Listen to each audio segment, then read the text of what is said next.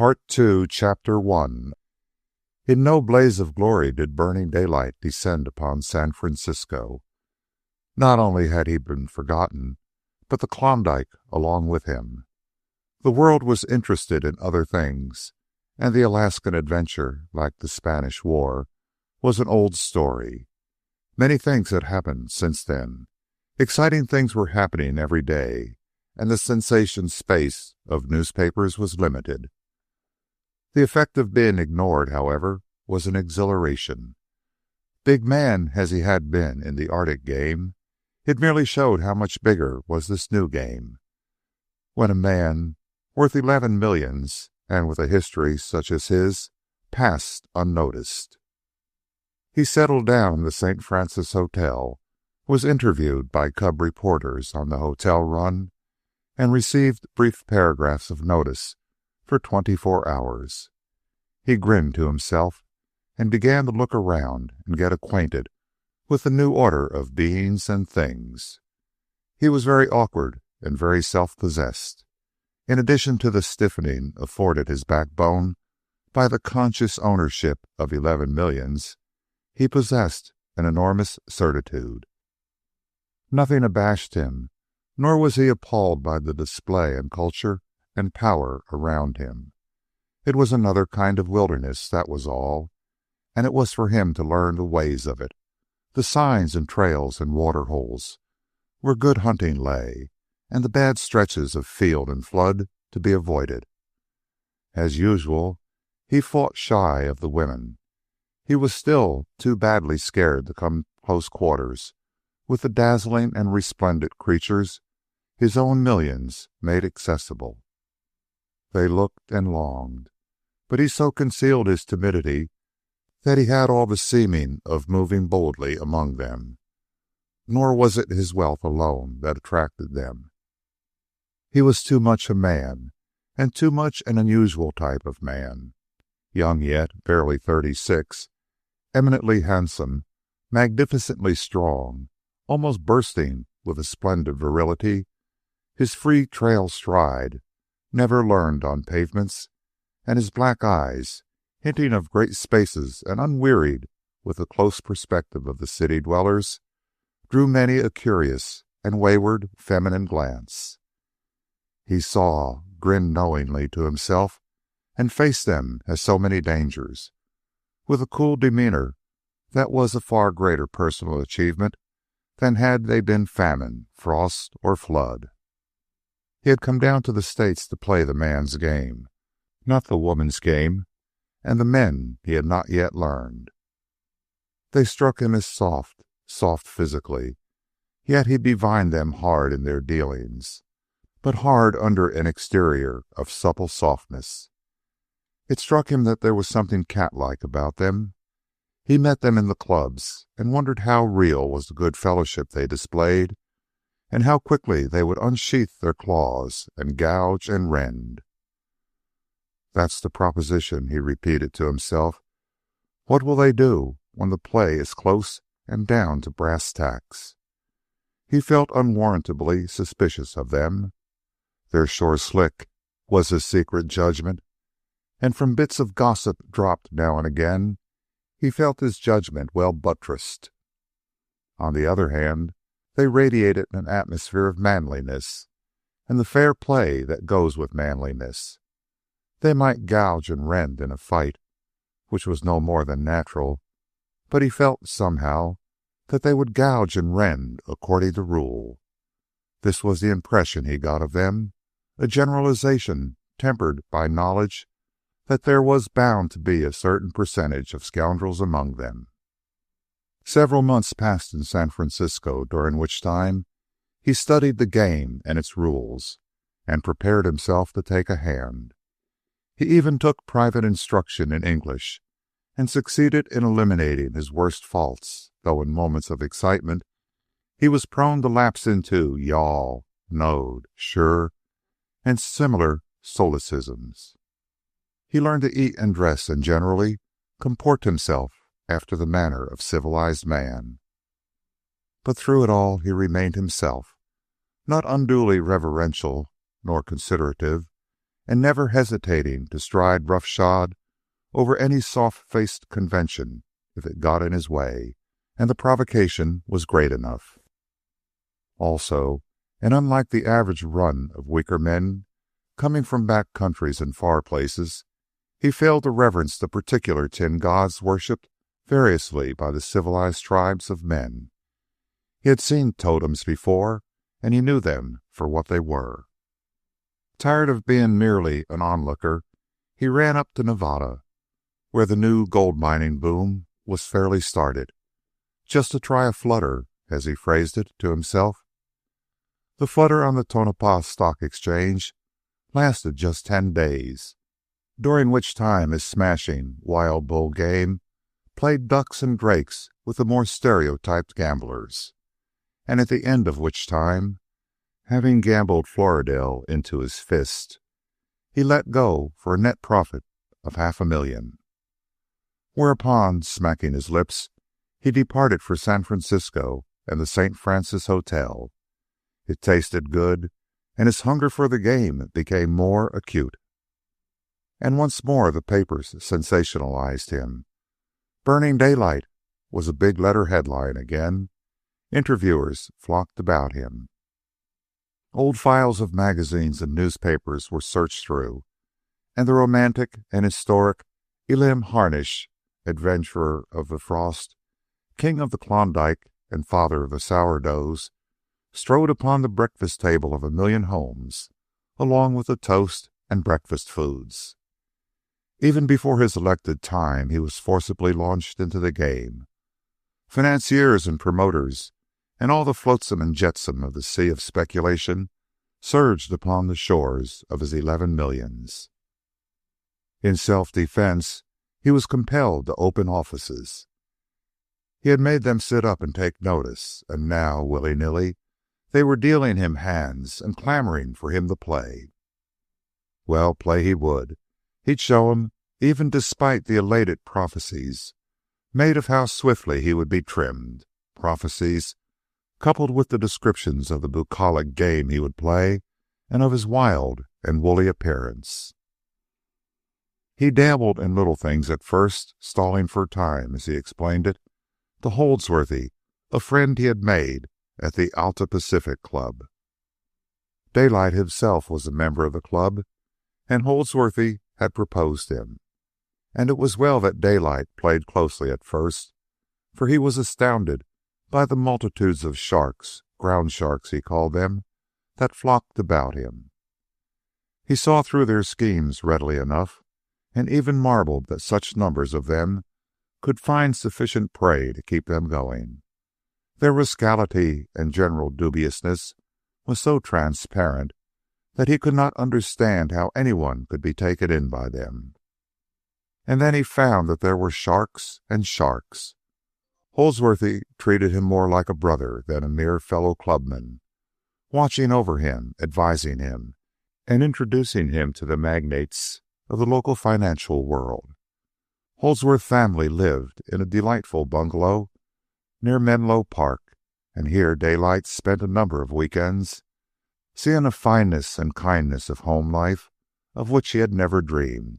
Holdsworthy was an enthusiast over flowers, and a half-lunatic over raising prize poultry, and these engrossing madnesses were a source of perpetual joy to Daylight, who looked on in tolerant good humor. Such amiable weaknesses tokened the healthfulness of the man, and Daylight drew closer to him. A prosperous, successful businessman, without great ambitions, was Daylight's estimate of him, a man too easily satisfied with the small stakes of the game ever to launch out in a big play. On one such weekend visit, Holdsworthy let him in on a good thing, a good little thing, a brickyard at Glen Ellen. Daylight listened closely to the other's description of the situation. It was a most reasonable venture, and Daylight's one objection was that it was so small a matter and so far out of his line, and he went into it only as a matter of friendship.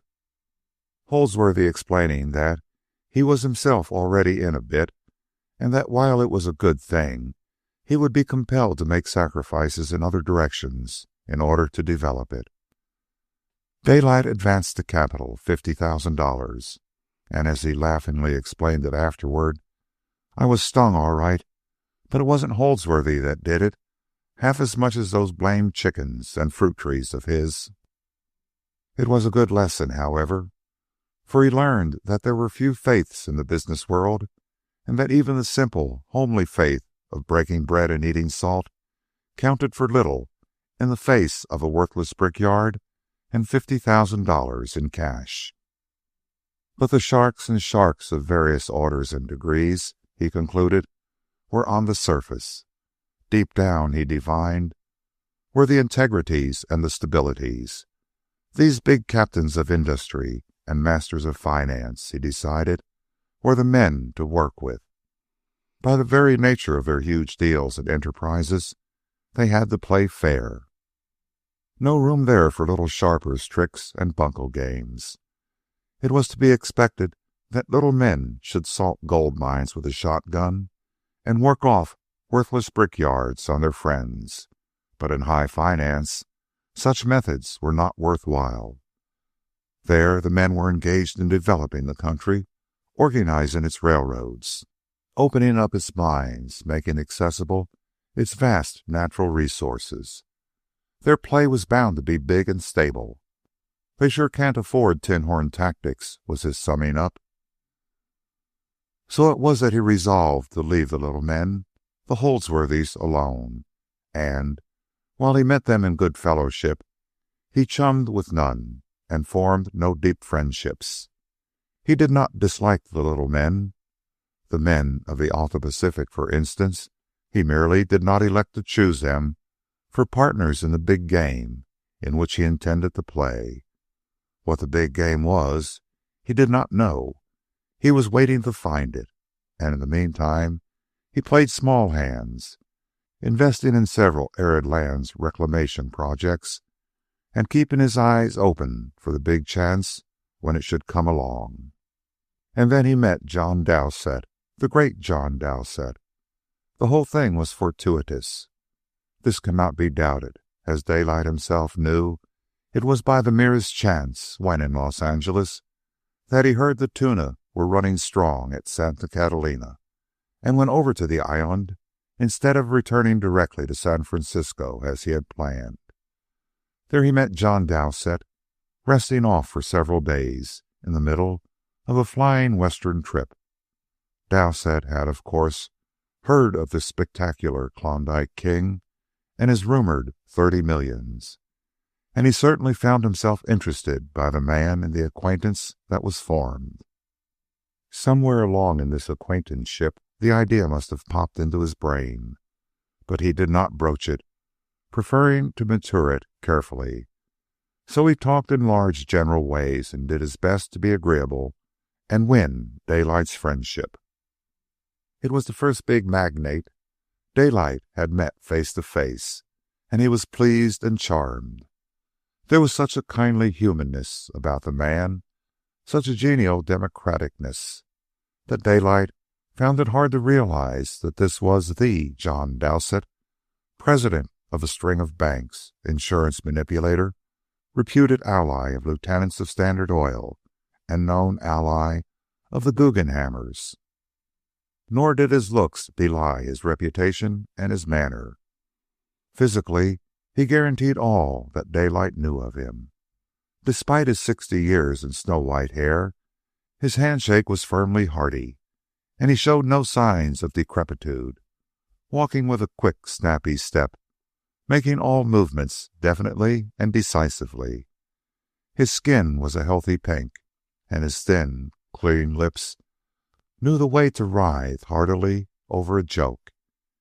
He had honest blue eyes of palest blue.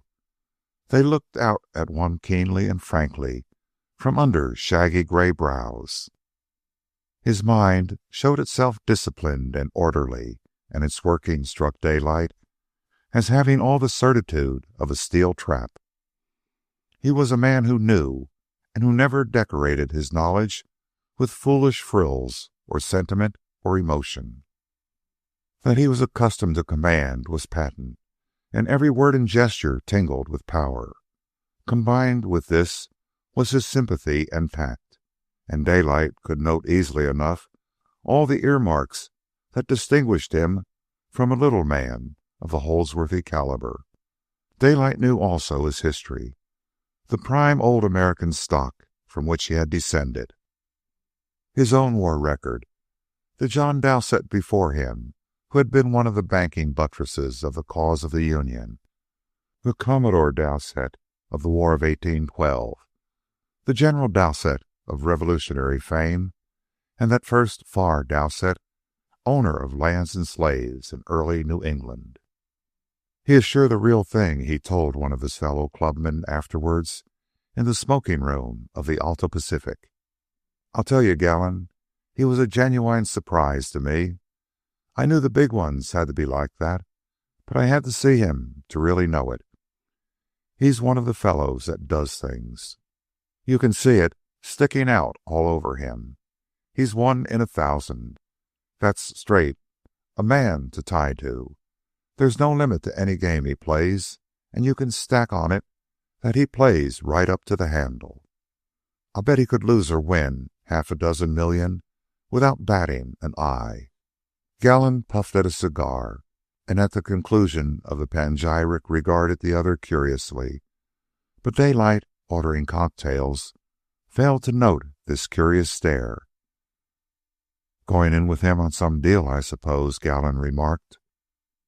"Nope, not the slightest idea. Here's kindness. I was just explaining that I'd come to understand how these big fellows do big things. Why, do you know, he gave me such a feeling that he knew everything that I was plumb ashamed of myself. I guess I could give him cards and spades when it comes to driving a dog team, though," Daylight observed after a meditative pause.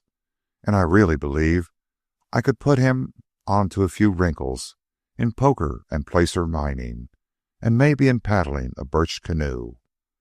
And maybe I stand a better chance to learn the game he's been playing all his life than he would stand of learning the game I played up north." Chapter 2. It was not long afterward that Daylight came to New York. A letter from John Dowsett had been the cause, a simple little typewritten letter of several lines. But Daylight had thrilled as he read it. He remembered the thrill that was his, a callow youth of 15, when, in Tempest Butte, through lack of a fourth man, Tom Galsworthy, gambler, had said, "Get in, kid, take a hand." That thrill was his now. The bald typewritten sentences seemed gorged with mystery. "Our Mr. Howison will call upon you at your hotel. He is to be trusted. We must not be seen together. You will understand after we have had our talk." Daylight conned the words over and over. That was it. The big game had arrived, and it looked as if he were being invited to sit in and take a hand. Surely, for no other reason, would one man so peremptorily invite another man to make a journey across the continent. They met, thanks to our Mr. Howison, up the Hudson in a magnificent country home. Daylight, according to instructions, arrived in a private motor car which had been furnished him. Whose car it was he did not know, any more than he did know the owner of the house, with its generous rolling, tree-studded lawns. Dowsett was already there, and another man whom Daylight recognized before the introduction was begun. It was Nathaniel Letton, and none other. Daylight had seen his face a score of times in the magazines and newspapers, and read about his standing in the financial world and about his endowed University of Daratona. He, likewise, struck Daylight as a man of power, though he was puzzled in that he could find no likeness to Dowsett, except in the matter of cleanliness, a cleanliness that seemed to go down to the deepest fibers of him. Nathaniel Letton was unlike the other in every particular. Thin to emaciation, he seemed the cold flame of a man of mysterious, chemic sort of flame, who, under a glacier-like exterior, conveyed, somehow, the impression of the ardent heat of 1,000 suns. His large gray eyes were mainly responsible for this feeling, and they blazed out feverishly from what was almost a death's head, so thin was the face, the skin of which was a ghastly, dull, dead white. Not more than 50, thatched with a sparse growth of iron-gray hair, he looked several times the age of Dowsett. Yet Nathaniel Letton possessed control. Daylight could see that plainly. He was a thin-faced ascetic, living in a state of high, attenuated calm, a molten planet under a transcontinental ice sheet. And yet, above all, most of all, Daylight was impressed by the terrific and almost awful cleanliness of the man. There was no dross in him. He had all the seeming of having been purged by fire. Daylight had the feeling that a healthy man oath would be a deadly offense to his ears, a sacrilege and a blasphemy. They drank. That is, Nathaniel Letton took mineral water served by the smoothly operating machine of a lackey who inhabited the place, while Dowsett took scotch and soda, and Daylight a cocktail. Nobody seemed to notice the unusualness of a martini at midnight, though Daylight looked sharply for that very thing, for he had long since learned that martinis had their strictly appointed times and places. But he liked martinis, and being a natural man, he chose deliberately to drink when and how he pleased. Others had noticed this peculiar habit of his, but not so Dowsett and Letton, and Daylight's secret thought was, they sure wouldn't bat an eye if I called for a glass of corrosive sublimate. Leon Guggenhammer arrived in the midst of the drink and ordered scotch. Daylight studied him curiously. This was one of the great Guggenhammer family, a younger one, but nevertheless one of the crowd with which he had locked grapples in the North. Nor did Leon Guggenhammer fail to mention cognizance of that old affair. He complimented Daylight on his prowess. The echoes of Ophir came down to us, you know, and I must say, Mr. Daylight, Mr. Harnish, that you whipped us roundly in that affair. Echoes? Daylight could not escape the shock of the phrase. Echoes had come down to them of the fight into which he had flung all his strength and the strength of his Klondike millions. The Guggenhammer sure must go some, when a fight of that dimension was no more than a skirmish, of which they deigned to hear echoes. They sure play an almighty big game down here, was his conclusion, accompanied by a corresponding elation that it was just precisely that almighty big game in which he was about to be invited to play a hand. For the moment, he poignantly regretted that the rumor was not true, and that his 11 millions were not in reality 30 millions. Well, that much he would be frank about. He would let them know exactly how many stacks of chips he could buy. Leon Guggenhammer was young and fat. Not a day more than 30, his face, save for the adumbrated puff sacks under the eyes, was as smooth and lineless as a boy's. He, too, gave the impression of cleanliness. He showed in the pink of health. His unblemished, smooth-shaven skin shouted advertisement of his splendid physical condition. In the face of that perfect skin, his very fatness and mature, rotund paunch could be nothing other than normal. He was constituted to be prone to fatness. That was all.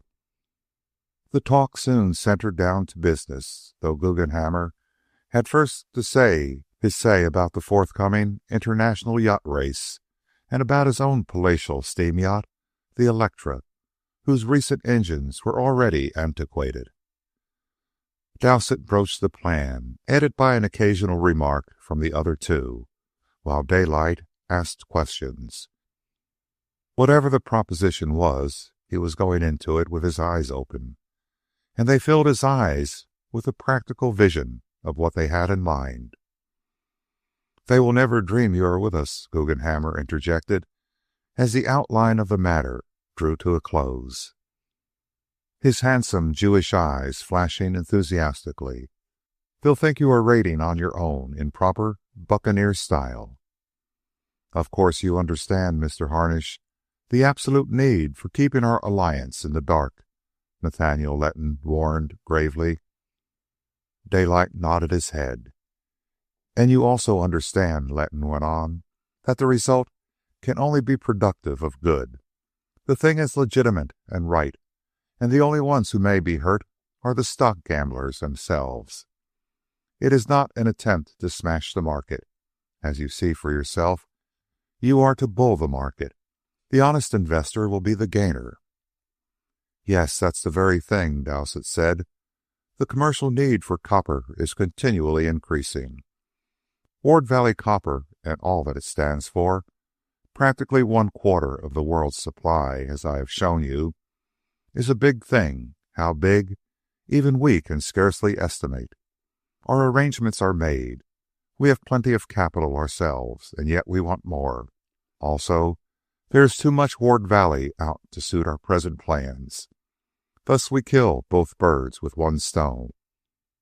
And I am the stone? Daylight broke in with a smile.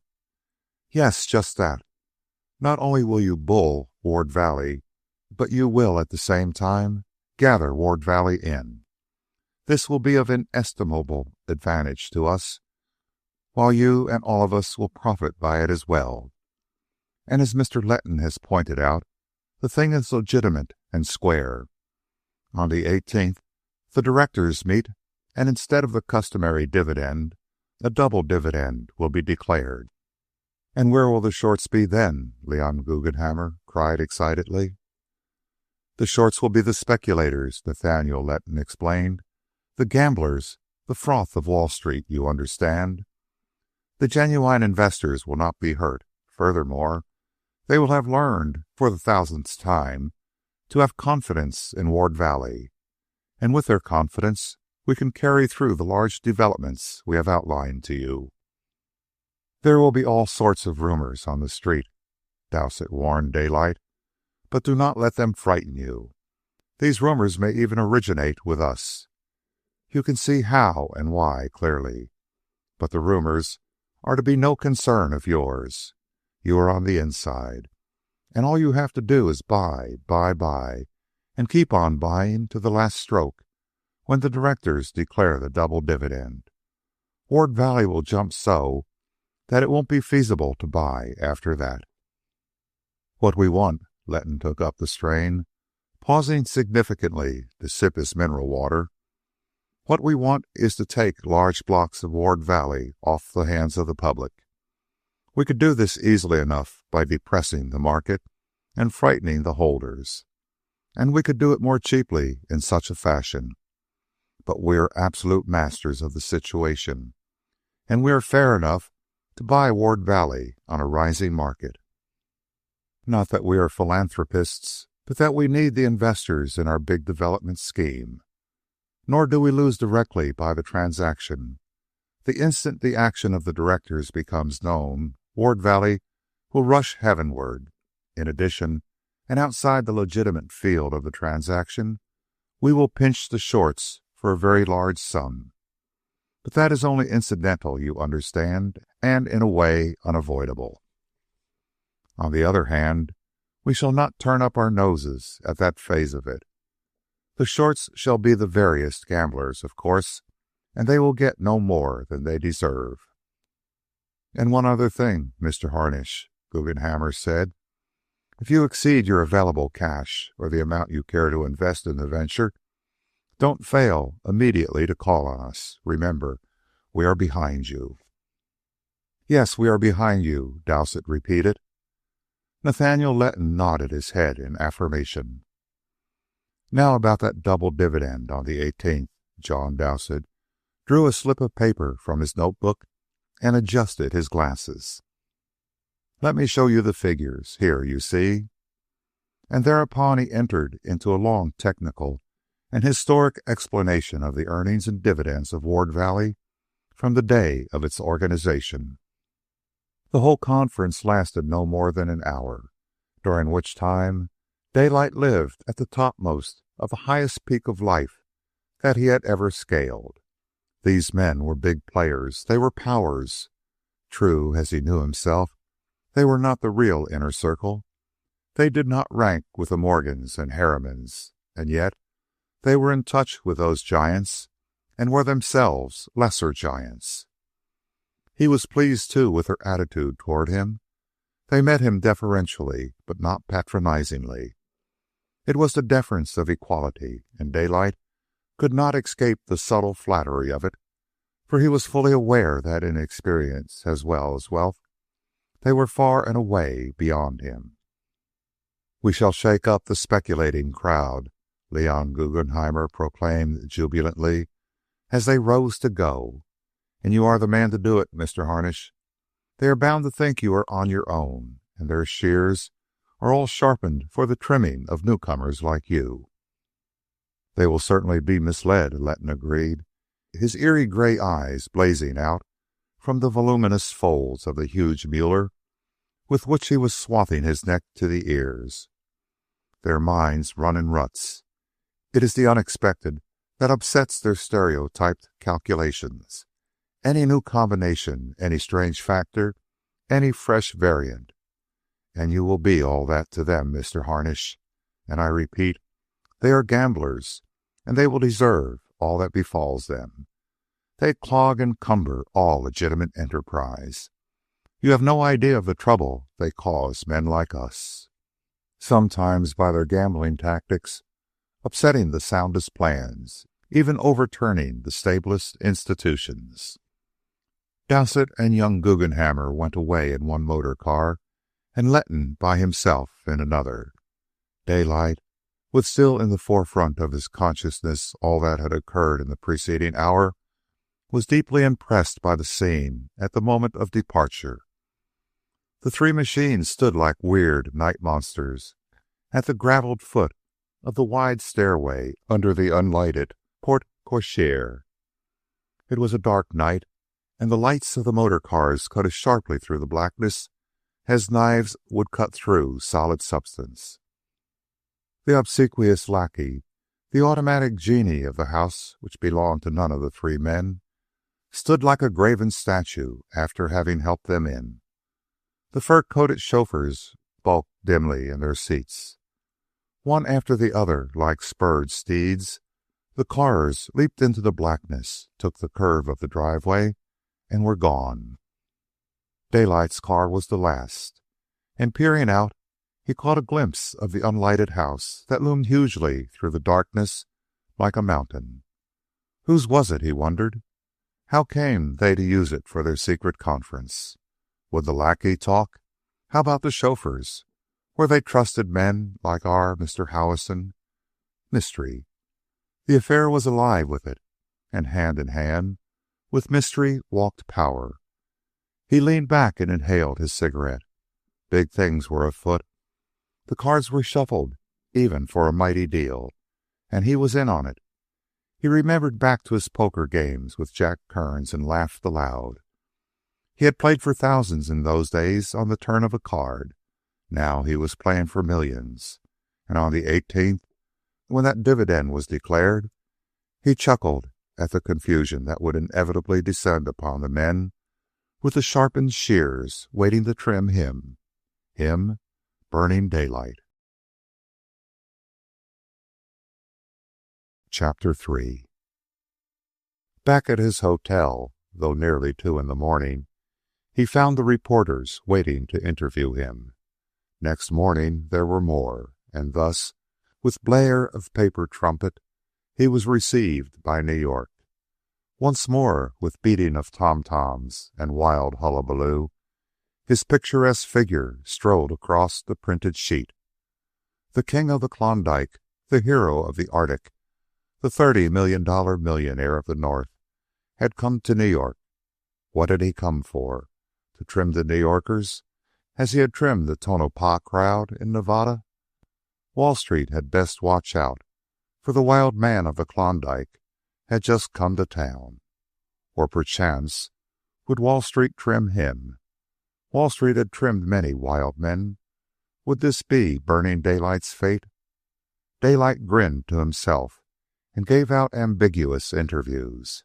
It helped the game, and he grinned again as he meditated that Wall Street would sure have to go some before it trimmed him. They were prepared for him to play, and when heavy buying of Ward Valley began, it was quickly decided that he was the operator. Financial gossip buzzed and hummed. He was after the Guggenhammers once more. The story of Ophir was told over again and sensationalized until even Daylight scarcely recognized it. Still, it was grist to his mill. The stock gamblers were clearly befooled. Each day he increased his buying, and so eager were the sellers that Ward Valley rose but slowly. "It sure beats poker," Daylight whispered gleefully to himself as he noted the perturbation he was causing. The newspapers hazarded countless guesses and surmises, and Daylight was constantly dogged by a small battalion of reporters. His own interviews were gems. Discovering the delight the newspapers took in his vernacular, in his you-alls and sures and surged up, he even exaggerated these peculiarities of speech, exploiting the phrases he had heard other frontiersmen use, and inventing occasionally a new one of his own. A wildly exciting time was his during the week preceding Thursday, the 18th. Not only was he gambling as he had never gambled before, but he was gambling at the biggest table in the world and for stakes so large that even the case-hardened habitués of that table were compelled to sit up. In spite of the unlimited selling, his persistent buying compelled Ward Valley steadily to rise, and as Thursday approached, the situation became acute. Something had to smash. How much Ward Valley was this Klondike gambler going to buy? How much could he buy? What was the Ward Valley crowd doing all this time? Daylight appreciated the interviews with them that appeared, interviews delightfully placid and non-committal. Leon Guggenhammer even hazarded the opinion that this Northland Croesus might possibly be making a mistake. But not that they cared, John Dowsett explained, nor did they object. While in the dark regarding his intentions, of one thing they were certain, namely, that he was bulling Ward Valley, and they did not mind that. No matter what happened to him and his spectacular operations, Ward Valley was all right, and would remain all right, as firm as the Rock of Gibraltar. No, they had no Ward Valley to sell. Thank you. This purely fictitious state of the market was bound shortly to pass, and Ward Valley was not to be induced to change even the tenor of its way by any insane stock exchange flurry. "It is purely gambling from beginning to end," were Nathaniel Layton's words, "and we refuse to have anything to do with it or to take notice of it in any way."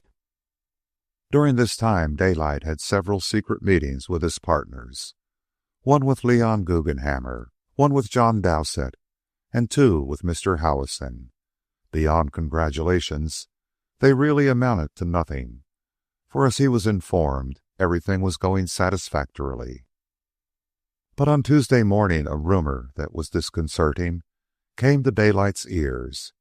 It was also published in the Wall Street Journal, and it was to the effect, on apparently straight inside information, that on Thursday, when the directors of Ward Valley met, instead of the customary dividend being declared, an assessment would be levied.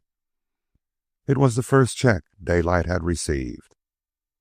It came to him with a shock that if the thing were so, he was a broken man.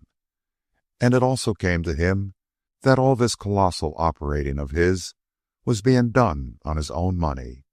Dowsett, Guggenhammer, and Letton were risking nothing.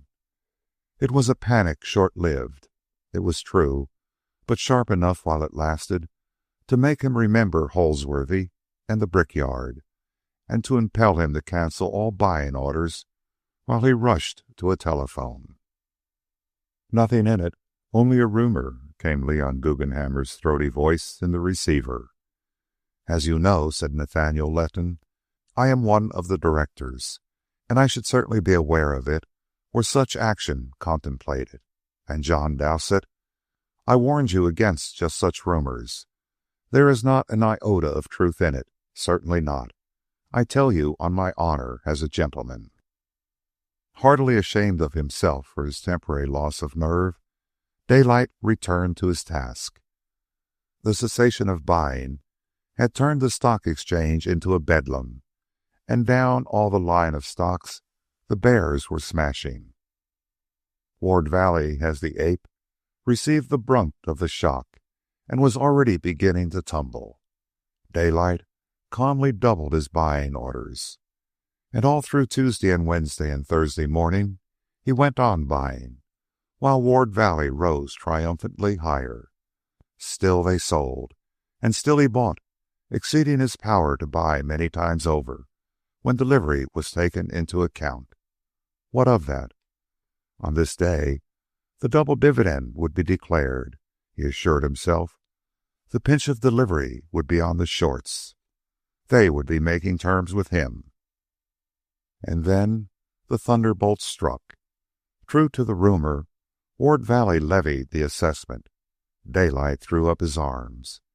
He verified the report and quit.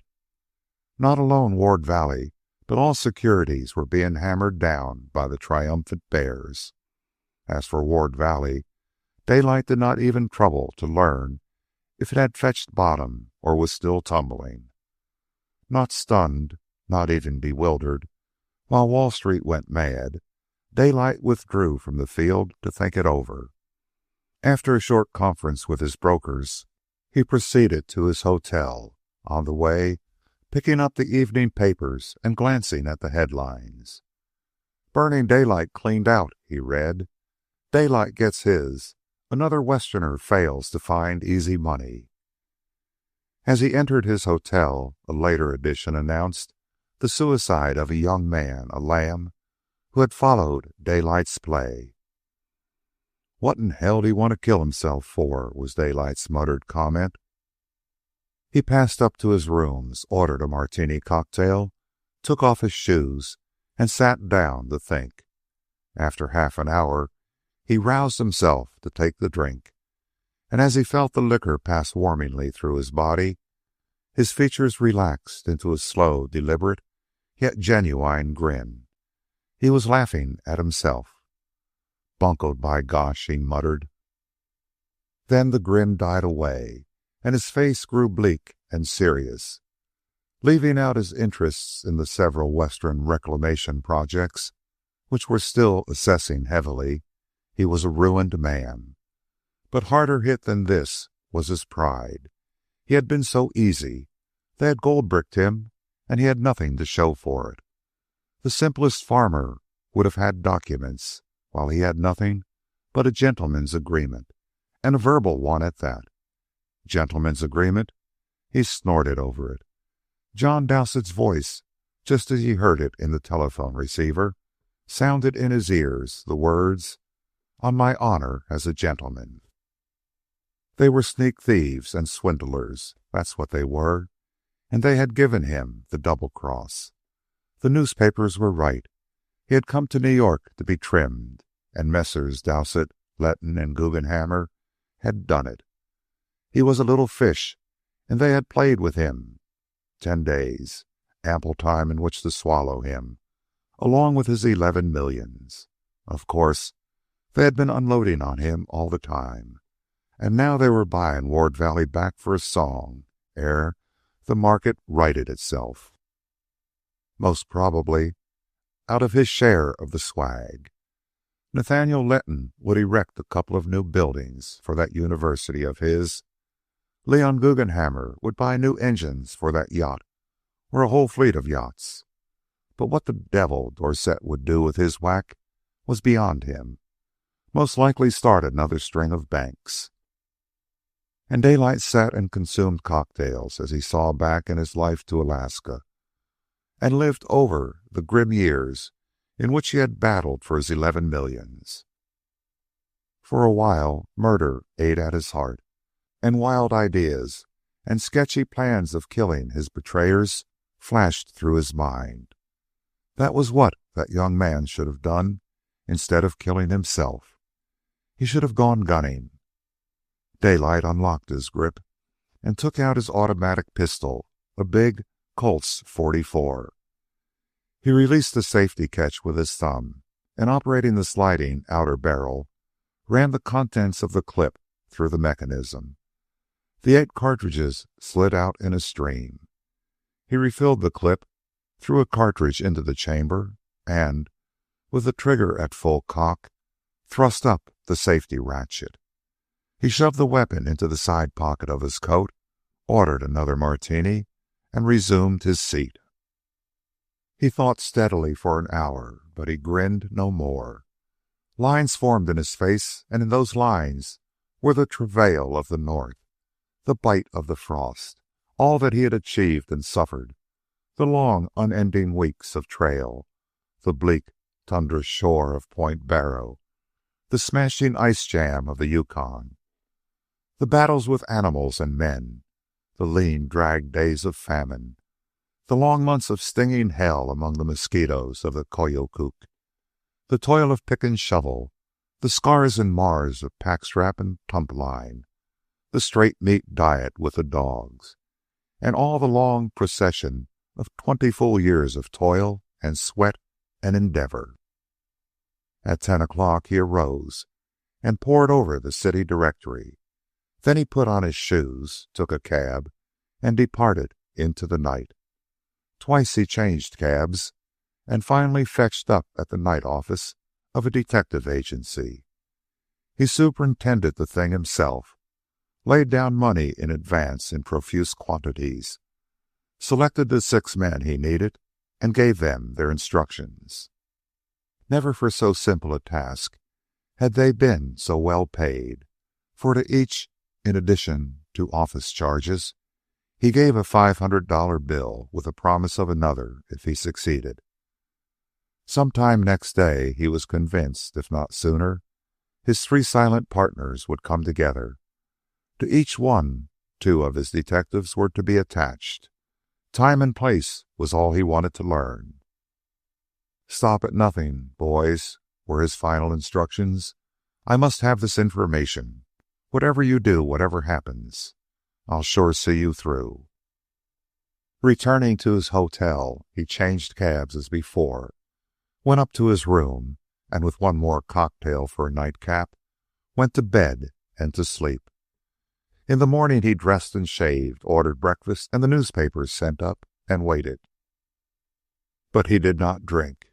By 9 o'clock his telephone began to ring and the reports to come in. Nathaniel Letton was taking the train at Tarrytown. John Dowsett was coming down by the subway. Leon Guggenhammer had not stirred out yet, though he was assuredly within. And in this fashion, with a map of the city spread out before him, Daylight followed the movements of his 3 men as they drew together. Nathaniel Letton was at his offices in the Mutual Solander building. Next arrived Guggenhammer. Dowsett was still in his own offices, but at 11 came the word that he also had arrived, and several minutes later Daylight was in a hired motor car and speeding for the Mutual Solander building. Chapter 4. Nathaniel Letton was talking when the door opened. He ceased, and with his 2 companions, gazed with controlled perturbation at Burning Daylight striding into the room. The free, swinging movements of the trail traveler were unconsciously exaggerated in that stride of his. In truth, it seemed to him that he felt the trail beneath his feet. "Howdy, gentlemen, howdy," he remarked, ignoring the unnatural calm with which they greeted his entrance. He shook hands with them in turn, striding from one to another, and gripping their hands so heartily that Nathaniel Letton could not forbear to wince. Daylight flung himself into a massive chair and sprawled lazily, with an appearance of fatigue. The leather grip he had brought into the room he dropped carelessly beside him on the floor.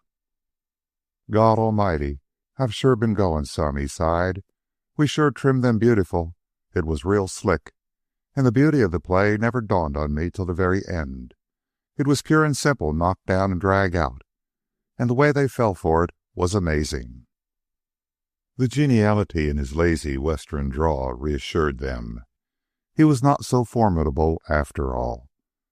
Despite the act that he had effected an entrance into the face of Letton's instructions to the outer office, he showed no indication of making a scene or playing rough.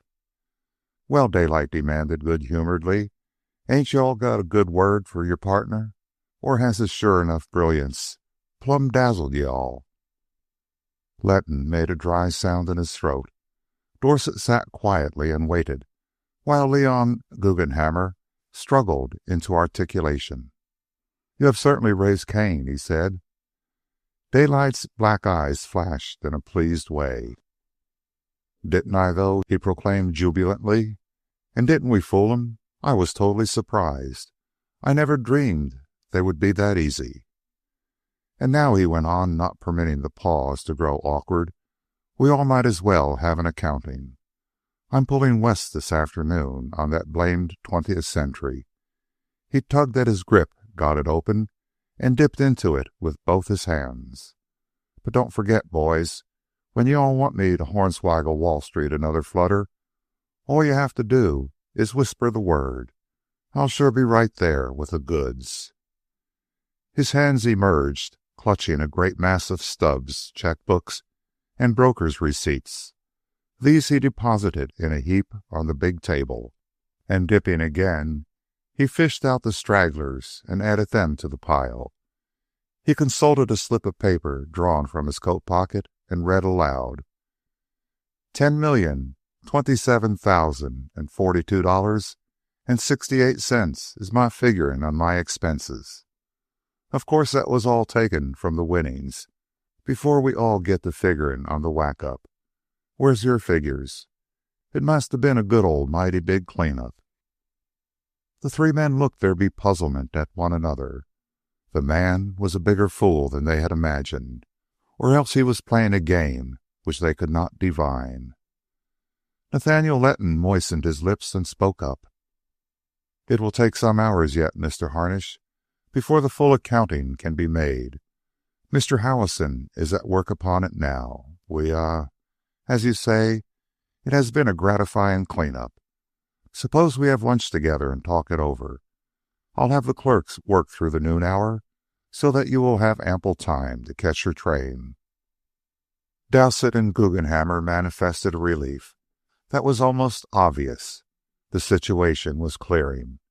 It was disconcerting, under the circumstances, to be pent in the same room with this heavy-muscled, Indian-like man whom they had robbed. They remembered unpleasantly the many stories of his strength and recklessness. If Letton could only put him off long enough for the men to escape into the policed world outside the office door, all would be well. And Daylight showed all the signs of being put off. "I'm really glad to hear that," he said. "I don't want to miss that train. And y'all have done me proud, gentlemen, letting me in on this deal. I just do appreciate it without being able to express my feelings. But I am sure almighty curious, and I'd like terrible to know, Mr. Letton, what your figures of our winnings is. Can you all give me a rough estimate?"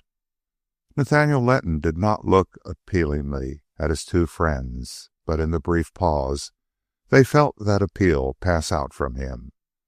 Dowsett, of sterner mold than the others, began to divine that the Klondiker was playing, but the other two were still older the blandishment of his childlike innocence. "It's extremely difficult," Leo Guggenhammer began. "You see, Ward Valley has fluctuated so, that no estimate can possibly be made in advance," Letton supplemented. Approximated, Daylight counseled cheerfully. "It don't hurt if you all are $1 million or so off one side or the other. The figures will straighten that up. But I'm that curious, I'm just itching all over. What do you say?" "Why continue to play at cross purposes?" Dawson demanded abruptly and coldly. "Let us have the explanation here now. Mr. Harnish is laboring under a false impression, and he should be set straight. In this deal. But Daylight interrupted. He had played too much poker to be unaware or unappreciative of the psychological factor, and he headed Dowsett off in order to play the denouncement of the present game in his own way. "Speaking of deals," he said, "reminds me of a poker game I once seen in Reno, Nevada. It wasn't what y'all would call a square game. They all was tin horns that sat in. But there was a tenderfoot, shorthorns they are all called out there. He stands in behind the dealer and sees the same dealer give himself 4 aces, often the bottom of the deck. The tenderfoot is sure shocked. He slides around to the player facing the dealer across the table. "Say," he whispers, "I seen that dealer deal himself 4 aces." "Well, what of it?" said the player. "I'm trying to tell y'all because I think you ought to know," says the tenderfoot. "I tell y'all, I seen him deal himself 4 aces." "Say, mister," says the player, "y'all better get out of here. Y'all don't understand the game. It's his deal, ain't it?" The laughter that greeted his story was hollow and perfunctory, but Daylight appeared not to notice it.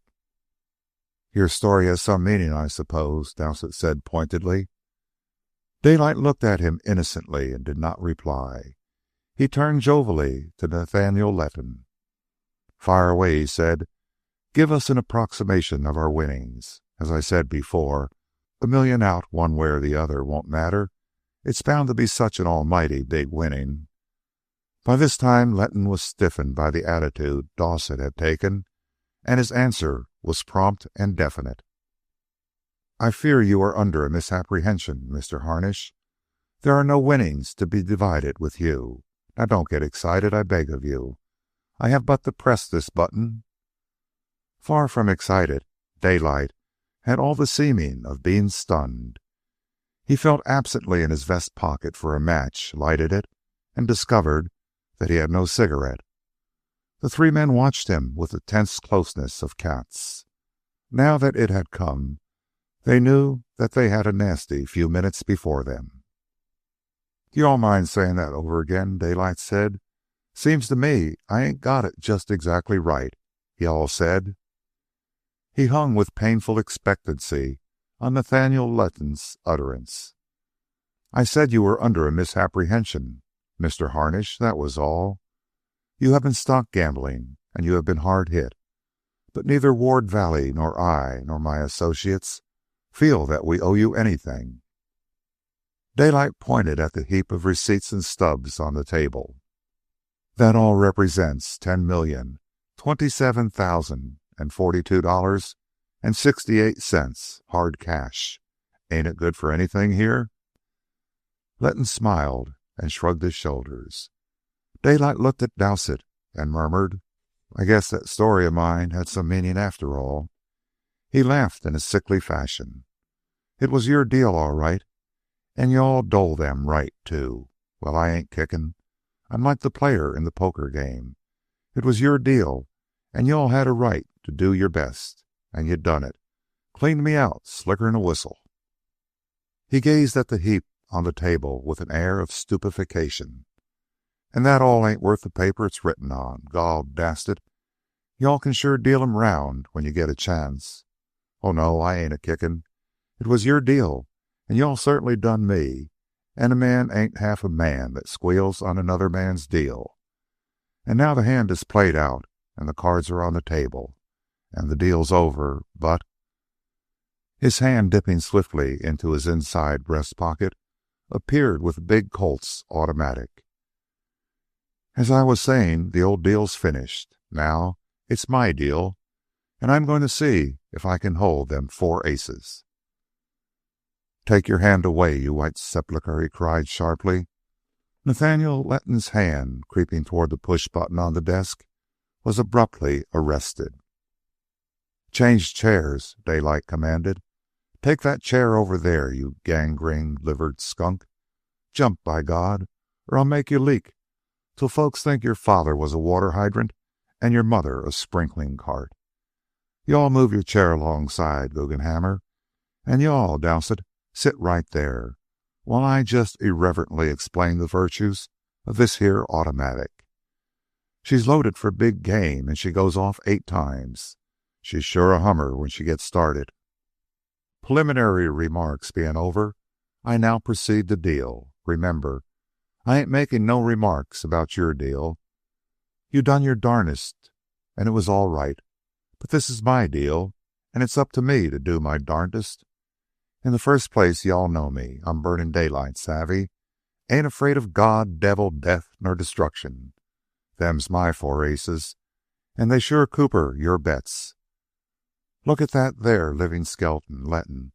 You're sure afraid to die. Your bones is all rattling together, you're that scared. And look at that fat Jew there. The little weapon sure put the fear of God in his heart. He's yellow as a sick persimmon.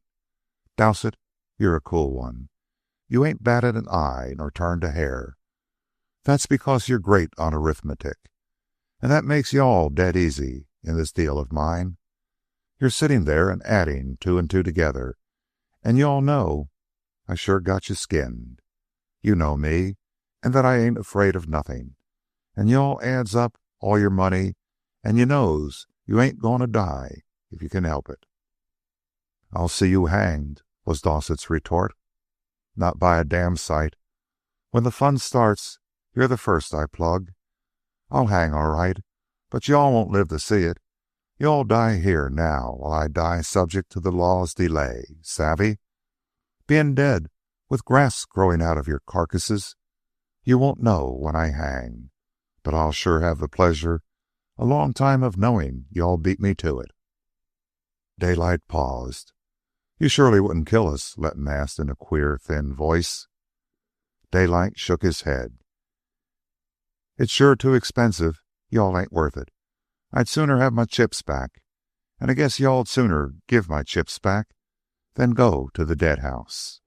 A long silence followed. Well, I've done dealt. It's up to y'all to play. But while you're deliberating, I want to give y'all a warning. If that door opens and any one of you cusses lets on there's anything unusual, right here and then, I sure start plugging. There ain't a soul that'll get out the room, except feet first. A long session of 3 hours followed. The deciding factor was not the big automatic pistol, but the certitude that Daylight would use it. Not alone were the 3 men convinced of this, but Daylight himself was convinced. He was firmly resolved to kill the men if his money was not forthcoming. It was not an easy matter on the spur of the moment to raise 10 millions in paper currency, and there were vexatious delays. A dozen times Mr. Howerson and the head clerk were summoned into the room. On these occasions, the pistol lay on Daylight's lap, covered carelessly by a newspaper, while he was usually engaged in rolling or lighting his brown paper cigarettes. But in the end, the thing was accomplished. A suitcase was brought up by one of the clerks from the waiting motor car, and Daylight snapped it shut on the last package of bills. He paused at the door to make his final remarks. There's 3 several things I sure want to tell y'all. When I get outside this door, y'all be set free to act. And I just want to warn you all about what to do. In the first place, no warrants for my arrest, savvy? This money's mine, and I ain't robbed you of it. If it gets out how you gave me the double cross, and how I done you back again, the laugh will be on you, and it'll sure be an almighty big laugh. You can't afford that laugh. Besides, having got back my stake that you all robbed me of, if you arrest me and try to rob me a second time, I'll go gunning for y'all, and I'll sure get you. No little fraid cat shrimps like you can skin Burning Daylight. If you win, you lose, and there'll sure be some several unexpected funerals around this burg. Just look me in the eye, and you all savvy I mean business. Them stubs and receipts on the table is all yourn. Good day. As the door shut behind him, Nathaniel Letton sprang for the telephone, and Dowsett intercepted him. What are you going to do? Dowsett demanded. The police. It's downright robbery. I won't stand it. I tell you I won't stand it."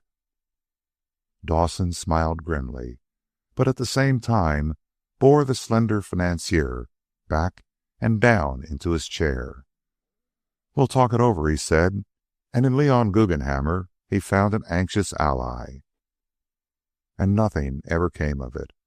The thing remained a secret with the three men, nor did Daylight ever give the secret away, though that afternoon, leaning back in his stateroom at the 20th Century, his shoes off and feet on a chair, he chuckled long and heartily.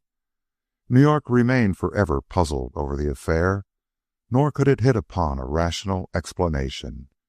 By all rights, Burning Daylight should have gone broke, yet it was known that he immediately reappeared in San Francisco, possessing an apparently unimpaired capital. This was evidenced by the magnitude of the enterprises he engaged in, such as, for instance, Panama Mail, by sheer weight of money and fighting power, wresting the control away from Shiftily and selling out in 2 months to the Harriman interests at a rumored enormous advance. Chapter 5. Back in San Francisco, Daylight quickly added to his reputation. In ways it was not an enviable reputation. Men were afraid of him. He became known as a fighter, a fiend, a tiger. His play was a ripping and smashing one, and no one knew where or how his next blow would fall. The element of surprise was large. He balked on the unexpected, and fresh from the wild north, his mind not operating in stereotyped channels, he was able in unusual degree to devise new tricks and stratagems. And once he won the advantage, he pressed it remorselessly. As relentless as a red Indian was said of him, and it was said truly. On the other hand, he was known as square. His word was as good as his bond, and this despite the fact that he accepted nobody's word. He always shied at a proposition based on a gentleman's agreement, and a man who'd ventured his honor as a gentleman in dealing with Daylight inevitably was treated to an unpleasant time. Daylight never gave his own word unless he held the whip hand. It was a case with the other fellow taking it or nothing. Legitimate investment had no place in Daylight's play. It tied up his money and reduced the element of risk. It was the gambling side of business that fascinated him, and the play in his slashing manner required that his money must be ready to hand. It was never tied up save for short intervals, for he was principally engaged in turning it over and over, raiding here and there and everywhere, a veritable pirate of the financial main.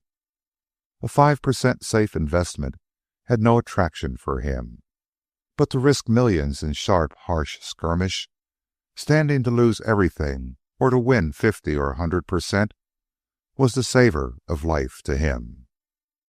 He played according to the rules of the game, but he played mercilessly. When he got a man or a corporation down and they squealed, he gouged no less hard. Appeals for financial mercy fell on deaf ears. He was a freelance, and he had no friendly business associations. Such alliances as were formed from time to time were purely affairs of expediency, and he regarded his allies as men who would give him the double-cross or ruin him if a profitable chance presented. In spite of this point of view, he was faithful to his allies. But he was faithful just as long as they were, and no longer. The treason had to come from them, and then it was, where Daylight? The businessmen and financiers of the Pacific Coast never forgot the lesson of Charles Klinkner and the California and Altamont Trust Company. Klinkner was the president. In partnership with Daylight, the pair raided the San Jose Interurban. The powerful Lake Power and Electric Lighting Corporation came to the rescue, and Klinkner, seeing what he thought was the opportunity, went over to the enemy in the thick of the pitched battle. Daylight lost 3 millions before he was done with it. And before he was done with it, he saw the California and Altamont Trust Company hopelessly wrecked, and Charles Klinkner a suicide in a felon's cell. Not only did Daylight lose his grip on San Jose interurban, but in the crash of his battlefront, he lost heavily all along the line. It was conceded by those competent to judge that he could have compromised and saved much, but instead, he deliberately threw up the battle with San Jose interurban and Lake Power, and apparently defeated, with Napoleonic suddenness, struck at Klinkner. It was the last unexpected thing Klinkner would have dreamed of, and Daylight knew it. He knew further that the California and Altamont Trust Company has an intrinsically sound institution, but that just then it was in a precarious condition due to Klinkner's speculations with its money. He knew also that in a few months the trust company would be more firmly on its feet than ever, thanks to those same speculations, and that if he were to strike, he must strike immediately. It was just that much money in pocket and a whole lot more, he was reported to have said, in connection with his heavy losses. It was just so much insurance against the future. Henceforth, men who go in with me on deals will think twice before they try to double-cross me, and then some. The reason for his savageness was that he despised the men with whom he played. He had a conviction that not one in 100 of them was intrinsically square, and as for the square ones, he prophesied that, playing in a crooked game, they were sure to lose and in the long run go broke. His New York experience had opened his eyes. He tore the veils of illusion from the business game and saw its nakedness. He generalized upon industry and society somewhat as follows. Society as organized was a vast bunco game. There were many hereditary inefficients, men and women, who were not weak enough to be confined in feeble-minded homes, but who were not strong enough to be aught else than hewers of wood and drawers of water. Then there were the fools who took the organized bunco game seriously, honoring and respecting it. They were easy game for the others, who saw clearly and knew the bunco game for what it was. Work, legitimate work, was the source of all wealth. That was to say, whether it was a sack of potatoes, a grand piano, or a 7-passenger touring car, it came into being only by the performance of work. Where the bunco came in was in the distribution of these things after labor had created them. He failed to see the horny-handed sons of toil enjoying grand pianos or riding in automobiles. How this came about was explained by the bunco. By tens of thousands and hundreds of thousands, men sat up nights and schemed how they could get between the workers and the things the workers produced. These schemers were the businessmen. When they got between the worker and his product, they took a whack out of it for themselves. The size of the whack was determined by no rule of equity, but by their own strength and swinishness. It was always a case of all the traffic can bear. He saw all men in the business game doing this.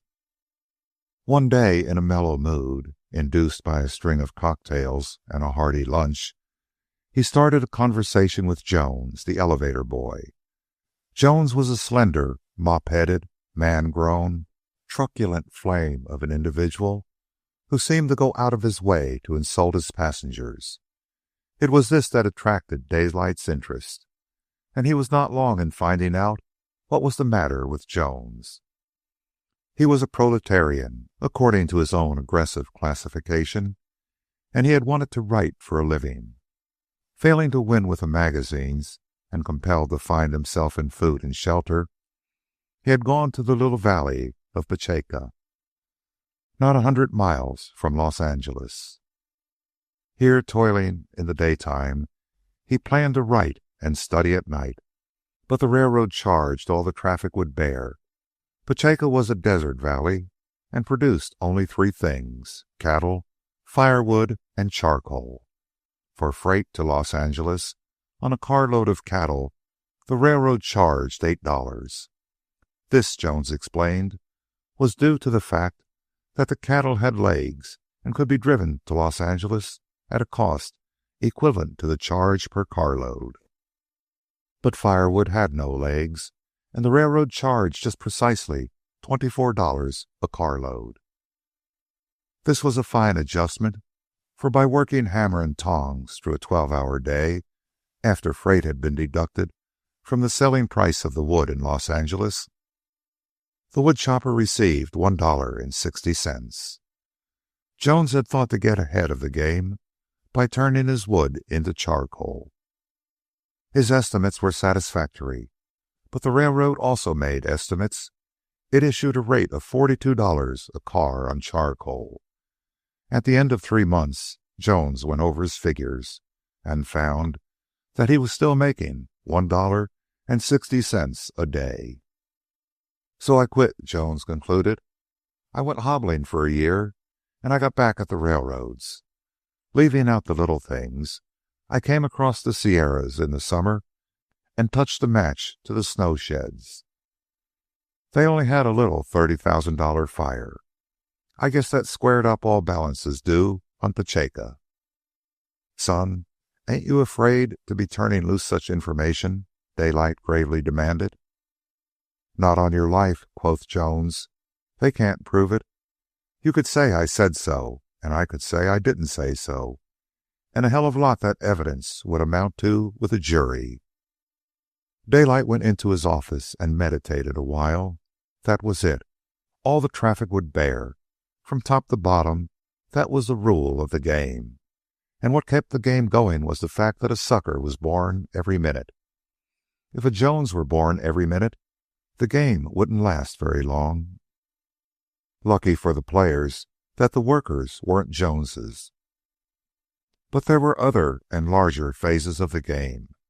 Little businessmen, shopkeepers, and such ilk took what whack they could out of the product of the worker. But after all, it was the large businessmen who formed the workers through the little businessmen.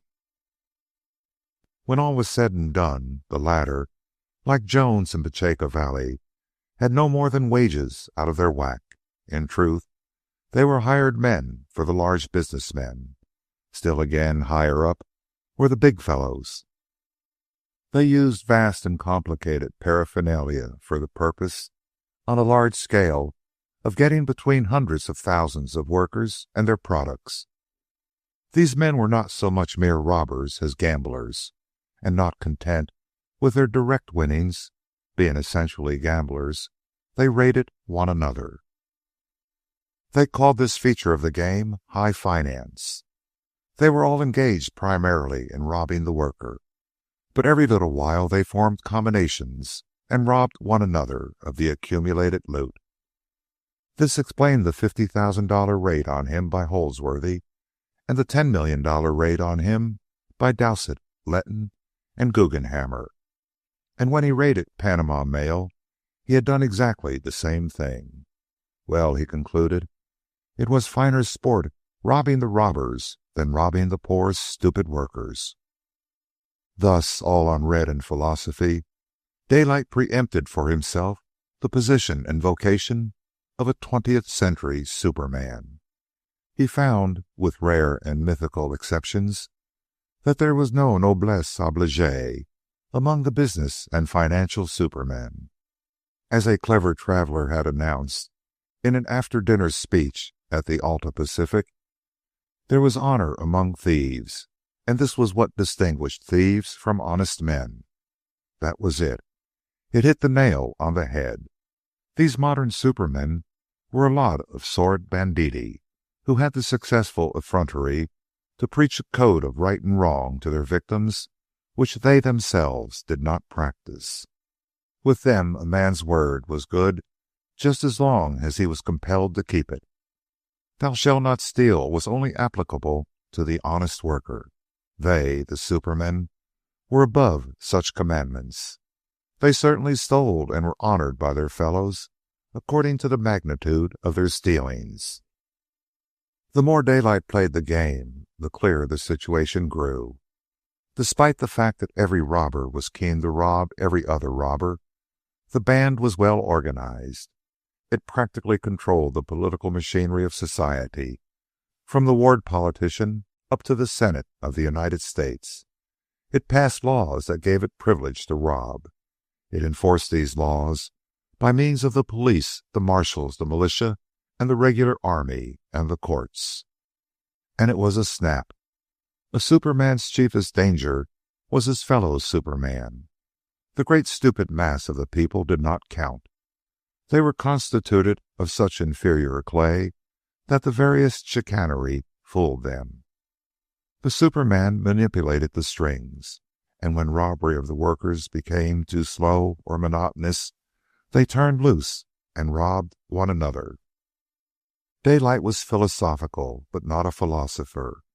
He had never read the books. He was a hard-headed, practical man, and farthest from him was any intention of ever reading the books.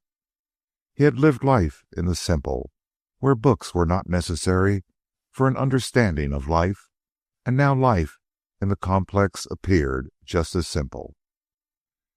He saw through its frauds and fictions, and found it as elemental as on the Yukon. Men were made of the same stuff. They had the same passions and desires. Finance was poker on a larger scale. The men who played were the men who had stakes. The workers were the fellows toiling for grub stakes. He saw the game played out accordingly to the everlasting rules, and he played a hand himself. The gigantic futility of humanity organized and befuddled by the bandits did not shock him. It was the natural order. Practically all human endeavors were futile. He had seen so much of it. His partners had starved and died on the Stewart.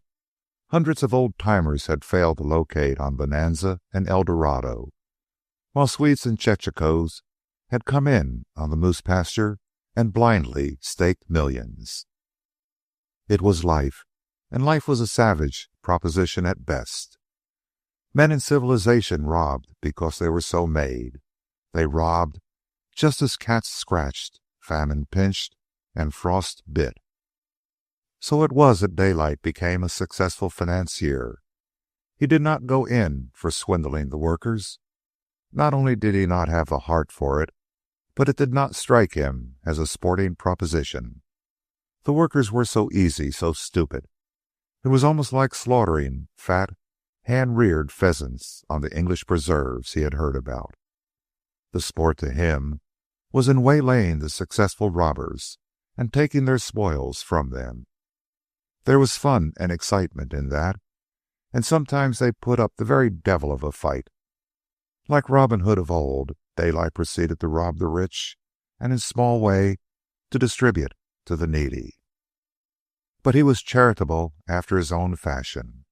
The great mass of human misery meant nothing to him. That was part of the everlasting order. He had no patience with the organized charities and the professional charity mongers. Nor, on the other hand, was what he gave a conscious dole. He owed no man, and restitution was unthinkable.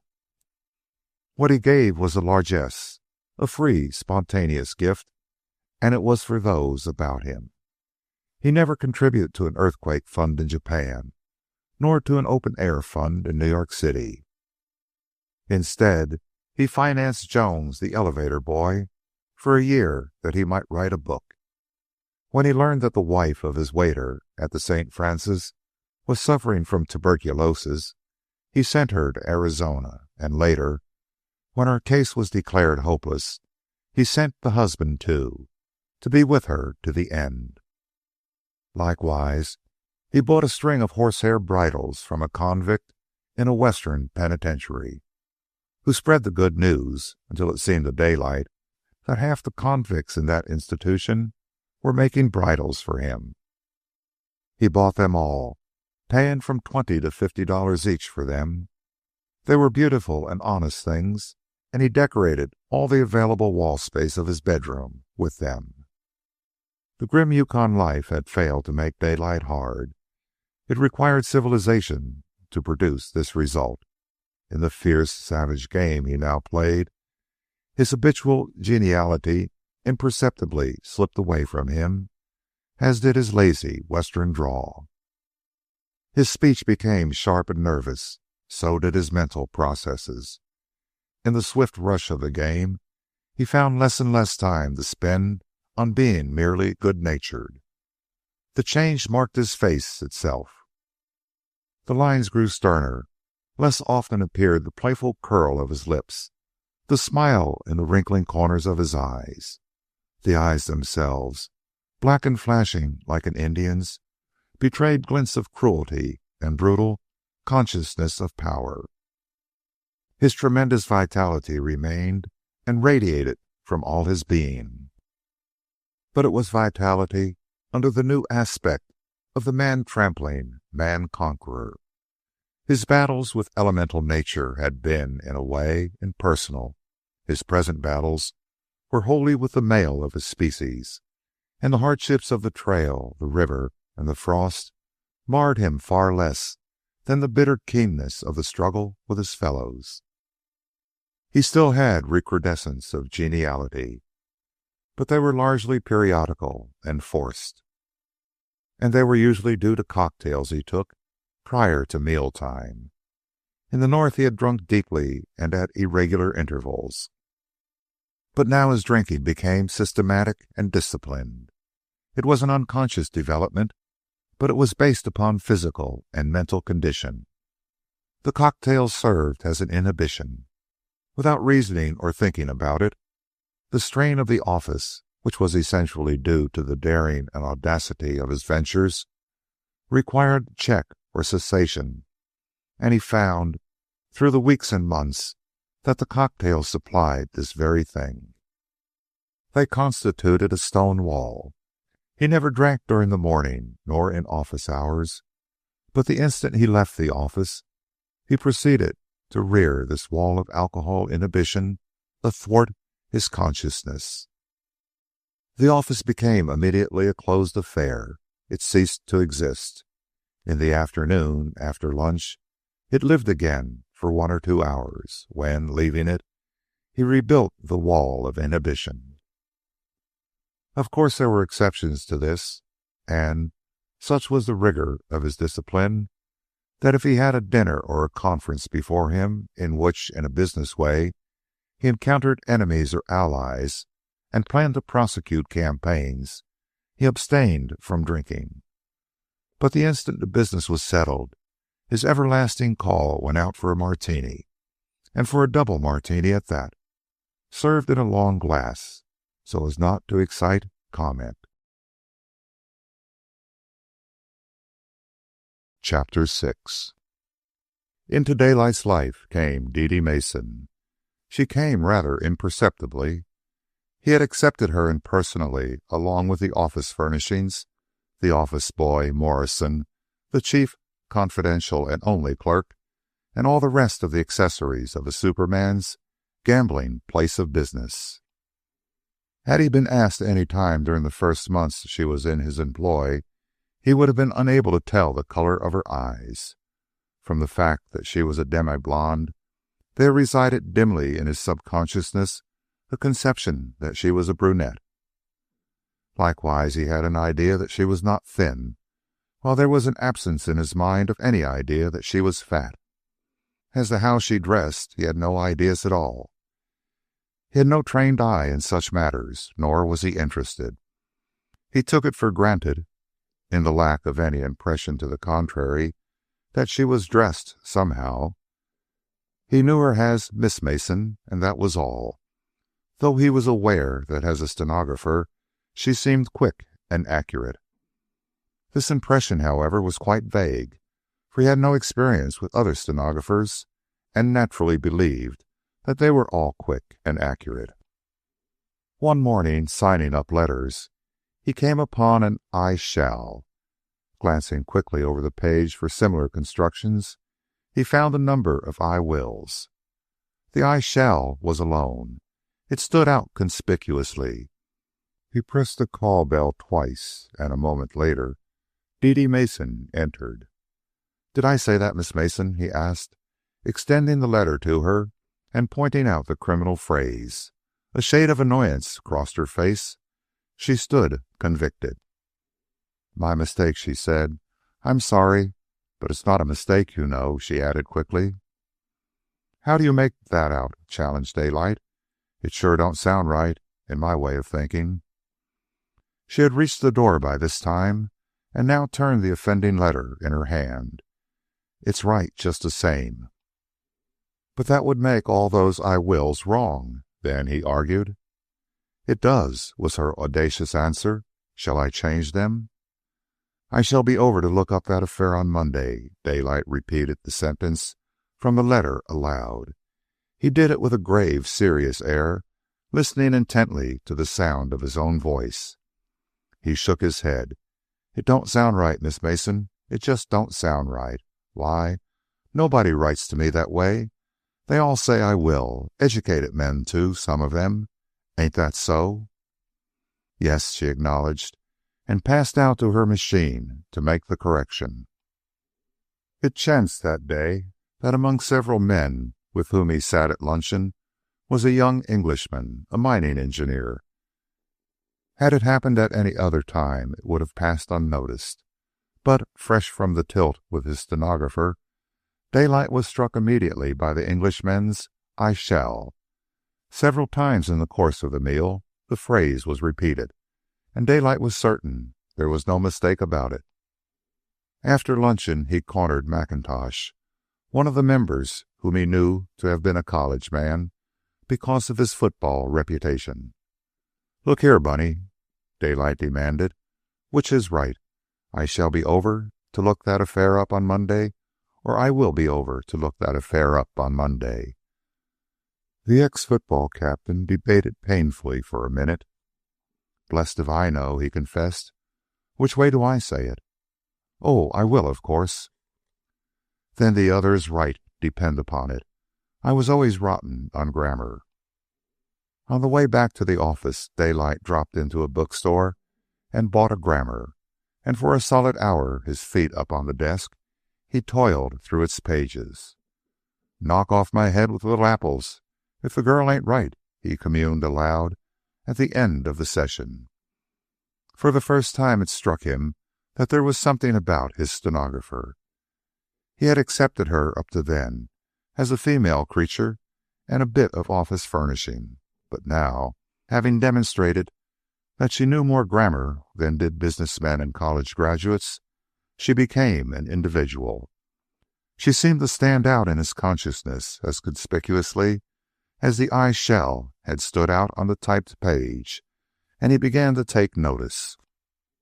He managed to watch her leaving that afternoon, and he was aware for the first time that she was well formed, and that her manner of dress was satisfying.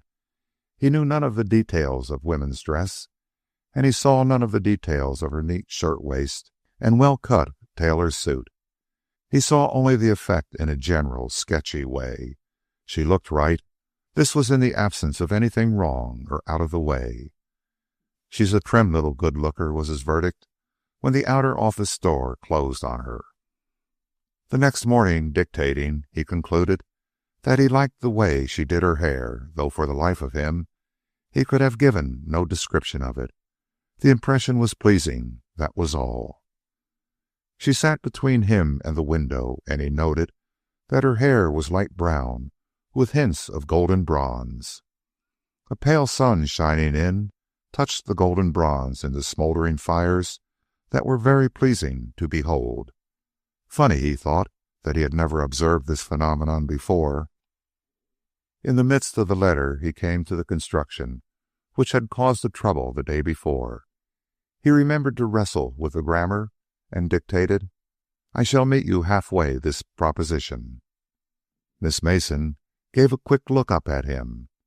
The action was purely involuntary, and in fact had been half a startle of surprise.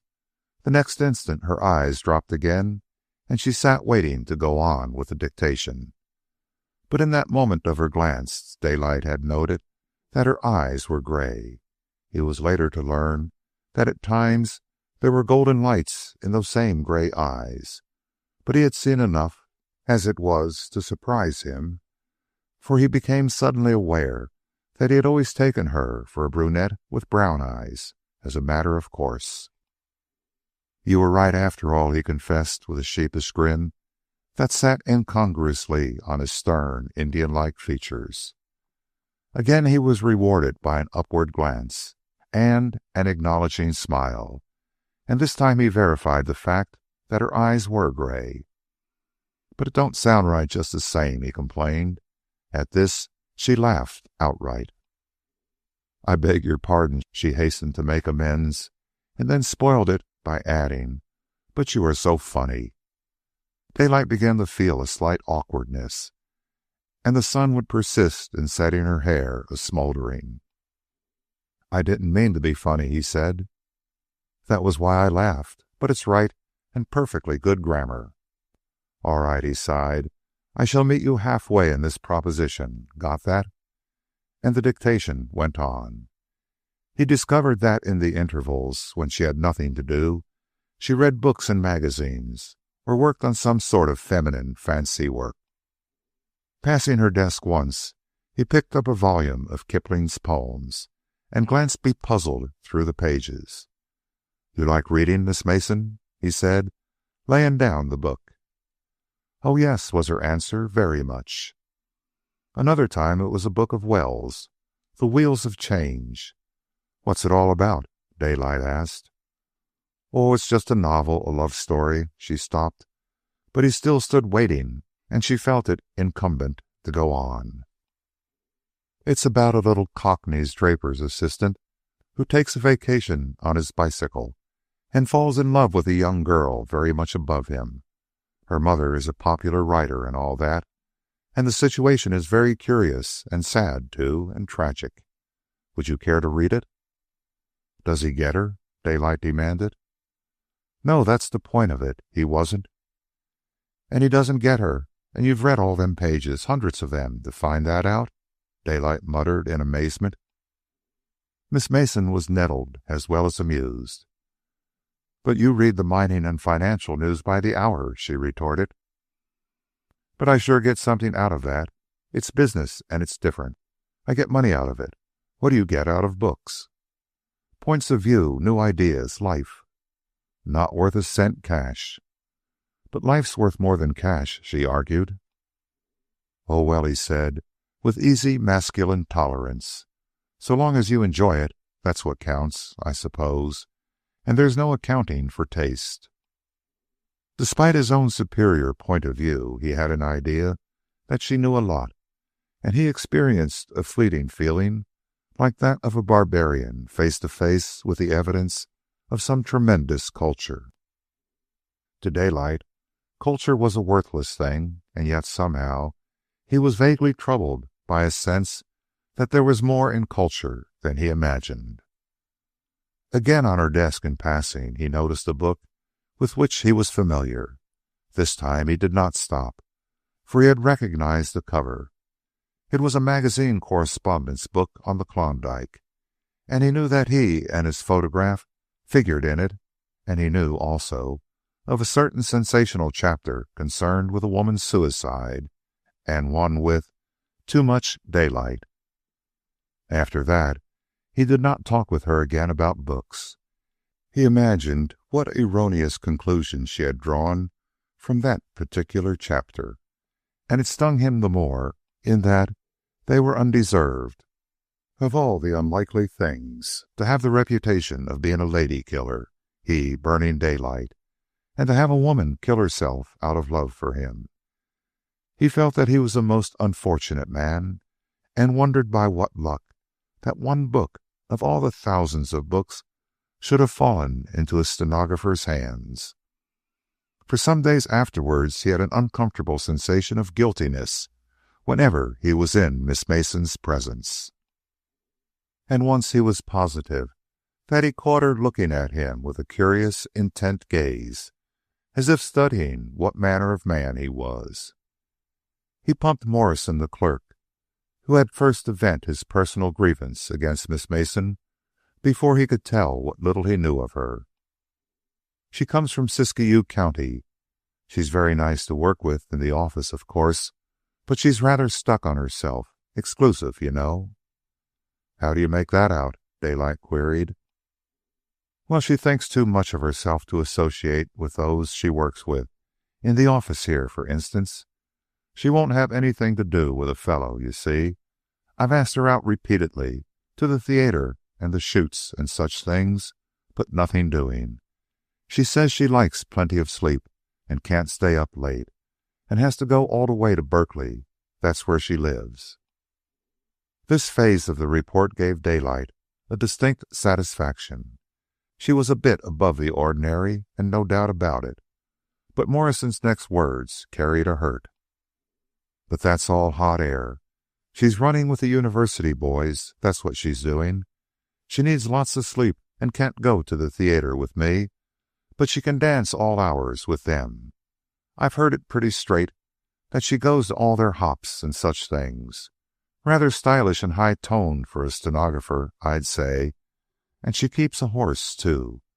She rides astride all over those hills out there. I saw her one Sunday myself. Oh, she's a high flyer, and I wonder how she does it.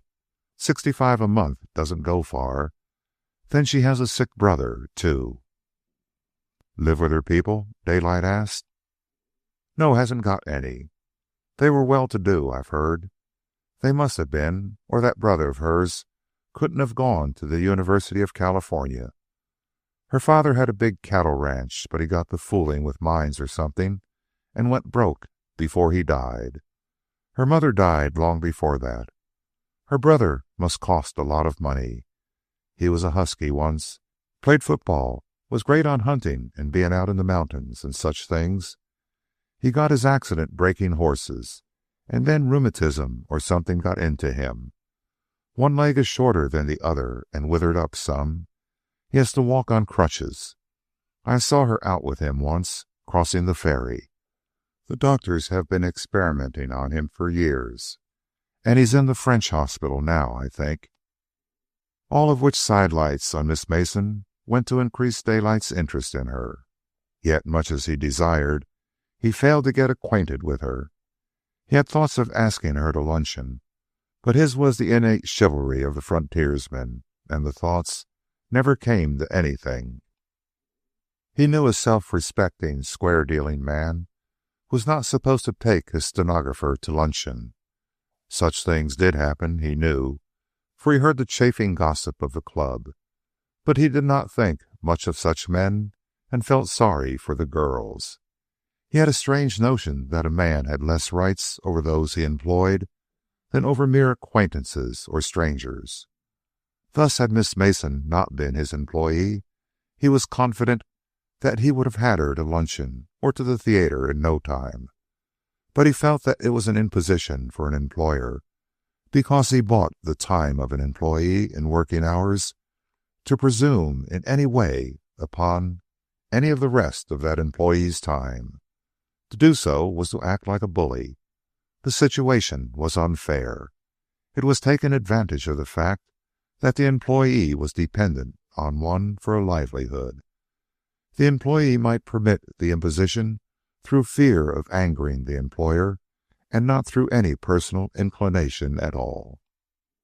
In his own case, he felt that such an imposition would be peculiarly obnoxious. For had she not read that cursed Klondike correspondence book?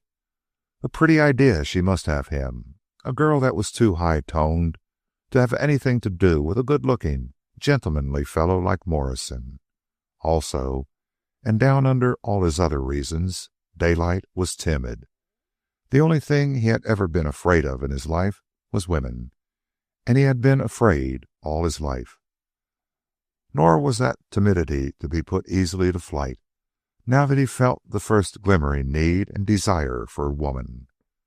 The specter of the apron string still haunted him, and helped him to find excuses for getting on no forwarder with Dede Mason. Chapter 7. Not being favored by chance in getting acquainted with Dede Mason, Daylight's interest in her slowly waned. This was but natural, for he was plunged deep in hazardous operations, and the fascination of the game and the magnitude of it accounted for all the energy that even his magnificent organism could generate. Such was his absorption that the pretty stenographer slowly and imperceptibly faded from the forefront of his consciousness. Thus the first faint spur, in the best sense, of his need for woman ceased to prod. So far as Dede Mason was concerned, he possessed no more than a complacent feeling of satisfaction in that he had a very nice stenographer, and, completely to put the quietus on any last lingering hopes he might have had of her, he was in the thick of a spectacular and intensely bitter fight with the Coastwise Steam Navigation Company and the Hawaiian, Nicaraguan, and Pacific Mexican Steamship Company. He stirred up a bigger muss than he had anticipated, and even he was astounded at the wide ramifications of the struggle and at the unexpected and incongruous interests that were drawn into it. Every newspaper in San Francisco turned upon him. It was true, one or two of them had first intimated that they were open to subsidization, but Daylight's judgment was that the situation did not warrant such expenditure. Up to this time, the press had been amusingly tolerant and good-naturedly sensational about him, but now he was to learn what virulent scrupulousness an antagonized press was capable of. Every episode of his life was resurrected to serve as foundations for malicious fabrications. Daylight was frankly amazed at the new interpretation put upon all he had accomplished and the deeds he had done. From an Alaskan hero, he was metamorphed into an Alaskan bully, liar, desperado, and all-around bad man. Not content with this, lies upon lies, out of whole cloth, were manufactured about him. He never replied, though once he went to the extent of disburdening his mind to half a dozen reporters. Do your damnedest, he told them. Burning Daylight's bucked bigger things than your dirty, lying sheets. And I don't blame you, boys. That is not much. You can't help it. You've got to live. There's a mighty lot of women in this world that make their living in a similar fashion to yours, because they're not able to do anything better. Somebody's got to do the dirty work, and it might as well be you. You're paid for it, and you ain't got the backbone to rustle cleaner jobs. The socialist press of the city jubilantly exploited this utterance, scattering it broadcast over San Francisco in tens of thousands of paper dodgers. And the journalists, stung to the quick, retaliated with the only means in their power, printer's ink abuse. The attack became bitterer than ever. The whole affair sank to deeper depths of rancor and savageness. The poor woman who had killed herself was dragged out of her grave and paraded on thousands of reams of paper as a martyr and a victim of Daylight's ferocious brutality. Staid statistical articles were published, proving that he had made his start by robbing poor miners of their claims, and that the capstone to his fortune had been put in place by his treacherous violation of faith with the Guggenhammers in the deal on Ophir. And there were editorials written in which he was called an enemy of society, possessed of the manners and culture of a caveman, a fermenter of wasteful business troubles, the destroyer of the city's prosperity in commerce and trade, an anarchist of dire menace. And one editorial gravely recommended that hanging would be a lesson to him and his ilk, and concluded with a fervent hope that some day his big motor car would smash up and smash him with it. He was like a big bear raiding a beehive, and regardless of the stings, he obstinately persisted in pawing for the honey. He gritted his teeth and struck back. Beginning with a raid on 2 steamship companies, it developed into a pitched battle with a city, a state, and a continental coastline. Very well, they wanted fight, and they would get it. It was what he wanted, and he felt justified in having come down from the Klondike, for here he was gambling at a bigger table than ever the Yukon had supplied. Allied with him on a splendid salary, with princely pickings thrown in, was a lawyer, Larry Hagan, a young Irishman with a reputation to make, and whose peculiar genius had been unrecognized until Daylight picked up with him.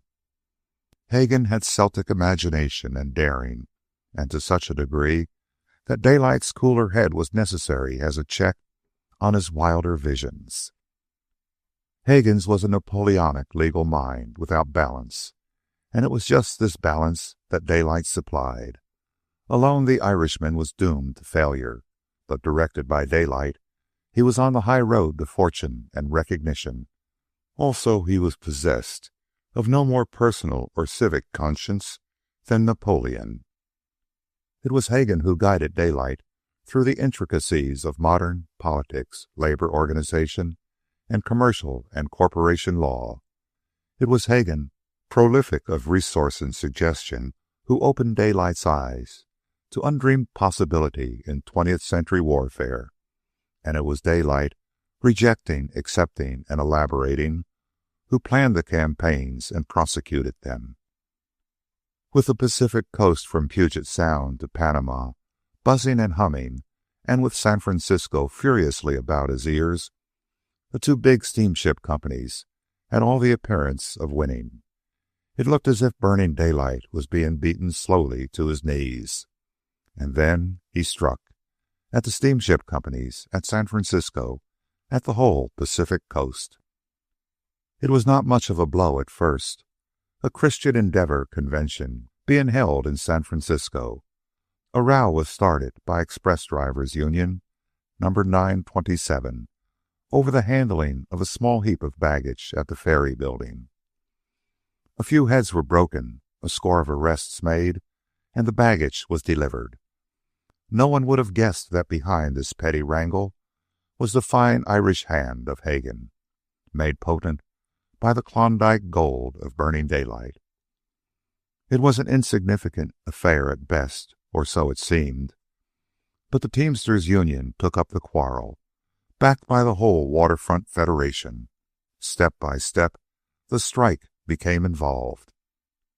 A refusal of cooks and waiters to serve scab Teamsters or Teamsters employers brought out the cooks and waiters. The butchers and meat cutters refused to handle meat destined for unfair restaurants. The Combined Employers Association put up a solid front and found facing them the 40,000 organized laborers of San Francisco. The restaurant bakers and the bakery wagon drivers struck, followed by the milkers, milk drivers, and chicken pickers.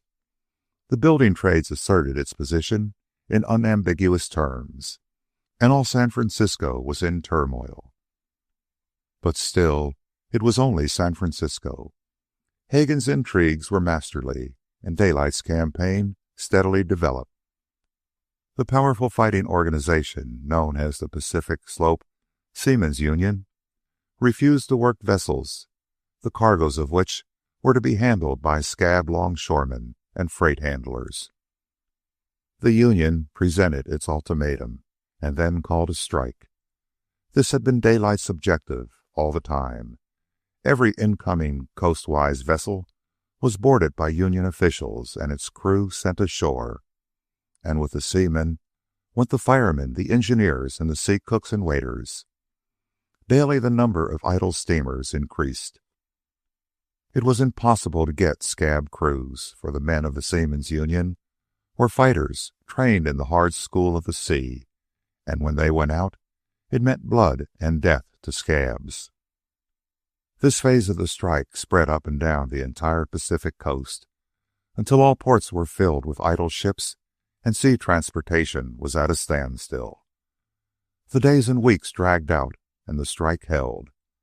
The Coastwise Steam Navigation Company and the Hawaiian, Nicaraguan, and Pacific Mexican Steamship Company were tied up completely. The expenses of combating the strike were tremendous, and they were earning nothing, while daily the situation went from bad to worse, until peace at any price became the cry. And still there was no peace until Daylight and his allies played out their hand, raked in the winnings, and allowed a goodly portion of a continent to resume business. It was noted in following years that several leaders of workmen built themselves houses and blocks of renting flats and took trips to the old countries, while more immediately other leaders and dark horses came to political preferment and the control of the municipal government and the municipal monies. In fact, San Francisco's boss-ridden condition was due in greater degree to Daylight's wide-spreading battle than even San Francisco ever dreamed. For the part he had played, the details of which were practically all rumor and guesswork, quickly leaked out, and in consequence, he became a much execrated and well-hated man. Nor had Daylight himself dreamed that his raid on the steamship companies would have grown to such colossal proportions. But he had got what he was after. He had played an exciting hand and won, beating the steamship companies down into the dust and mercilessly robbing the stockholders by perfectly legal methods before he let go. Of course, in addition to the large sums of money he had paid over, his allies had rewarded themselves by gobbling the advantages which later enabled them to loot the city. His alliance with a gang of cutthroats had brought about a lot of cutthroating, but his conscience suffered no twinges. He remembered what he had once heard an old preacher utter, namely, that they who rose by the sword perished by the sword. One took his chances when he played with cutting throats, and his, Daylight's throat, was still intact.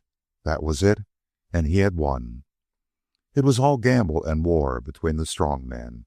The fools did not count. They were always getting hurt, and that they always had been getting hurt was the conclusion he drew from what little he knew of history. San Francisco had wanted war, and he had given it war. It was the game. All the big fellows did the same, and they did much worse, too. "Don't talk to me about morality and civic duty," he replied to a persistent interviewer. "If you quit your job tomorrow and went to work on another paper, you would write just what you were told to write. It's morality and civic duty now with you. On the new job, it would be backing up a thieving railroad with morality and civic duty, I suppose. Your price, my son, is just about 30 per week. That's what you sell for, but your paper would sell for a bit more. Pay its price today, and it would shift its present rotten policy to some other rotten policy, but it would never let up on morality and civic duty. And all because a sucker is born every minute. So long as the people stand for it, they'll get it good and plenty, my son. And the shareholders and business interests might as well shut up squawking about how much they've been hurt.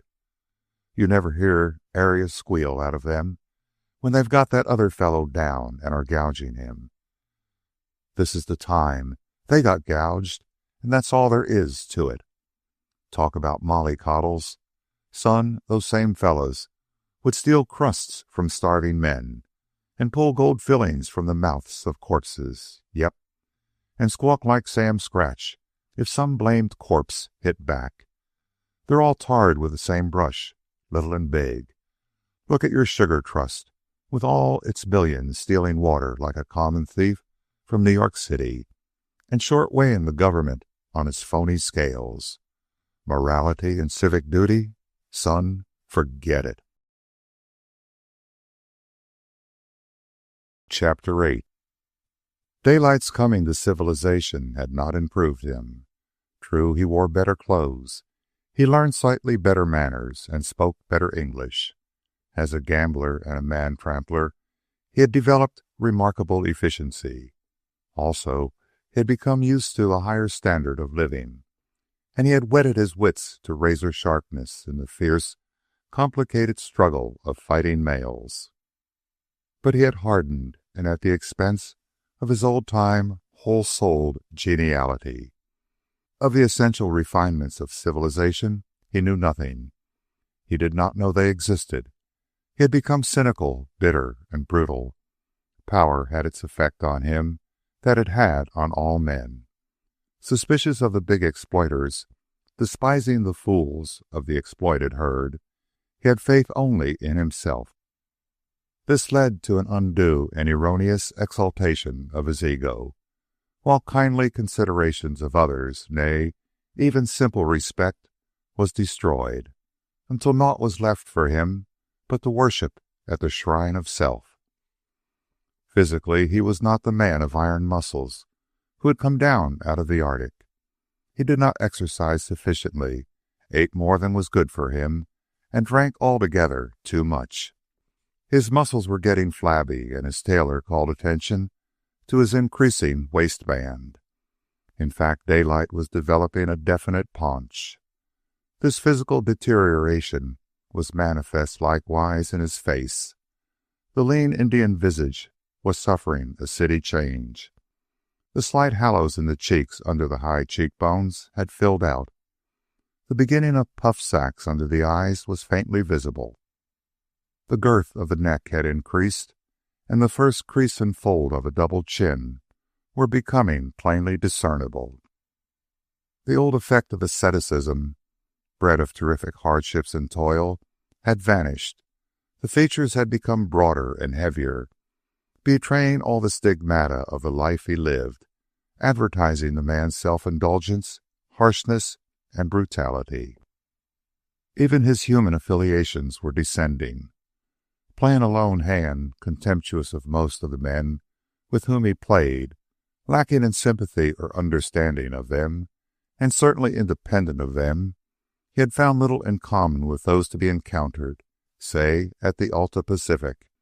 In point of fact, when the battle with the steamship companies was at its height, and his raiding was inflicting incalculable damage on all business interests, he had been asked to resign from the Alta Pacific. The idea had been rather to his liking, and he found new quarters in clubs, like the Riverside, organized and practically maintained by the city bosses. He found that he really liked such men better. They were more primitive and simple, and they did not put on airs. They were honest buccaneers, frankly in the game for what they could get out of it. On the surface, more raw and savage, but at least not glossed over with oily or graceful hypocrisy. The Alta Pacific had suggested that his resignation be kept a private matter, and then had privily informed the newspapers. The latter had made great capital out of the forced resignation, but Daylight had grinned and silently gone his way, though registering a black mark against more than one club member, who was destined to feel, in the days to come, the crushing weight of the Klondikers' financial paw. The storm center of a combined newspaper attack lasting for months. Daylight's character had been torn to shreds. There was no fact in his history that had not been distorted into a criminality or a vice. This public making of him over into an iniquitous monster had pretty well crushed any lingering hope that he had of getting acquainted with Dede Mason. He felt that there was no chance for her ever to look kindly on a man of his caliber, and beyond increasing her salary to $75 a month, he proceeded gradually to forget about her. The increase was made known to her through Morrison, and later she thanked Daylight, and that was the end of it. One weekend, feeling heavy and depressed, and tired of the city and its ways, he obeyed the impulse of a whim that was later to play an important part in his life. The desire to get out of the city for a whiff of country air and for a change of scene was the cause. Yet to him, he made the excuse of going to Glen Ellen for the purpose of inspecting the brickyard with which Holdsworthy had gold-bricked him. He spent the night in the little country hotel, and on Sunday morning, astride a saddle horse rented from the Glen Ellen butcher, rode out of the village. The brickyard was close at hand on the flat beside the Sonoma Creek. The kilns were visible among the trees, and when he glanced to the left and caught sight of a cluster of wooded knolls half a mile away, perched on the rolling slopes of Sonoma Mountain, the mountain itself, wooded, towered behind him. The trees on the knolls seemed to beckon to him. The dry, early summer air, shot through with sunshine, was wine to him. Unconsciously, he drank it in deep breaths. The prospect of the brickyard was uninviting. He was jaded with all things business, and the wooded knolls were calling to him. A horse was between his legs, a good horse, he decided, one that sent him back to the cayuses he had ridden during his eastern Oregon boyhood. He had been somewhat of a rider in those early days, and the champ of bit and creak of saddle leather sounded good to him now. Resolving to have his fun first and to look over the brickyard afterward, he rode on up the hill, prospecting for a way across country to get to the knolls. He left the country road at the first gate he came to and cantered through a hayfield. The grain was waist high on either side the wagon road, and he sniffed the warm aroma of it with delighted nostrils. Larks flew up before him, and from everywhere came mellow notes. From the appearance of the road, it was patent that it had been used for hauling clay to the now idle brickyard. Salving his conscience with the idea that this was part of the inspection, he rode on to the clay pit, a huge scar in a hillside. But he did not linger long, swinging off again to the left and leaving the road. Not a farmhouse was in sight, and the change from city crowding was essentially satisfying. He rode now through open woods, across little flower-scattered glades, till he came upon a spring. Flat on the ground, he drank deeply of the clear water, and looking about him, felt with a shock the beauty of the world. It came to him like a discovery. He had never realized it before, he concluded, and also he had forgotten much. One could not sit in at high finance and keep track of such things. As he drank in the air, the scene, and the distant song of larks, he felt like a poker player rising from a night-long table and coming forth from the pent atmosphere to taste the freshness of the morn. At the base of the knolls he encountered a tumbled-down stake and rider fence. From the look of it, he judged it must be 40 years old at least, the work of some first pioneer who had taken up the land when the days of gold had ended. The woods were very thick here, yet fairly clear of underbrush, so that, while the blue sky was screened by the arched branches, he was able to ride beneath. He now found himself in a nook of several acres, where the oak and manzanita and madrono gave way to clusters of stately redwoods. Against the foot of a steep-sloped knoll, he came upon a magnificent group of redwoods that seemed to have gathered about a tiny, gurgling spring. He halted his horse, for beside the spring uprose a wild California lily.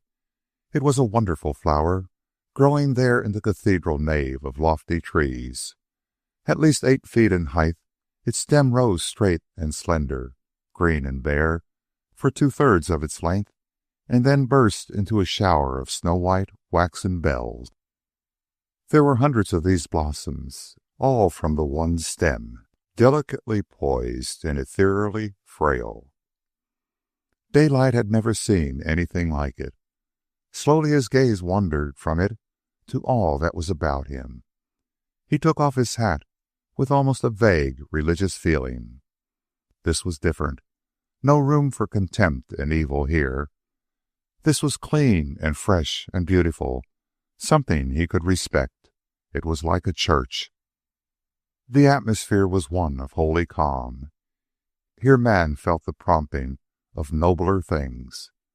Much of this and more was in Daylight's heart as he looked about him, but it was not a concept of his mind. He nearly felt it without thinking about it at all. On the steep incline above the spring grew tiny maidenhair ferns, while higher up were larger ferns and brakes. Great moss-covered trunks of fallen trees lay here and there, slowly sinking back and merging into the level of the forest mold. Beyond, in a slightly clearer space, wild grape and honeysuckle swung in green riot from gnarled old oak trees. A gray Douglas squirrel crept out on a branch and watched him. From somewhere came the distant knocking of a woodpecker. This sound did not disturb the hush and awe of the place. Quiet woods. Noise belonged there and made the solitude complete. The tiny, bubbling ripple of the spring and the gray flash of tree squirrel was yardsticks with which to measure the silence and motionless repose. Might be a million miles from anywhere, Daylight whispered to himself. But ever his gaze returned to the wonderful lily beside the bubbling spring. He tethered the horse and wandered on foot among the knolls. Their tops were crowned with century-old spruce trees, and their sides clothed with oaks and madronos and native holly. But to the perfect redwoods belonged the small but deep canyon that threaded its way among the knolls. Here he found no passage out for his horse, and returned to the lily beside the spring. On foot, tripping, stumbling, leading the animal, he forced his way up the hillside, and ever the ferns carpeted the way of his feet, ever the forest climbed with him and arched overhead, and ever the clean joy and sweetness stole in upon his senses. On the crest he came through an amazing thicket of velvet-trunked young madronos, and emerged on an open hillside that led down into a tiny valley. The sunshine was at first dazzling in its brightness, and he paused and rested, for he was panting from the exertion. Not of old had he known shortness of breath such as this, and muscles that so easily tired at a stiff climb. A tiny stream ran down the tiny valley through a tiny meadow that was carpeted knee-high with grass and blue and white nemophila. The hillside was covered with mariposa lilies and wild hyacinth, down and through which his horse dropped slowly, with circumspect feet and reluctant gait. Crossing the stream, Daylight followed a faint cattle trail over a low, rocky hill and through a wine-wooded forest of manzanita, and emerged upon another tiny valley, down which filtered another spring-fed, meadow-bordered streamlet. A jackrabbit bounded from a bush under his horse's nose, leaped the stream, and vanished up the opposite hillside of scrub oak. Daylight watched it admiringly as he rode on to the head of the meadow. Here he started up a many-pronged buck that seemed to soar across the meadow and to soar over the stake and rider fence, and still soaring, disappeared in a friendly copse beyond. Daylight's delight was unbounded. It seemed to him that he had never been so happy. His old woods training was aroused, and he was keenly interested in everything in the moss on the trees and branches, in the bunches of mistletoe hanging in the oaks, in the nest of a wood rat, in the watercress crowing in the sheltered eddies of the little stream, in the butterflies drifting through the rifted sunshine and shadow, in the blue jays that flashed in splashes of gorgeous color across the forest aisles, in the tiny birds like wrens that hopped among the bushes and imitated certain minor quail calls, and in the crimson-crested woodpecker that ceased its knocking and cocked its head on one side to survey him. Crossing the stream, he struck faint vestiges of a wood road, used evidently a generation back, when the meadow had been cleared of its oaks.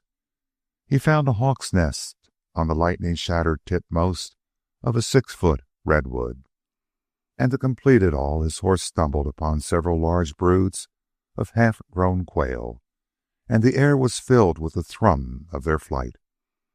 He halted and watched the young ones petrifying and disappearing on the ground before his eyes, and listening to the anxious calls of the old ones hidden in the thickets. "It sure beats country places and bungalows at Menlo Park," he communed aloud. "And if I ever get the hankering for country life, it's me for this every time." The old wood road led him to a clearing where a dozen acres of grapes grew on wine-red soil, a cow path, more trees and thickets, and he dropped down a hillside to the southeast exposure. Here, poised above a big forested canyon and looking out upon Sonoma Valley, was a small farmhouse. With its barn and outhouses, it snuggled into a nook in the hillside, which protected it from west and north. It was the erosion from the hillside, he judged, that had formed the little level stretch of vegetable garden. The soil was fat and black, and there was water in plenty, for he saw several faucets running wide open. Forgotten was the brickyard. Nobody was at home, but Daylight dismounted and ranged the vegetable garden, eating strawberries and green peas, inspecting the old adobe barn and the rusty plow and harrow, and rolling and smoking cigarettes while he watched the antics of several broods of young chickens and the mother hens. The foot trail that led down the wall of the big canyon invited him, and he proceeded to follow it. A water pipe, usually above ground, paralleled the trail, which he concluded led upstream to the bed of the creek. The wall of the canyon was several hundred feet from top to bottom, and magnificent were the untouched trees that the place was plunged in perpetual shade. He measured with his eye spruces 5 and 6 feet in diameter and redwoods even larger. One such he passed, a twister that was at least 10 or 11 feet through. The trail led straight to a small dam, where was the intake for the pipe that watered the vegetable garden. Here beside the stream were alders and laurel trees, and he walked through fern brakes higher than his head. Velvety moss was everywhere, out of which grew maidenhair and goldback ferns. Save for the dam, it was virgin wild. No axe had invaded, and the trees died only of old age and stress of winter storm. The huge trunks of those that had fallen lay moss-covered, slowly resolving back into the soil from which they sprang. Some had laid so long that they were quite gone, though their faint outlines, level with the mold, could still be seen. Others bridged the stream, and from beneath the bulk of one monster, half a dozen young trees, overthrown and crushed by the fall, growing out along the ground, still lived and prospered, their roots bathed by the stream, their upshooting branches catching the sunlight through the gap that had been made in the forest roof. Back at the farmhouse, Daylight mounted and rode away from the ranch and into the wilder canyons and steeper steeps beyond. Nothing could satisfy his holiday spirit now but the ascent of Sonoma Mountain. And here on the crest, 3 hours afterward, he emerged, tired and sweaty, garments torn, and face and hands scratched, but with sparkling eyes and an unwonted zestfulness of expression. He felt the illicit pleasure of a schoolboy playing truant. The big gambling table of San Francisco seemed very far away. But there was more than illicit pleasure in his mood. It was as though he were going through a sort of cleansing bath. No room here for all the sordidness, meanness, and viciousness that filled the dirty pool of city existence. Without pondering in detail upon the matter at all, his sensations were of purification and uplift. Had he been asked to state how he felt, he would merely have said that he was having a good time, for he was unaware in his self-consciousness of the potent charm of nature that was percolating through his city-rotted body and brain, potent in that he came from an abysmal past of wilderness dwellers, while he himself coated with but the thinnest rind of crowded civilization.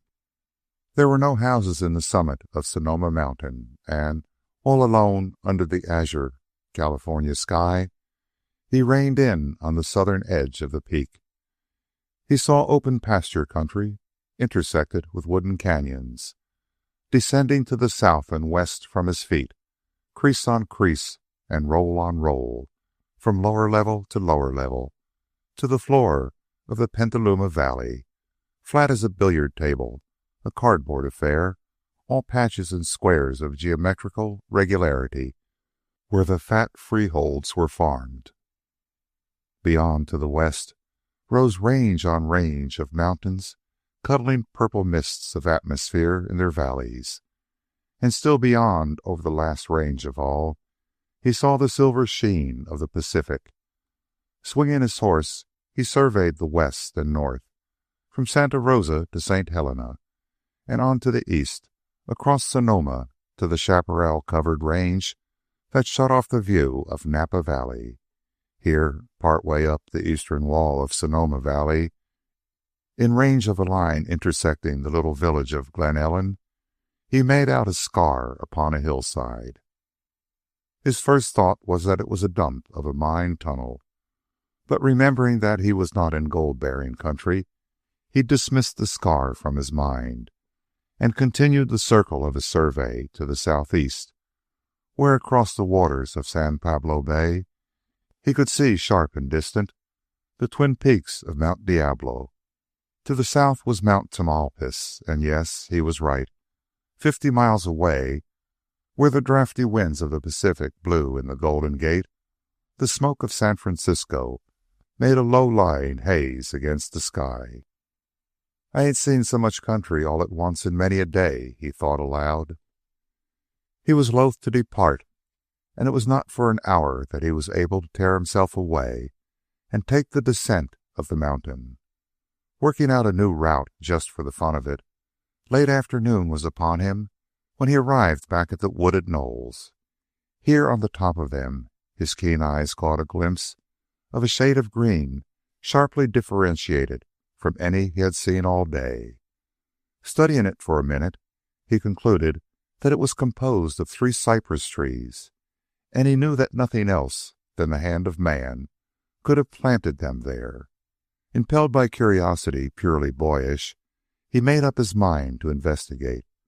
So densely wooded was the knoll and so steep that he had to dismount and go up on foot, at times even on hands and knees, struggling hard to force a way through the thicker underbrush. He came out abruptly upon the cypresses. They were enclosed in a small square of ancient fence. The pickets, he could plainly see, had been hewn and sharpened by hand. Inside were the mounds of 2 children's graves. 2 wooden headboards, likewise hand-hewn, told the state little David, born 1855, died 1859, and little Roy, born 1853, died 1860.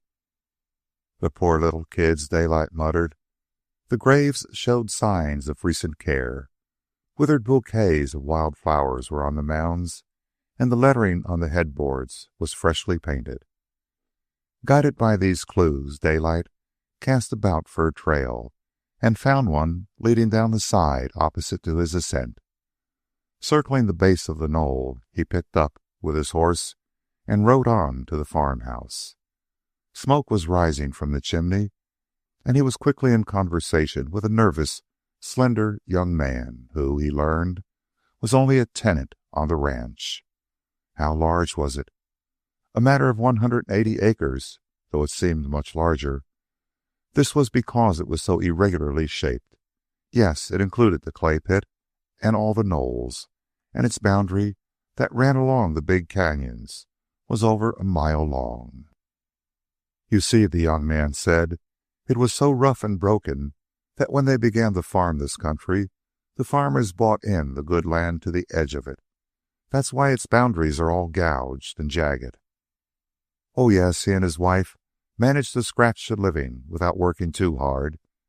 They didn't have to pay much rent.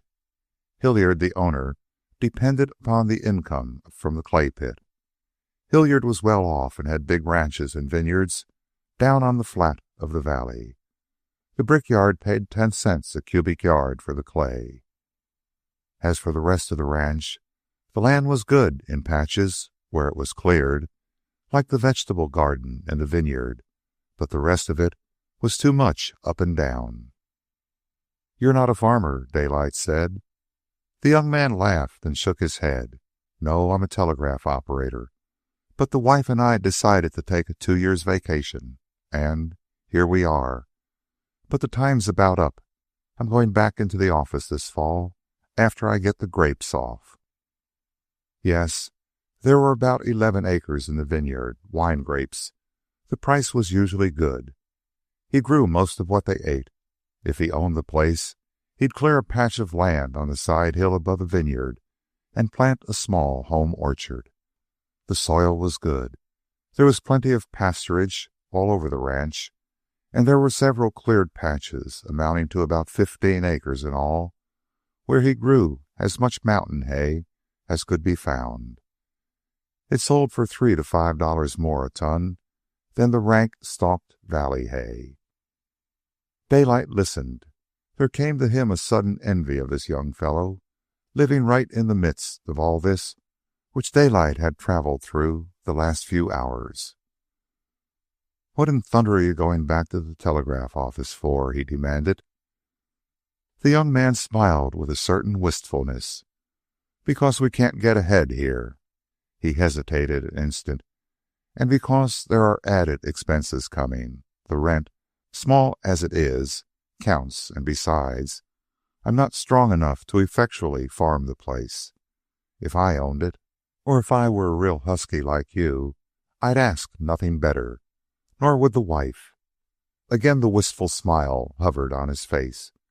"You see, we're country born, and after bucking with cities for a few years, we kind of feel we like the country best. We plan to get ahead, though, and then some day we'll buy a patch of land and stay with it." The graves of the children? Yes, he had relettered them and hoed the weeds out. It had become the custom. Whoever lived on the ranch did that. For years, the story ran, the father and mother had returned each summer to the graves. But there had come a time when they came no more, and then old Hilliard started the custom. The scar across the valley? An old mine. It had never paid. The men had worked on it, off and on, for years, for the indications had been good. But that was years and years ago. No paying mine had ever been struck in the valley, though there had been no end of prospect holes put down, and there had been sort of a rush there 30 years back. A frail-looking young woman came to the door to call the man to supper. Daylight's first thought was that city living had not agreed with her, and then he noted the slight tan and healthy glow that seemed added to her face, and he decided that the country was the place for her. Declining an invitation to supper, he rode on for Glen Ellen, sitting slack-kneed in the saddle and softly humming forgotten songs. He dropped down the rough, winding road through covered pasture, with here and there thickets of manzanita and vistas of open glades. He listened greedily to the quail calling, and laughed outright once in sheer joy at a tiny chipmunk that fled scolding up a bank, slipping on the crumbly surface and falling down, then dashing across the road under his horse's nose, and, still scolding, scrabbling up a protecting oak. Daylight could not persuade himself to keep to the traveled roads that day, and another cut across country to Glen Ellen brought him upon a cañon that so blocked his way that he was glad to follow a friendly cow path. This led him to a small frame cabin. The doors and windows were open, and a cat was nursing a litter of kittens in the doorway, but no one seemed at home. He descended the trail that evidently crossed the cañon. Part way down, he met an old man coming up through the sunset. In his hand he carried a pail of foamy milk. He wore no hat, and in his face, framed with snow-white hair and beard, was the ruddy glow of content of the passing summer day. Daylight thought he had never seen so contented-looking a being. "How old are you, Daddy?" he queried. 84 was the reply. "Yes, sirree, 84, and sprier than most." "You must have taken good care of yourself," Daylight suggested. "I don't know about that. I ain't loafed none. I walked across the plains with an ox team and fought Indians in '51. And I was a family man then with 7 youngsters. I reckon I was as old then as you are now, or pretty nigh on to it." "Don't you find it lonely here?" The old man shifted the pail of milk and reflected. "That all depends," he said oraclery. "I ain't never been lonely except when the old wife died. Some fellows are lonely in a crowd, and I'm one of them. That's the only time I'm lonely is when I go to Frisco. But I don't go no more, thank you, most to death. This is good enough for me. I've been right here in this valley since '54, one of the first settlers after the Spaniards." Daylight started his horse, saying, "Well, good night, Daddy. Stick with it. You got all the young bloods skinned, and I guess you sure buried a mighty sight of them." The old man chuckled, and Daylight rode on, singularly at peace with himself and all the world. It seemed that the old contentment of trail and camp he had known on the Yukon had come back to him. He could not shake from his eyes the picture of the old pioneer coming up the trail through the sunset light. He was certainly going some for '84. The thought of following his example entered Daylight's mind, but the big game of San Francisco vetoed the idea. "Well, anyway," he decided, "when I get old and quit the game, I'll settle down in a place something like this, and the city can go to hell." Chapter 9. Instead of returning to the city on Monday, Daylight rented the butcher's horse for another day and crossed the bed of the valley to its eastern hills to look at the mine. It was drier and rockier here than where he had been the day before, and the ascending slopes supported mainly chaparral, scrubby and dense and impossible to penetrate on horseback. But in the canyons water was plentiful, and also a luxuriant forest growth. The mine was an abandoned affair, but he enjoyed the half-hour scramble around. He had had experience in quartz mining before he went to Alaska, and he enjoyed the recrudescence of his old wisdom in such matters. The story was simple to him, good prospects that warranted the starting of the tunnel into the hillside. 3 months' work, and the getting short of money, the lay off while the men went away and got jobs, then the return and a new stretch of work with the pay ever luring and ever receding into the mountain, until after years of hope, the men had given up and vanished. Most likely they were dead by now, Daylight thought, as he turned in the saddle and looked back across the canyon at the ancient dump and dark mouth of the tunnel. As on the previous day, just for the joy of it, he followed cattle trails at haphazard and working his way up toward the summits. Coming out on a wagon road that led upward, he followed it for several miles, emerging in a small mountain-encircled valley where half a dozen poor ranchers farmed the wine grapes on the steep slopes. Beyond, the road pitched upward. Dense chaparral covered the exposed hillsides, but in the creases of the canyons, huge spruce trees grew, and wild oats and flowers. Half an hour later, sheltering under the summits themselves, he came out on a clearing. Here and there, in irregular patches, where the steep and the soil favored, wine grapes were growing. Daylight could see that it had been a stiff struggle, and that wild nature showed fresh signs of winning. Chaparral that had invaded the clearings, patches, and parts of patches of vineyard, unpruned, grass-grown, and abandoned. And everywhere old stake and rider fences vainly striving to remain intact. Here at a small farmhouse surrounded by large outbuildings, the road ended. Beyond, the chaparral blocked the way. He came upon an old woman forking manure in the barnyard and reined in by the fence. "Hello, Mother," was his greeting. "Ain't you got any menfolk around to do that for you?" She leaned on her pitchfork, hitched her skirt in at the waist, and regarded him cheerfully. He saw that her toil-worn, weather-exposed hands were like a man's, calloused, large-knuckled, and gnarled, and that her stockingless feet were thrust into heavy man's brogans. "Nary a man," she answered. "And where you be from, all the way up here? Won't you stop and hitch and have a glass of wine?" Striding clumsily but efficiently like a laboring man, she led him into the largest building, where Daylight saw a hand press and all the paraphernalia on a small scale for the making of wine. It was too far and too bad a road to haul the grapes to the valley wineries, she explained, and so they were compelled to do it themselves. They, he learned, were she and her daughter, the latter a widow of 40-odd.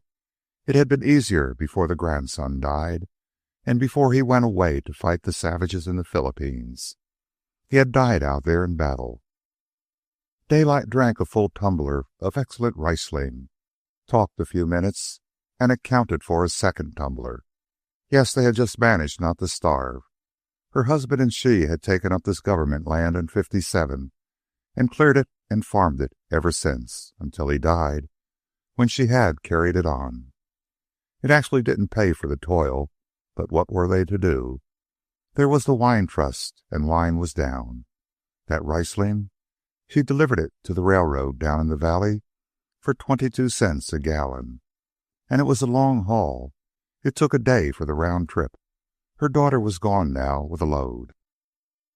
Daylight knew that in the hotels, Riesling, not quite so good even, was charged for at from $1.50 to $2 a quart, and she got 22 cents a gallon. That was the game. She was one of the stupid lowly. She and her people before her, the ones that did the work, drove their oxen across the plains, cleared and broke the virgin land, toiled all days and hours, paid their taxes, and sent their sons and grandsons out to fight and die for the flag that gave them such ample protection that they were able to sell their wine for 22 cents.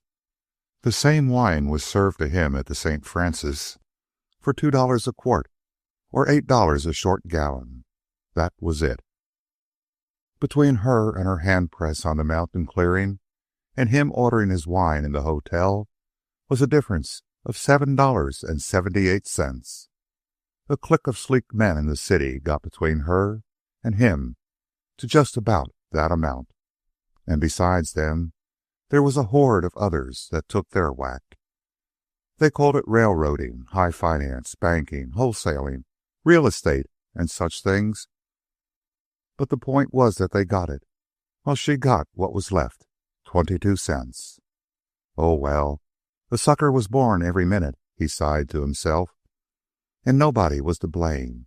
It was all a game, and only a few could win.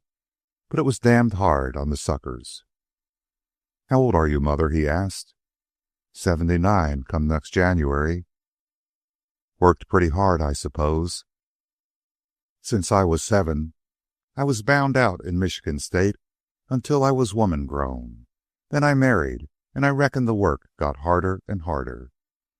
When are you going to take a rest? She looked at him as though she chose to think his question facetious, and did not reply. Do you believe in God? She nodded her head. Then you'll get it all back, he assured her. But in his heart, he was wondering about God, that allowed so many suckers to be born, and that did not break up the gambling game by which they were robbed from the cradle to the grave. How much of that Riesling you got? She ran her eyes over the casks and calculated. Just short of 800 gallons. He wondered what he could do with all of it, and speculated as to whom he could give it away. What would you do if you got $1 a gallon for it? He asked. Drop dead, I suppose. No, speaking seriously. Get me some false teeth, shingle the house, and buy a new wagon. The road's mighty hard on wagons. And after that, buy me a coffin. Well, they're yours, Mother, coffin and all. She looked her incredulity. No, I mean it. And there's 50 to bind the bargain. Never mind the receipt. It's the rich ones that need watching. Their memories being so infernal short, you know. Here's my address. You got to deliver it to the railroad. And now, show me the way out of here. I want to get up to the top. On through the chaparral he went, following faint cattle trails and working slowly upward till he came out on the divide and gazed down into the Napa Valley and back across to Sonoma Mountain. "A sweet land," he muttered. "An almighty sweet land." Circling around to the right and dropping down along the cattle trails, he quested for another way back to Sonoma Valley. But the cattle trails seemed to fade out and the chaparral to grow thicker and with a deliberate viciousness, and even when he won through in places, the cañon and small feeders were too precipitous for his horse, and he turned back. But there was no irritation about it. He enjoyed it all, for he was back at his old game of bucking nature. Late in the afternoon, he broke through and followed a well-defined trail down a dry cañon. Here he got a fresh thrill. He had heard the baying of the hounds some minutes before, and suddenly, across the bare face of the hill above him, he saw a large buck in flight, and not far behind came the deerhound, a magnificent animal. Daylight sat tense in his saddle and watched until they disappeared, his breath just a trifle shorter, as if he too were in the chase, his nostrils distended, and in his bones the old hunting ache and memories of the days before he came to live in the cities. The dry cañon gave place to one with a slender ribbon of running water. The trail ran into a wood road, and the wood road emerged across a small flat upon a slightly traveled country road. There were no farms in this immediate section and no houses. The soil was meager, the bedrock either close to the surface or constituting the surface itself. Manzanita and scrub oak, however, flourished and walled the road on either side with a jungle growth. And out a runway through this growth, a man suddenly scuttled in a way that reminded Daylight of a rabbit. He was a little man in patched overalls, bareheaded, with a cotton shirt open at the throat and down the chest. The sun was ruddy brown in his face, and by it his sandy hair was bleached on the ends to peroxide blonde. He signed to Daylight to halt and held up a letter. "If you're going to town, I'd be obliged if you'd mail this." "I sure will." Daylight put it into his coat pocket. "Do you live hereabouts, stranger?" But the little man did not answer. He was gazing at Daylight in a surprised and steadfast fashion. "I know you," the little man announced. "You're Elam Harnish, Burning Daylight, the papers call you. Am I right?" Daylight nodded. "But what under the sun are you doing here in the chaparral?" Daylight grinned as he answered. "Drumming up trade for a free rural delivery route." "Well, I'm glad I wrote that letter this afternoon," the little man went on, "or else I'd have missed seeing you. I've seen your photo in the papers many a time, and I've a good memory for faces. I recognized you at once. My name's Ferguson." "Do you live hereabouts?" Daylight repeated his query. "Oh, yes. I've got a little shack back here in the bush 100 yards, and a pretty spring, and a few fruit trees and berry bushes. Come in and take a look. And that spring is a dandy. You've never tasted water like it. Come in and try it."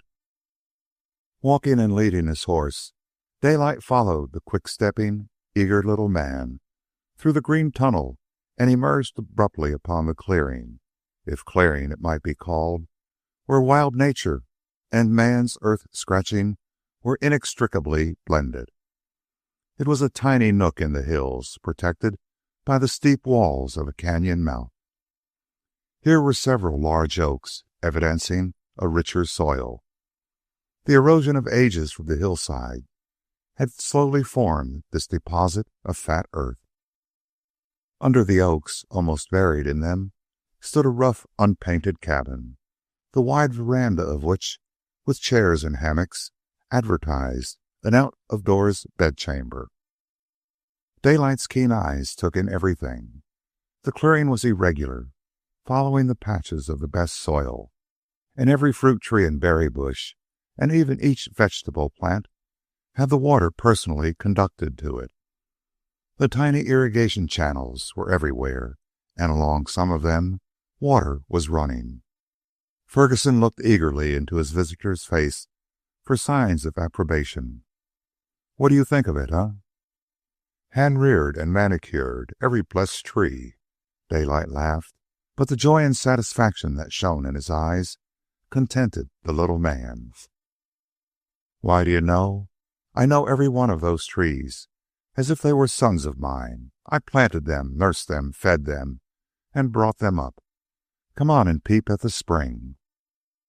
It's sure a hummer, was Daylight's verdict, after due inspection and sampling, and they turned back for the house. The interior was a surprise, the cooking being done in a small lean-to kitchen. The whole cabin formed a large living room. A great table in the middle was comfortably littered with books and magazines. All the available wall space from floor to ceiling was occupied by filled bookshelves. It seemed to Daylight that he had never seen so many books assembled in one place.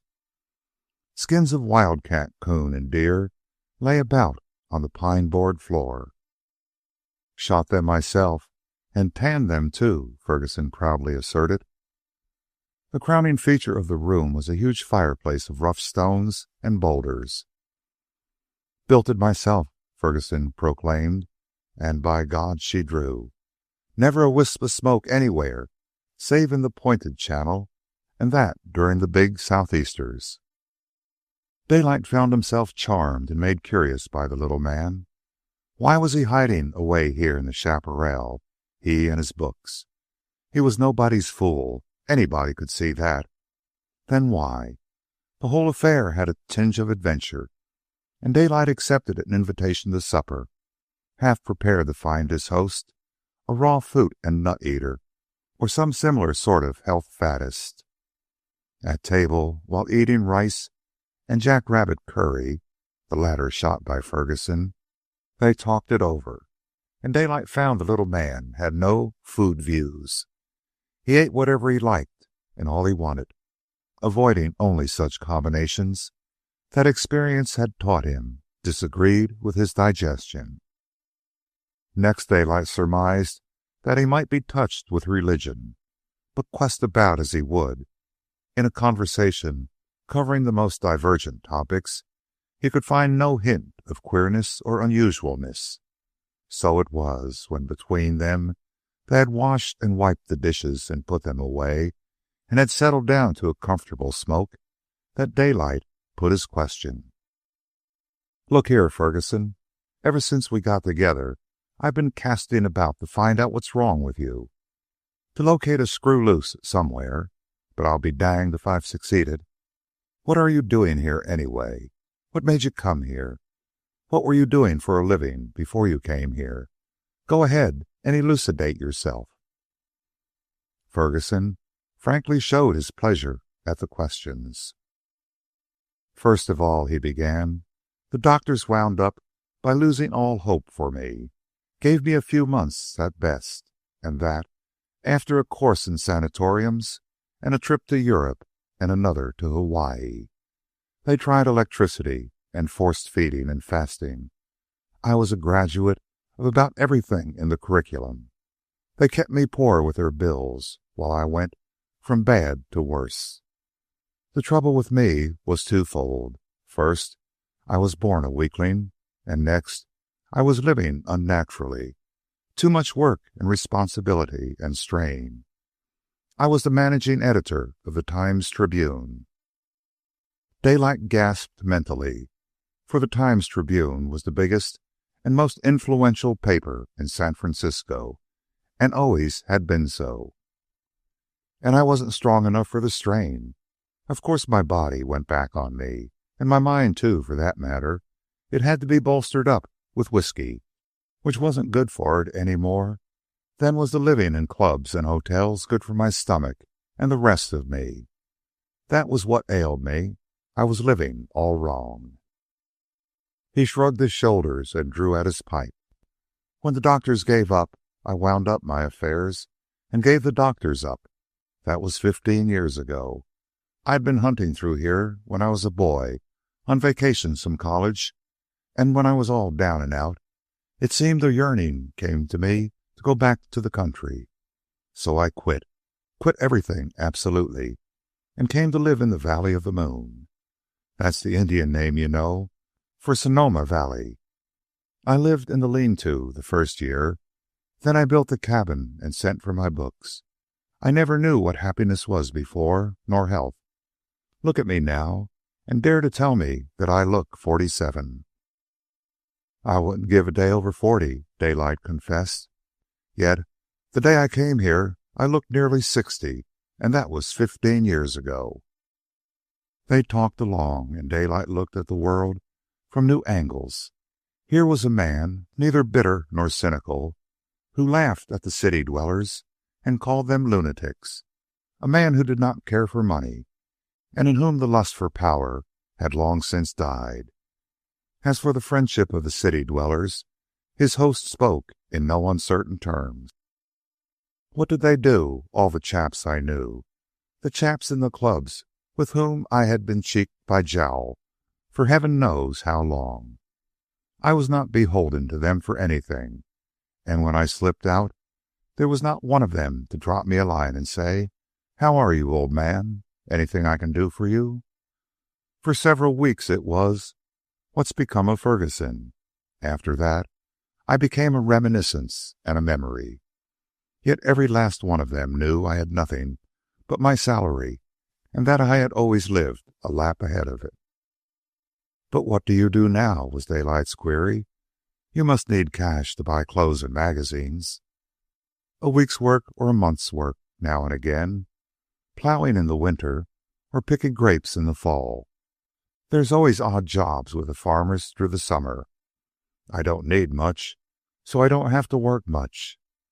Most of my time I spend fooling around the place. I could do hack work for the magazines and newspapers, but I prefer the plowing and the grape picking. Just look at me and you can see why. I'm hard as rocks, and I like the work. But I tell you, a chap's got to break into it.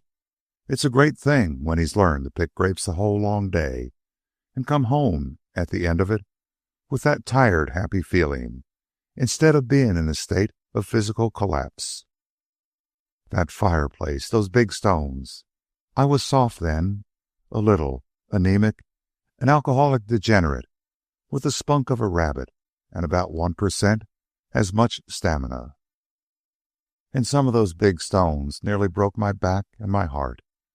But I persevered and used my body in the way nature intended it should be used, not bending over a desk and swilling whiskey. And well, here I am, a better man for it, and there's the fireplace. Fine and dandy, huh? And now tell me about the Klondike, how you turned San Francisco upside down with that last raid of yours. You're a bonny fighter, you know, and you touch my imagination, though my cooler reason tells me that you are a lunatic like the rest. The lust for power, it's a dreadful affliction.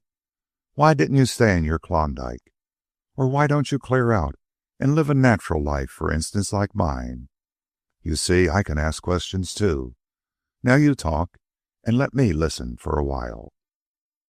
It was not until 10 o'clock that Daylight parted from Ferguson. As he rode along through the starlight, the idea came to him of buying the ranch on the other side of the valley. There was no thought in his mind of ever intending to live on it. His game was in San Francisco, but he liked the ranch, and as soon as he got back to the office, he would open up negotiations with Hilliard. Besides, the ranch included the clay pit, and it would give him the whip hand over Holdsworthy if he ever tried to cut up any didos. Chapter 10. The time passed, and Daylight played on at the game. But the game had entered upon a new phase. The lust for power in the mere gambling and winning was metamorphosing into the lust for power in order to revenge. There were many men in San Francisco against whom he had registered black marks, and now and again, with one of his lightning strokes, he erased such a mark. He asked no quarter, he gave no quarter. Men feared and hated him, and no one loved him, except Larry Hagan, his lawyer, who would have laid down his life for him.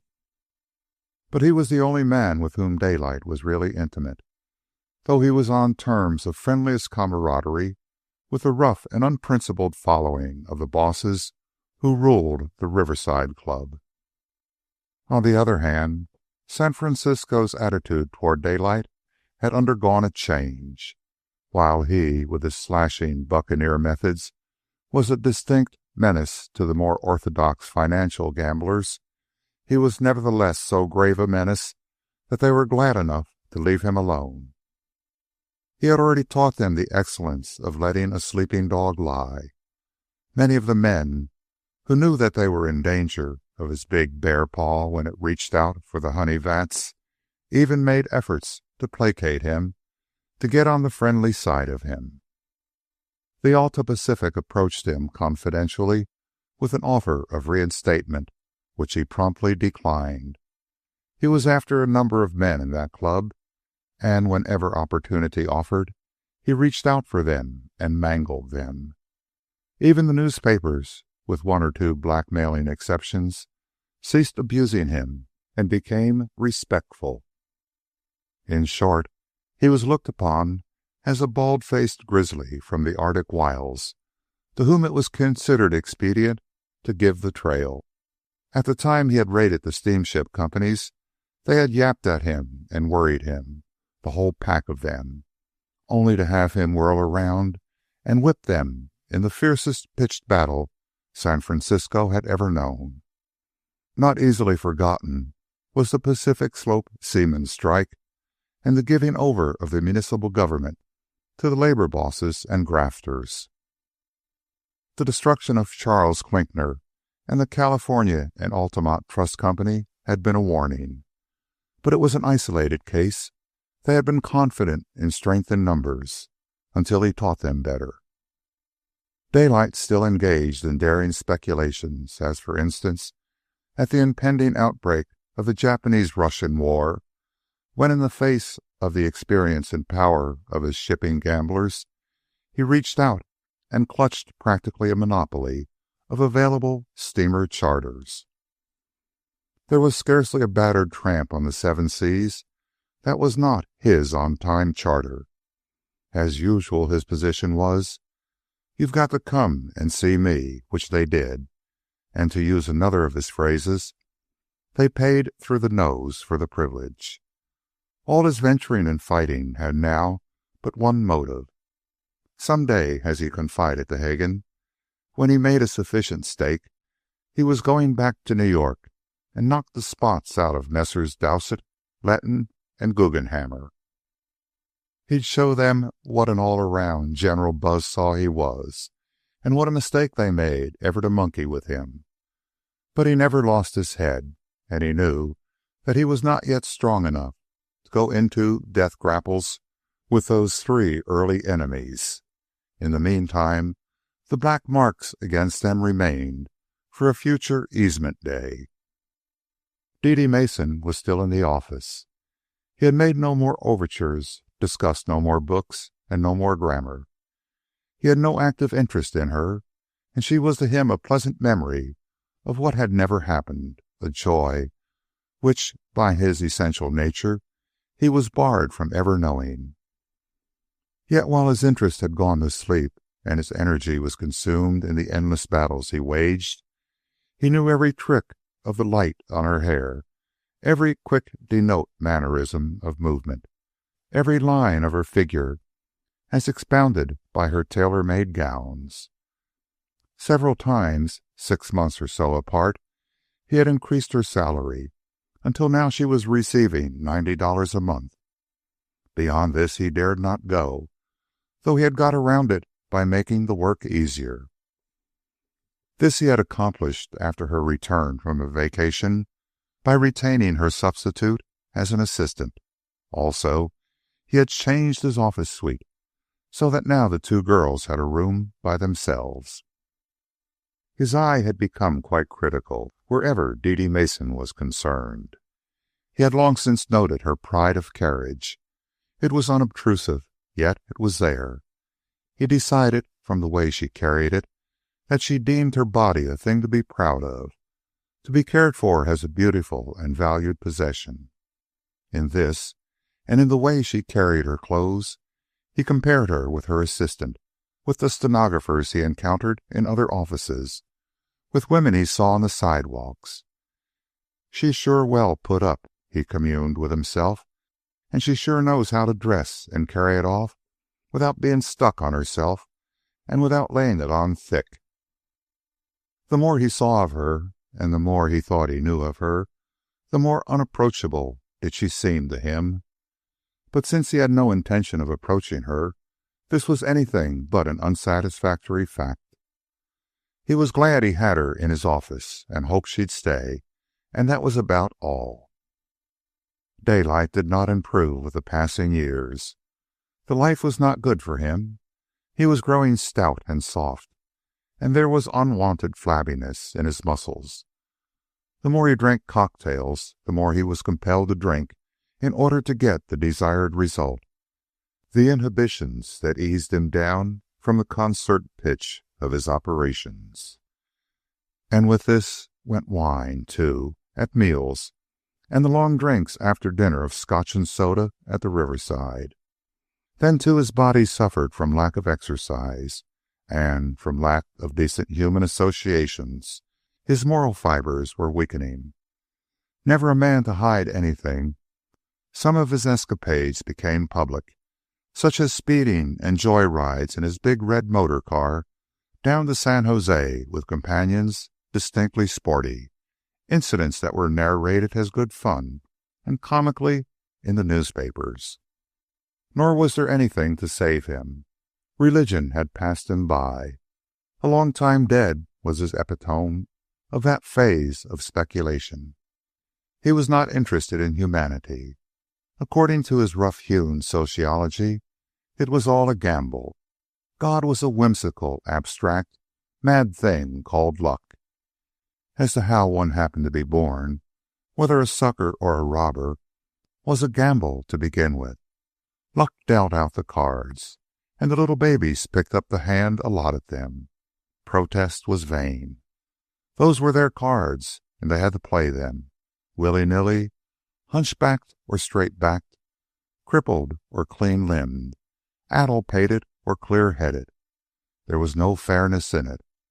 The cards most picked up put them into the sucker class. The cards of a few enabled them to become robbers. The playing of the cards was life. The crowd of players, society. The table was the earth, and the earth, in lumps and chunks, from loaves of bread to big red motor cars, was the stake. And in the end, lucky and unlucky, they were all a long time dead. It was hard on the stupid lowly, for they were coopered to lose from the start. But the more he saw of the others, the apparent winners, the less it seemed to him that they had anything to brag about. They, too, were a long time dead, and their living did not amount to much. It was a wild animal fight. The strong trampled the weak, and the strong, he had already discovered, men like Dowsett and Letton and Guggenhammer, were not necessarily the best. He remembered his miner comrades in the Arctic. They were the stupid lowly. They did the hard work and were robbed of the fruits of their toil, just as was the old woman making wine in the Sonoma hills. And yet they had finer qualities of truth and loyalty and square dealing than did the men who robbed them. The winners seemed to be the crooked ones, the unfaithful ones, the wicked ones. And even they had no say in the matter. They played the cards that were given them, and luck, the monstrous, mad god thing, the owner of the whole shebang, looked on and grinned. It was he who stacked the universal card deck of existence. There was no justice in the deal. The little men that came, the little pulpy babies, were not even asked if they wanted to try a flutter at the game. They had no choice. Luck jerked them into life and slammed them up against the jostling table and told them, "Now play, damn you, play."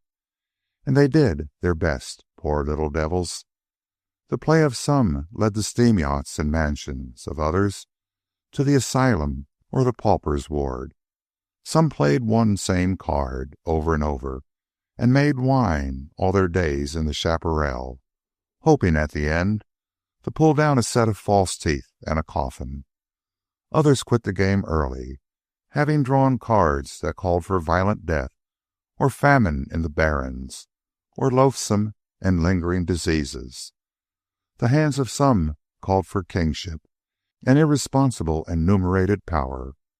Other hands called for ambition, for wealth in untold sums, for disgrace and shame, or for women and wine. As for himself, he had drawn a lucky hand, though he could not see all the cards. Somebody or something might get him yet. That mad god Luck might be tricking him along to some such end. An unfortunate set of circumstances, and in a month's time, the robber gang might be war dancing around his financial carcass. This very day a streetcar might run him down, or a sign fall from a building and smash in his skull. Or there was disease, ever rampant, one of Luck's grimmest whims. Who could say, tomorrow or some other day, a ptomaine bug, or some other of 1,000 bugs, might jump out upon him and drag him down. There was Dr. Bascom, Lee Bascom, who had stood beside him a week ago and talked and argued, a picture of magnificent youth and strength and health. And in 3 days he was dead. Pneumonia, rheumatism of the heart, and heaven knew what else. At the end, screaming in agony that could be heard a block away. That had been terrible. It was a fresh, raw stroke in Daylight's consciousness. And when would his turn come? Who could say? In the meantime, there was nothing to do but play the cards he could see in his hand, and they were battle, revenge, and cocktails, and Luck sat over all and grinned. Chapter 11. One Sunday late in the afternoon found Daylight across the bay in the Piedmont hills back of Oakland. As usual, he was in a big motor car, though not his own, the guest of Swiftwater Bill, Luck's own darling, who had come down to spend the cleanup of the 7th fortune wrung from the frozen Arctic gravel. The notorious spender, his latest pile, was already on the fair road to follow the previous 6. He it was, in the first year of Dawson, who had cracked an ocean of champagne at $50 a quart, who, with the bottom of his gold sack in sight, had cornered the egg market at $24 per dozen, to the tune of 110 dozen, in order to pick the lady love who had jilted him. And he it was, paying like a prince for speed, who had chartered special trains and broken all records between San Francisco and New York. And here he was once more, the luck pup of hell, as Daylight called him, throwing his latest fortune away with the same old-time facility. It was a merry party, and they had made a merry day of it, circling the bay from San Francisco, around by San Jose, and up to Oakland, having been thrice arrested for speeding, the 3rd time, however, on the Hayward stretch, running away with their captor. Fearing that a telephone message to arrest them had been flashed ahead, they turned into the back road through the hills, and now, rushing in upon Oakland by a new route, were boisterously discussing what disposition they should make of the constable. "We'll come out at Blair Park in 10 minutes," one of the men announced. "Look here, Swiftwater, there's a crossroads right ahead, with lots of gates, but it'll take us back country clear into Berkeley. Then we can come back into Oakland from the other side, sneak across on the ferry, and send the machine back around tonight with a chauffeur." But Swiftwater Bill failed to see why he should not go into Oakland by way of Blair Park, and so decided. The next moment, flying around a bend, the back road they were not going to take appeared. Inside the gate, leaning out from her saddle and just closing it, was a young woman on a chestnut sorrel. With his first glimpse, Daylight felt there was something strangely familiar about her. The next moment, straightening up in the saddle, with a movement he could not fail to identify, she put the horse into a gallop, riding away with her back toward them. It was Dede Mason. He remembered what Morrison had told him about her keeping a riding horse, and he was glad she had not seen him in this riotous company. Swiftwater Bill stood up, clinging with one hand to the back of the front seat and waving the other to attract her attention. His lips were pursed for the piercing whistle for which he was famous and which Daylight knew of old, when Daylight, with a hook of his leg and a yank on the shoulder, slammed the startled Bill down into his seat. "You must know the lady," Swiftwater Bill spluttered. "I sure do," Daylight answered, "so shut up." "Well, I congratulate your good taste, Daylight. She's a peach, and she rides like one, too." Intervening trees at that moment shut her from view, and Swiftwater Bill plunged into the problem of disposing of their constable, while Daylight, leaning back with closed eyes, was still seeing Dede Mason gallop off down the country road. Swiftwater Bill was right. She certainly could ride, and sitting astride, her seat was perfect. Good for Dede. That was an added point, her having the courage to ride in the only natural and logical manner. Her head was screwed on right. That was one thing sure. On Monday morning, coming in for dictation, he looked at her with new interest, though he gave no sign of it, and the stereotyped business passed off in the stereotyped way. But the following Sunday found him on a horse himself, across the bay and riding through the Piedmont hills. He made a long day of it, but no glimpse did he catch of Dede Mason, though he even took the back road of many gates and rode on in to Berkeley. Here, along the lines of multitudinous houses, up one street and down another, he wondered which of them might be occupied by her. Morrison had said long ago that she lived in Berkeley, and she had been headed that way in the late afternoon of the previous Sunday, evidently returning home. It had been a fruitless day so far as she was concerned, and yet not entirely fruitless, for he had enjoyed the open air and the horse under him to such purpose that on Monday his instructions were out to dealers to look for the best chestnut sorrel that money could buy. At odd times during the week he examined numbers of chestnut sorrels, tried several, and was unsatisfied. It was not till Saturday that he came upon Bob. Daylight knew him for what he wanted the moment he laid eyes on him. A large horse for a riding animal, he was none too large for a big man like Daylight. In splendid condition, Bob's coat in the sunlight was a flame of fire, his arched neck a jeweled conflagration. "He's sure a winner," was Daylight's comment, but the dealer was not so sanguine. He was selling the horse on commission, and its owner had insisted on Bob's true character being given. The dealer gave it.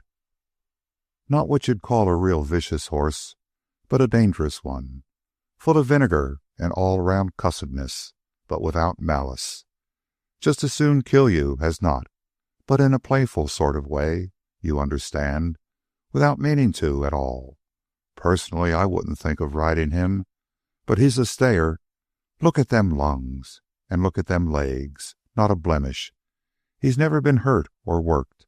Nobody ever succeeded in taking it out of him.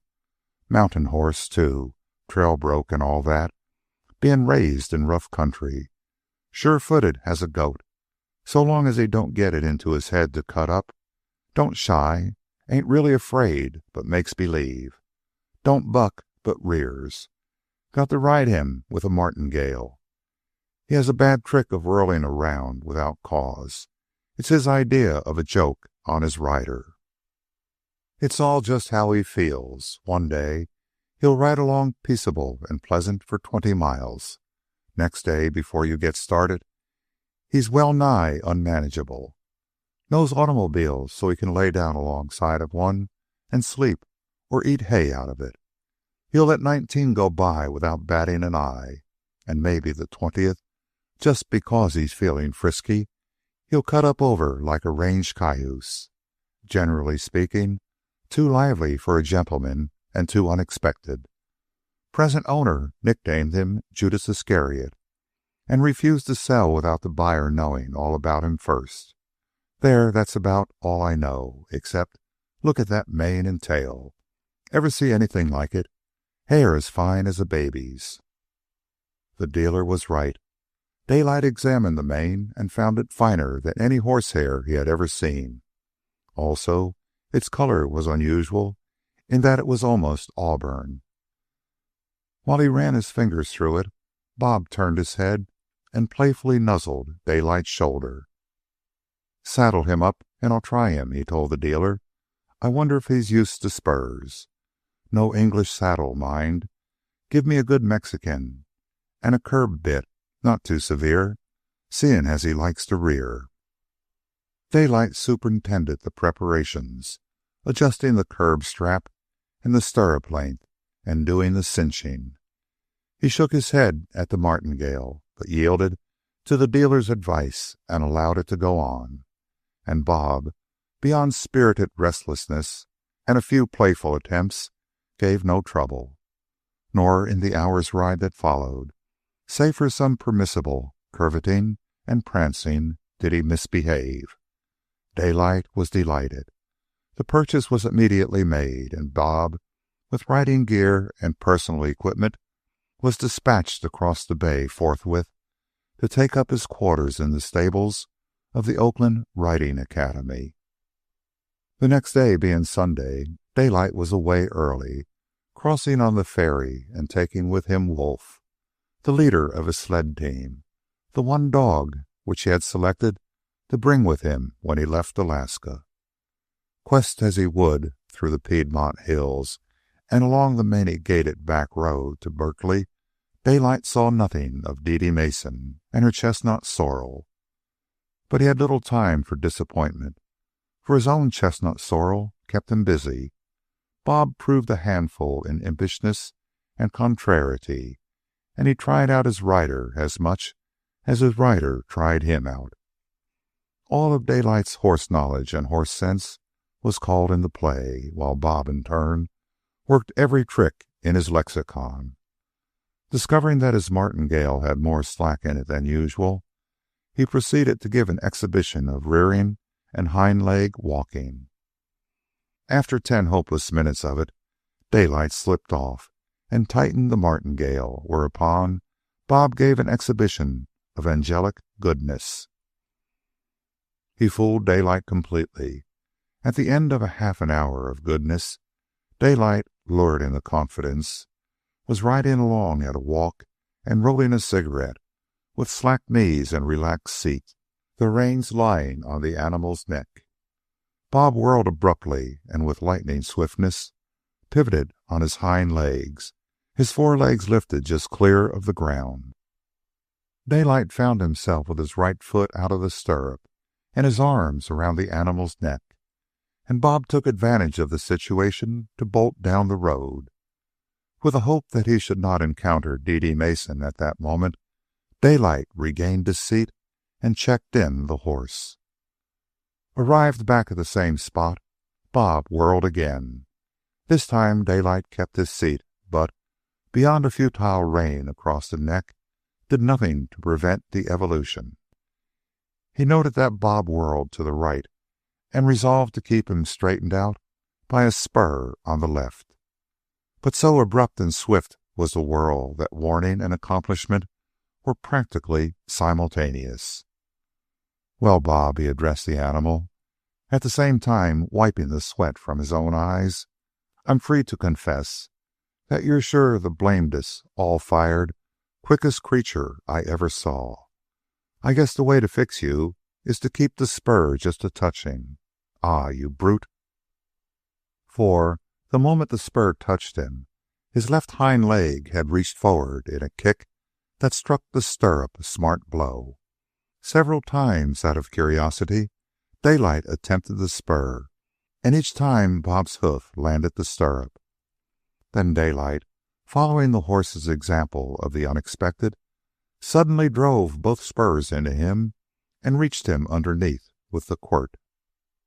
"You ain't never had a real licking before," he muttered as Bob, thus rudely jerked out of the circle of his own impish mental processes, shot ahead. Half a dozen times spurs and quirt bit into him, and then Daylight settled down to enjoy the mad, magnificent gallop. No longer punished at the end of a half-mile, Bob eased down into a fast canter.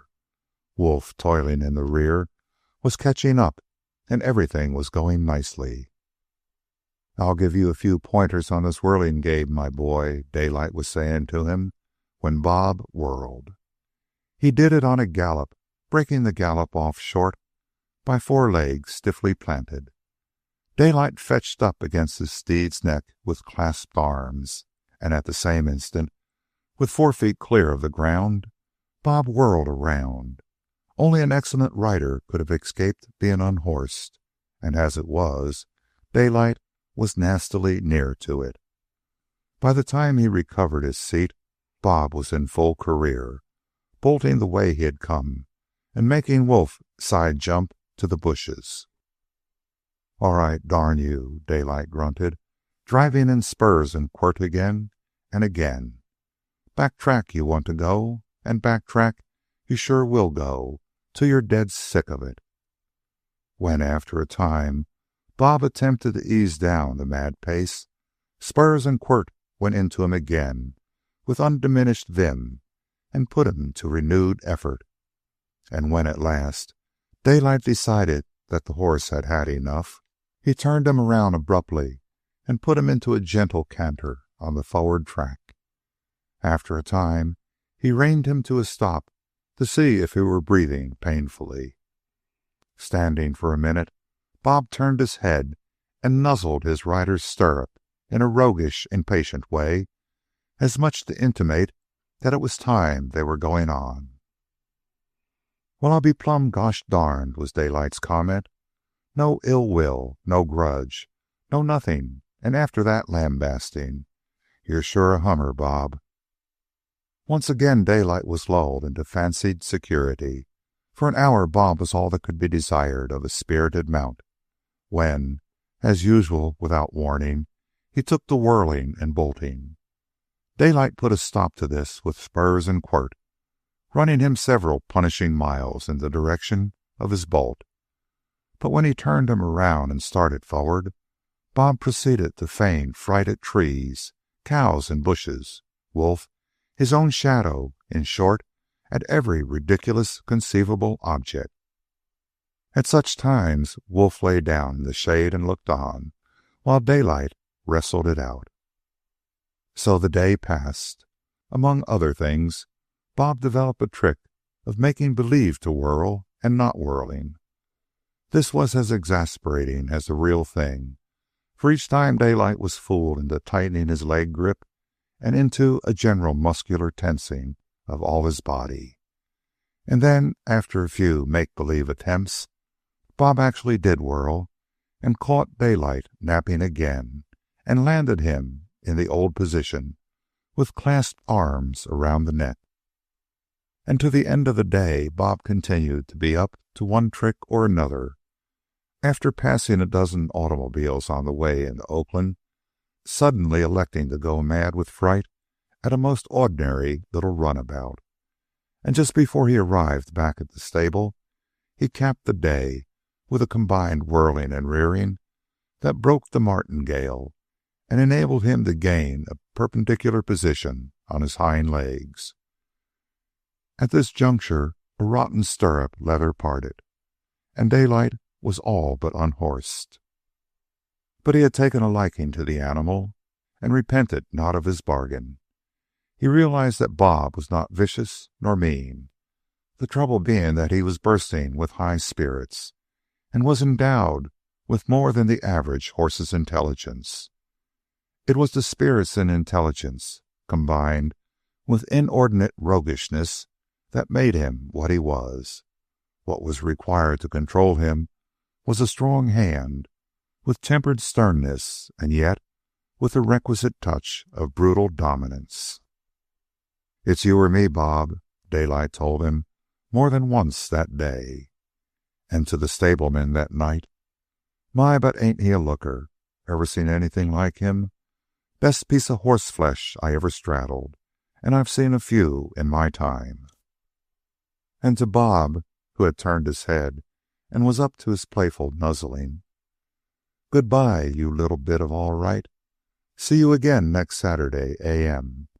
And just you bring along your whole basket of tricks, you old son of a gun."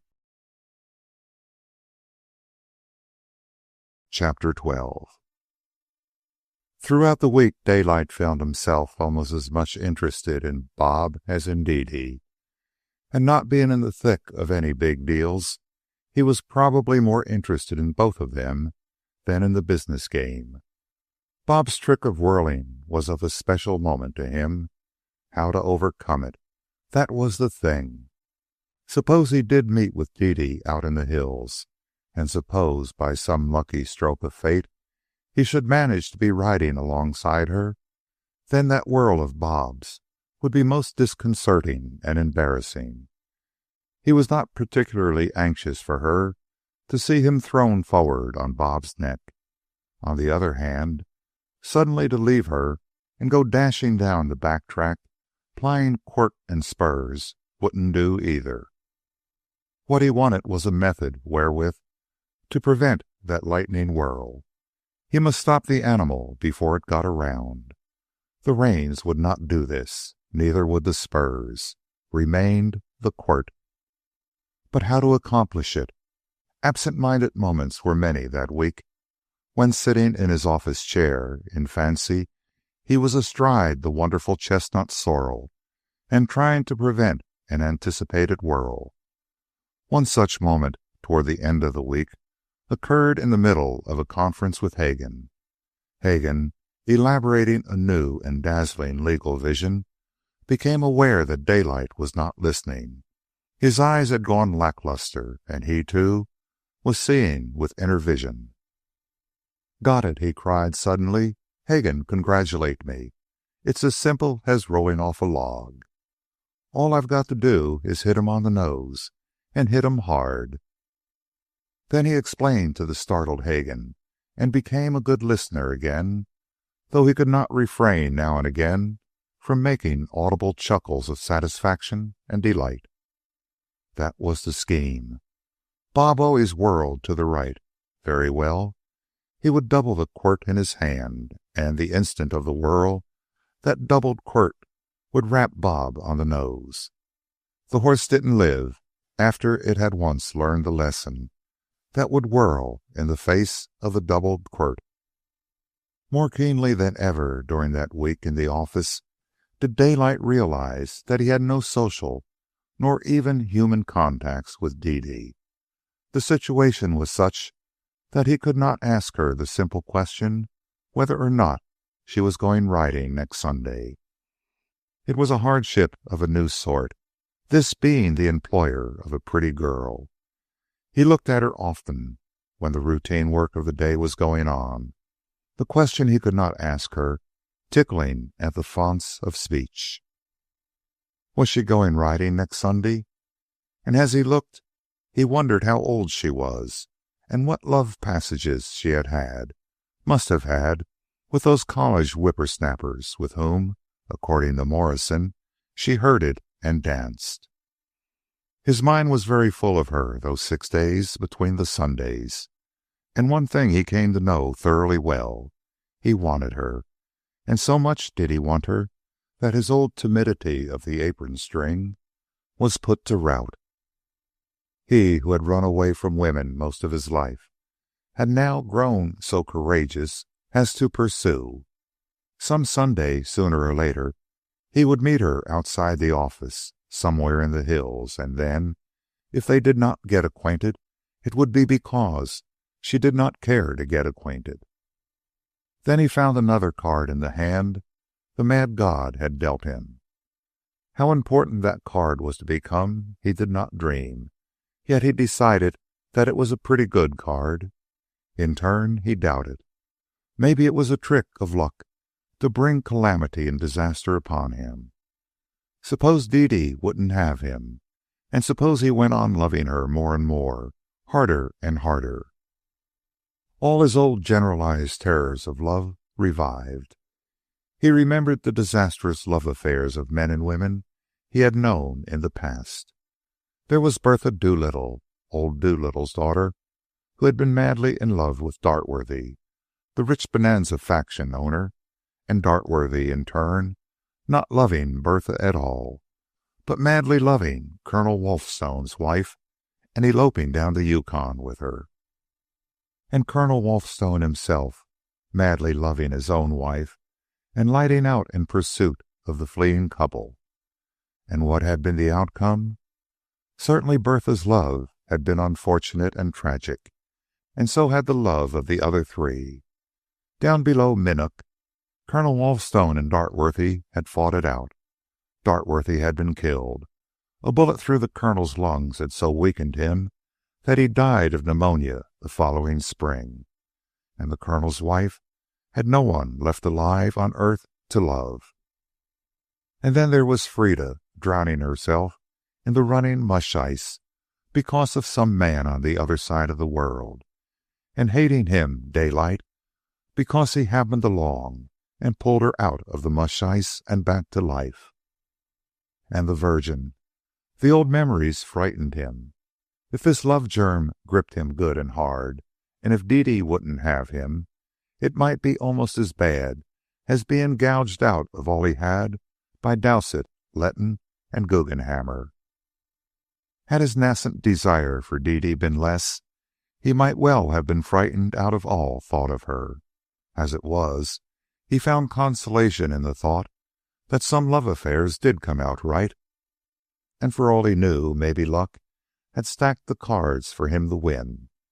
Some men were born lucky, lived lucky all their days, and died lucky. Perhaps, too, he was such a man, a born luck pup who could not lose. Sunday came, and Bob, out in the Piedmont hills, behaved like an angel. His goodness at times was of the spirited, prancing order, but otherwise he was a lamb. Daylight, with doubled quirt ready in his right hand, ached for a whirl, just one whirl, which Bob, with an excellence of conduct that was tantalizing, refused to perform. But no Dede did Daylight encounter. He vainly circled about among the hill roads, and in the afternoon took the steep grade over the divide of the second range and dropped into Moraga Valley. Just after passing the foot of the descent, he heard the hoofbeats of a cantering horse. It was from ahead and coming toward him. What if it was Dede? He turned Bob around and started to return at a walk. If it were Dede, he was born to luck, he decided, for the meeting couldn't have occurred under better circumstances. Here they were, both going in the same direction, and the canter would bring her up to him, just where the stiff grade would compel a walk. There would be nothing else for her to do than ride with him to the top of the divide, and once there, the equally stiff descent on the other side would compel more walking. The canter came nearer, but he faced straight ahead until he heard the horse behind check to a walk. Then he glanced over his shoulder. It was Dede. The recognition was quick, and with her, accompanied by surprise. What more natural thing than that, partly turning his horse, he should wait till she caught up with him, and that, when abreast, they should continue abreast on up the grade. He could have sighed with relief. The thing was accomplished, and so easily. Greetings had been exchanged. Here they were side by side, going in the same direction, with miles and miles ahead of them. He noted that her eye was first for the horse, and next for him. "Oh, what a beauty!" she had cried at sight of Bob. From the shining light in her eyes, and the face filled with delight, he would scarcely have believed that it belonged to a young woman he had known in the office. the young woman with the controlled, subdued office face. "I didn't know you rode," was one of her first remarks.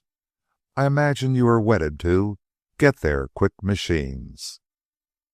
"I have just taken it up lately," was his answer. "Beginning to get stout, you know, and had to take it off somehow." She gave a quick sideways glance that embraced him from head to heel, including seat and saddle, and said, "But you've ridden before." She certainly had an eye for horses and things connected with horses, was his thought as he replied. "Not for many years, but I used to think I was a regular rip snorter when I was a youngster up in eastern Oregon, sneaking away from camp to ride with the cattle and break cayuses and that sort of thing." Thus, and to his great relief, were they launched on a topic of mutual interest. He told her about Bob's tricks, and of the whirl, and of his scheme to overcome it, and she agreed that horses had to be handled with a certain rational severity, no matter how much one loved them. There was her Mab, which she had for 8 years, and which she had had break of stall kicking. The process had been painful for Mab, but it had cured her. "You've ridden a lot," Daylight said. "I really can't remember the first time I was on a horse," she told him. "I was born on a ranch, you know, and they couldn't keep me away from the horses. I must have been born with the love for them. I had my first pony, all my own, when I was 6. When I was 8, I knew what it was to be all day in the saddle along with Daddy. By the time I was 11, he was taking me on my first deer hunts. I'd be lost without a horse. I hate indoors, and without Mab here, I suppose I'd have been sick and dead long ago." "You like the country?" he queried, at the same moment catching his first glimpse of a light in her eyes other than gray. "As much as I detest the city," she answered.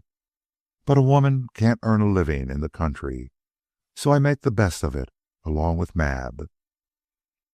And thereat, she told him more of her ranch life in the days before her father died. And Daylight was hugely pleased with himself. They were getting acquainted.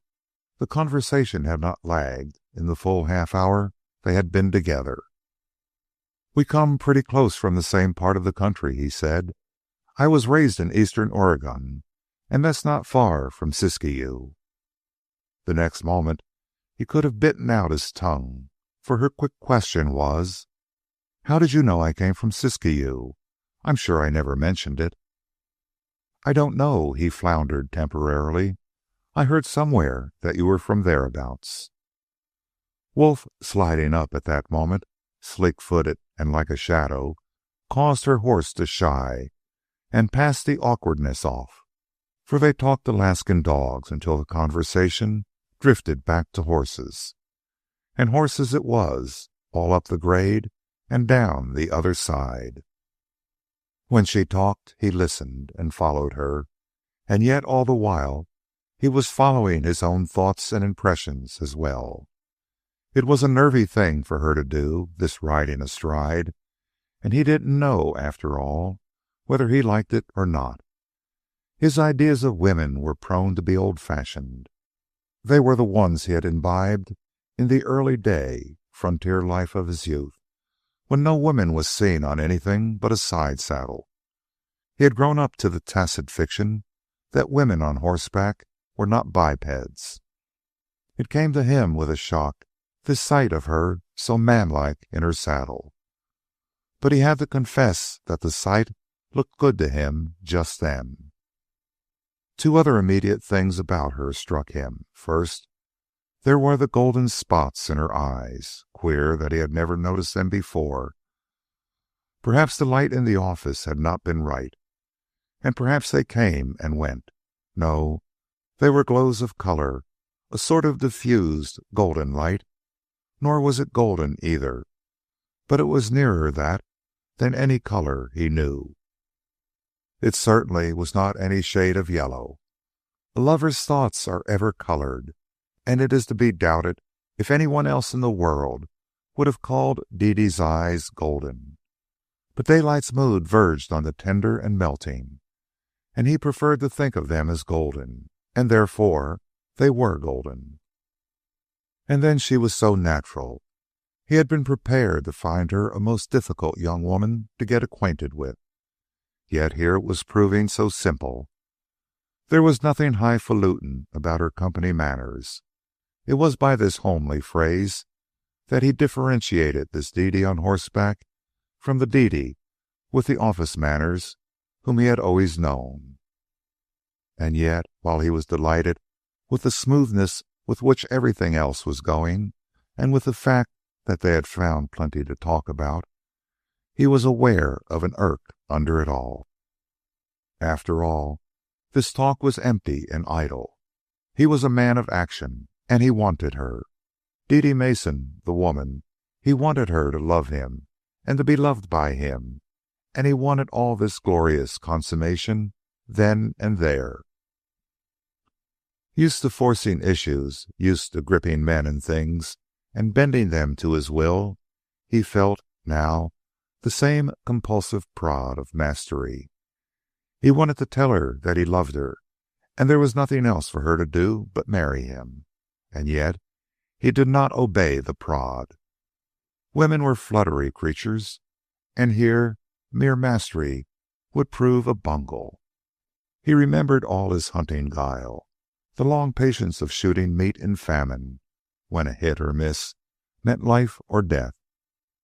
Truly, though, this girl did not yet mean quite that.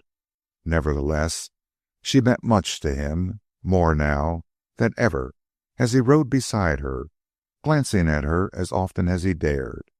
She, in her corduroy riding habit, so bravely manlike, yet so essentially and revealingly woman, smiling, laughing, talking, her eyes sparkling, the flush of a day of sun and summer breeze warm in her cheeks. Chapter 13. Another Sunday, man and horse and dog roved the Piedmont hills, and again Daylight and Dede rode together. But this time her surprise at meeting him was tinctured with suspicion, or rather her surprise was of another order. The previous Sunday had been quite accidental, but his appearing a second time among her favorite haunts hinted of more than the fortuitous. Daylight was made to feel that she suspected him, and he, remembering that he had seen a big rock quarry near Blair Park, stated offhand that he was thinking of buying it. His one-time investment in a brickyard had put the idea into his head, an idea that he decided was a good one, for it enabled him to suggest that she ride along with him to inspect the quarry. So several hours he spent in her company, in which she was much the same girl as before, natural, unaffected, light-hearted, smiling and laughing, a good fellow, talking horses with unflagging enthusiasm, making friends with the crusty-tempered wolf, and expressing the desire to ride Bob, whom she declared she was more in love with than ever. At this last, Daylight demurred. Bob was full of dangerous tricks, and he wouldn't trust anyone on him except his worst enemy. "You think because I'm a girl that I don't know anything about horses," she flashed back. "But I've been thrown off and bucked off enough not to be overconfident, and I'm not a fool. I wouldn't get on a bucking horse. I've learned better, and I'm not afraid of any other kind. And you say yourself that Bob doesn't buck." "But you've never seen him cutting up didos," Daylight said. "You must remember that I've seen a few others, and I've been on several of them myself. I brought Mab to electric cars, locomotives, and automobiles. She was a raw range colt when she came to me. Broke in the saddle, that was all. Besides, I won't hurt your horse." Against his better judgment, Daylight gave in, and, on an unfrequented stretch of road, changed saddles and bridles. "Remember, he's greased lightning," he warned, as he helped her to mount. She nodded, while Bob pricked up his ears to the knowledge that he had a strange rider on his back. The fun came quickly enough, too quickly for Dede, who found herself against Bob's neck as he pivoted around and bolted the other way. Daylight followed on her horse and watched. He saw her check the animal quickly to a standstill, and immediately, with rein across neck and a decisive prod of the left spur, whirl him back the way he had come, and almost as swiftly. "Get ready to give him the quirt on the nose," Daylight called. But, too quickly for her, Bob whirled again, though this time, by a severe effort, she saved herself from the undignified position against his neck. His bolt was more determined, but she pulled him into a prancing walk, and turned him roughly back with her spurred heel. There was nothing feminine in the way she handled him. Her method was imperative and masculine. Had this not been so, Daylight would have expected her to say she had had enough. But that little preliminary exhibition had taught him something of Dede's quality, and if it had not, a glance at her gray eyes, just perceptibly angry with herself, and at the firm set of her mouth, would have told him the same thing. Daylight did not suggest anything, while he hung almost gleefully upon her actions, in anticipation of what the fractious Bob was going to get. And Bob got it. On his next whirl, or attempt, rather, for he was no more than halfway around, when the quirt met him smack on his tender nose. There and then, in his bewilderment, surprise, and pain, his forefeet, just skimming above the road, dropped down. "Great," Daylight applauded. "A couple more will fix him. He's too smart not to know when he's beaten." Again Bob tried, but this time he was barely quarter around when the doubled quirt on his nose compelled him to drop his forefeet to the road. Then, with neither rein nor spur, but by the mere threat of the quirt, she straightened him out. Dede looked triumphantly at Daylight. "Let me give him a run?" she asked. Daylight nodded, and she shot down the road.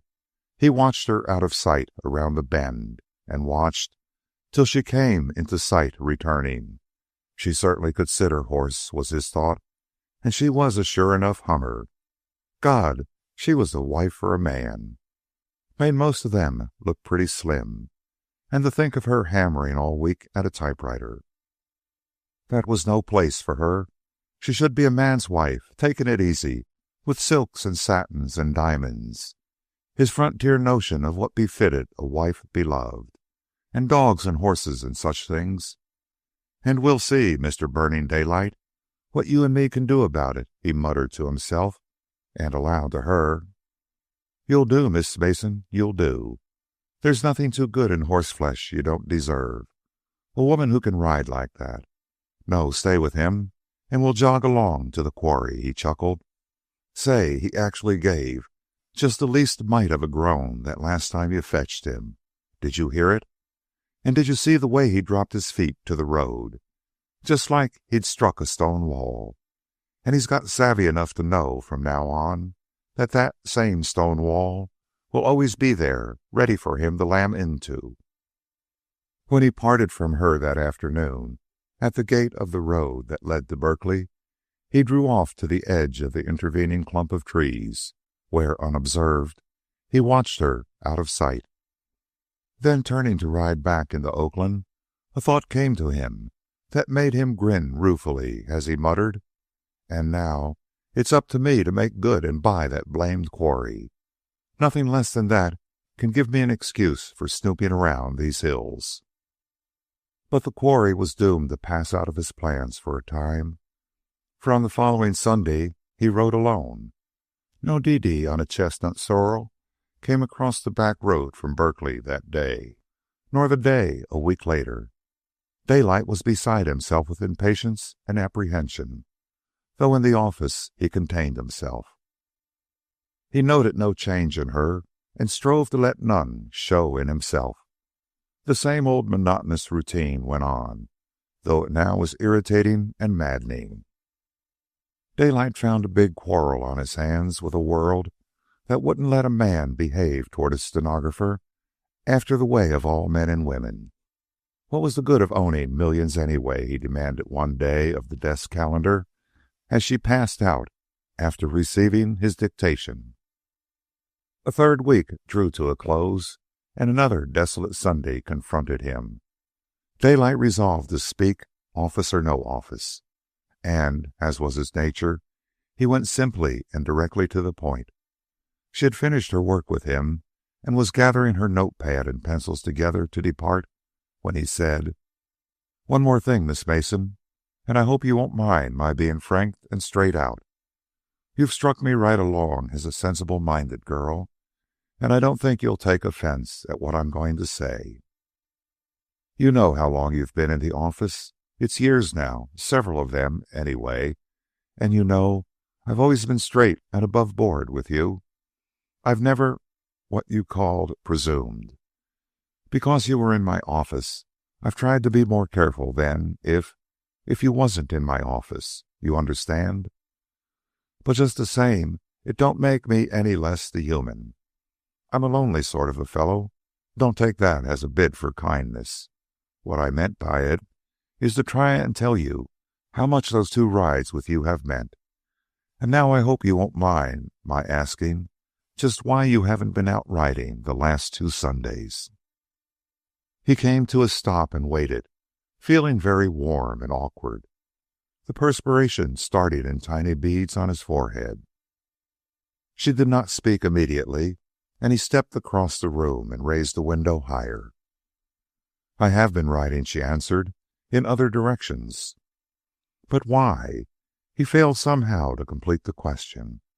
"Go ahead and be frank with me," he urged, "just as frank as I am with you. Why didn't you ride in the Piedmont hills? I hunted for you everywhere." "And that is just why," she smiled, and looked him straight in the eyes for a moment, then dropped her own. "Surely you understand, Mr. Harnish." He shook his head glumly. "I do and I don't. I ain't used to city ways by a long shot. There's things one mustn't do, which I don't mind, as long as I don't want to do them." "But when you do?" she asked quickly. "Then I do them." His lips had drawn firmly with his affirmation of will. But the next instant he was amending the statement. "That is, I mostly do. But what gets me is the things you mustn't do when they're not wrong, and they won't hurt anybody. This riding, for instance." She played nervously with a pencil for a time, as if debating her reply, while he waited patiently. "This riding," she began, "it's not what they call the right thing. I leave it to you. You know the world. You are Mr. Harnish, the millionaire." "Gambler," he broke in harshly. She nodded acceptance of his term and went on. "And I'm a stenographer in your office." "You're 1,000 times better than me," he attempted to interpolate, but was in turn interrupted. "It isn't a question of such things. It's a simple and fairly common situation that must be considered. I work for you, and it isn't what you or I might think, but what other persons will think. And you don't need to be told any more about that. You know yourself." Her cool, matter-of-fact speech belied her, or so Daylight thought. Looking at her perturbed feminineness, at the rounded lines of her figure, the breast that deeply rose and fell, and at the color that was now excited in her cheeks. "I'm sorry I frightened you out of your favorite stamping ground," he said rather aimlessly. "You didn't frighten me," she retorted with a touch of fire. "I'm not a silly seminary girl. I've taken care of myself for a long time now, and I've done it without being frightened. We were together 2 Sundays, and I'm sure I wasn't frightened of Bob or you. It isn't that. I have no fears of taking care of myself, but the world insists on taking care of one as well. That's the trouble. It's what the world would have to say about me and my employer, meeting regularly and riding in the hills on Sunday. It's funny, but it's so. I could ride with one of the clerks without remark, but with you, no." "But the world don't know and don't need to know," he cried.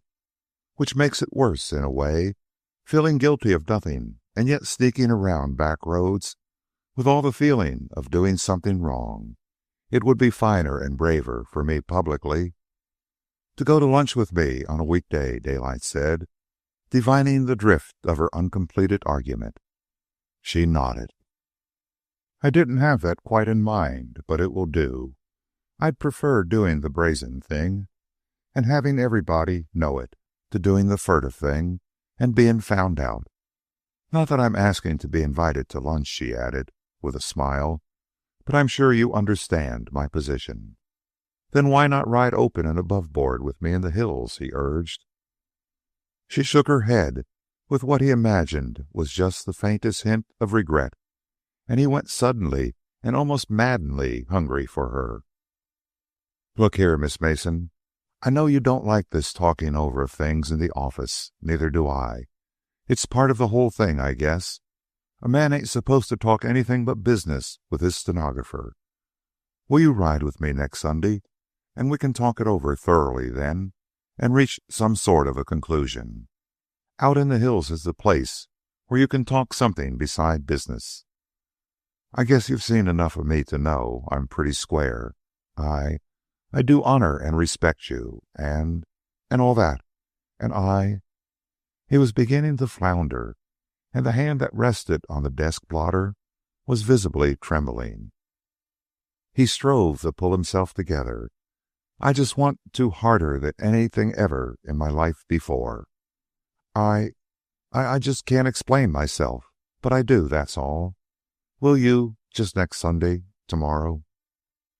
Nor did he dream that her low acquiescence was due, as much as anything else, to the beads of sweat on his forehead, his trembling hand, and his all too evident general distress. Chapter 14. Of course, there's no way of telling what anybody wants from what they say. Daylight rubbed Bob's rebellious ear with his quirt and pondered with dissatisfaction the words he had just uttered. They did not say what he had meant them to say. What I'm driving at is that you say flat-footed that you won't meet me again, and you give reasons, but how am I to know they are your real reasons? Maybe you just don't want to get acquainted with me and won't say so for fear of hurting my feelings. Don't you see? I'm the last man in the world to shove in where I'm not wanted. And if I thought you didn't care a whoop to see anything more of me, why, I'd clear out so blamed quick you couldn't see me for smoke. Dede smiled at him in acknowledgment of his words, but rode on silently, and that smile, he thought, was the most sweetly wonderful smile he had ever seen. There was a difference in it, he assured himself, from any smile she had ever given him before. It was the smile of one who knew him just a little bit, of one who was just the least mite acquainted with him. Of course, he checked himself up the next moment. It was unconscious on her part. It was sure to come in the intercourse of any two persons. Any stranger, a businessman, a clerk, anybody, after a few casual meetings, would show similar signs of friendliness. It was bound to happen, but in her case, it made more impression on him, and besides, in it was such a sweet and wonderful smile. Other women he had known had never smiled like that. He was sure of it. It had been a happy day. Daylight had met her on the back road from Berkeley, and they had had hours together. It was only now, with the day drawing to a close, with them approaching the gate of the road to Berkeley, that he had broached the important subject. She began her answer to his last contention, and he listened gratefully. But suppose, just suppose, the reasons I have given are the only ones, that there is no question of my not wanting to know you. Then I'd go on urging like Sam Scratch, he said quickly, because, you see, I've always noticed that folks that incline to anything are much more open to hearing the case stated. But if you did have other reasons up your sleeve, if you didn't want to know me, if, Well, if you thought my feelings ought to be hurt just because you had a good job with me. Here his calm consideration of a possibility was swamped by the fear that it was an actuality, and he lost the thread of his reasoning. Well, anyway, all you have to do is say the word, and I'll clear out, and with no hard feelings. It would be just a case of bad luck for me. So be honest, Miss Mason, please, and tell me if that's the reason. I almost got a hunch that it is." She glanced up at him, her eyes abruptly and slightly moist, half with hurt, half with anger. "Oh, but that isn't fair," she cried. "You give me the choice of lying to you and hurting you in order to protect myself by getting rid of you, or of throwing away my protection by telling you the truth. For then you, as you said yourself, would stay and urge." Her cheeks were flushed, her lips tremulous, but she continued to look him frankly in the eyes. Daylight smiled grimly with satisfaction. "I'm really glad, Miss Mason, really glad for those words. But they won't serve you," she went on hastily. "They can't serve you. I refuse to let them. This is our last ride, and here is the gate." Ranging her mare alongside, she bent, slid the catch, and followed the opening gate. "No, please no," she said, as Daylight started to follow. Humbly acquiescent, he pulled Bob back, and the gate swung shut between them. But there was more to say, and she did not ride on. "Listen, Miss Mason," he said, in a low voice that shook with sincerity. "I want to assure you of one thing. I'm not just trying to fool around with you. I like you. I want you. And I was never more in earnest in my life. There's nothing wrong in my intentions or anything like that. What I mean is strictly honorable." But the expression of her face made him stop. She was angry, and she was laughing at the same time. "The last thing you should have said," she cried. "It's like a matrimonial bureau. Intentions strictly honorable. Object, matrimony. But it's no more than I deserve. This is what I suppose you call urging like Sam Scratch." The tan had bleached out of Daylight's skin since the time he came to live under city roofs, so that the flush of blood showed readily as it crept up his neck, past the collar, and overspread his face. Nor in his exceeding discomfort did he dream she was looking upon him at that moment with more kindness than at any time that day. It was not in her experience to behold big grown-up men who blushed like boys, and already she repented the sharpness into which she had been surprised. "Now look here, Miss Mason," he began, slowly and stumblingly at first, but accelerating into a rapidity of utterance that was almost incoherent. "I'm a rough sort of man, I know that, and I know I don't know much of anything. I've never had any training in nice things. I've never made love before, and I've never been in love before either, and I don't know how to go about it any more than a thundering idiot. What you want to do is get behind my tomfool words and get a feel of the man that's behind them. That's me, and I mean all right, if I don't know how to go about it." Dede Mason had quick bird-like ways, almost flitting from mood to mood, and she was all contrition on the instant. "Forgive me for laughing," she said across the gate. "It wasn't really laughter. I was surprised off my guard and hurt, too. You see, Mr. Harnish, I've not been—" She paused in sudden fear of completing the thought into which her bird-like precipitancy had betrayed her. "What you mean to say is that you've not been used to such proposing," Daylight said. "A sort of on the run. Howdy, glad to make your acquaintance. Won't you be mine proposition?" She nodded and broke into laughter, in which he joined, and which served to pass the awkwardness away. He gathered heart at this, and went on in greater confidence, with cooler head and tongue. "There, you see, you prove my case. You've had experience in such matters. I don't doubt you've had slathers of proposals. Well, I haven't, and I'm like a fish out of water. Besides, this ain't a proposal. It's a peculiar situation, that's all, and I'm in a corner. I've got enough plain horse sense to know a man ain't supposed to argue marriage with a girl as a reason for getting acquainted with her. And right there was where I was in the hole. Number one, I can't get acquainted with you in the office. Number two, you say you won't see me out of the office to give me a chance. Number three, your reason is that folks will talk because you work for me.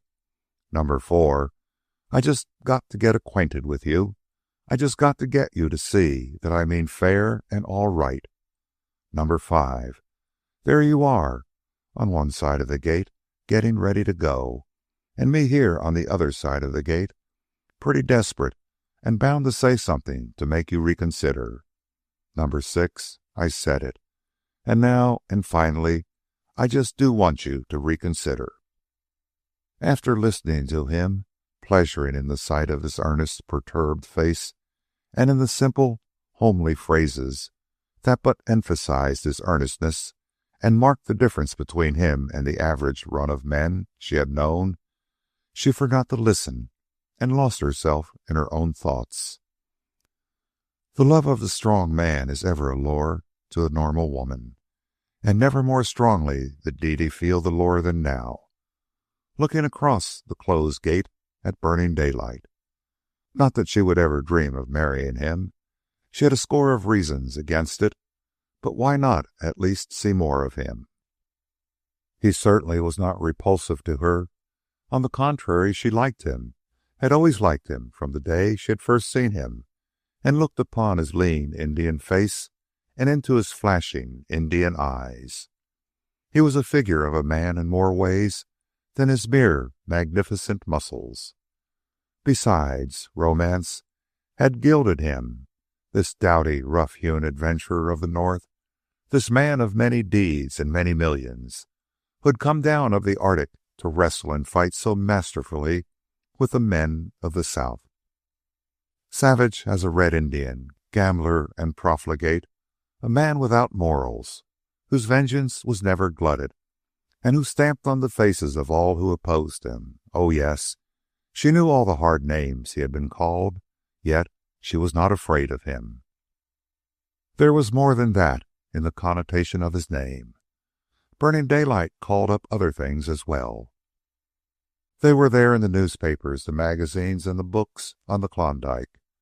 When all was said, Burning Daylight had a mighty connotation, one to touch any woman's imagination as it touched hers.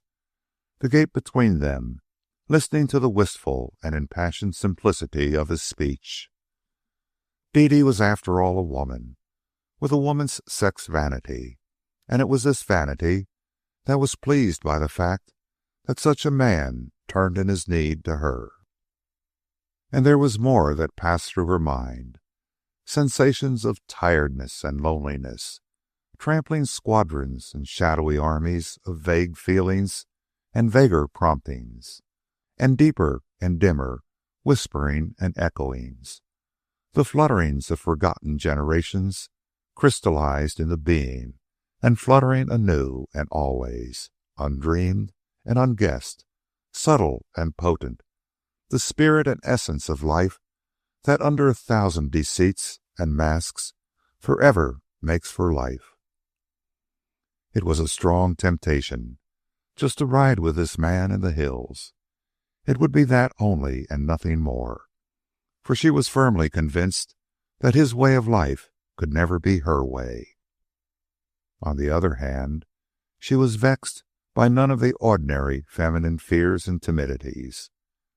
That she could take care of herself under any and all circumstances, she never doubted. Then why not? It was such a little thing, after all. She led an ordinary, humdrum life at best. She ate and slept and worked, and that was about all. As if in review, her anchorite existence passed before her. 6 days of the week spent in the office, and in journeying back and forth on the ferry. The hours stolen before bedtime for snatches of song at the piano, for doing her own special laundering, for sewing and mending, and casting up of meager accounts. The 2 evenings a week of social diversion she permitted herself. The other stolen hours on Saturday afternoons spent with her brother at the hospital. And the 7th day, Sunday, her day of solace, on Mob's back, out among the blessed hills. But it was lonely, this solitary riding. Nobody of her acquaintance rode. Several girls at the university had been persuaded into trying it. But after a Sunday or two on hired livery hacks, they had lost interest. There was Madeline, who bought her own horse and rode enthusiastically for several months, only to get married and go away to live in Southern California. After years of it, one did get tired of his eternal riding alone. He was such a boy, this big giant of a millionaire, who had half the rich men of San Francisco afraid of him. Such a boy. She had never imagined this side of his nature. How do folks get married, he was saying. Why, number 1, they meet. Number 2, like each other's looks. Number 3, get acquainted. And number 4, get married or not, according to how they like each other after getting acquainted. But how in thunder we're to have a chance to find out whether we like each other enough is beyond my savvy, unless we make that chance ourselves. I'd come to see you, call on you, only I know you're just rooming or boarding, and that won't do. Suddenly, with a change of mood, the situation appeared to Dede ridiculously absurd. She felt the desire to laugh, not angrily, not hysterically, but just jolly. It was so funny. Herself the stenographer, he the notorious and powerful gambling millionaire, and the gap between them, across which poured his argument of people getting acquainted and married. Also, it was an impossible situation. On the face of it, she could not go on with it. This program of furtive meetings in the hills would have to discontinue. There would never be another meeting, and if denied this, he tried to woo her in the office, she would be compelled to lose a very good position, and that would be an end of the episode. It was not nice to contemplate, but the world of men, especially in the cities, she had not found particularly nice. She had not worked for her living for years without losing a great many of her illusions. We won't do any sneaking or hiding around about it, Daylight was explaining. We'll ride around as bold, if you please, and if anybody sees us, why let them. If they talk, well, so long as our consciences are straight, we needn't worry. Say the word, and Bob will have on his back the happiest man alive. She shook her head, pulled in the mare, who was impatient to be off for home, and glanced significantly at the lengthening shadows. It's getting late now anyway, Daylight hurried on, and we've settled nothing after all. Just one more Sunday anyway. That's not asking much to settle it in. We've had all day, she said, but we started to talk it over too late. We'll tackle it earlier next time. This is a big, serious proposition with me, I can tell you. Say, next Sunday? Are men ever fair, she asked. You know thoroughly well that by next Sunday you mean many Sundays. Then let it be many Sundays, he cried recklessly, while she thought that she had never seen him looking so handsomer. Say the word, only say the word. Next Sunday at the quarry. She gathered the reins into her hand preliminary to starting. Good night, she said, and yes, he whispered, with just the faintest touch of impressiveness. Yes, she said, her voice low but distinct. At the same moment, she put the mare into a canter and went down the road without a backward glance, intent on an analysis of her own feelings. With her mind made up to say no, and to the last instant she had been so resolved, her lips nevertheless had said yes, or at least it seemed the lips. She had not intended to consent. Then why had she? Her first surprise and bewilderment, at so wholly unpremeditated an act, gave way to consternation as she considered its consequences. She knew that Burning Daylight was not a man to be trifled with, that under his simplicity and boyishness he was essentially a dominant male creature, and that she had pledged herself to a future of inevitable stress and storm. And again, she demanded of herself why she had said yes at the very moment when it had been farthest from her intention.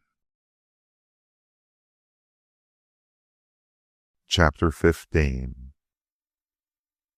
Life at the office went on much the way it had always gone on. Never by word or look did they acknowledge that the situation was in any wise different from what it had always been. Each Sunday saw the arrangement made for the following Sunday's ride, nor was this ever referred to in the office. Daylight was fastidiously chivalrous on this point. He did not want to lose her from the office. The sight of her at work was to him an undiminishing joy. Nor did he abuse this by lingering over dictation or by devising extra work that would detain her longer before his eyes. But over and beyond such sheer selfishness of conduct was his love of fair play. He scorned to utilize the accidental advantage of the situation. Somewhere within him was a higher appeasement of love than mere possession. He wanted to be loved for himself, with a fair field from both sides. On the other hand, had he been the most artful of schemers, he could not have pursued a wiser policy. Birdlike in her love of individual freedom, the last woman in the world to be bullied in her affections, she keenly appreciated the niceties of his attitude. She did this consciously, but deeper than all consciousness and intangible as gossamer were the effects of this. All unrealizable, save for some supreme moment, did the web of Daylight's personality creep out and around her. Filament by filament, these secrets and undreamable bonds were being established. That it was they could have given her the cue of saying yes when she had meant to say no. And in some such fashion, in some future crises of greater moment, might she not, in violation of all dictates of sober judgment, give another unintentional consent? Among other good things resulting from his growing intimacy with Dede was Daylight's not caring to drink so much as formerly. There was a lessening in desire for alcohol, of which even he at last became aware. In a way, she herself was the needed inhibition. The thought of her was like a cocktail, or at any rate, she substituted for a certain percentage of cocktails. From the strain of his unnatural city existence and of his intense gambling operations, he had drifted on to the cocktail route. A wall must be forever built to give him easement from the high pitch, and Dede became a part of this wall. Her personality, her laughter, the intonations of her voice, the impossible golden glow of her eyes, the light on her hair, her form, her dress, her actions on horseback, her merest physical mannerisms, all, pictured over and over in his mind and dwelt upon, served to take the place of many a cocktail or long Scotch and soda. In spite of their high resolve, there was a very measurable degree of the furtive in their meetings. In essence, these meetings were stolen. They did not ride out brazenly together in the face of the world. On the contrary, they met always unobserved, she riding across the many-gated back road from Berkeley to meet him halfway. Nor did they ride on any save unfrequented roads, preferring to cross the second range of hills and travel among a church-going farmer folk who would scarcely have recognized even Daylight from his newspaper photographs. He found Dede a good horsewoman, good not merely in riding, but in endurance. There were days when they covered 60, 70, and even 80 miles. Nor did Dede ever claim any day too long, nor, another strong recommendation to Daylight, did the hardest day ever the slightest chafe of the chestnut sorrel's back.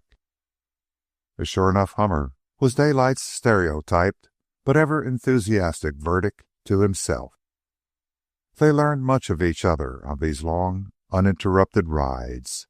They had nothing much to talk about but themselves, and while she received a liberal education concerning Arctic travel and gold mining, he, in turn, touch by touch, painted an ever clearer portrait of her. She amplified the ranch life of her girlhood, prattling on about horses and dogs and persons and things, until it was as if he saw the whole process of her growth and her becoming. All this he was able to trace on through the period of her father's failure and death, when she had been compelled to leave the university and go into office work. The brother, too, she spoke of, and of her long struggle to have him cured, and of her now fading hopes. Daylight decided that it was easier to come to an understanding of her than he had anticipated, though he was always aware that behind and under all he knew of her was the mysterious and baffling woman and sex. There, he was humble enough to confess to himself, was a chartless, shoreless sea about which he knew nothing, and which he must nevertheless somehow navigate. His lifelong fear of woman had originated out of non-understanding, and had also prevented him from reaching any understanding. Dede on horseback, Dede gathering poppies on a summer hillside, Dede taking down dictation in her swift shorthand strokes. All this was comprehensible to him, but he did not know the Dede who so quickly changed from mood to mood, the Dede who refused steadfastly to ride with him and then suddenly consented, the Dede in whose eyes the golden glow forever waxed and waned and whispered hints and messages that were not for his ears. In all such things he saw the glimmering profundities of sex, acknowledged their lure, and accepted them as incomprehensible. There was another side of her, too, of which he was consciously ignorant. She knew the books, was possessed of that mysterious and awful thing called culture, and yet what continually surprised him was that this culture never obtruded on their intercourse. She did not talk books, nor art, nor similar folderols. Homely-minded as he was, he found her almost equally homely-minded. She liked the simple and the out-of-doors, the horses and the hills, the sunlight and the flowers. He found himself in a partly new flora, to which she was the guide, pointing out to him all the varieties of the oaks, making him acquainted with the madrono and the manzanita, teaching him the names, habits, and habitats of unending series of wildflowers, shrubs, and ferns. Her keen wood's eye was another delight to him. It had been trained in the open, and little escaped it. One day, as a test, they strove to see which could discover the greater number of birds' nests, and he, who had always prided himself on his own acutely trained observation, found himself hard put to keep his score ahead. At the end of the day he was but 3 nests in the lead, one of which she challenged stoutly, and of which even he confessed serious doubt. He complimented her, and told her that her success must be due to the fact that she was a bird herself, with all a bird's keen vision and quick flashing ways. The more he knew her, the more he became convinced of this bird-like quality in her. That's why she liked to ride, he argued. It was the nearest approach to flying. A field of poppies, a glen of ferns, a row of poplars on a country lane, the tawny brown of a hillside, the shaft of sunlight on a distant peak, all such were provocative of quick joys which seemed to him like so many outbursts of song. Her joys were in little things, and she seemed always singing. Even in sterner things it was the same. When she rode Bob and fought with that magnificent brute for mastery, the qualities of an eagle were uppermost in her. These quick little joys of hers were sources of joy to him. He joyed in her joy, his eyes excitedly fixed on her as bears were fixed on the object of her attention. Also through her he came to closer discernment and keener appreciation of nature. She showed him colors in the landscape that he would never have dreamed were there. He had known only the primary colors. All colors of red were red, black was black, and brown was just plain brown until it became yellow, when it was no longer brown. Purple he had always imagined was red, something like blood, until she taught him better. Once they rode out on a high hill brow where the wind-blown poppies blazed about their horses' knees, and she was in an ecstasy over the lines of the many distances. 7 she counted, and he, who had gazed on landscapes all his life, for the first time learned what a distance was. After that, and always, he looked upon the face of nature with a more seeing eye, learning a delight of his own in surveying the serried ranks of the upstanding ranges, and in slow contemplation of the purple summer mists that haunted the languid creases of the distant hills. But through it all ran the golden thread of love. At first he had been content just to ride with Dede and to be on comradely terms with her, but the desire and the need for her increased. The more he knew of her, the higher was his appraisal. Had she been reserved and haughty with him, or been merely a giggling, simpering creature of a woman, it would have been different. Instead, she amazed him with her simplicity and wholesomeness, with her great store of comradeliness. This latter was the unexpected. He had never looked upon a woman in that way. Woman, the toy. Woman, the harpy. Woman, the necessary wife and mother of the race's offspring. All this had been his expectation and understanding of women. But woman, the comrade and playfellow and joyfellow, this was what Dede had surprised him in. And the more she became worthwhile, the more ardently his love burned, unconsciously shading his voice with caresses, and with equal unconsciousness flaring up signal fires in his eyes. Nor was she blind to it. Yet, like many women before her, she thought to play with the pretty fire and escape the consequent conflagration. Winter will soon be coming on, she said regretfully and with provocation one day, and then there won't be any more riding. But I must see you in the winter just the same, he cried hastily. She shook her head. We have been very happy and all that, she said, looking at him with steady frankness. I remember your foolish argument for getting acquainted too, but it won't lead to anything. It can't. I know myself too well to be mistaken. Her face was serious, even solicitous, with desire not to hurt, and her eyes were unwavering, but in them was the light, golden and glowing, the abyss of sex into which he was now unafraid to gaze. I've been pretty good, he declared. I leave it to you if I haven't. It's been pretty hard, too, I can tell you. You just think it over. Not once have I said a word about love to you, and me loving you all the time. That's going some for a man that's used to having his own way. I'm somewhat of a rusher when it comes to traveling. I reckon I'd rush God Almighty if it came to a race over the ice. And yet I didn't rush you. I guess this fact is an indication of how much I do love you. Of course, I want you to marry me. Have I said a word about it, though? Nary a chirp, nary a flutter. I've been quiet and good, and it's almost made me sick at times, this keeping quiet. I haven't asked you to marry me. I'm not asking you now.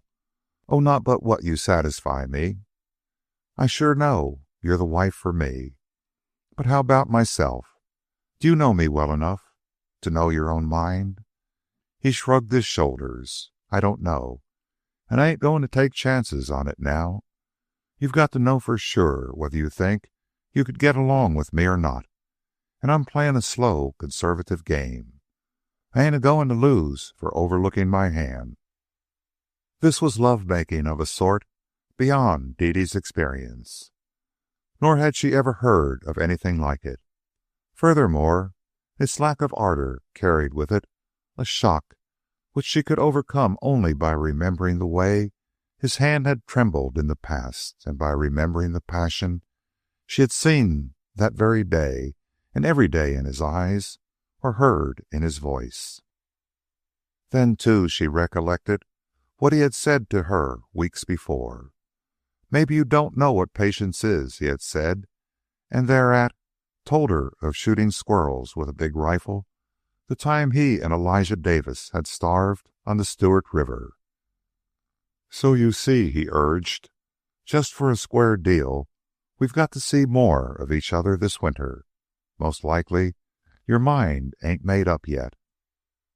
"But it is," she interrupted. "I wouldn't dare permit myself to care for you. Happiness for me would not lie that way. I like you, Mr. Harnish, and all that, but it can never be more than that." "It's because you don't like my way of living," he charged, thinking in his own mind of the sensational joy rides and general profligacy of which the newspapers had credited him. Thinking this, and wondering whether or not, in maiden modesty, she would disclaim knowledge of it. To his surprise, her answer was flat and uncompromising. "No, I don't." "I know I've been brash on some of those rides that got into the papers," he began his defense, "and that I've been traveling with a lively crowd." "I don't mean that," she said, "though I know about it, too, and can't say that I like it. But it is your life in general, your business. There are women in the world who could marry a man like you and be happy, but I couldn't. And the more I cared for such a man, the more unhappy I should be. You see, my unhappiness, in turn, would tend to make him unhappy. I should make a mistake, and he would make an equal mistake, though his would not be so hard on him, because he would still have his business." "Business?" Daylight gasped. "What's wrong with my business? I play fair and square. There's nothing underhand about it, which can't be said of most businesses, whether of big corporations or of the cheating, lying, little corner grocerymen. I play the straight rules of the game, and I don't have to lie or cheat or break my word." Dede hailed with relief the change in the conversation, and at the same time the opportunity to speak her mind. "In ancient Greece," she began pedantically, "a man was judged a good citizen who built houses, planted trees." She did not complete the quotation, but drew the conclusion hurriedly. "How many houses have you built? How many trees have you planted?" He shook his head noncommittally, for he had not grasped the drift of the argument. "Well," she went on, 2 winters ago you cornered coal." "Just locally," he grinned reminiscently, "just locally. I took advantage of the car shortage and the strike in British Columbia." "But you didn't dig any of that coal yourself. Yet you forced it up $4 a ton and made a lot of money. That was your business. You made the poor people pay more for their coal. You played fair, as you said, but you put your hands down into all their pockets and took their money away from them. I know. I burn a grate fire in my sitting room at Berkeley, and instead of $11 a ton for rock wells, I paid $15 that winter. You robbed me of $4. I could stand it. But there were thousands of the very poor who could not stand it. You might call it legal gambling, but to me it was downright robbery." Daylight was not abashed. This was no revelation to him. He remembered the old woman who made wine in the Sonoma Hills, and the millions like her who were made to be robbed. Now look here, Miss Mason, you've got me there slightly, I grant. But you've seen me in business a long time now, and you know I don't make a practice of raiding the poor people. I go after the big fellows. They're my meat. They rob the poor, and I rob them. The coal deal was an accident. I wasn't after the poor people in that, but after the big fellows, and I got them too. The poor people happened to get in the way and got hurt. That was all. Don't you see, he went on, the whole game is a gamble. Everybody gambles in one way or another. The farmer gambles against the weather and the market on his crops. So does the United States Steel Corporation. The business of lots of men is straight robbery of the poor people. But I've never made that my business, you know that. I've always gone after the robbers. I missed my point, she admitted. Wait a minute. And for a space they rode in silence. I see it more clearly than I can state it, but it's something like this. There is legitimate work, and there's work that, well, that isn't legitimate. The farmer works the soil and produces grain. He's making something that is good for humanity. He actually, in a way, creates something, the grain that will fill the mouths of the hungry. And then the railroads and market riggers and the rest proceed to rob him of that same grain. Daylight broke in, and Dede smiled and raised up her hand. Wait a minute. You'll make me lose my point.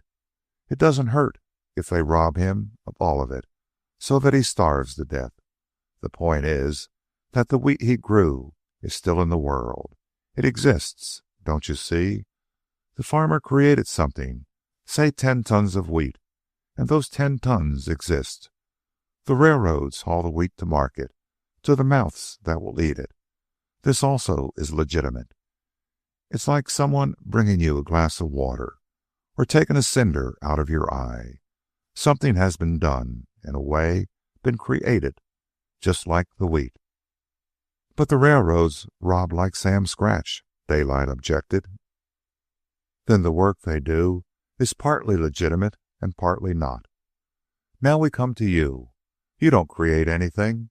Nothing new exists when you're done with your business. Just like the coal, you didn't dig it.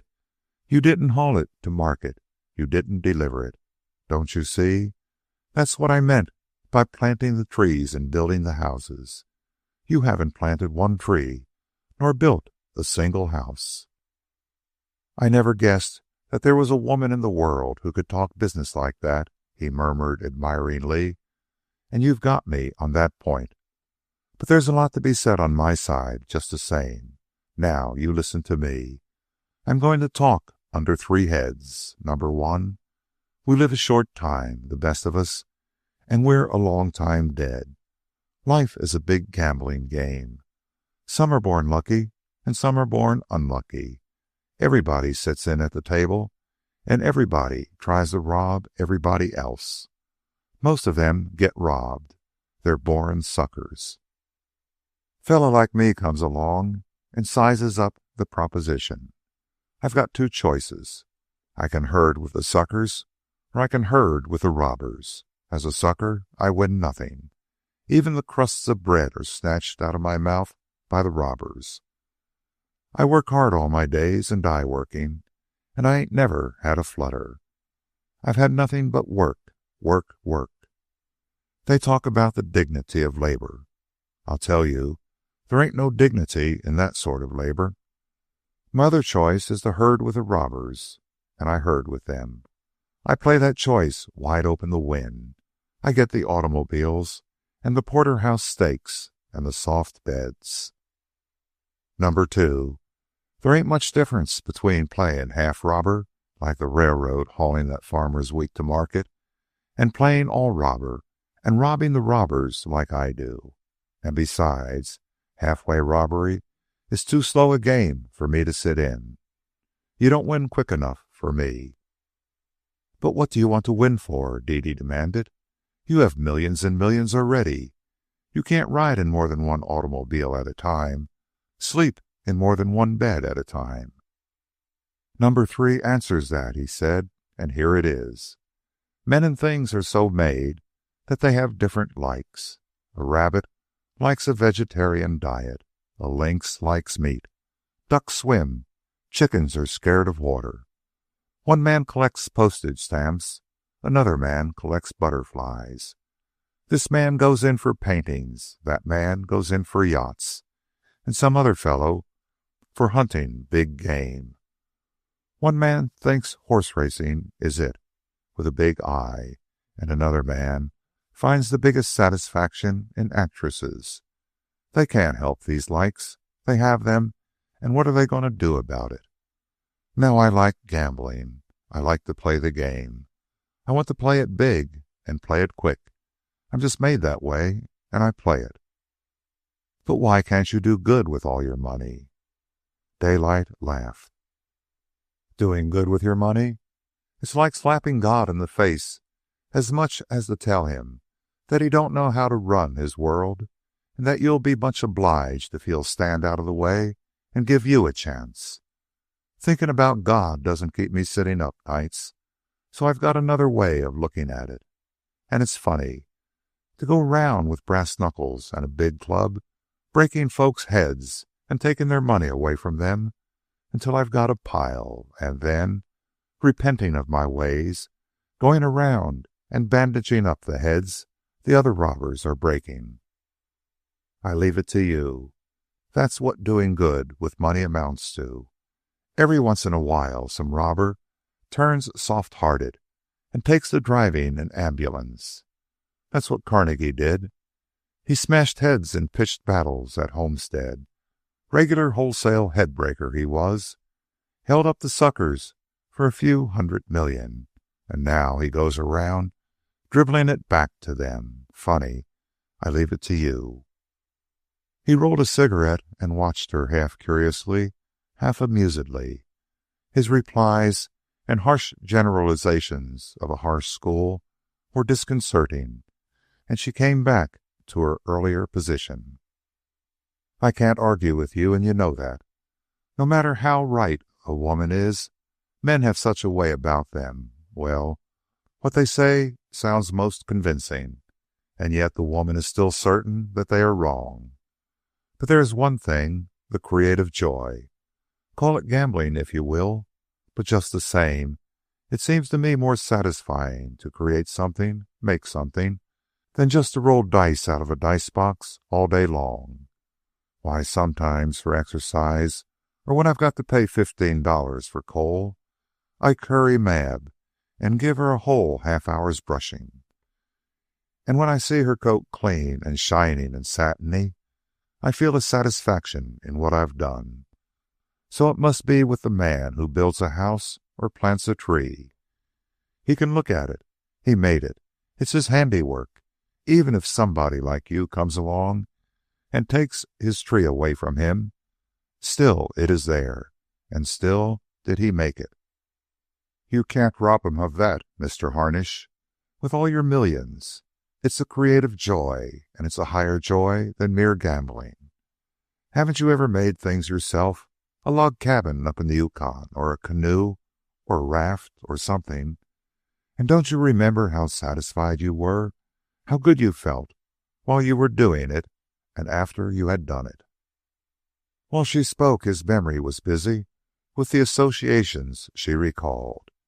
He saw the deserted flat on the river bank by the Klondike, and he saw the log cabins and warehouses springing up, and all the log structures he had built, and his sawmills working night and day on 3 shifts. Why, doggone it, Miss Mason, you're right, in a way. I've built hundreds of houses up there, and I remember I was proud and glad to see them go up. I'm proud now when I remember them. And there was Ophir, the most God-forsaken moose pasture of a creek you ever laid eyes on. I made that into the big Ophir. Why, I ran water in there from Rinkabilly, 80 miles away. They all said I couldn't, but I did it, and I did it by myself. The dam and the flumes cost me $4 million. But you should have seen that Ophir. Power plants, electric lights, and hundreds of men on payroll, working night and day. I guess I do get an inkling of what you mean by making a thing. I made Ophir, and by God, she was sure a hummer. I beg your pardon. I didn't mean to cuss. But that Ophir, I sure am proud of her now, just as the last time I laid eyes on her. And you won something there that was more than mere money, Dede encouraged. Now do you know what I would like to do if I had lots of money and simply had to go on playing at business? Take all the southerly and westerly slopes of these bare hills.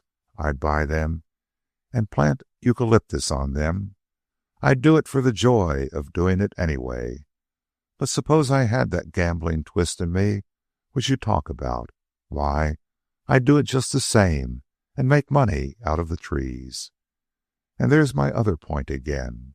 Instead of raising the price of coal, without adding an ounce of coal to the market supply, I'd be making thousands and thousands of cords of firewood, making something where nothing was before. And everybody who ever crossed on the ferries would look up at the forested hills and be made glad. Who was made glad by your adding $4 to a ton of rock wells. It was Daylight's turn to be silent for a time while she waited an answer. Would you rather I did things like that? He asked at last. It would be better for the world and better for you, she answered noncommittally. Chapter 16. All week, everyone in the office knew that something new and big was afoot in Daylight's mind. Beyond some deals of no importance, he had not been interested in anything for several months. But now he went about in almost an unbroken brown study, made unexpected and lengthy trips across the bay to Oakland, or sat at his desk silent and motionless for hours. He seemed particularly happy with what occupied his mind. At times men came in and conferred with him, and with new faces and differing in type from those that usually came in to see him. On Sunday, Dede learned all about it. I've been thinking a lot of our talk, he began, and I've got an idea I'd like to give it a flutter. And I've got a proposition to make your hair stand up. It's what you call legitimate. At the same time, it's the gosh dangdest gamble a man ever went into. How about planting minutes wholesale and making 2 minutes grow where 1 minute grew before? Oh, yes, and planting a few trees, too. Say several million of them. You remember the quarry I made believe I was looking at? Well, I'm going to buy it.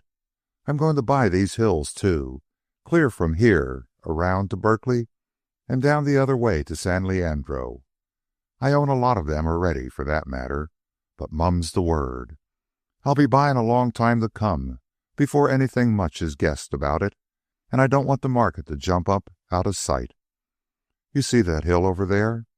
It's my hill running clear down its slope through Piedmont and halfway along those rolling hills into Oakland. And it's nothing to all the things I'm going to buy. He paused triumphantly. And all to make 2 minutes grow where 1 grew before, Dede queried, at the same time laughing heartily at his affection of mystery. He stared at her fascinated. She had such a frank, boyish way of throwing her head back when she laughed, and her teeth were an unending delight to him. Not small, yet regular and firm, without a blemish. He considered them the healthiest, whitest, prettiest teeth he had ever seen. And for months he had been comparing them with the teeth of every woman he met. It was not until her laughter was over that he was able to continue. The ferry system between Oakland and San Francisco is the worst one-horse concern in the United States. You cross on it every day, 6 days in the week. That's, say, 25 days a month, or 300 a year. How long does it take you one way? 40 minutes, if you're lucky? I'm going to put you across in 20 minutes. If that ain't making 2 minutes grow where one grew before, knock off my head with little apples. I'll save you 20 minutes each way. That's 40 minutes a day. Times 300 equals 12,000 minutes a year, just for you, just for one person. Let's see, that's 200 whole hours. Suppose I save 200 hours a year for thousands of other folks. That's farming some, ain't it? Dede could only nod breathlessly. She had caught the contagion of his enthusiasm, though she had no clue as to how this great time-saving was to be accomplished. Come on, he said. Let's ride up that hill, and when I get you out on top where you can see something, I'll talk sense. A small footpath dropped down to the dry bed of the canyon, which they crossed before they began the climb. The slope was steep and covered with matted brush and bushes, through which the horses slipped and lunged. Bob, growing disgusted, turned back suddenly and attempted to pass Mab. The mare was thrust sideways into the denser bush, where she nearly fell. Recovering, she flung her weight against Bob. Both riders' legs were caught in the consequent squeeze, and as Bob plunged ahead downhill, Dede was nearly scraped off.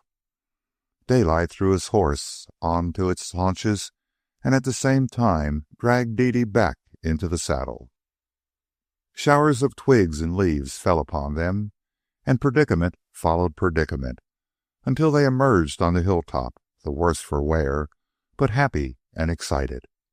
Here no trees obstructed the view. The particular hill on which they were outjutted from the regular line of the range, so that the sweep of their vision extended over 3/4 of the circle. Below, on the flat land bordering the bay, lay Oakland, and across the bay was San Francisco.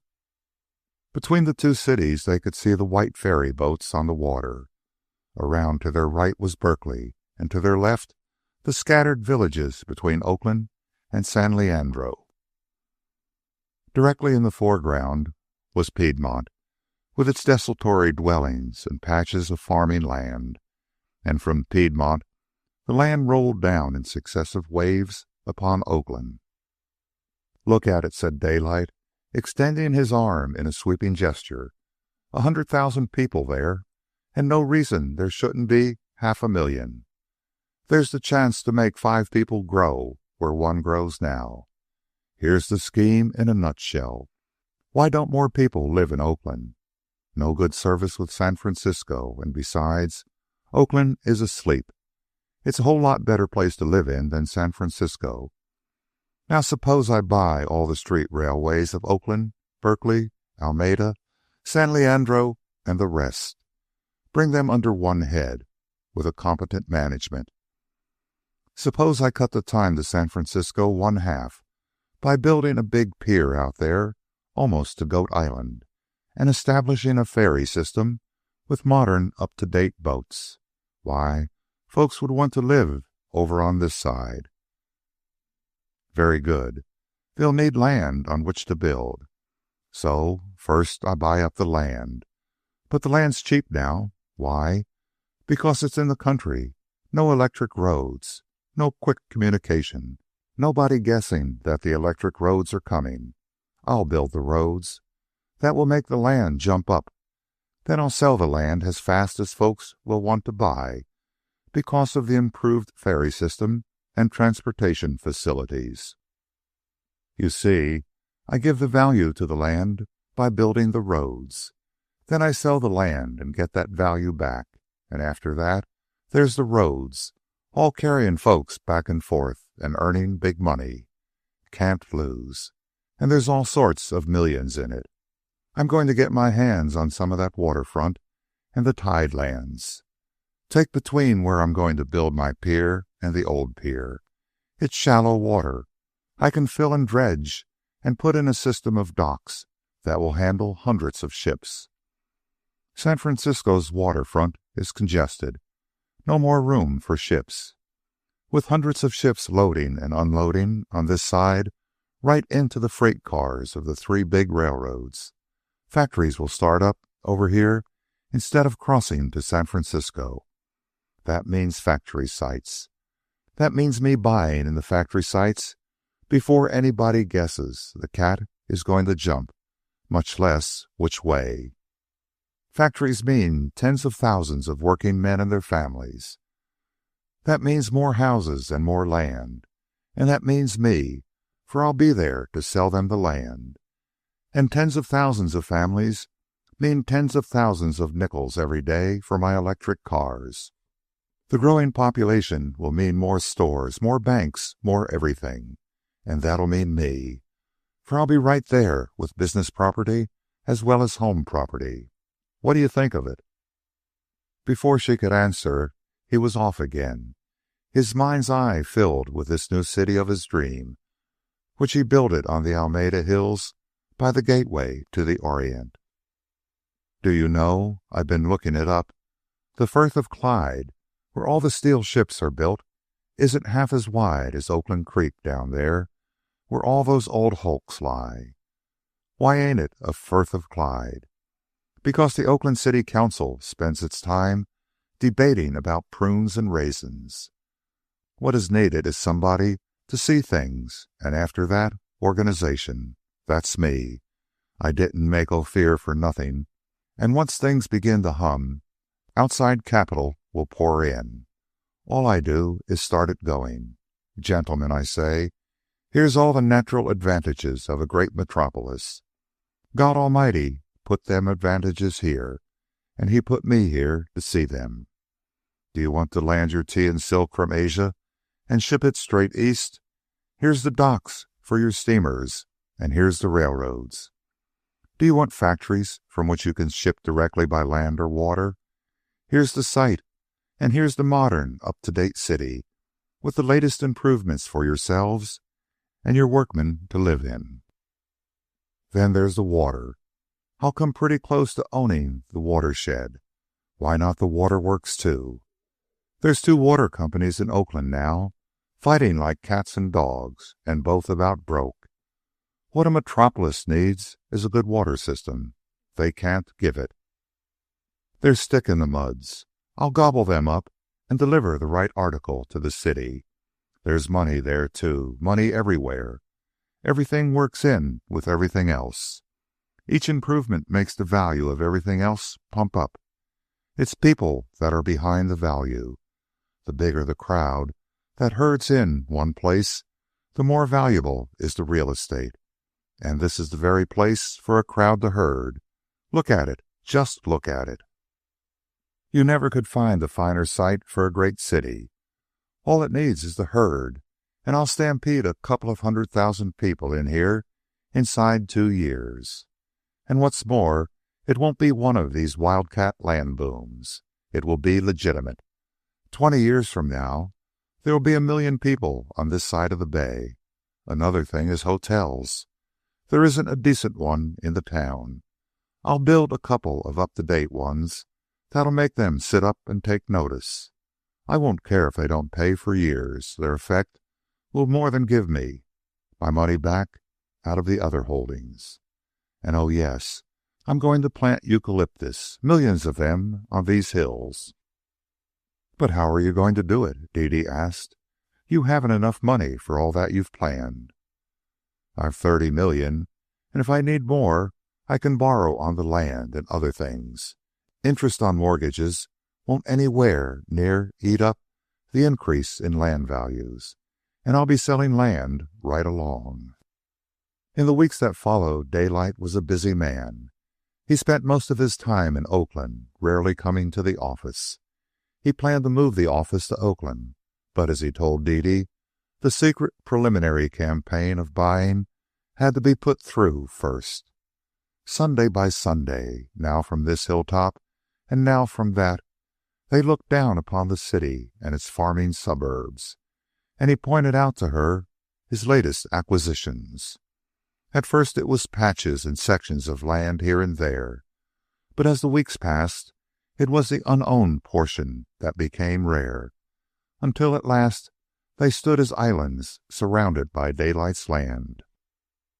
It meant quick work on a colossal scale, for Oakland and the adjacent country was not slow to feel the tremendous buying. But Daylight had the ready cash, and it had always been his policy to strike quickly. Before the others could get the warning of the boom, he quietly accomplished many things. At the same time that his agents were purchasing corner lots and entire blocks in the heart of the business section and the wastelands for factory sites, Daylight was rushing franchises through the city council, capturing the 2 exhausted water companies and the 8 or 9 independent street railways, and getting his grip on the Oakland Creek and the Bay Tidelands for his dock system.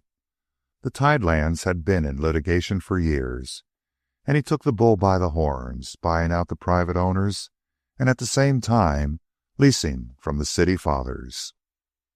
By the time that Oakland was aroused by this unprecedented activity in every direction and was questioning excitedly the meaning of it, Daylight secretly bought the chief Republican newspaper and the chief Democratic organ and moved boldly into his new offices. Of necessity, they were on a large scale, occupying 4 floors of the only modern office building in the town, the only building that wouldn't have to be torn down later on, as Daylight put it. There was department after department, a score of them, and hundreds of clerks and stenographers. As he told Dee Dee, "I've got more companies than you can shake a stick at. There's the Alameda and Contra Costa Land Syndicate, the Consolidated Street Railways, the Yerba Buena Ferry Company and the United Water Company, the Piedmont Realty Company, the Fairview and Portola Hotel Company, and a half a dozen more that I've got to refer to a notebook to remember. There's the Piedmont Laundry Farm and Redwood Consolidated Quarries. Starting in with our quarry, I just kept a-going till I got them all. And there's the shipbuilding company I ain't got a name for yet. Seeing as I had to have ferry boats, I decided to build them myself. They'll be done by the time the pier is ready for them. Whew! It all sure beats poker. And I've had the fun of gouging the robber gangs as well. The water company bunches are squealing yet. I sure got them where the hair was short. They were just about all in when I came along and finished them off." "But why do you hate them so?" Dee Dee asked. "Because they're such cowardly skunks." "But you play the same game they do." "Yes, but not in the same way." Daylight regarded her thoughtfully. "When I say cowardly skunks, I mean just that, cowardly skunks. They set up for a lot of gamblers. There ain't one in 1,000 of them that's got the nerve to be a gambler. They're four-flushers, if you know what that means.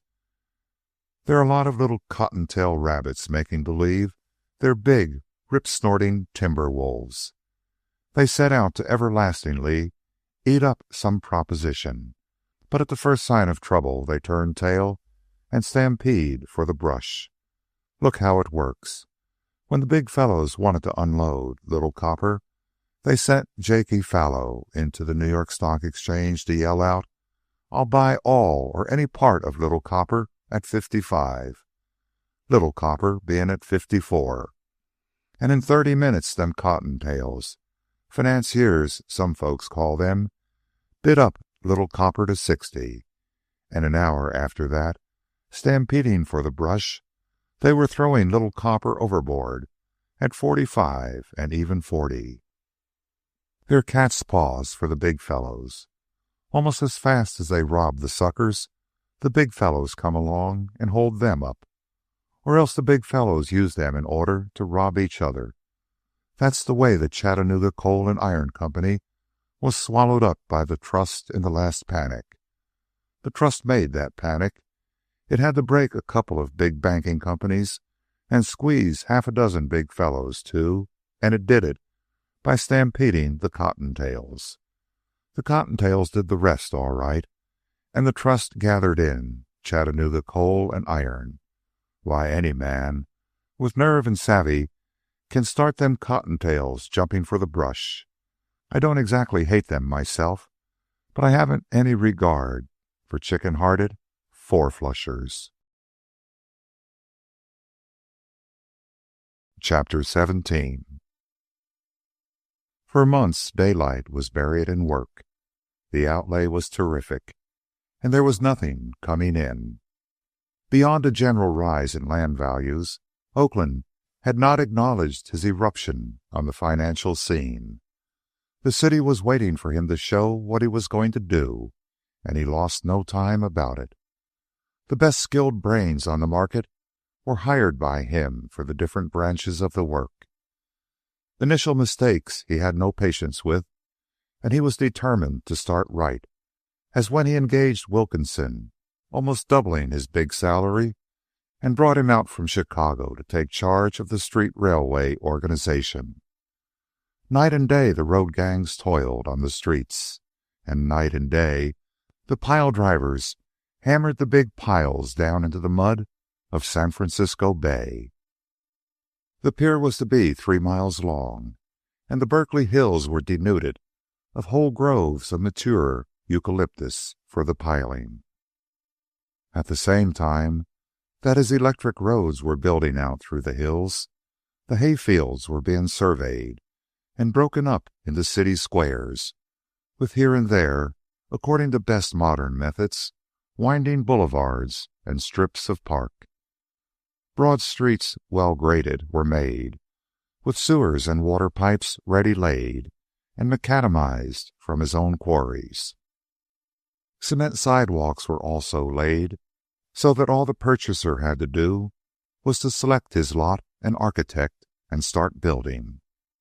The quick service of Daylight's new electric roads into Oakland made this big district immediately accessible, and long before the ferry system was in operation, hundreds of residences were going up. The profit on this land was enormous. In a day, his onslaught of wealth had turned open farming country into one of the best residential districts of the city. But this money that flowed in upon him was immediately poured back into his other investments. The need for electric cars was so great that he installed his own shops for building them. And even on the rising land market, he continued to buy choice factory sites and building properties. On the advice of Wilkinson, practically every electric road already in operation was rebuilt. The light, old-fashioned rails were torn out and replaced by the heaviest that were manufactured. Corner lots on the sharp turns of narrow streets were bought and ruthlessly presented to the city in order to make wide curves for his tracks and high speed for his cars.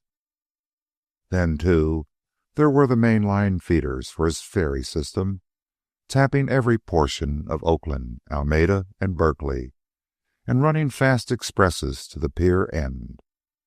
The same large-scale methods were employed in the water system. Service of the best was needed if his huge land investment was to succeed. Oakland had to be made into a worthwhile city, and that was what he intended to do.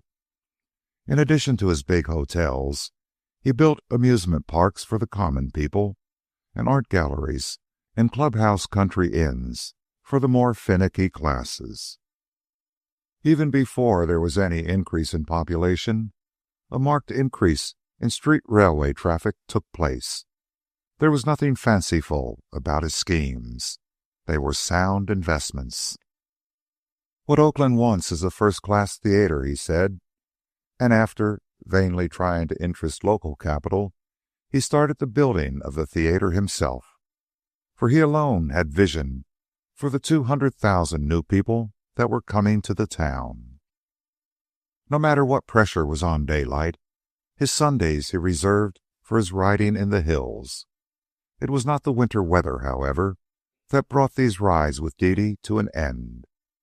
One Saturday afternoon in the office, she told him not to expect to meet her next day, and when he pressed for an explanation, "I've sold Mab." Daylight was speechless for the moment. Her act meant one of so many serious things that he couldn't classify it. It smacked almost of treachery, she might have met with financial disaster. It might be her way of letting him know she had seen enough of him, or... "What's the matter?" he managed to ask. "I couldn't afford to keep her with hay, $45 a ton," Dede answered. "Was that your only reason?" he demanded, looking at her steadily, for he remembered her once telling him how she had bought the mare through one winter 5 years before, when hay had gone as high as $60 a ton. "No, my brother's expenses have been higher as well, and I was driven to the conclusion that since I could not afford both, I'd better let the mare go and keep the brother." Daylight felt inexpressibly saddened. He was suddenly aware of a great emptiness. What would a Sunday be without Dede, and Sundays without end without her? He drummed perplexedly on the desk with his fingers. "Who brought her?" he asked. Dede's eyes flashed in the way long since familiar to him when she was angry. "Don't you dare buy her back for me," she cried, "and don't deny that that was what you had in mind." "I won't deny it. It was my idea to a T, but I wouldn't have done it without asking you first, and seeing how you feel about it, I won't even ask you. But you thought a heap of that mare, and it's pretty hard on you to lose her. I'm sure sorry, and I'm sorry, too, that you won't be riding with me tomorrow. I'll be plumb lost. I won't know what to do with myself." "Neither shall I," Dede confessed mournfully, "except that I shall be able to catch up with my sewing." "But I haven't any sewing." Daylight's tone was whimsically plaintive, but secretly he was delighted with her confession of loneliness. It was almost worth the loss of her mare to get that out of her. At any rate, he meant something to her. He was not utterly unliked. "I wish you would reconsider, Miss Mason," he said softly. "Not alone for the mare's sake, but for my sake. Money don't cut any ice in this. For me to buy that mare wouldn't mean as much as it does to most men to send a bouquet of flowers or a box of candy to a young lady. And I've never sent you flowers or candy." He observed the warning flash of her eyes and hurried on to escape refusal.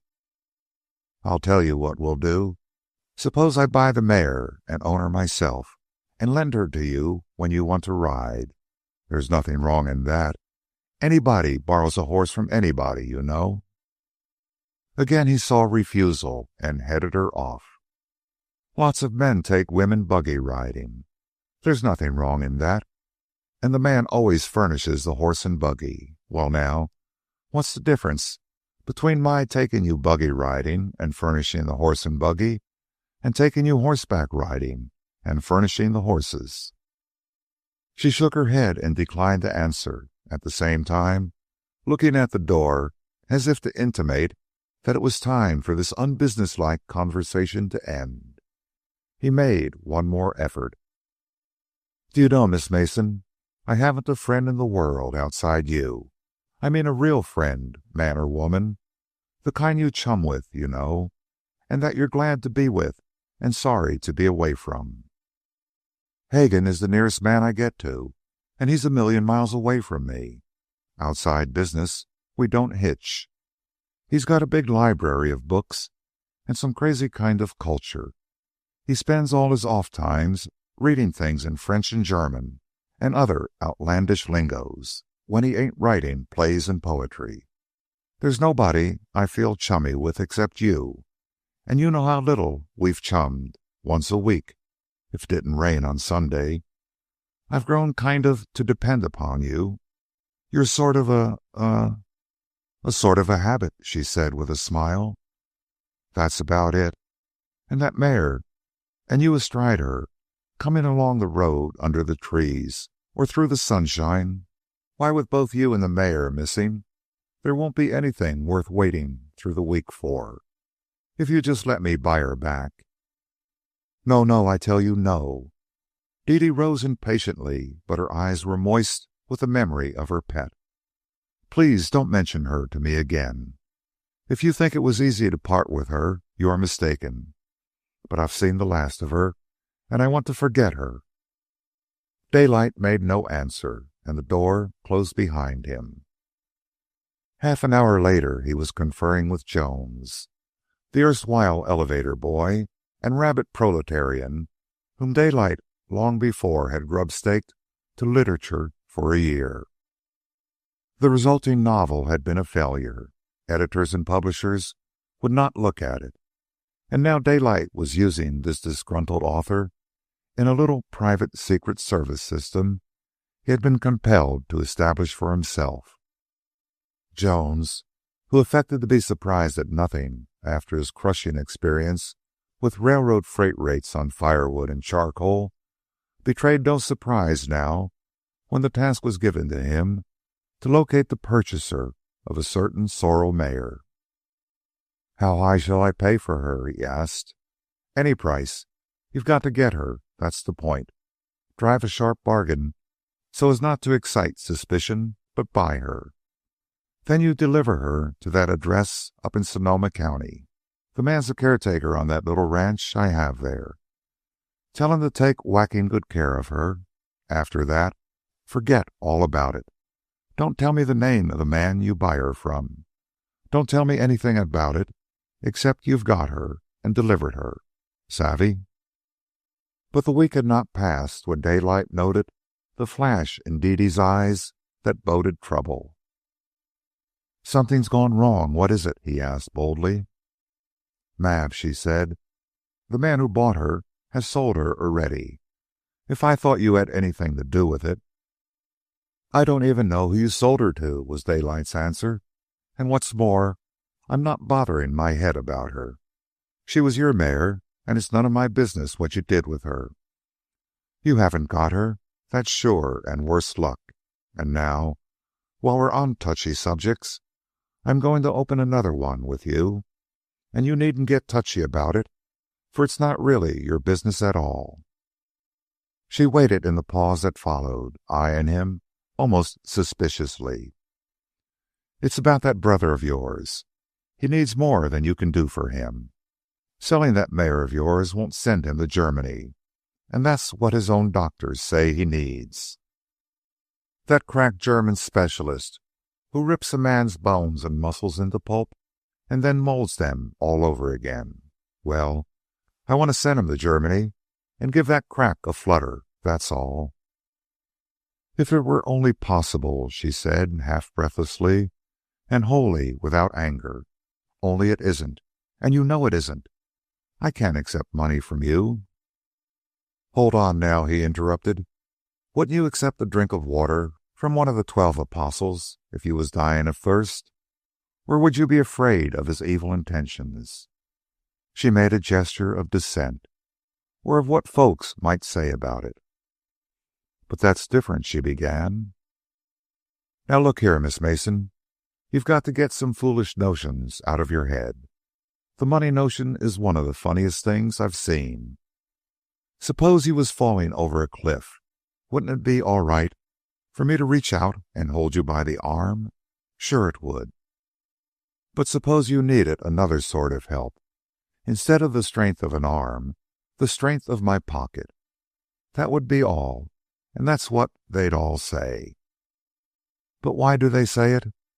Because the robber gangs want all the suckers to be honest and respect money. If the suckers weren't honest and didn't respect money, where would the robbers be? Don't you see? The robbers don't deal in armholds, they deal in dollars. Therefore, armholds are just common and ordinary, while dollars are sacred, so sacred that you didn't let me lend you a hand with a few. Or here's another way," he continued, spurred on by her mute protest. "It's all right for me to give the strength of my arm when you're falling over a cliff. But if I take the same strength of arm and use it at pick and shovel work for a day and earn $2, you won't have anything to do with the $2. Yet it's the same old strength of arm in a new form, that's all. Besides, in this proposition, it won't be a claim on you. It ain't even a loan to you. It's an arm hold I'm giving your brother. Just the same sort of arm hold, as if he were falling over a cliff. And a nice one you are, to come running out and yell stop at me and let your brother go on over the cliff. What he needs to save his legs is that crack in Germany, and that's the arm hold I'm offering. Wish you could see my rooms. Walls all decorated with horsehair bridles, scores of them, hundreds of them. They're no use to me, and they cost like Sam Scratch. But there's a lot of convicts making them, and I go on buying. Well, I've spent more money in a single night on whiskey than would get the best specialists and pay all the expenses of a dozen cases like your brother's. And remember, you've got nothing to do with this. If your brother wants to look on it as a loan, all right. It's up to him, and you've got to stand out of the way while I pull him back from that cliff. Still, Dede refused, and Daylight's argument took a more painful turn.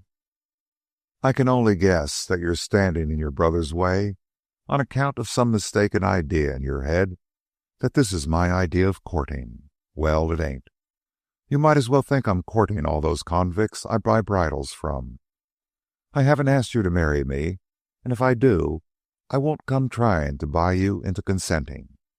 And there won't be anything underhanded when I come a-asking. Dede's face was flushed and angry.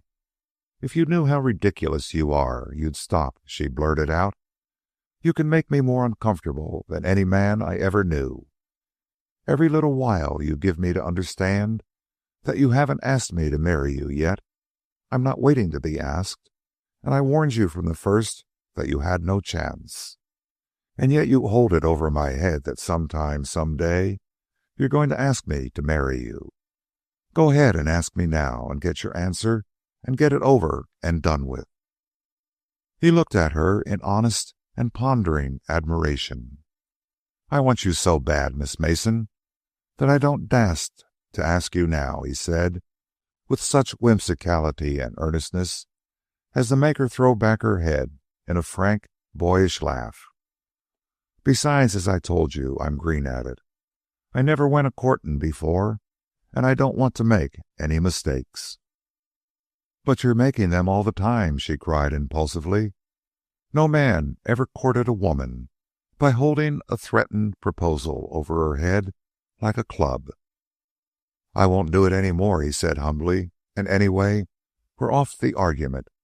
My straight talk a minute ago still holds. You're standing in your brother's way. No matter what notions you've got in your head, you've got to get out of the way and give him a chance. Will you let me go and see him and talk it over with him?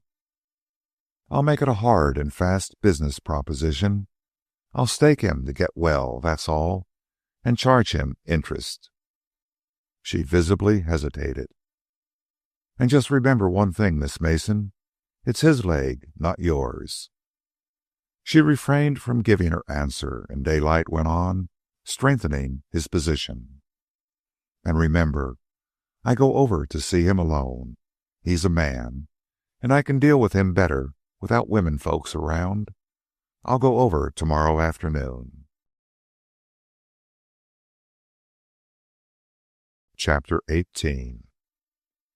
Daylight had been wholly truthful when he told Dede that he had had no real friends. On speaking terms with thousands, on fellowship and drinking terms with hundreds, he was a lonely man. He failed to find the one man or group of several men with whom he could be really intimate. Cities did not make for comradeship as did the Alaskan Trail. Besides, the types of men were different. Scornful and contemptuous of business men on the one hand. On the other, his relations with the San Francisco bosses had been more an alliance of expediency than anything else. He had felt more of a kinship for the franker brutality of the bosses and their captains, but they had failed to claim any deep respect. They were too prone to crookedness.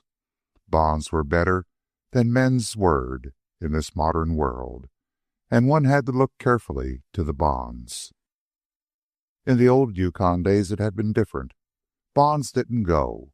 A man said he had so much, and even in a poker game his appeasement was accepted. Larry Hagan, who rose ably to the largest demands of Daylight's operations, and who had few illusions and less hypocrisy, might have proven a chum had it not been for his temperamental twist.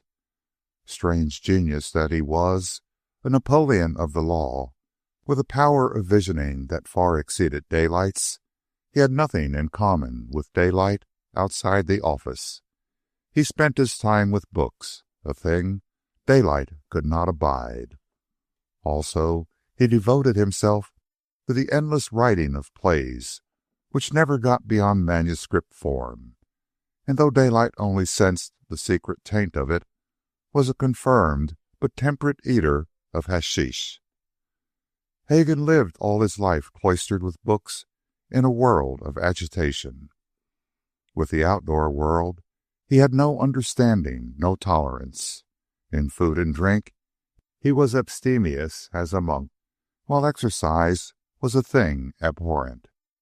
Daylight's friendships, in lieu of anything closer, were drinking friendships and roistering friendships. And with the passing of the Sunday rides with Dede, he fell back more and more upon these for diversion. The cocktail wall of inhibition he reared more assiduously than ever. The big red motor car was out more frequently now, while a stable hand was hired to give Bob exercise. In his early San Francisco days, there had been intervals of easement between his deals, but in this present biggest deal of all, the strain was unremitting. Not in a month or 2 or 3 could his huge land investment be carried to a successful consummation. And so complete and wide-reaching was it that complications and knotty situations constantly arose. Every day brought its problems, and when he had solved them in his masterful way, he left the office in his big car, almost sighing with relief at anticipation of the approaching double martini. Rarely was he made tipsy. His constitution was too strong for that. Instead, he was that direst of all drinkers, the steady drinker, deliberate and controlled, who averaged a far higher quantity of alcohol than the irregular and violent drinker. For 6 weeks hard running, he had seen nothing of Dede except in the office, and there he resolutely refrained from making approaches. But by the 7th Sunday his hunger for her overmastered him. It was a stormy day. A heavy southeast gale was blowing, and squall after squall of rain and wind swept over the city. He could not take his mind off her, and a persistent picture came to him of her sitting by a window and sewing feminine fripperies of some sort. When the time came for his first pre-luncheon cocktail to be served to him in his rooms, he did not take it. Filled with a daring determination, he glanced at his notebook for Dede's telephone number and called for the switch. At first, it was her landlady's daughter who was raised, but in a minute he heard the voice he had been hungry to hear. "I just wanted to tell you that I'm coming out to see you," he said. "I didn't want to break in on you without warning. That was all." "Has something happened?" came her voice. "I'll tell you when I get there," he evaded. He left the red car 2 blocks away and arrived on foot at the pretty 3-storied shingled Berkeley house. For an instant only he was aware of an inward hesitancy, but the next moment he rang the bell. He knew that what he was doing was in direct violation of her wishes, and that he was setting her a difficult task to receive as a Sunday caller the multimillionaire and notorious Elam Harnish of newspaper fame. On the other hand, the one thing he did not expect of her was what he would have termed silly female capers. And in this he was not disappointed. She came herself to the door to receive him and shake hands with him. He hung his mackintosh and hat on the rack in the comfortable square hall and turned to her for direction.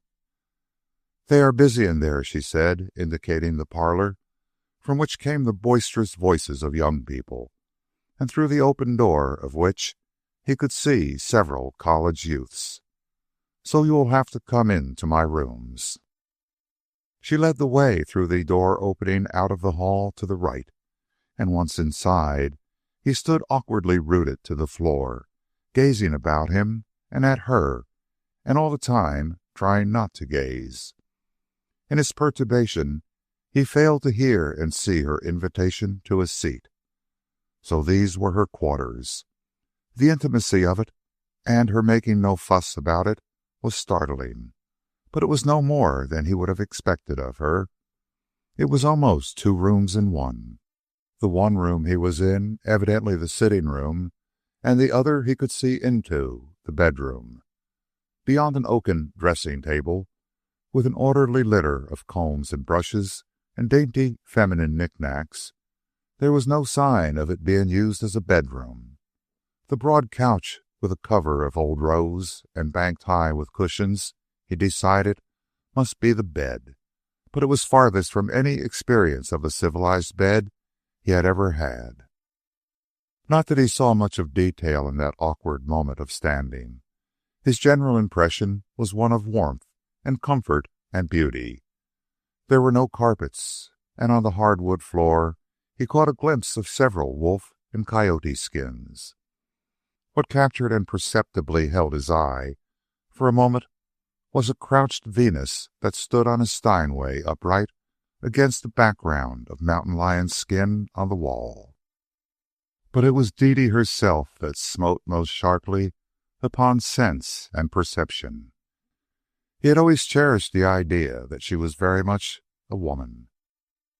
The lines of her figure, her hair, her eyes, her voice, and bird-like laughing ways had all contributed to this, but here, in her own rooms, clad in some flowing, clinging gown, the emphasis of sex was startling. He had been accustomed to her only in trim tailor suits and shirt-waists, or in riding costume of velvet corduroy, and he was not prepared for this new revelation. She seemed so much softer, so much more pliant and tender and lissome. She was a part of this atmosphere of quietude and beauty. She fitted into it just as she had fitted in with the sober office furnishings. "Won't you sit down?" she repeated. He felt like an animal long denied food. His hunger for her welled up in him, and he proceeded to wolf the dainty morsel before him. Here was no patience, no diplomacy. The straightest direct way was none too quick for him, and, had he known it, the least unsuccessful way he could have chosen. "Look here," he said, in a voice that shook with passion, "there's one thing I won't do, and that's propose to you in the office. That's why I'm here. Dede Mason, I want you. I just want you." While he spoke, he advanced upon her, his black eyes burning with bright fire, his aroused blood swarthy in his cheek. So precipitate was he that she had barely time to cry out her involuntary alarm and to step back, at the same time catching one of his hands as he attempted to gather her into his arms. In contrast to him, the blood had suddenly left her cheeks. The hand that had warded his off, and that still held it, was trembling. She relaxed her fingers, and his arm dropped to his side. She wanted to say something, do something, to pass on from the awkwardness of the situation, but no intelligent thought nor action came into her mind. She was aware only of a desire to laugh. This impulse was partly hysterical and partly spontaneous humor, the latter growing from instant to instant. Amazing as the affair was, the ridiculous side of it was not veiled to her. She felt like one who had suffered the terror of the onslaught of a murderous footpad, only to find out that it was an innocent pedestrian asking the time. Daylight was the quicker to achieve action. "Oh, I know. I'm a sure enough fool," he said. I guess I'll sit down. Don't be scared, Miss Mason. I'm not real dangerous." "I'm not afraid," she answered with a smile, slipping down herself into a chair beside which, on the floor, stood a sewing basket from which, Daylight noted, some white fluffy thing of lace and muslin overflowed. Again she smiled, though I confess you did startle me for the moment. "It's funny," Daylight sighed, almost with regret. "Here I am, strong enough to bend you around and tie knots in you. Here I am, used to having my will with man and beast and anything. And here I am sitting in this chair as weak and helpless as a little lamb. You sure take the starch out of me." Dede vainly cudgeled her brains in quest for a reply to these remarks. Instead, her thought dwelt insistently upon the significance of his stepping aside in the middle of a violent proposal in order to make irrelevant remarks. What struck her was the man's certitude. So little did he doubt that he would have her, that he could afford to pause and generalize upon love and the effects of love. She noted his hand unconsciously slipping in the familiar way into the side coat pocket where she knew he carried his tobacco and brown papers. "You may smoke if you want to," she said. He withdrew his hand with a jerk, as if something in the pocket had stung him. "No, I wasn't thinking of smoking. I was thinking of you. What's a man to do when he wants a woman but ask her to marry him? That's all that I'm doing. I can't do it in style, I know that. But I can use straight English, and that's good enough for me. I want you mighty bad, Miss Mason. You're in my mind most all the time now, and what I want to know is, well, do you want me? That's all." "I wish you hadn't asked," she said softly. "Maybe it's best you should know a few things before you give me an answer," he went on, ignoring the fact that the answer had already been given. "I never went after a woman before in my life, all reports to the contrary notwithstanding. The stuff you read about me in the papers and books about me being a lady killer is all wrong. There's not an iota of truth in it. I guess I've done more than my share of card playing and whiskey drinking, but women I've let alone. There was a woman that killed herself, but I didn't know she wanted me that bad, or else I'd have married her. Not for love, but to keep her from killing herself. She was the best of the boiling, but I never gave her any encouragement. I'm telling you all this because you've read about it, and I want you to get it straight from me." "Lady killer," he snorted. "Why, Miss Mason, I don't mind telling you that I've sure been scared of women all my life. You're the first one I've not been afraid of. That's the strange thing about it. I just plumb worship you, and yet I'm not afraid of you. Maybe it's because you're different from the women I know. You never chased me, lady killer. Why, I've been running away from ladies ever since I can remember. And I guess all that saved me was that I was strong in the wind and that I never fell down and broke a leg or anything. I didn't ever want to get married until after I met you, and until a long time after I met you. I cottoned to you from the start, but I never thought it would get as bad as marriage. Why, I can't get to sleep nights thinking of you and wanting you." He came to a stop and waited. She had taken the lace and muslin from the basket, possibly to settle her nerves and wits, and was sewing upon it. As she was not looking at him, he devoured her with his eyes. He noted the firm, efficient hands that could control a horse like Bob, that could run a typewriter almost as fast as a man could talk, that could sew on dainty garments, and that, doubtlessly, could play on the piano over there in the corner. Another ultra-feminine detail he noticed, her slippers. They were small and bronze. He had never imagined she had such a small foot. Street shoes and riding boots were all that he had ever seen on her feet, and they had given no advertisement of this. The bronze slippers fascinated him, and to them His eyes repeatedly turned.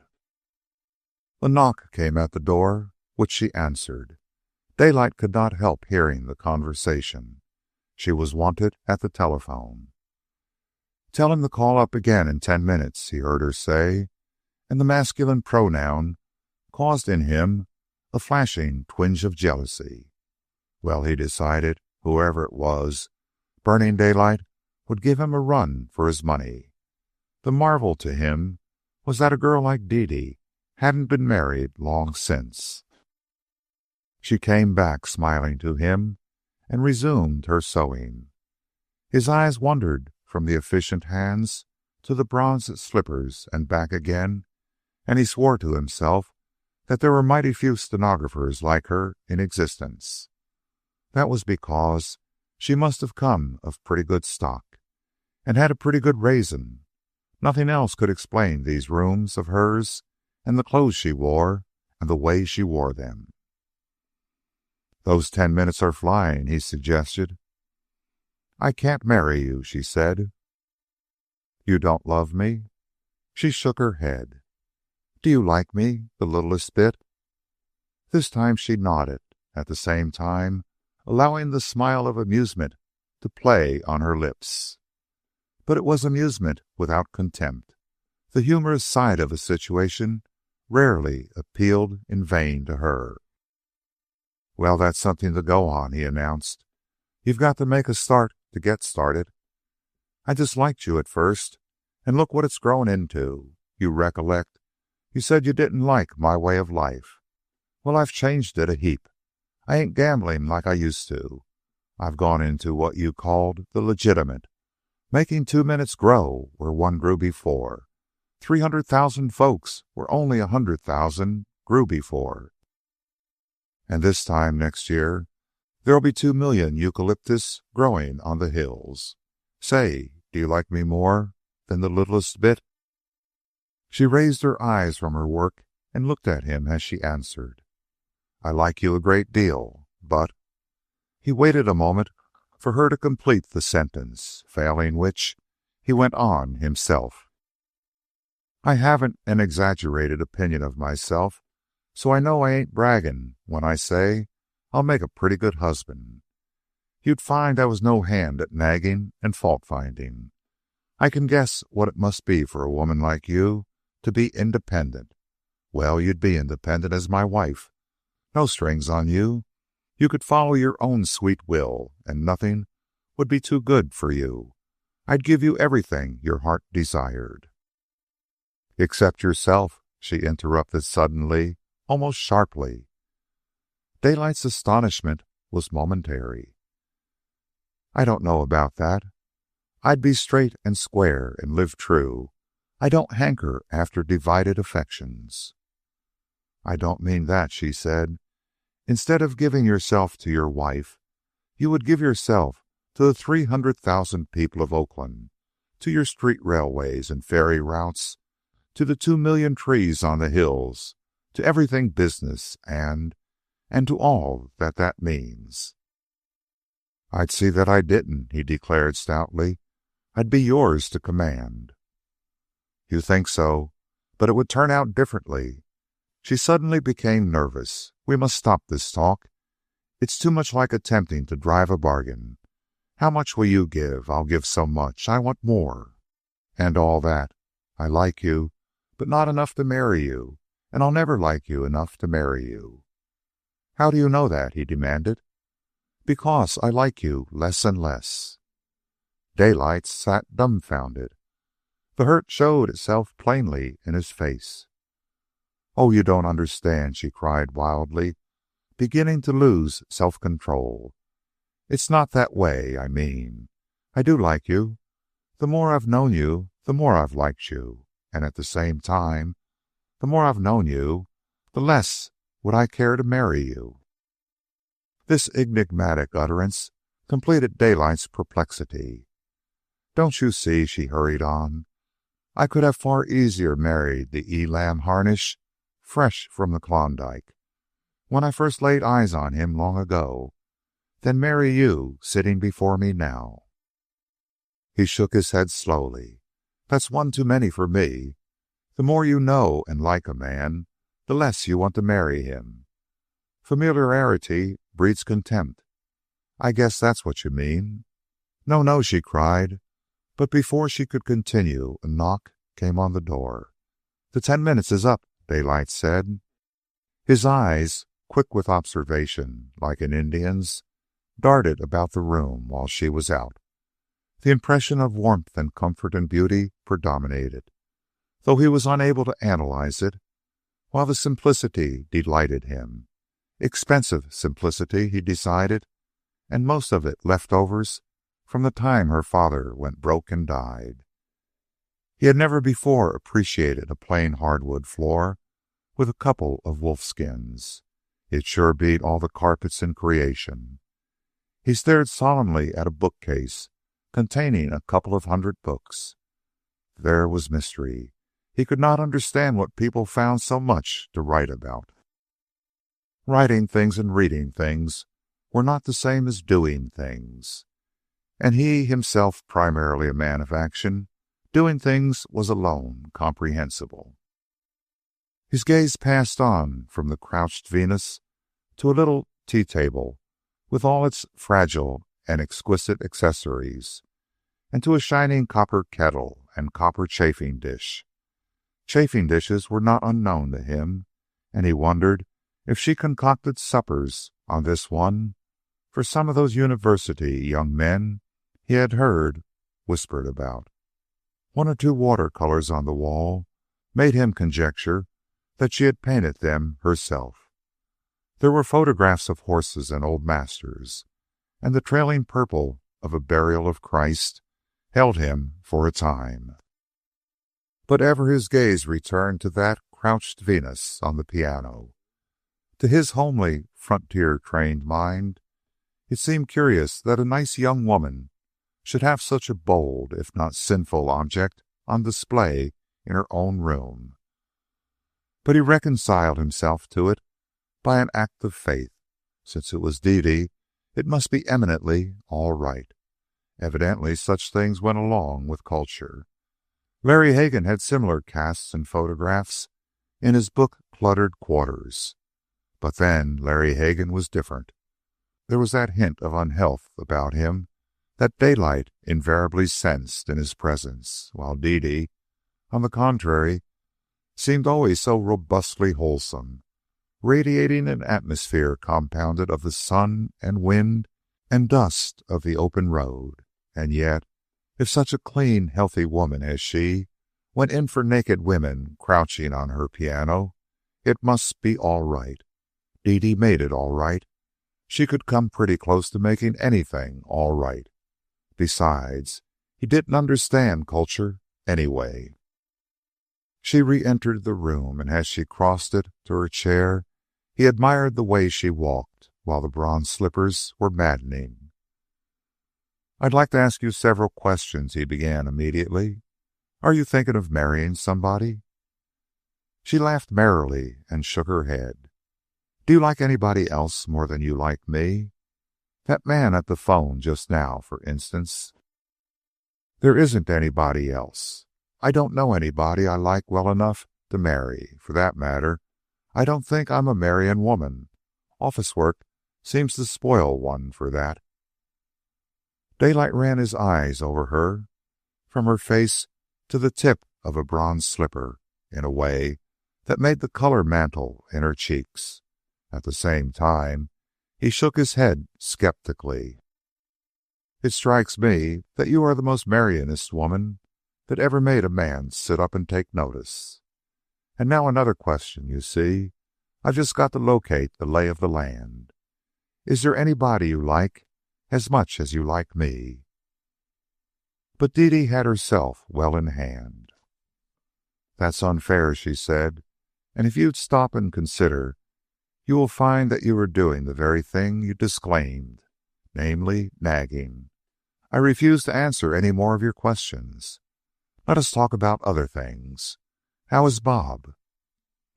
Half an hour later, whirling along through the rain on Telegraph Avenue toward Oakland, Daylight smoked one of his brown paper cigarettes and reviewed what had taken place. It was not at all bad, was his summing up, though there had been much about it that was baffling. There was that liking him the more she knew him, and at the same time wanting to marry him less. That was a puzzler. But the fact that she had refused him carried with it a certain elation. In refusing him, she had refused his $30 million. That was going some for a $90 a month stenographer who had known better ties. She wasn't after money, that was patent. Every woman he had encountered had seemed willing to swallow him down for the sake of his money. Why, he had doubled his fortune, made $15 million, since the day she first came to work for him, and behold, any willingness to marry him she might have possessed had diminished as his money had increased. Gosh, he muttered, if I clean up $100 million on this land deal, she won't even be on speaking terms with me. But he could not smile the thing away. It remained to baffle him, that enigmatic statement of hers, that she could more easily have married the Elam Harnish, fresh from the Klondike, than the present Elam Harnish. Well, he concluded, the thing to do was for him to become more like that old-time Daylight, who had come down out of the north to try his luck at the bigger game. But that was impossible. He could not set back the flight of time. Wishing wouldn't do it, and there was no other way. He might as well wish himself a boy again. Another satisfaction he'd cuddled to himself from their interview. He had heard of stenographers before who refused their employers and who invariably quit their positions immediately afterward. But Dede had not even hinted at such a thing. No matter how baffling she was, there was no nonsensical silliness about her. She was level-headed, but also he had been level-headed and was partly responsible for this. He hadn't taken advantage of her in the office. True, he had twice overstepped the bounds, but he had not followed it up and made a practice of it. She knew she could trust him, but in spite of all this, he was confident that most young women would have been silly enough to resign a position with a man they had turned down. And besides, after he had put it to her in the right light, she had not been silly over his sending her brother to Germany. Gee, he concluded, as the car drew up before his hotel, if I'd only known it as I do now, I'd have popped the question the first day she came to work. According to her say-so, that would have been the proper moment. She likes me more and more, and the more she likes me, the less she cares to marry me. Now, what do you think of that? She sure must be foolin'. Chapter 19. Once again, on a rainy Sunday, weeks afterward, Daylight proposed to Dede.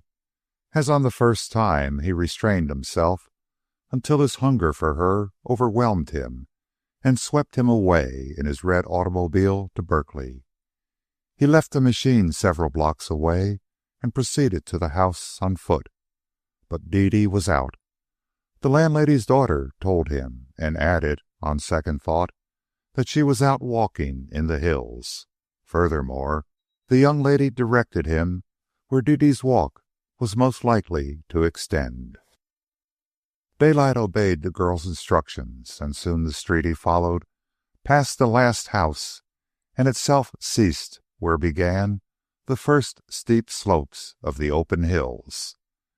The air was damp with the oncoming of rain, for the storm had not yet burst, though the rising wind proclaimed its imminence. As far as he could see, there was no sign of Dede on the smooth, grassy hills. To the right, dipping down into a hollow and rising again, was a large, fully grown eucalyptus grove. Here all was noise and movement, the lofty, slender-trunked trees swaying back and forth in the wind and clashing their branches together.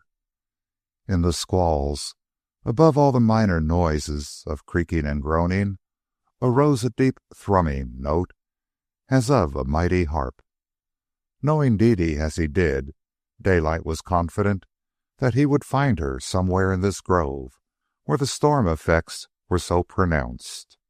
And find her he did, across the hollow and on the exposed crest of the opposing slope where the gale smote its fiercest blows. There was something monotonous, though not tiresome, about the way Daylight proposed. Guiltless of diplomacy, subterfuge, he was as direct and gusty as the gale itself. He had time neither for greeting nor apology. "It's the same old thing," he said. "I want you, and I've come for you. You've just got to have me, Dede. For the more I think about it, the more certain I am that you've got a sneaking liking for me that's something more than just ordinary liking. And you don't dast say that it isn't. Now, dast you?" He had shaken hands with her at the moment he began speaking, and he had continued to hold her hand. Now, when she did not answer, she felt a light but firmly insistent pressure as of his drawing her to him. Involuntarily, she half yielded to him, her desire for the moment stronger than her will. Then suddenly she drew herself away, though permitting her hand still to remain in his. "You sure ain't afraid of me?" he asked with quick compunction. "No," she smiled woefully. "Not of you, but of myself." "You haven't taken my dare," he urged under this encouragement. "Please, please," she begged. "We can never marry, so don't let us discuss it." "Then I copper your bet to lose." He was almost gay now, for success was coming faster than his fondest imagining. She liked him without a doubt, and without a doubt she liked him well enough to let him hold her hand, well enough to be not repelled by the nearness of him. She shook her head. "No, it's impossible. You would lose your bet." For the first time a dark suspicion crossed Daylight's mind, a clue that explained everything. "Say, you ain't been let in for some one of these secret marriages, have you?" The consternation in his voice and on his face was too much for her, and her laugh rang out, merry and spontaneous as a burst of joy from the throat of a bird. Daylight knew his answer, and, vexed with himself, decided that action was more efficient than speech. So he stepped between her and the wind and drew her so that she stood close in the shelter of him.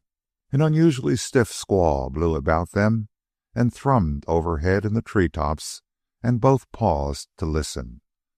A shower of flying leaves enveloped them, and hard on the heel of the wind came driving drops of rain.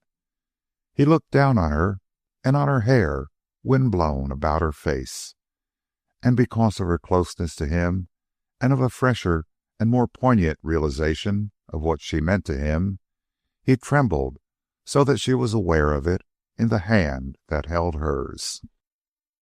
She suddenly leaned against him, bowing her head until it rested lightly upon his breast.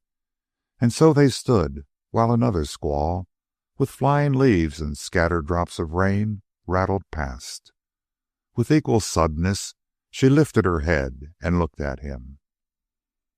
"Do you know," she said, "I prayed last night about you.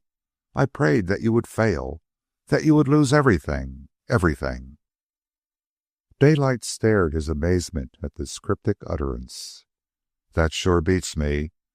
I always said I got out of my depth with women, and you've got me out of my depth now. Why you want me to lose everything, seeing as you like me?" "I never said so." "You didn't dast say you didn't. So, as I was saying, liking me, why do you want me to go broke is clean beyond my simple understanding. It's right in line with that other puzzler of yours. The more you like me, the less you want to marry me one. Well, you've just got to explain, that's all."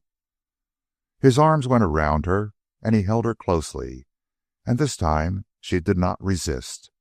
Her head was bowed, and he had not seen her face, yet he had a premonition that she was crying. He had learned the virtue of silence, and he weighted her will in the matter. Things had come to such a pass that she was bound to tell him something now. Of that he was confident. "I am not romantic," she began, again looking at him as she spoke. "It might be better for me if I were.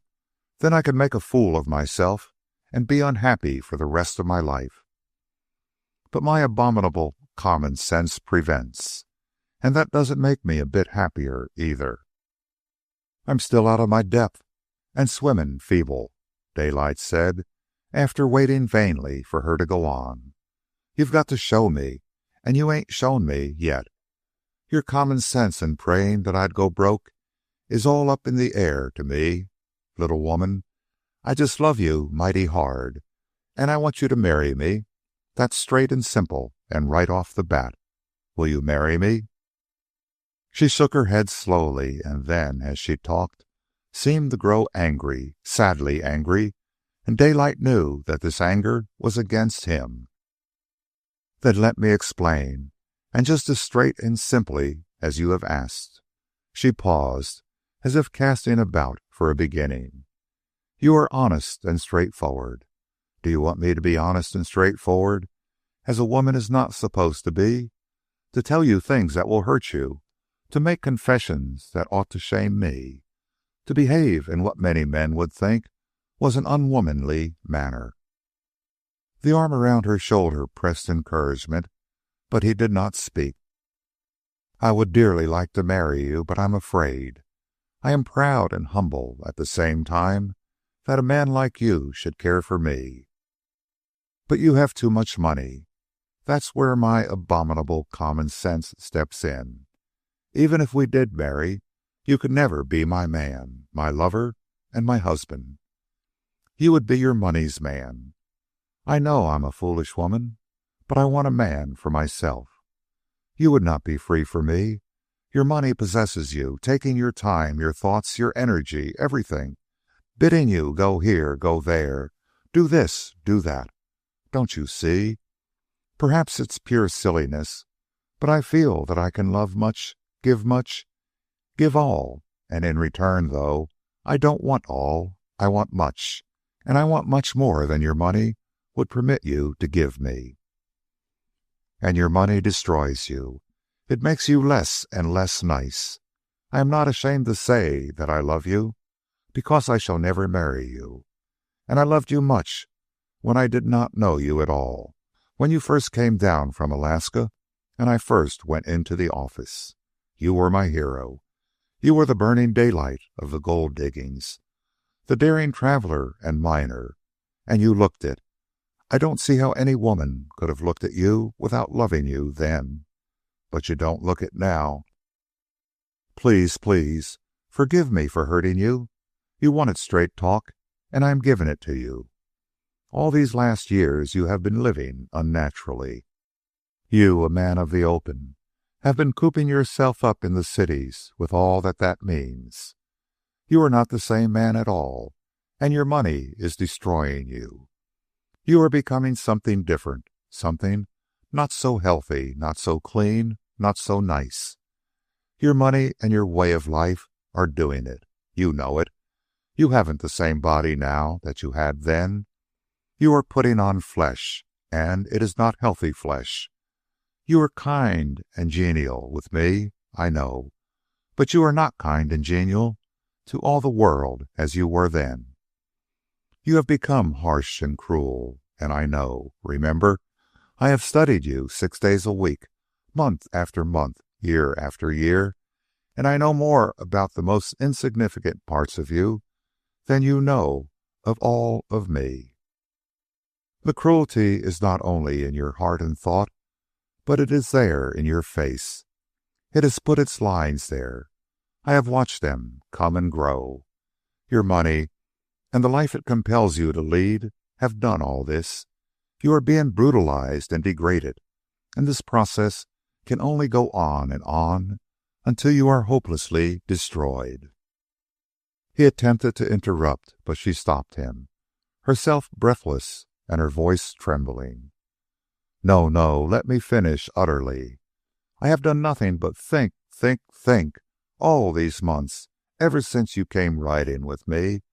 And now that I have begun to speak, I am going to speak all that I have in me. I do love you, but I cannot marry you and destroy love. You are growing into a thing that I must in the end despise. You can't help it. More than you can possibly love me. Do you love this business game? This business, and it's all perfectly useless so far as you are concerned, claims all of you. I sometimes think it would be easier to share you equitably with another woman than to share you with this business. I might have half of you at any rate, but this business would claim not half of you, but 9/10 of you, or 99 hundredths. Remember, the meaning of marriage to me is not to get a man's money to spend. I want the man. You say you want me, and suppose I consented, but gave you only 1/100th part of me. Suppose there was something else in my life that took the other 99 parts, and furthermore, that ruined my figure, that put pouches under my eyes and crow's feet in the corners, that made me unbeautiful to look upon, and that made my spirit unbeautiful. Would you be satisfied with that 100th part of me? Yet that is all you are offering me of yourself. Do you wonder that I won't marry you, that I can't? Daylight waited to see if she were quite done, and she went on again. It isn't that I'm selfish. After all, love is giving, not receiving. But I see so clearly that all my giving could not do you any good. You are like a sick man. You don't play business like other men. You play at heart, and all of you, no matter what you believe and intended, a wife would be only a brief diversion. There is that magnificent Bob eating his head off in the stable.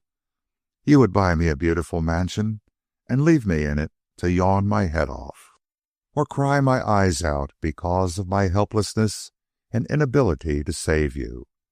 This disease of business would be corroding you and marring you all the time. You play it as you have played everything else. As in Alaska, you played the life of the trail. Nobody could be permitted to travel as fast and far as you, to work as hard, or to endure as much. You hold back nothing. You put all you've got into whatever you are doing. Limit is the sky, he grunted, grim affirmation. But if you would only play the lover-husband that way. Her voice faltered and stopped, and a blush showed in her wet cheeks as her eyes fell before his.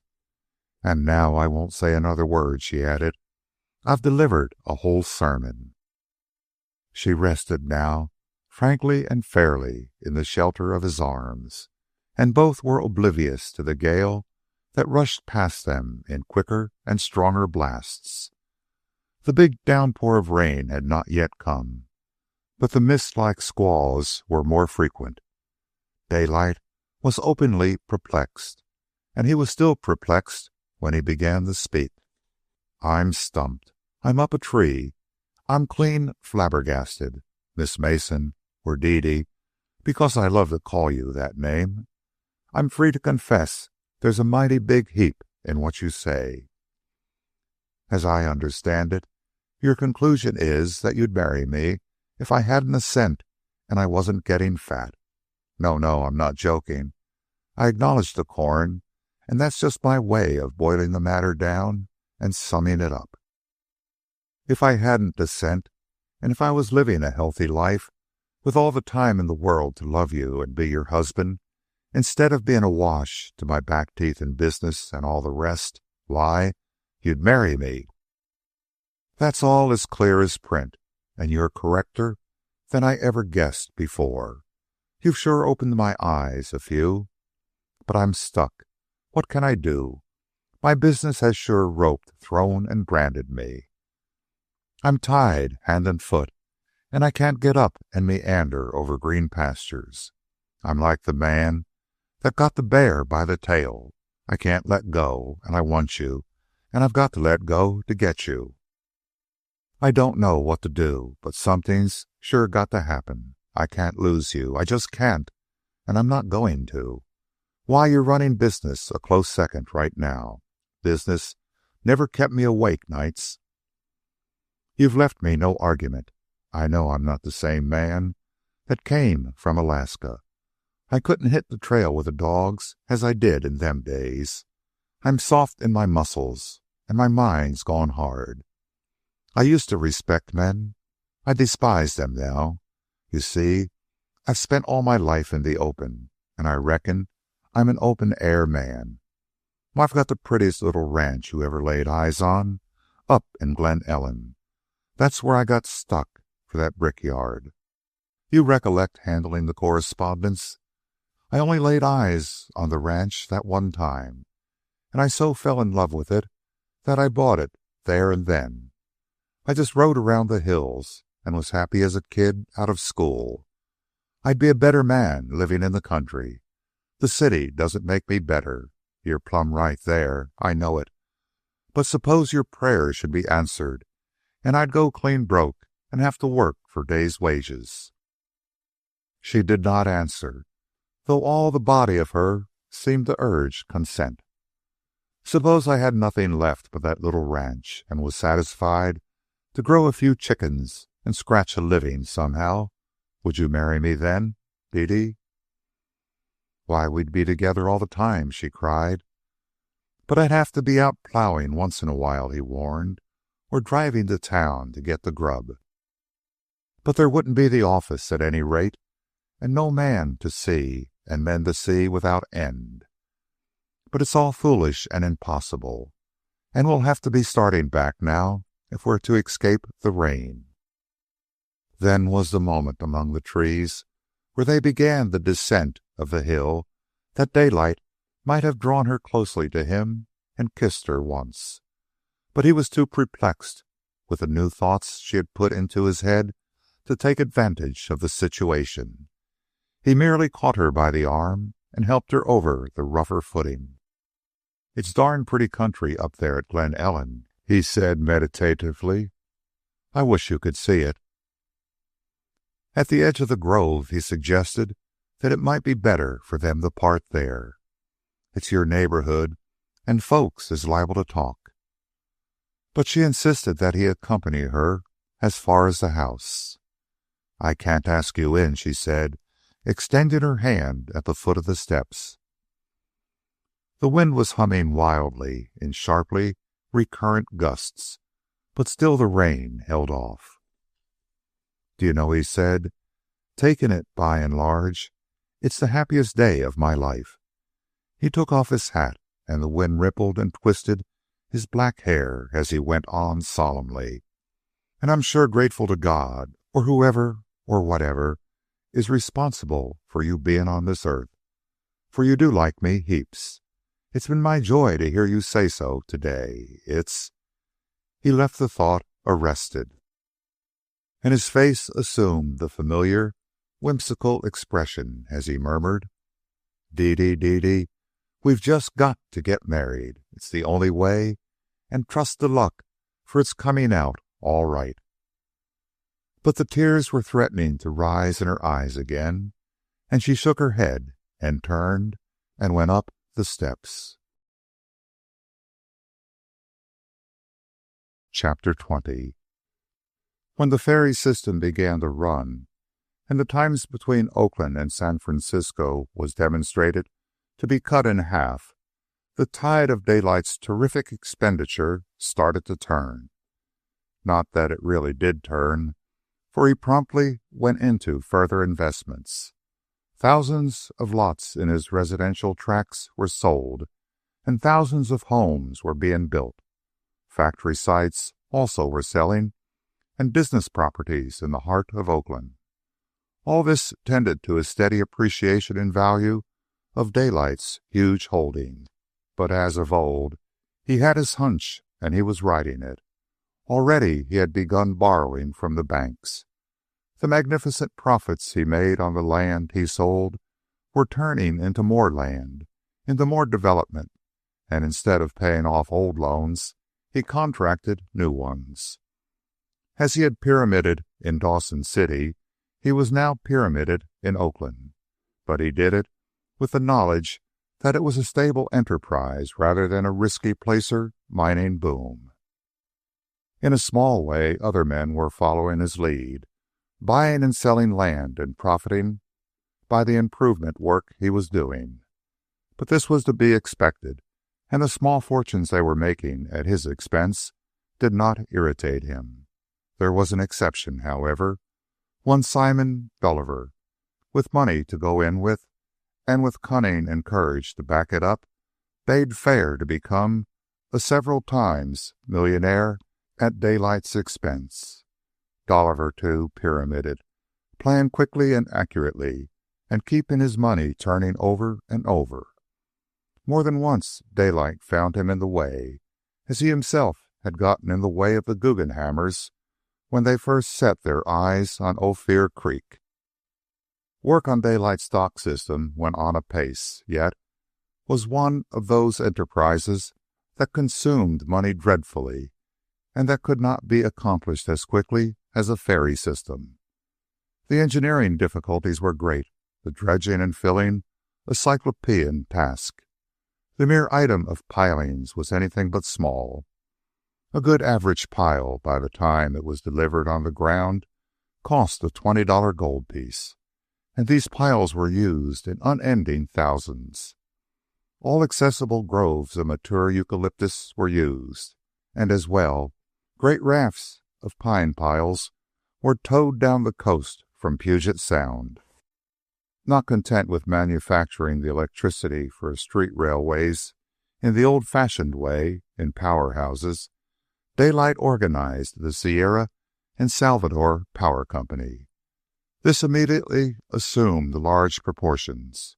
Crossing the San Joaquin Valley on the way from the mountains and plunging through the Contra Costa Hills, there were many towns and even a robust city that could be supplied with power, also with light, and it became a street and house lighting project as well. As soon as the purchase of power sites in the Sierra was rushed through, the survey parties were out and building operations begun. And so it went. There were 1,000 maws into which he poured unceasing streams of money. But it was all so sound and legitimate that Daylight, born gambler that he was, and with his clear, wide vision, could not play softly and safely. It was a big opportunity, and to him there was only one way to play it, and that was the big way. Nor did his one confidential adviser, Larry Hagan, aid him to caution. On the contrary, it was Daylight who was compelled to veto the wilder visions of that able hashish dreamer. Not only did Daylight borrow heavily from the banks and trust companies, but on several of his corporations he was compelled to issue stock. He did this grudgingly, however, and retained most of his big enterprises of his own. Among the companies in which he reluctantly allowed the investing public to join were the Golden Gate Dock Company, the Recreation Parks Company, the United Water Company, and the Unicel Shipbuilding Company, and the Sierra and Salvador Power Company. Nevertheless, between himself and Hagan, he retained the controlling share in each of these enterprises. His affair with Dede Mason only seemed to languish. While delaying to grapple with the strange problem it presented, his desire for her continued to grow. In his gambling simile, his conclusion was that luck had dealt him the most remarkable card in the deck, and that for years he had overlooked it. Love was the card, and it beat them all. Love was the king card of trumps, the fifth ace, the joker in a game of tenderfoot poker. It was the card of cards, and play it he would to the limit. When the opening came, he could not see that opening yet. The present game would have to play to some sort of conclusion first. Yet he could not shake from his brain and vision the warm recollection of those bronze slippers, that clinging gown, and all the feminine softness and pliancy of Dede in her pretty Berkeley rooms. Once again on a rainy Sunday he telephoned that he was coming, and as has happened ever since man first looked upon woman and called her good, again he played the blind force of male compulsion against a woman's secret weakness to yield. Not that it was Daylight's way abjectly to beg and entreat. On the contrary, he was masterful in whatever he did, but he had a trick of whimsical wheedling that Dede found harder to resist than the pleas of a suppliant lover. It was not a happy scene in its outcome, for Dede, in the throes of her own desire, desperate with weakness, and at the same time with her better judgment hating her weakness, cried out, "You urge me to try a chance to marry you now and trust to luck for it to come out right. And life is a gamble, say? Very well, let us gamble. Take a coin and toss it in the air. If it comes head, I'll marry you. If it doesn't, you are forever to leave me alone and never mention marriage again." A fire of mingled love and the passion of gambling came into Daylight's eyes. Involuntarily, his hand started for his pocket for the coin. Then it stopped, and the light in his eyes was troubled. "Go," she ordered sharply. "Don't delay, or I may change my mind, and you will lose the chance."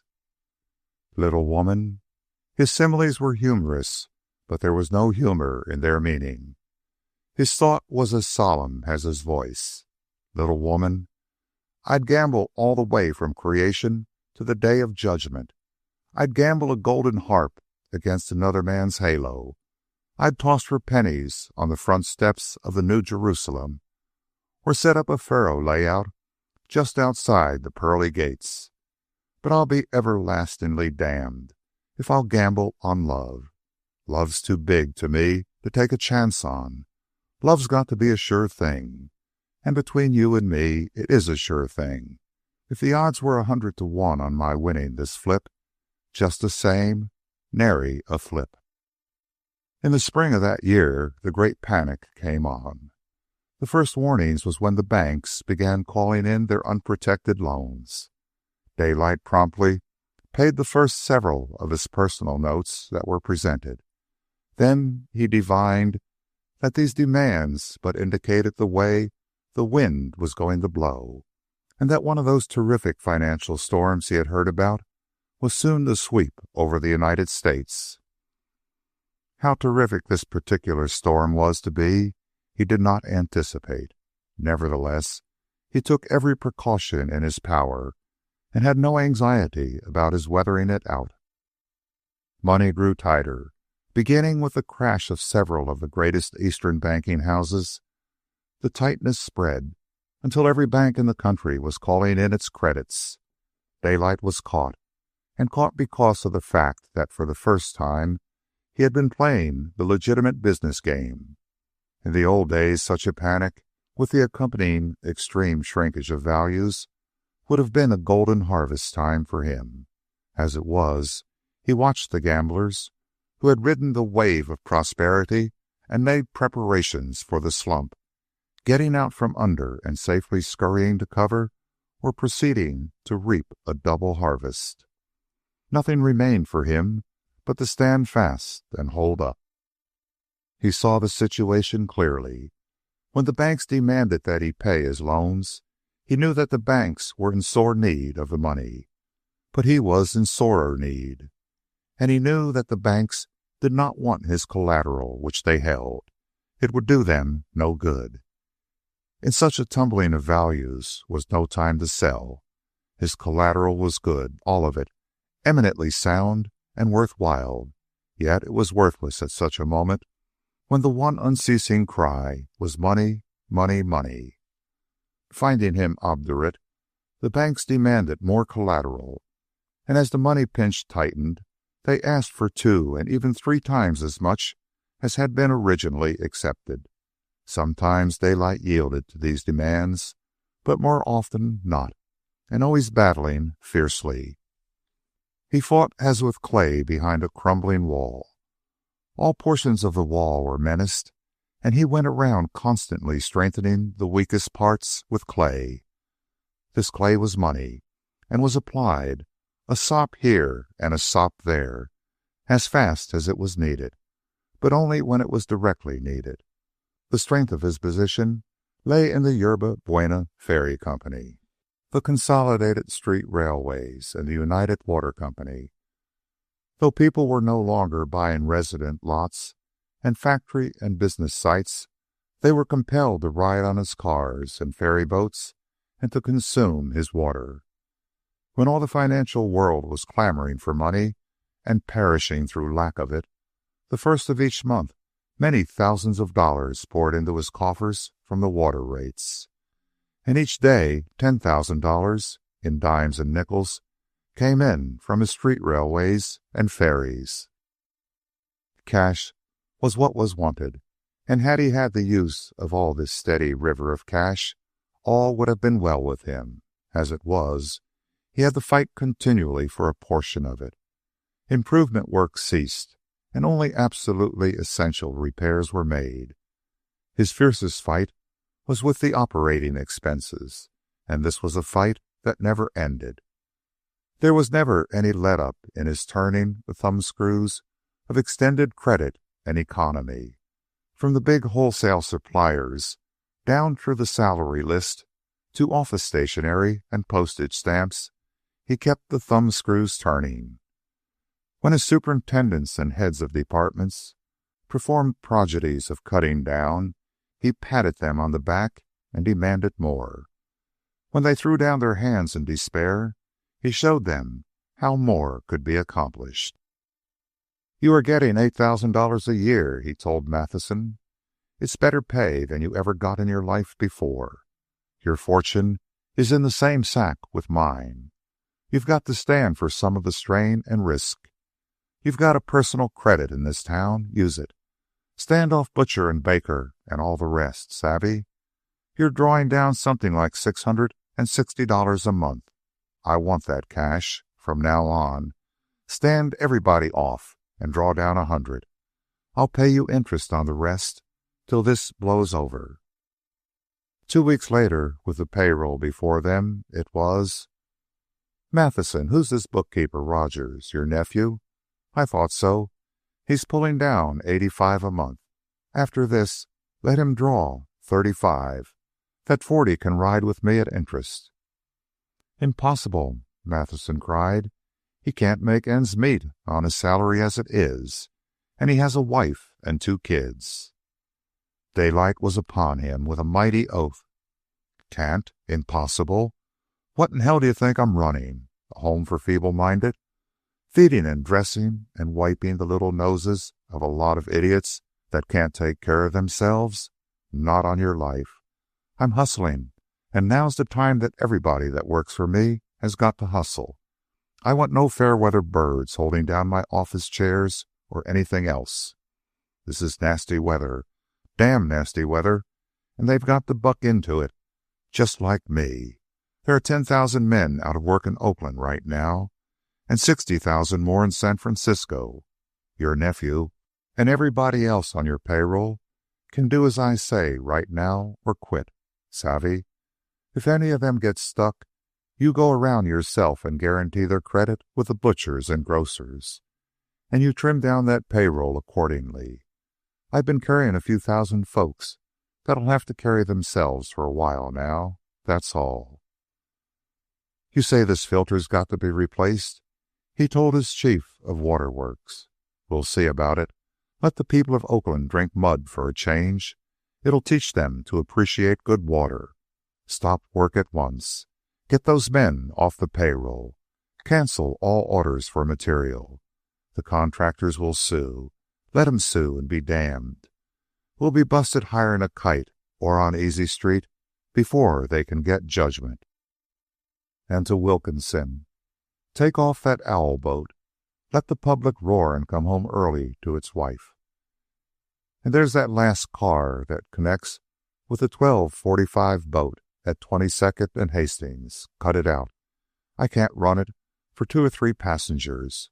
Let them take an earlier boat home or walk.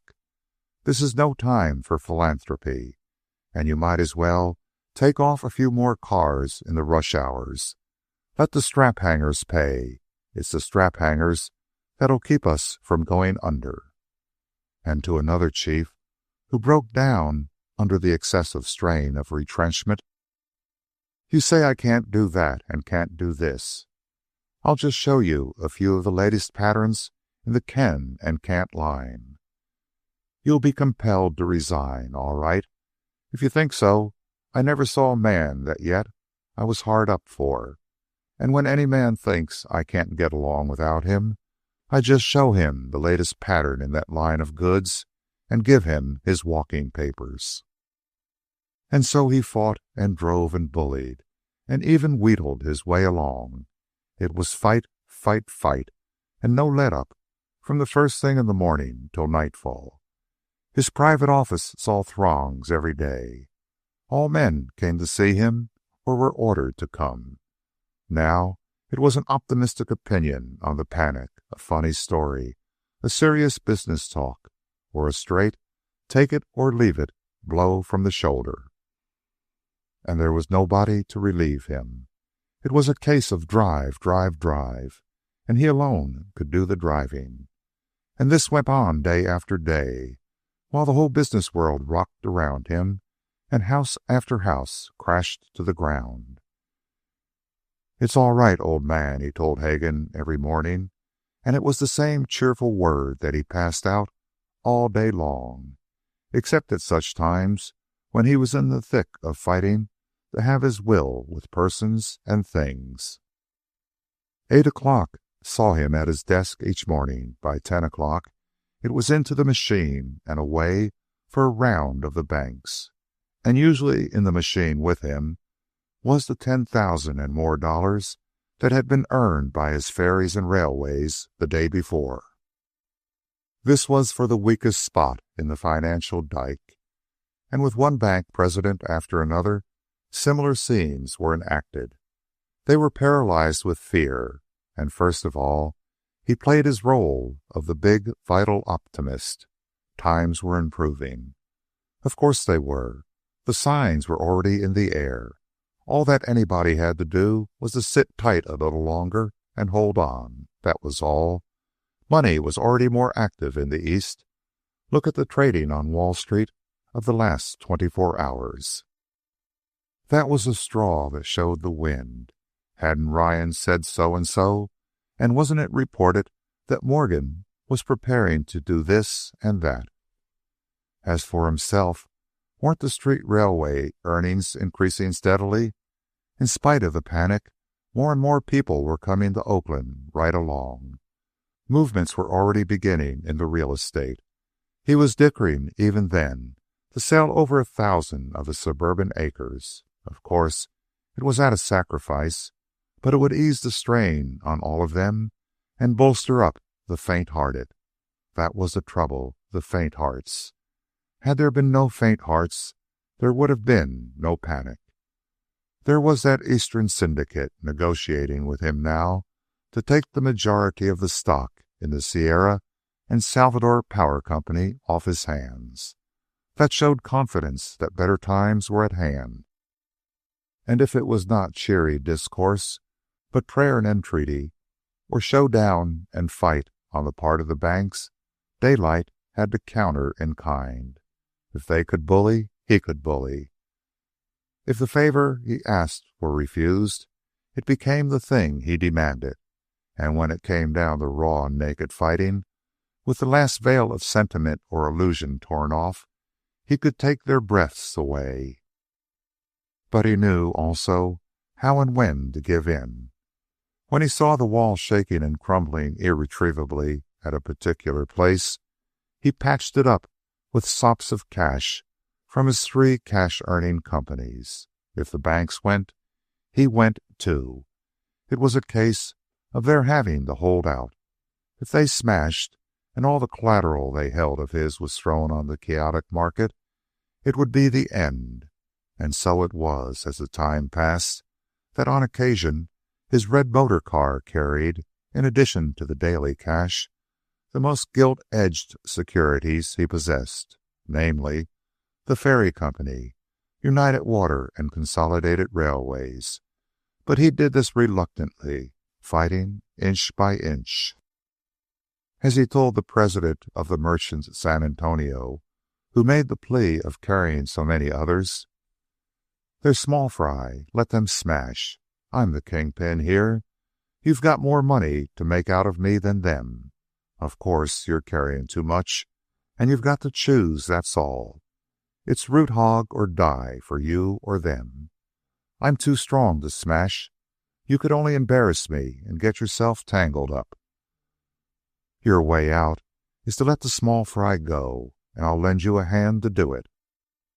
And it was Daylight also, in this time of financial anarchy, who sized up Simon Dolliver's affairs and lent the hand that sent that rival down in utter failure.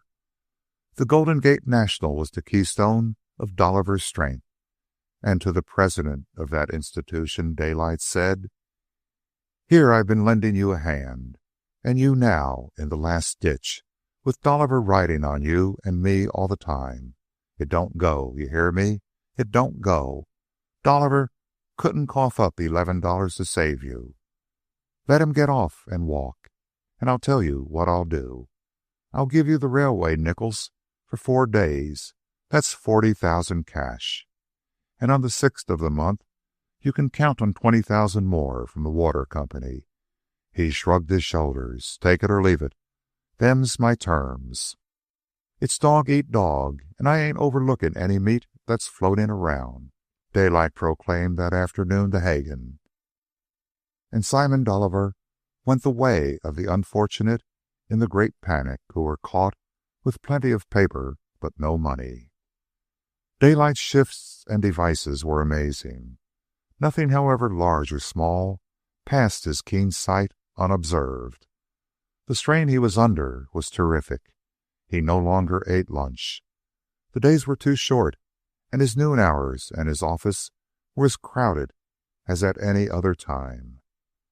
By the end of the day he was exhausted, and, as never before, he sought relief behind his wall of alcoholic inhibition. Straight to his hotel he was driven, and straight to his rooms he went, where immediately was mixed for him the first of a series of double martinis.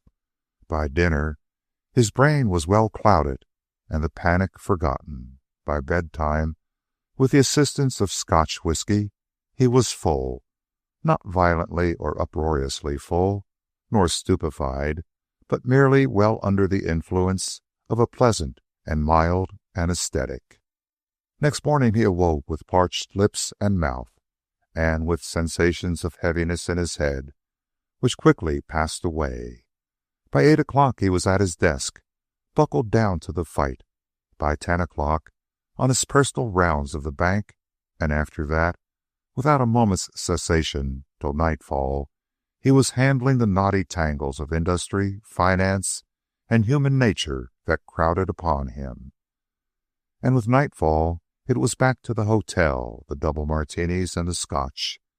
And this was his program, day after day, until the days ran into weeks. Chapter 21. Though Daylight appeared among his fellows hearty-voiced, inexhaustible, spilling over with energy and vitality, deep down he was a very weary man.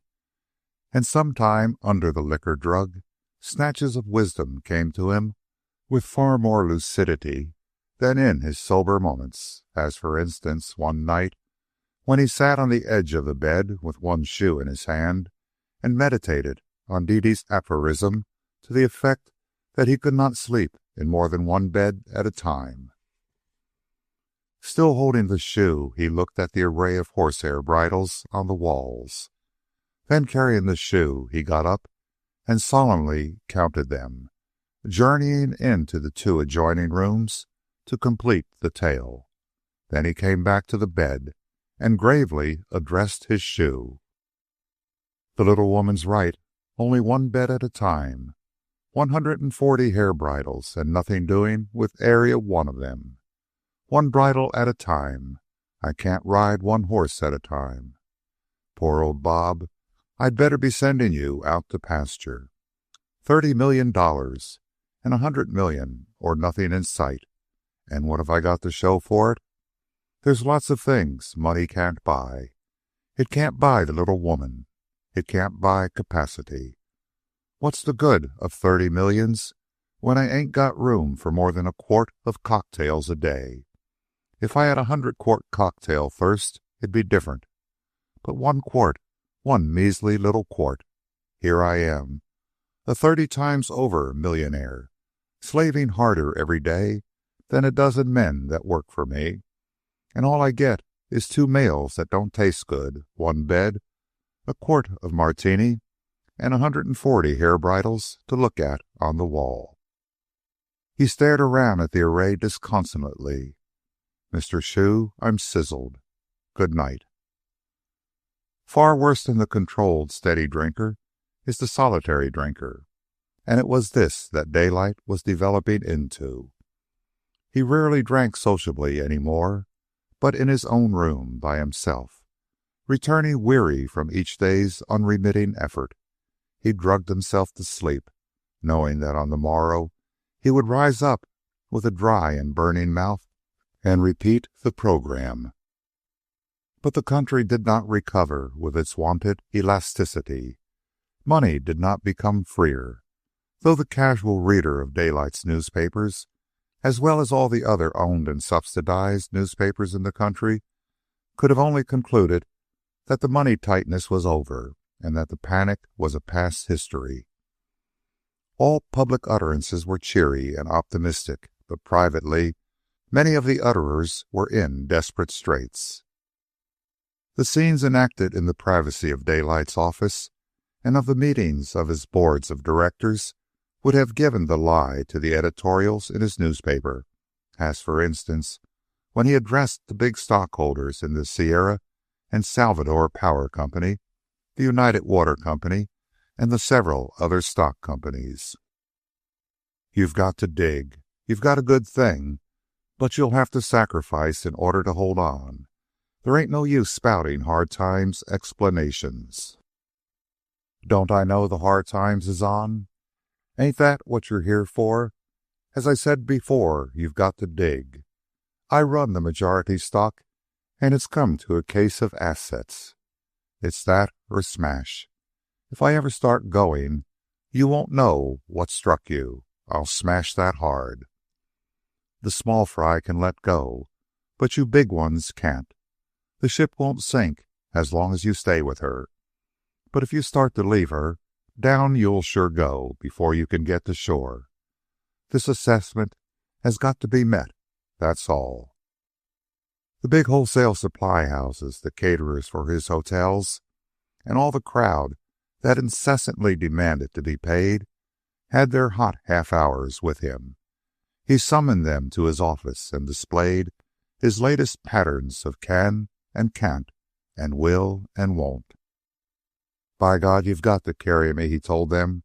If you think this is a pleasant little game of parlor whist and that you can quit and go home whenever you want, you're plumb wrong. Look here, Watkins, you remarked 5 minutes ago that you wouldn't stand for it. Now, let me tell you a few.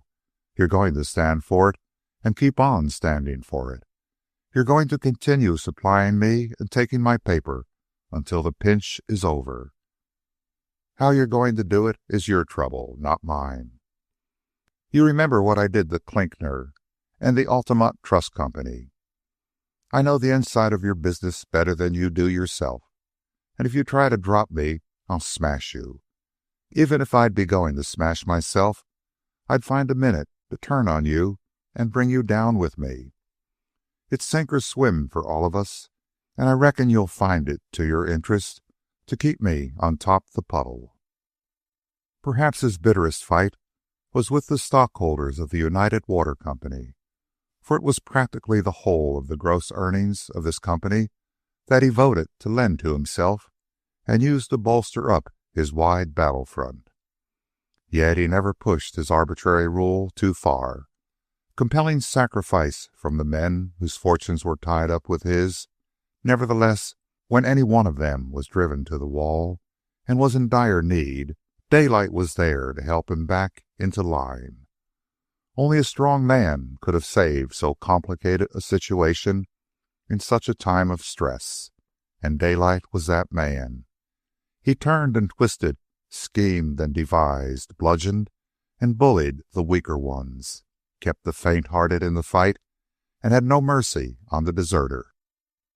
And in the end, when early summer was on, everything began to mend. Came a day when Daylight did the unprecedented. He left the office an hour earlier than usual, and for the reason that for the first time since the panic, there was not an item of work waiting to be done. He dropped into Hagen's private office before leaving for a chat, and as he stood up to go, he said, "Hagen, we're all hunkadory. We're pulling out of the financial pawn shop in fine shape, and we'll get out without leaving one unredeemed pledge behind. The worst is over, and the end is in sight.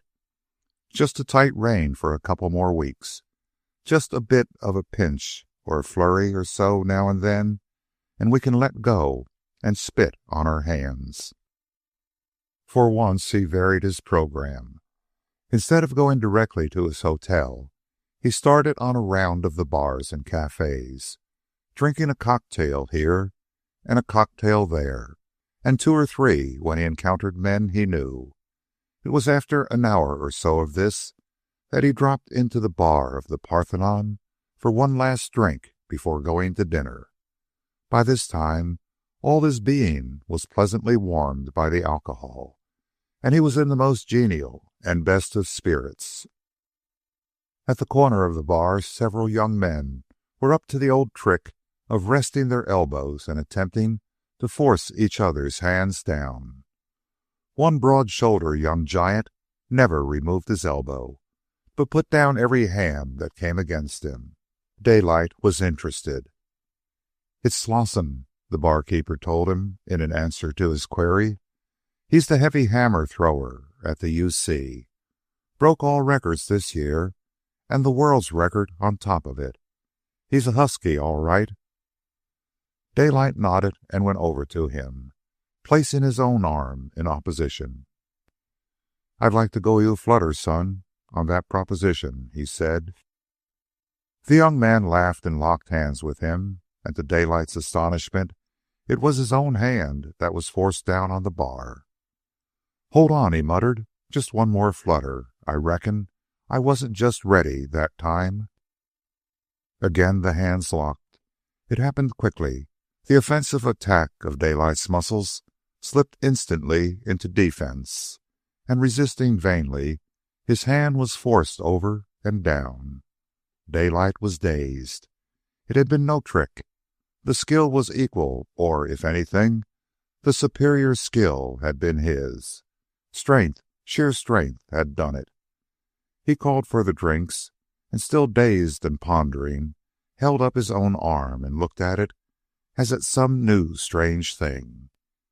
He did not know this arm. It certainly was not the arm he had carried around with him all the years. The old arm, why, it would have been play to turn down that young husky's, but this arm, he continued to look at it with such dubious perplexity as to bring a roar of laughter from the young men. This laughter aroused him. He joined in at first, and then his face slowly grew grave. He leaned toward the hammer thrower. "Son," he said, "let me whisper a secret.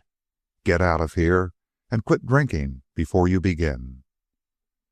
The young fellow flushed angrily, but Daylight held steadily on. "You listen to your dad and let him say a few. I'm a young man myself, only I ain't. Let me tell you, several years ago, for me to turn your hand down would have been like committing assault and battery on a kindergarten." Slosson looked his incredulity, while the others grinned and clustered around Daylight encouragingly. "Son, I ain't given to preaching, This is the first time I ever come to the penitent form, and you put me there yourself, hard. I've seen a few in my time, and I ain't fastidious so as you can notice it. But let me tell you right that I'm worth the devil alone knows how many millions, and that I'd sure give it all right here on the bar to turn down your hand, which means I'd give the whole shooting match just to be back where I was before I quit sleeping under the stars and come into the hen coops of cities to drink cocktails and lift up my feet and ride. Son, that's the matter with me, and that's the way I feel about it. The game ain't worth the candle.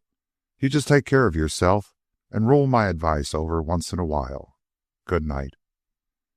He turned and lurched out of the place, the moral effect of his utterance largely spoiled by the fact that he was so patently full while he uttered it. Still in a daze, Daylight made to his hotel, accomplished his dinner, and prepared for bed. "The damned young whippersnapper," he muttered. "Put my hand down, easy as you please. My hand." He held up the offending member and regarded it with stupid wonder.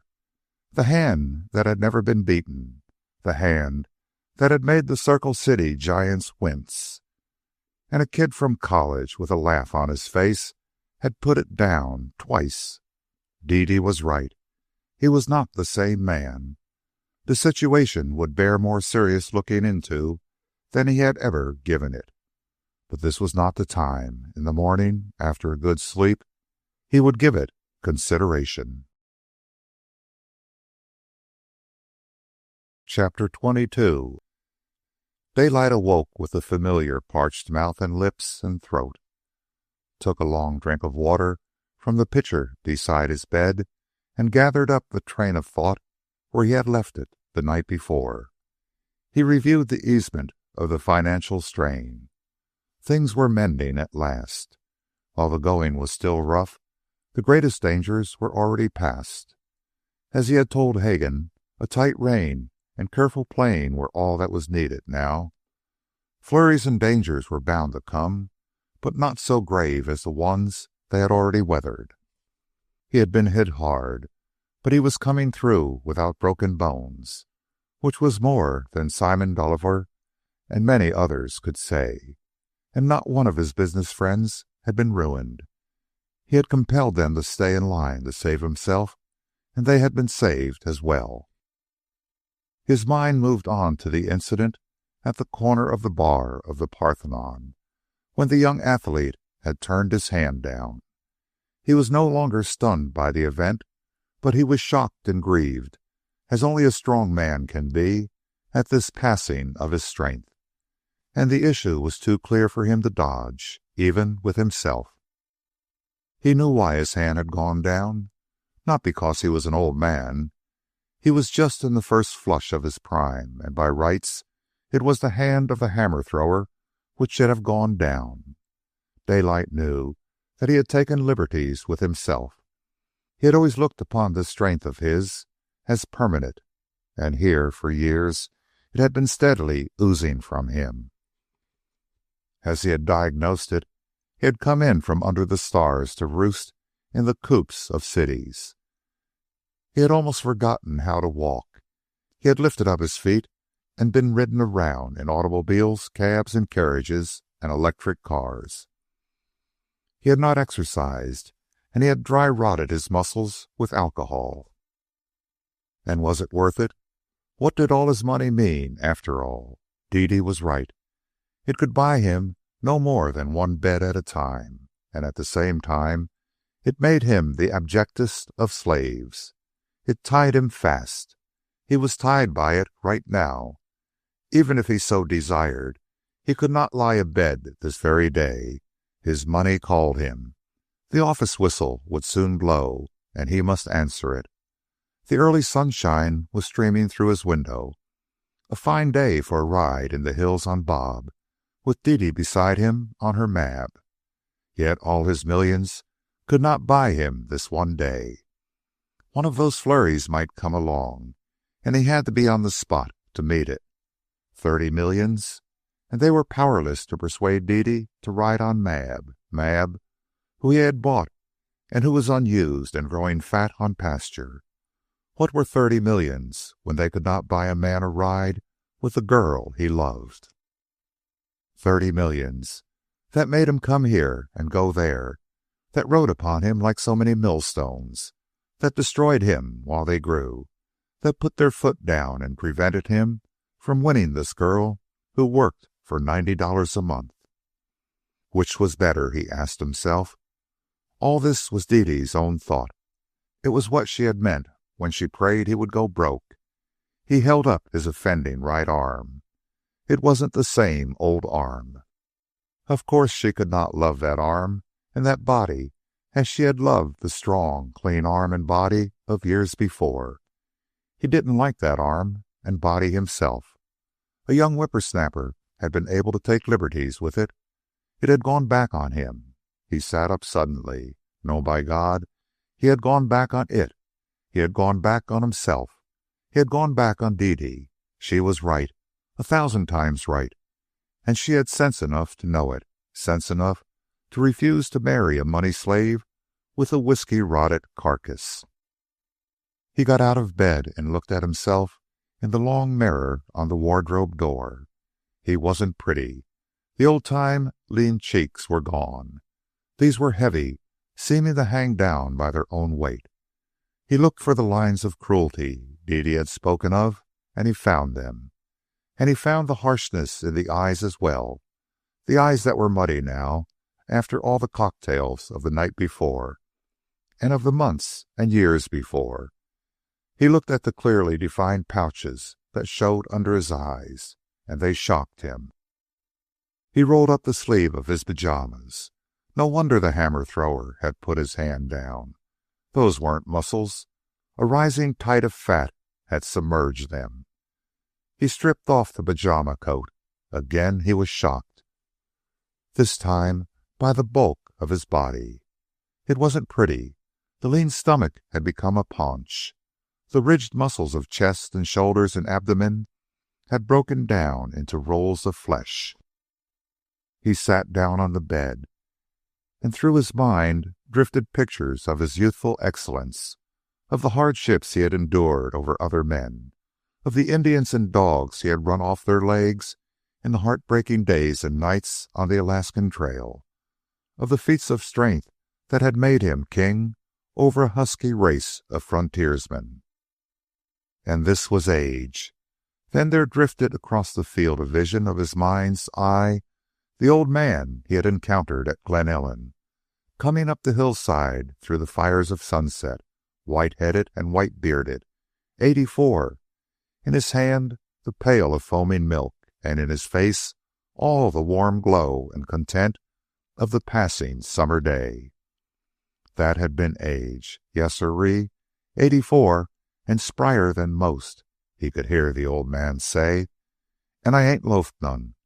I walked across the plain with an ox team and fought Injuns in '51, and I was a family man then with 7 youngsters. Next he remembered the old woman of the chaparral, pressing grapes in her mountain clearing, and Ferguson, the little man who had scuttled into the road like a rabbit, the one-time managing editor of a great newspaper, who was content to live in the chaparral along with his spring of mountain water and his hand-reared and manicured fruit trees. Ferguson had solved the problem. A weakling and an alcoholic, he had run away from the doctors and the chicken coop of a city and soaked up health like a thirsty sponge. Well, Daylight pondered, if a sick man whom the doctors had given up could develop into a healthy farm laborer, what couldn't a merely stout man like himself do under similar circumstances? He caught a vision of his body with all its youthful excellence returned, and he thought of Dede, and sat down suddenly on the bed, startled by the greatness of the idea that had come to him. He did not sit long. His mind, working in its customary way like a steel trap, canvassed the idea in all its bearings. It was big, bigger than anything he had faced before, and he faced it squarely, picked it up in his 2 hands, and turned it over and around and looked at it. The simplicity of it delighted him. He chuckled over it, reached his decision, and began to dress. Midway in the dressing, he stopped in order to use the telephone. Dede was the first he called up. "Don't come to the office this morning," he said. "I'm coming out to see you for a moment." He called up others. He ordered his motor car. To Jones, he gave instructions for the forwarding of Bob and Wolf to Glen Ellen. Hagen he surprised by asking him to look up the deed of the Glen Ellen ranch and make out a new one in Dede Mason's name. Who, Hagen had demanded. "Dede Mason," Daylight replied imperturbably. "The phone must be indistinct this morning. Dede Mason. Got it?" Half an hour later he was flying out to Berkeley, and for the first time the big red car halted directly before the house. Dede offered to receive him in the parlor, but he shook his head and nodded toward her rooms. "In there," he said. "No other place would suit." As the door closed, his arms went out and around her. Then he stood with his hands on her shoulders and looking down into her face.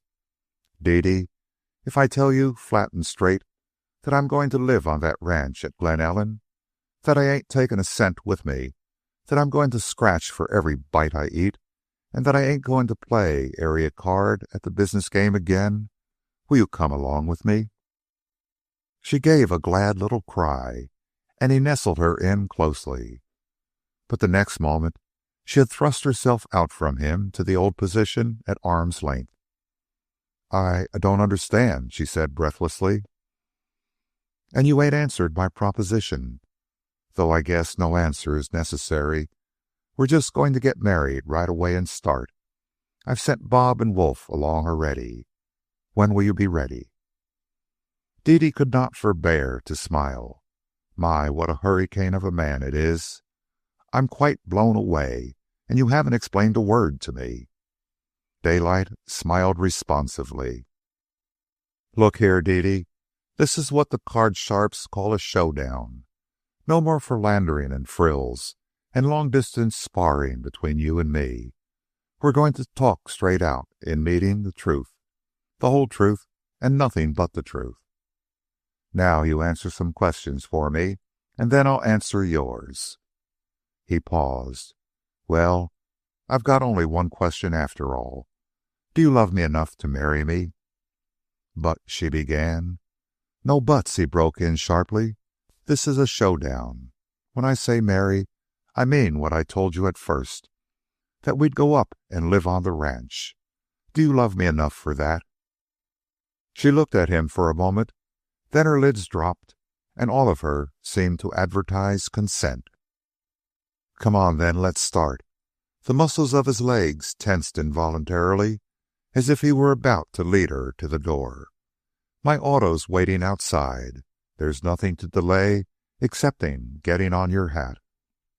He bent over her. "I reckon it's allowable," he said, as he kissed her. It was a long embrace, and she was the first to speak. "You haven't answered my questions.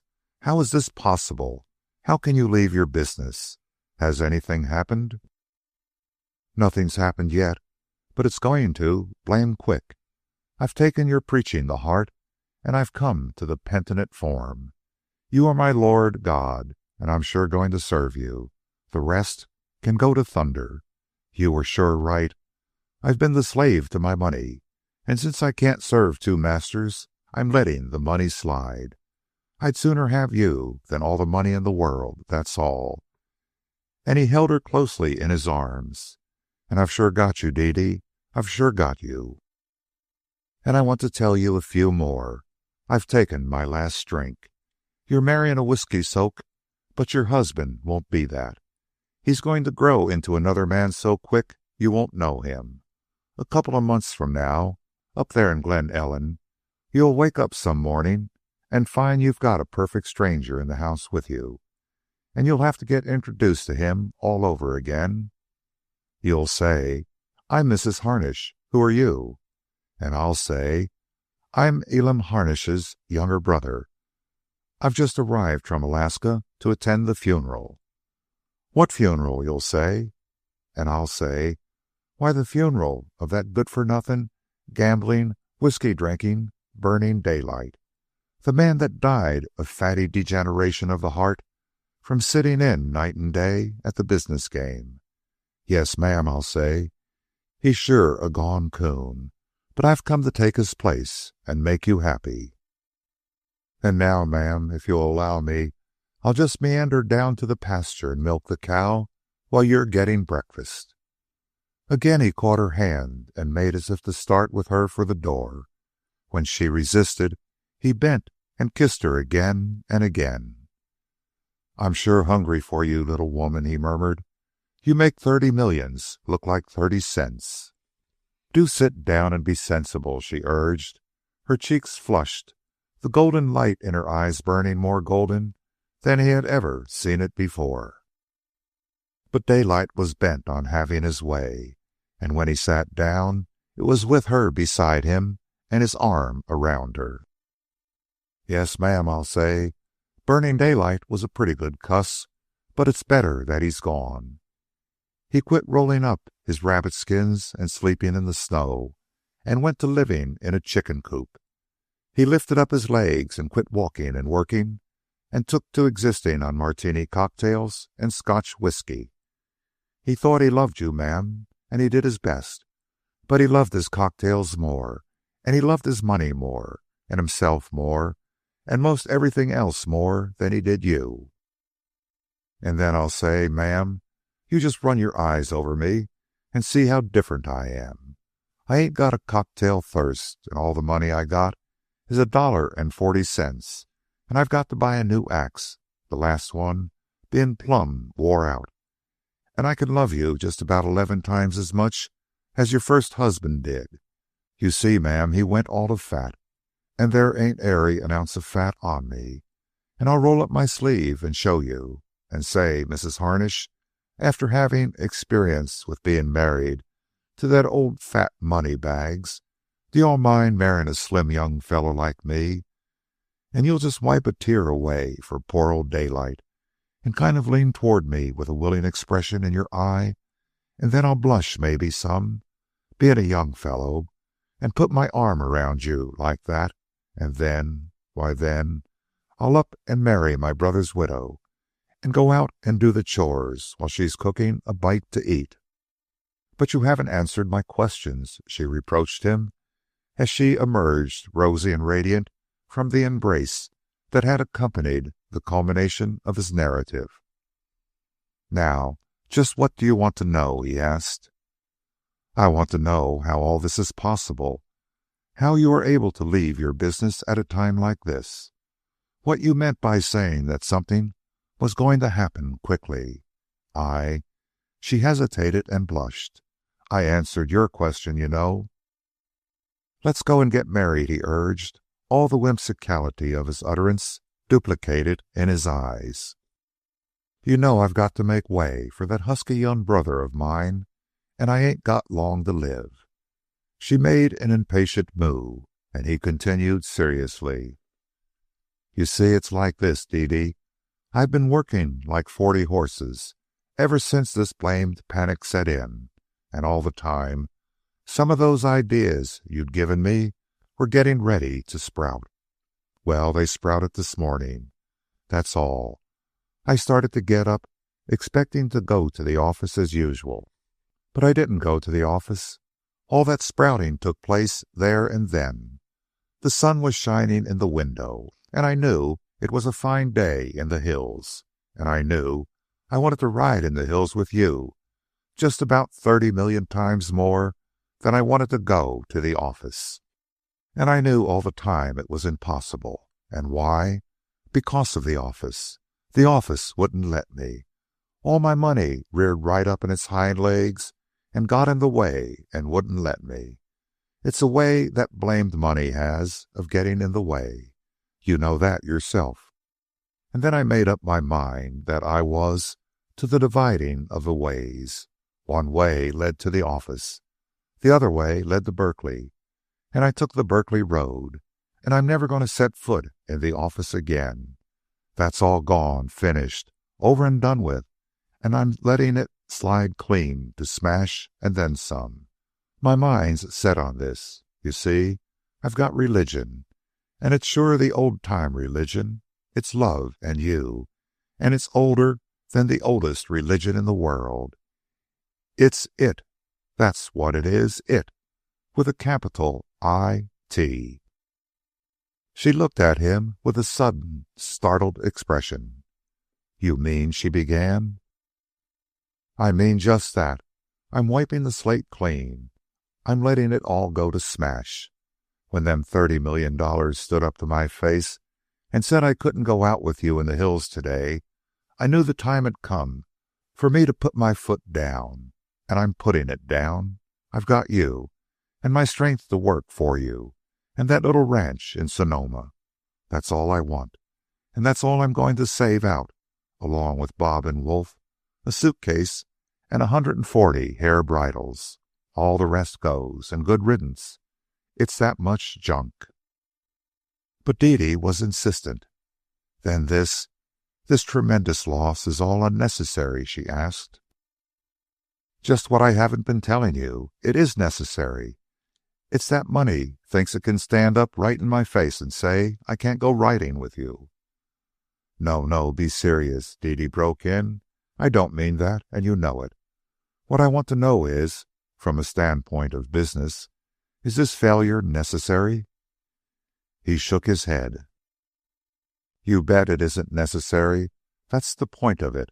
I'm not letting go of it because I'm licked to a standstill by the panic and have got to let go. I'm firing it out when I've licked the panic and am winning, hands down. That just shows how little I think of it. It's you that counts, little woman, and I make my play accordingly. But she drew away from his sheltering arms. You're mad, Elam. Call me that again, he murmured ecstatically. It's sure sweeter than the chink of millions. All this she ignored. It's madness. You don't know what you're doing. Oh, yes, I do, he assured her. I'm winning the dearest wish of my heart. Why, your little finger is worth more. Do be sensible for a moment. I was never more sensible in my life. I know what I want, and I'm going to get it. I want you and the open air. I want to get my foot off the paving stones and my ear away from the telephone. I want a little ranch house in one of the prettiest bits of country God ever made. And I want to do the chores around that ranch house, milk cows and chop wood and curry horses and plow the ground and all the rest of it. And I want you there in the ranch house with me. I'm plumb tired of everything else and clean wore out. And I'm sure the luckiest man alive, for I've got what money can't buy. I've got you, and 30 millions couldn't buy you, nor 3,000 millions, nor 30 cents. A knock at the door interrupted him, and he was left to stare delightedly at the crouched Venus and on around the room at Dede's dainty possessions, while she answered the telephone. It's Mr. Hagan, she said on returning. He's holding the line. He said it is important. Daylight shook his head and smiled. Please tell Mr. Hagan to hang up. I've done with the office, and I don't want to hear anything about anything. A minute later, she was back again. He refused to hang up. He told me to tell you that Unwin is in the office now, waiting to see you, and Harrison, too. Mr. Hagan said that Grimshaw and Hodgkins are in trouble, that it looks as if they're going to break, and he said something about protection. It was startling information. Both Unwin and Harrison represented big banking corporations, and Daylight knew that if the house of Grimshaw and Hodgkins went, it would precipitate a number of failures and start a flurry of serious dimensions. But Daylight smiled and shook his head and mimicked the stereotyped office tone of a voice as he said, Miss Mason, will you kindly tell Mr. Hagan that there is nothing doing and to hang up? But you can't do this, she pleaded. Watch me, he grimly answered. Elam. Say it again, he cried. Say it again, and a dozen Grimshaws and Hodgkins can smash. He caught her by the hand and drew her to him. You let Hagen hang on to that line till he's tired. We can't be wasting a second on him on a day like this. He's only in love with books and things, but I've got a real live woman in my arms that's loving me all the time. She's kicking over the traces. Chapter 23. But I know something of the fight you have been making, Dede contended. If you stop now, all the work you have done, everything will be destroyed. You have no right to do it. You can't do it. Daylight was obdurate. He shook his head and smiled tantalizingly. Nothing will be destroyed, Dede, nothing. You don't understand this business game. It's done on paper, don't you see? Where's the gold I dug out of the Klondike? Why, it's in $20 gold pieces, in gold watches, in wedding rings. No matter what happens to me, the $20 pieces, the watches, and the wedding rings remain. Suppose I died right now. It wouldn't affect the gold one iota. It's sure the same with this present situation. All I stand for is paper. I've got the paper for thousands of acres of land. All right, burn up the paper and burn me along with it. The land remains, don't it? The rain falls on it. The seeds sprout in it. The trees grow out of it. The houses stand on it. The electric cars run over it. It's paper that businesses run on. I lose my paper or I lose my life. It's all the same. It won't alter one grain of sand in all that land, or twist one blade of grass around sideways. Nothing is going to be lost. Not one pile out of the docks, not one railroad spike, not 1 ounce of steam out of the gauge of a ferry boat. The cars will go on running whether I hold the paper or somebody else holds it. The tide has set toward Oakland. People are beginning to pour in. We're selling building lots again. There's no stopping that tide. No matter what happens to me or the paper, them 300,000 folks are coming in the same.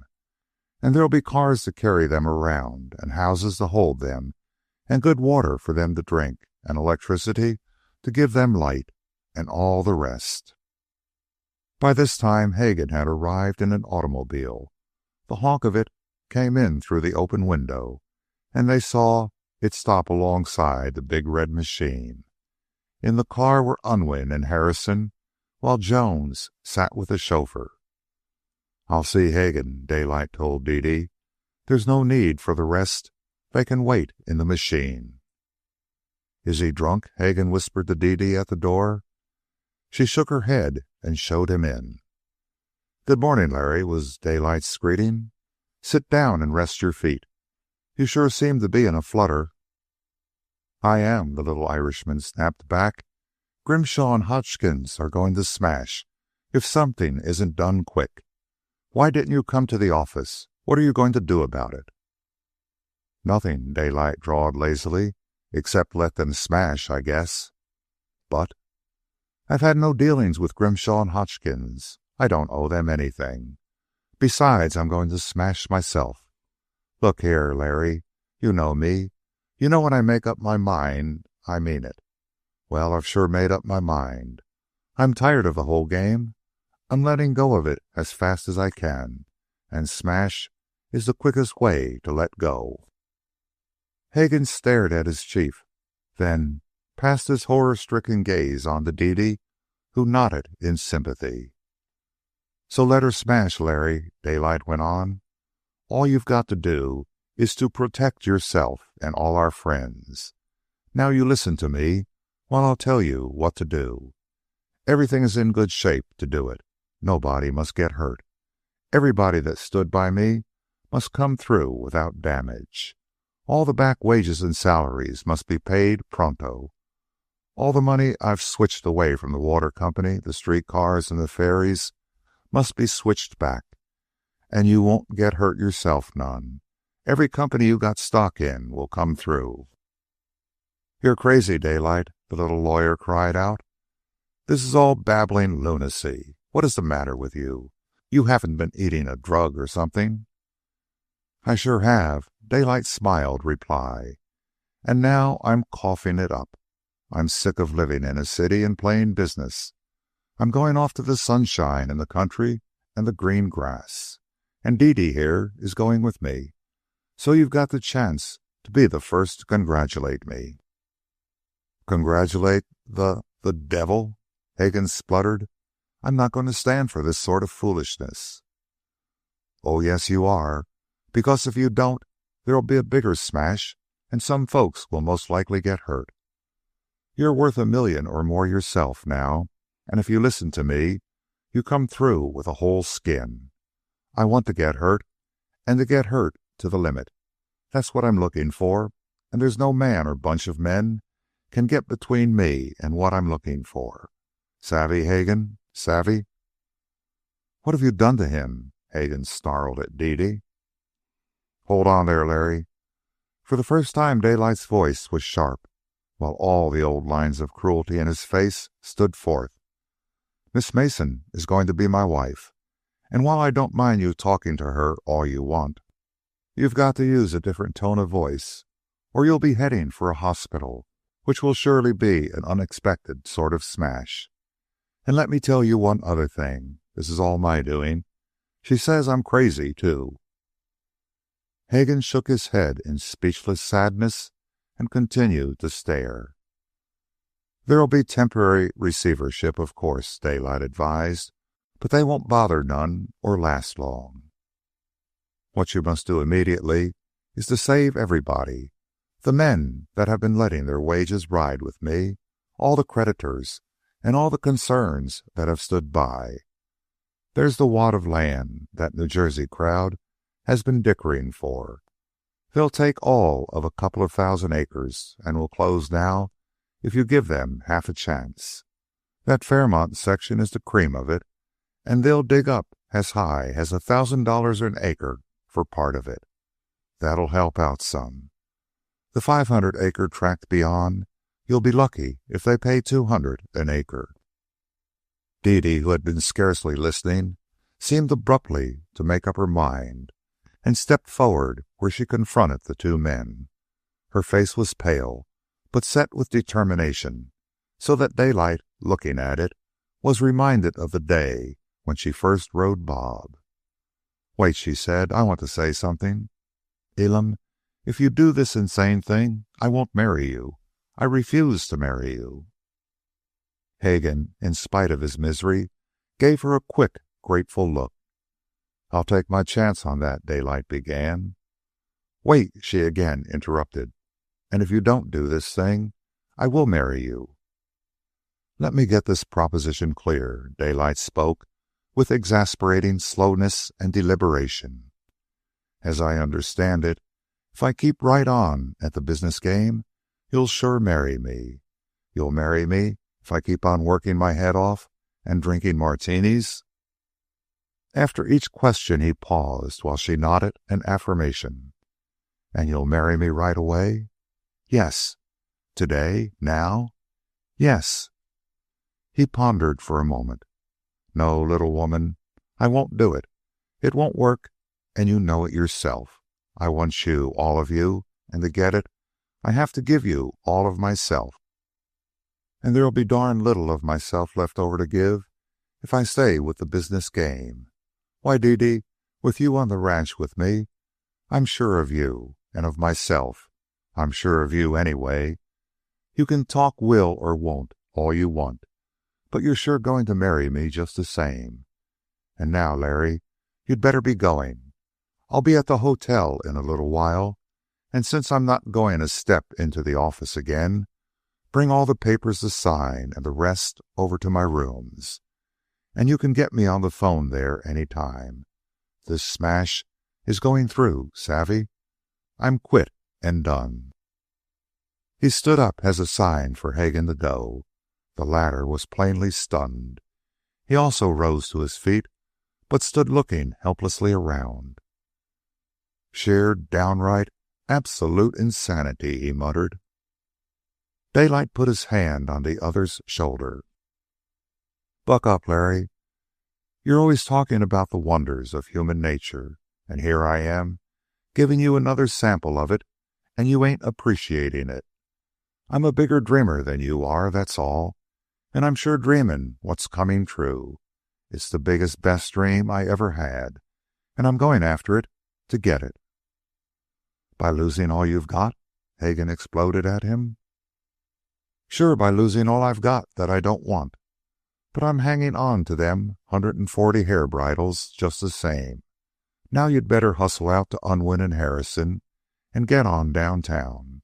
I'll be at the hotel, and you can call me up any time." He turned to Dede as soon as Hagen was gone and took her by the hand. "And now, little woman, you needn't come to the office any more. Consider yourself discharged. And remember, I was your employer, so you've got to come to me for recommendation. And if you're not real good, I won't give you one. In the meantime, you just rest up and think about what things you want to pack, because we'll just about have to set up housekeeping on your stuff. Leastways, the front part of the house."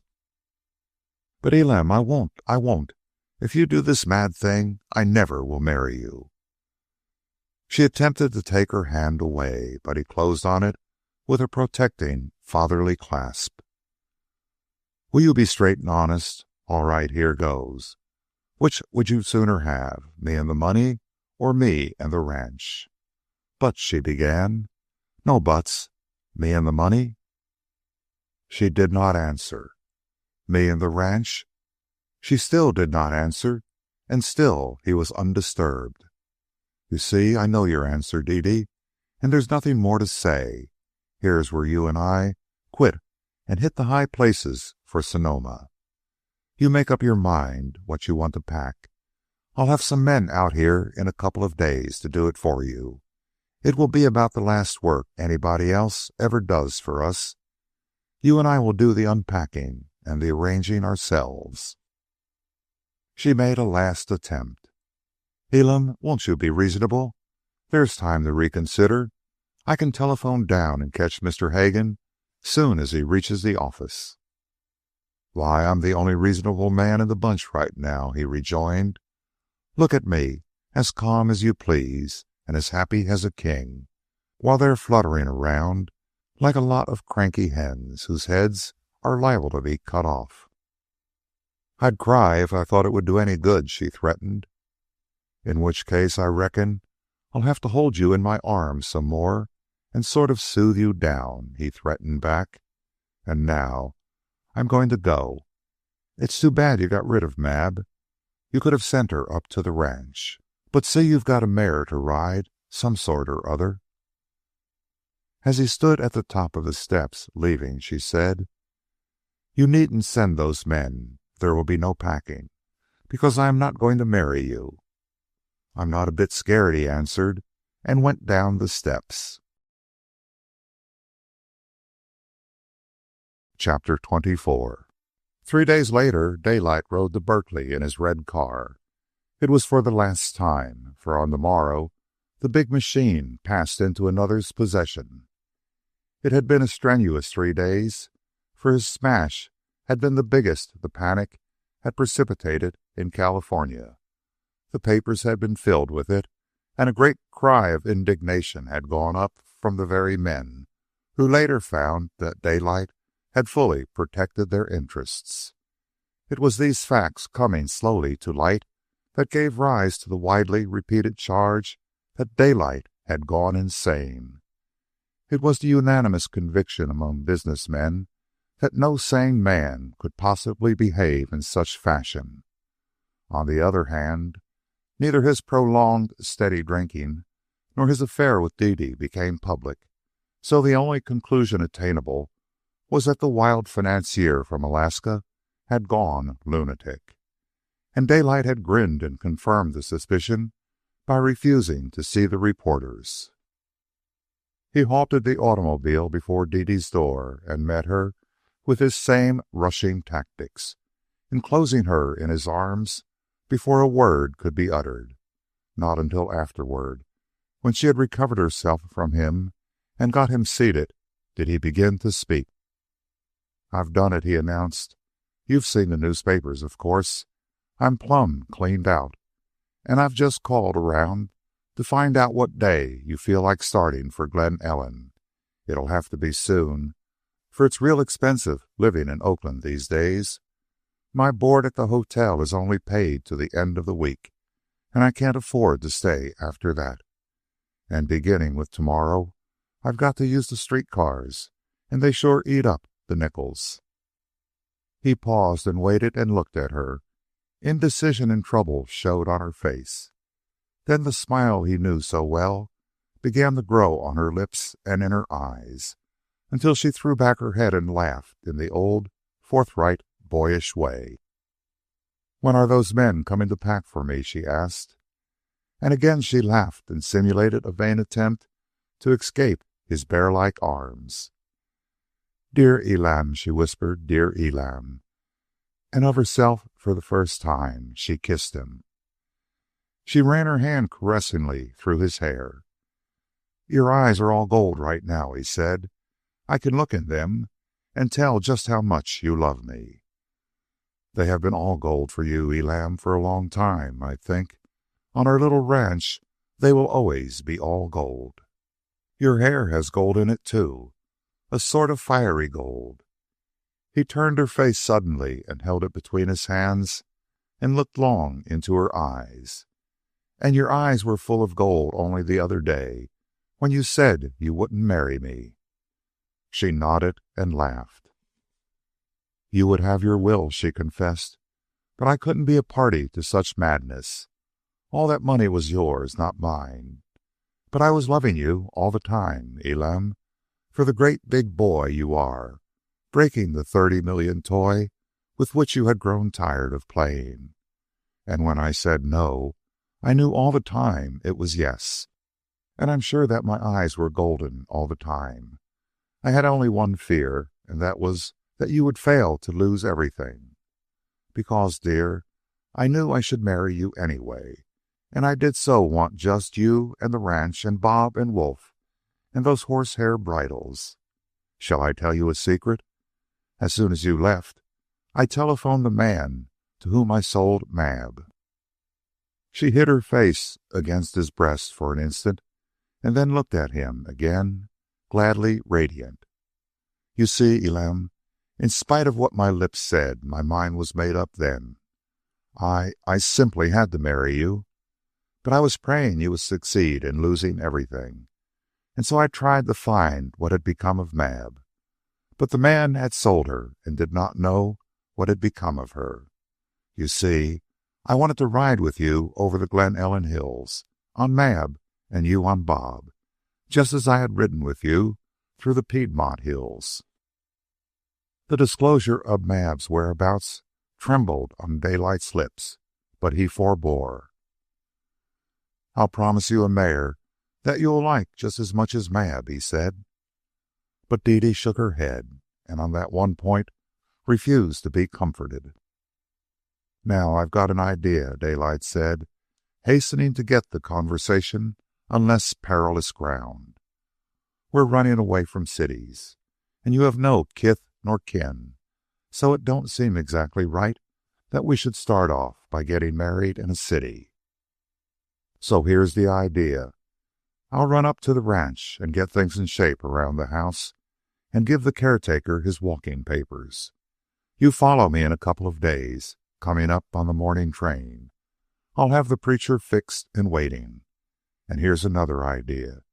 You bring your riding togs in a suitcase, and as soon as the ceremony's over, you can go to the hotel and change. Then out you come, and you'll find me waiting with a couple of horses, and we'll ride over the landscape so you can see the prettiest parts of the ranch the first thing. And she's sure pretty, that ranch. And now that it's settled, I'll be waiting for you at the morning train day after tomorrow." Dede blushed as she spoke. "You're such a hurricane." "Well, ma'am," he drawled, "I sure hate to burn Daylight, and you and I have burned a heap of daylight. We've been scandalously extravagant. We might have been married years ago." 2 days later, Daylight stood waiting outside the little Glen Ellen Hotel. The ceremony was over, and he had left Dede to go inside and change into her riding habit while he brought the horses. He held them now, Bob and Mab, and in the shadow of the watering trough, Wolf lay and looked on. Already 2 days of ardent California sun had touched with new fires the ancient bronze in Daylight's face. But warmer still was the glow that came into his cheeks and burned in his eyes as he saw Dede coming out of the door, riding whip in hand, clad in the familiar corduroy skirt and leggings of the old Piedmont days. There was warmth and glow in her own face as she answered his gaze and glanced on past him to the horses. Then she saw Mab, but her gaze leaped back to the man. "Oh, Elam," she breathed. It was almost a prayer, but a prayer that included 1,000 meanings. Daylight strove to feign sheepishness, but his heart was singing too wild a song for mere playfulness. All things had been in the naming of his name, reproach refined away by gratitude, and all compounded of joy and love. She stepped forward and caressed the mare, and again turned and looked at the man and breathed, "Oh, Elam." And all that was in her voice was in her eyes, and in them Daylight glimpsed a profundity deeper and wider than any speech or thought, the whole vast inarticulate mystery and wonder of sex and love. Again he strove for playfulness of speech, but it was too great a moment for even love fractiousness to enter in. Neither spoke. She gathered the reins, and bending, Daylight received her foot in his hand.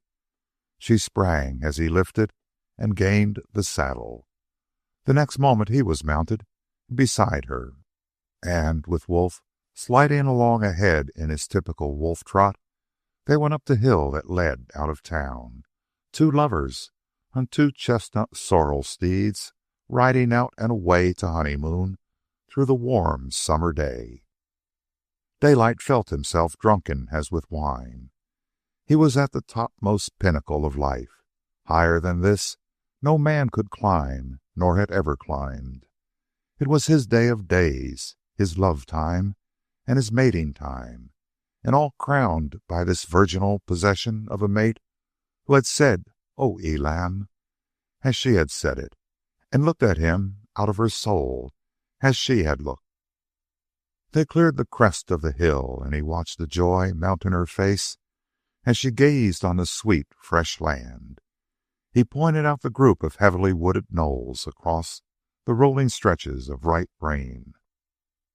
"They're ours," he said, "and they're only a sample of the ranch. Wait till you see the big cañon. There are coons down there, and back here on the Sonoma there are mink. And deer, why, the mountain's sure thick with them.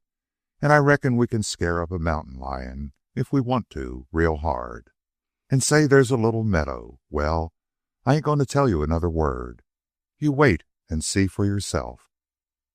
They turned in at the gate where the road to the clay pit crossed the fields, and both sniffed with delight as the warm aroma of the ripe hay rose in their nostrils.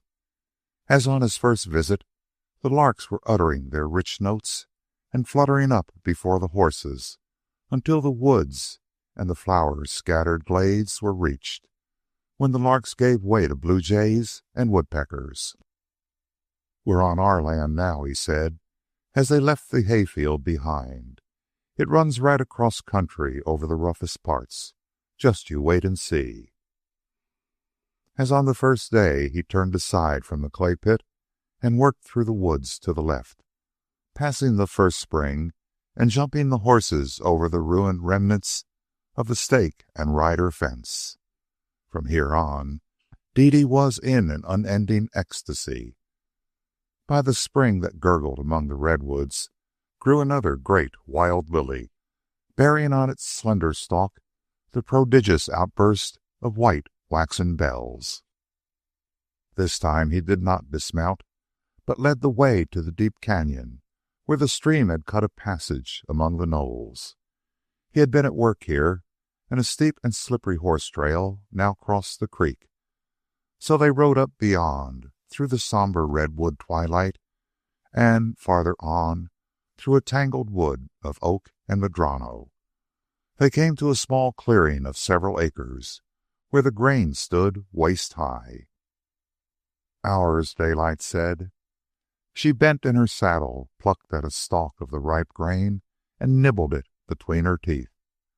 Sweet mountain hay, she cried, the kind Mab likes. And throughout the ride she continued to utter cries and ejaculations of surprise and delight. "And you never told me all this," she reproached him, as they looked across the little clearing and over the descending slopes of woods to the great curving sweep of Sonoma Valley. "Come," he said, and they turned and went back through the forest shade, crossed the stream, and came to the lily by the spring. Here also, where the way led up the tangle of the steep hill, he had cut a rough horse trail. As they forced their way up the zigzags, they caught glimpses out and down through the sea of foliage. Yet always were their farthest glimpses stopped by the closing vistas of green, and yet always, as they climbed, did the forest roof arch overhead, with only here and there rifts that permitted shattered shafts of sunlight to penetrate. And all about them were ferns, a score of varieties, from the tiny goldbacks and maidenhair to huge brakes 6 and 8 feet tall. Below them, as they mounted, they glimpsed great gnarled trunks and branches of ancient trees, and above them were similar great gnarled branches. Dede stopped her horse and sighed with the beauty of it all. "It's as if we are swimmers," she said, "rising out of a deep pool of green tranquility. Up above is the sky and the sun, but this is a pool, and we are fathoms deep."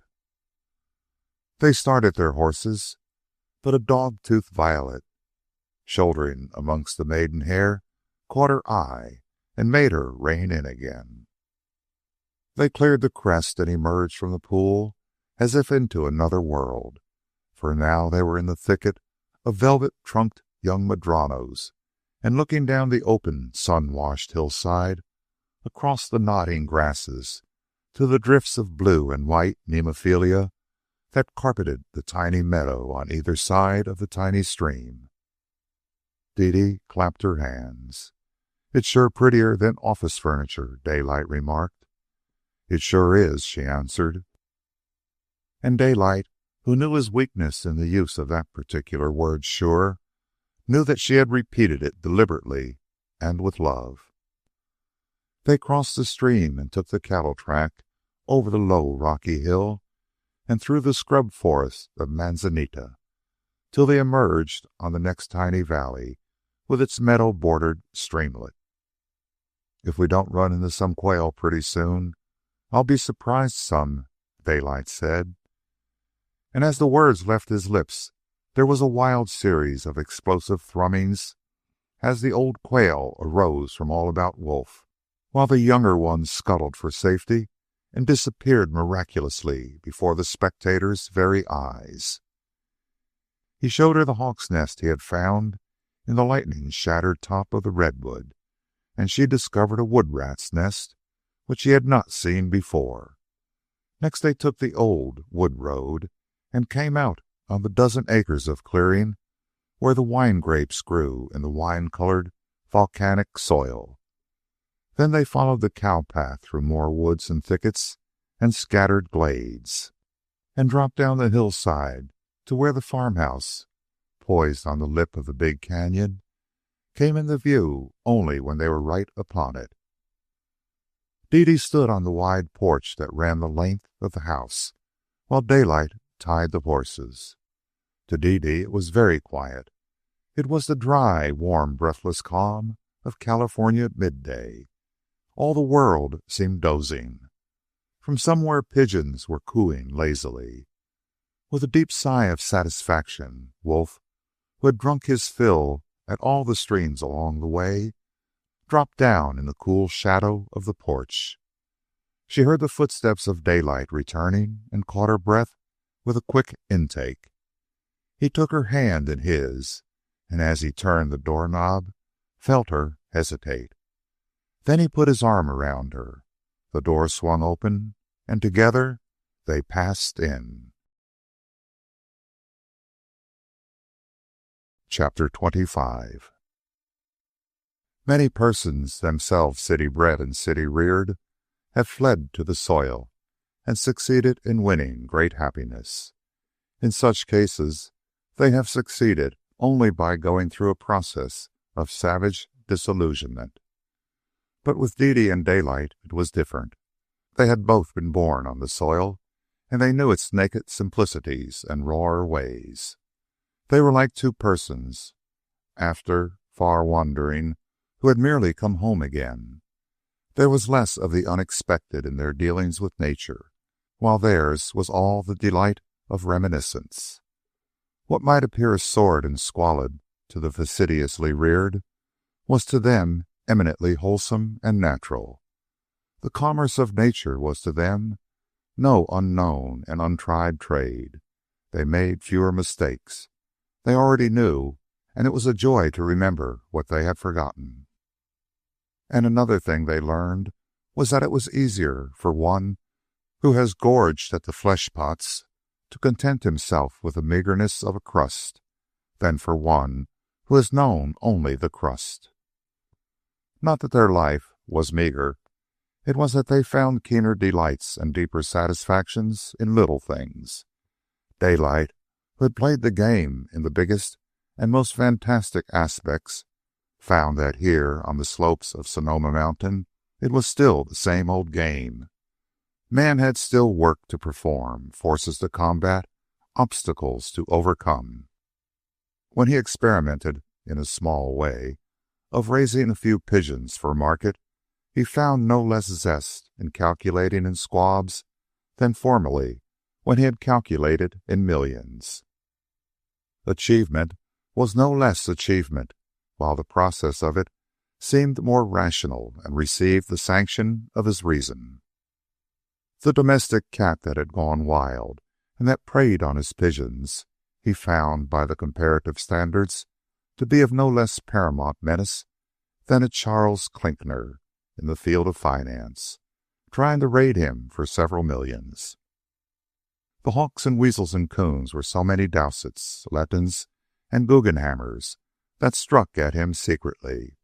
The sea of wild vegetation that tossed its surf against the boundaries of all his clearings, and that sometimes crept in and flooded in a single week, was no mean enemy to contend with and subdue. His fat soiled vegetable garden in the nook of hills that failed of its best was a problem of engrossing importance, and when he had solved it by putting in drain tile, the joy of the achievement was ever with him.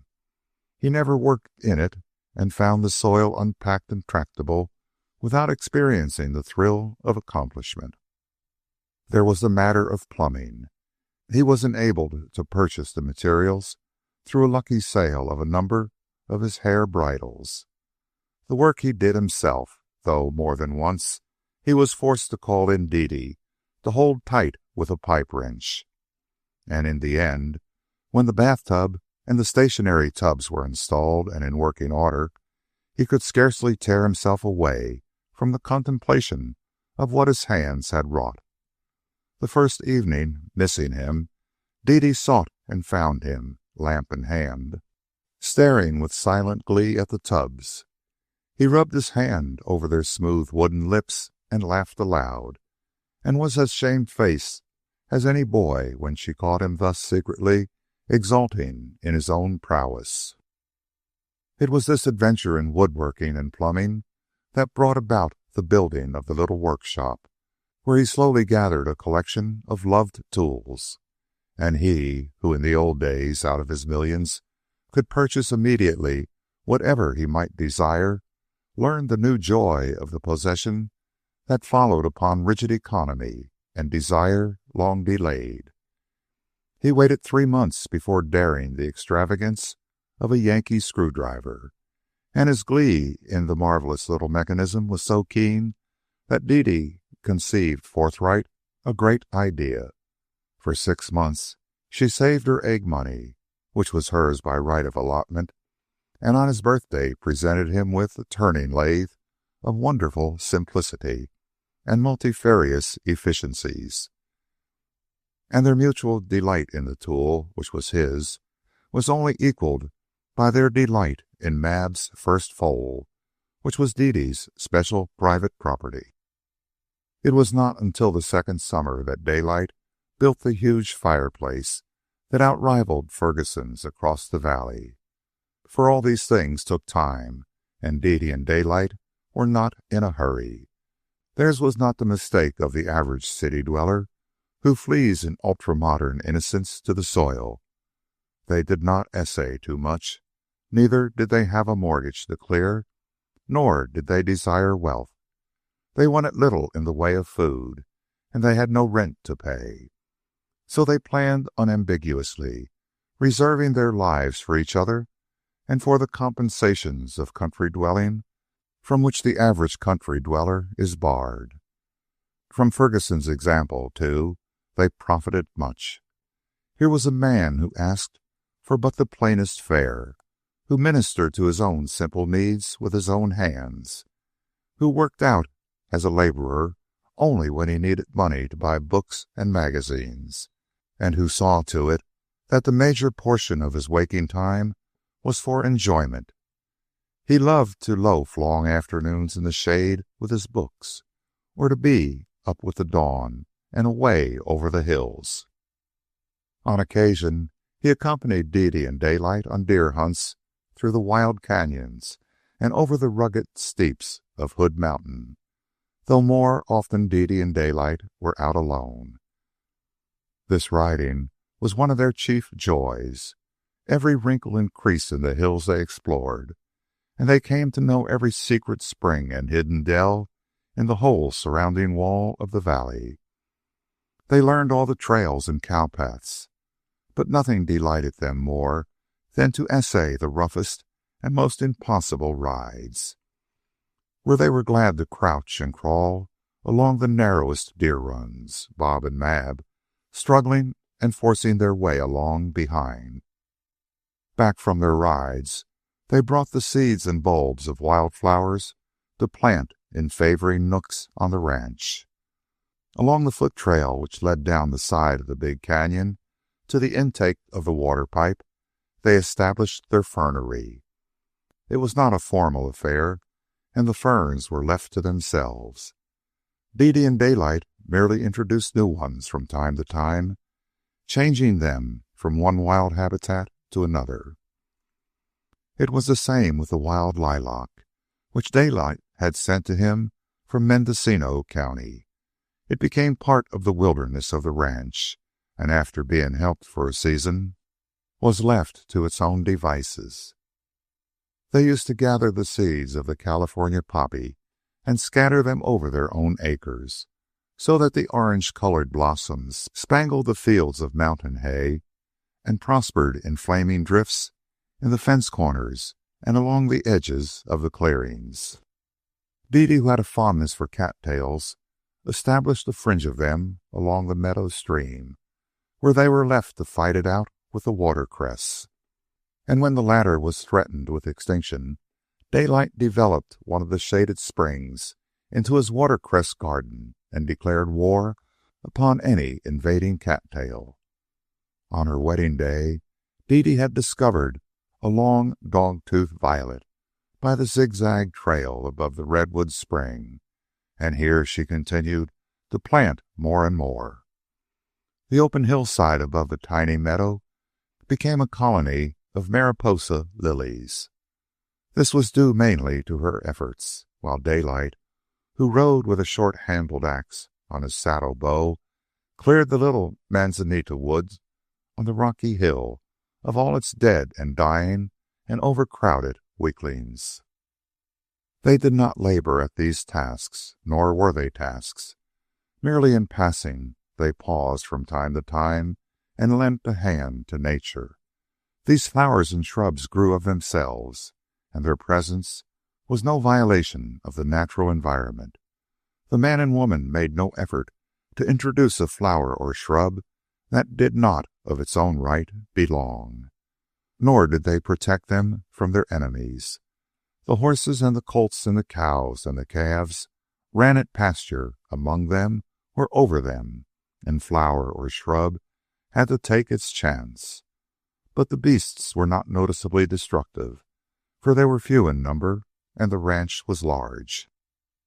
On the other hand, Daylight could have taken in fully a dozen horses to pasture, which would have earned him $1.50 per head per month.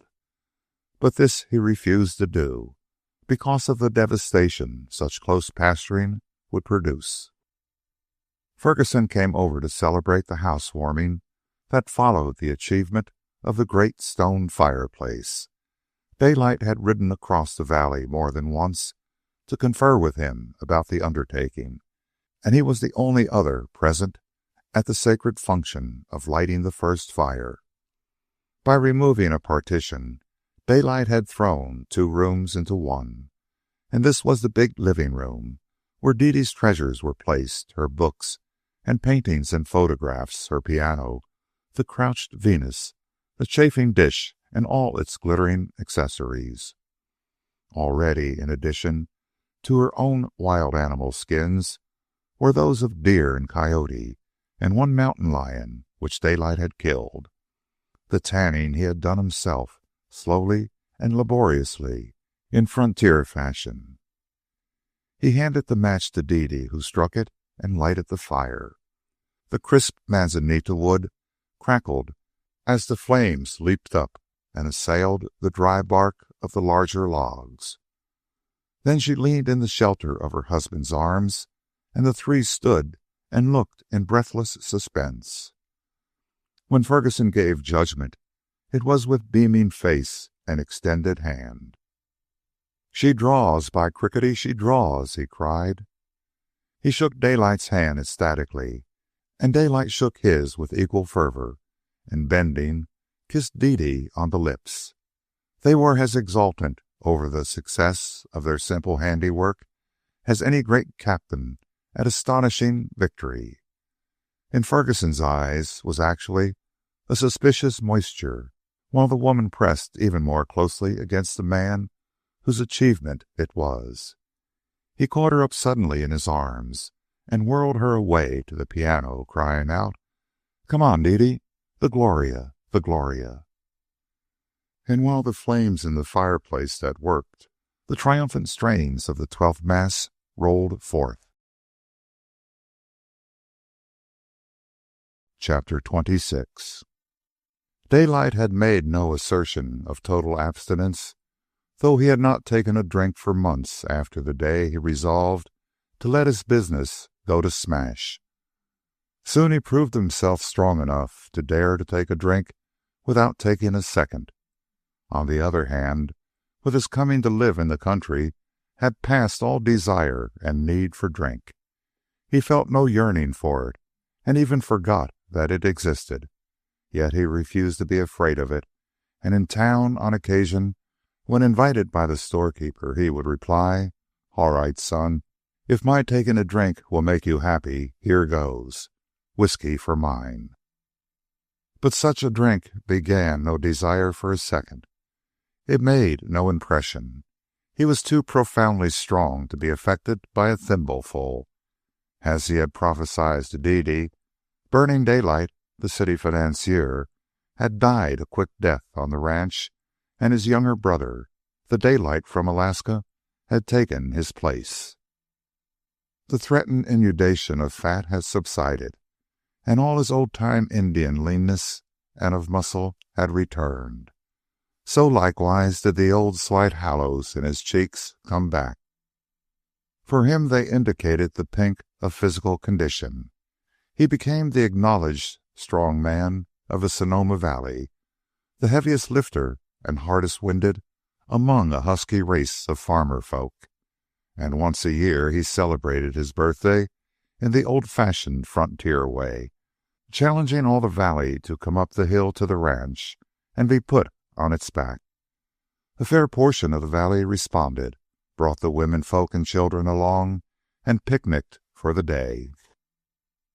At first, when in need of ready cash, he had followed Ferguson's example of working at day's labor, but he was not long in gravitating to a form of work that was more stimulating and more satisfying, and that allowed him even more time for Dede and the ranch and the perpetual riding through the hills.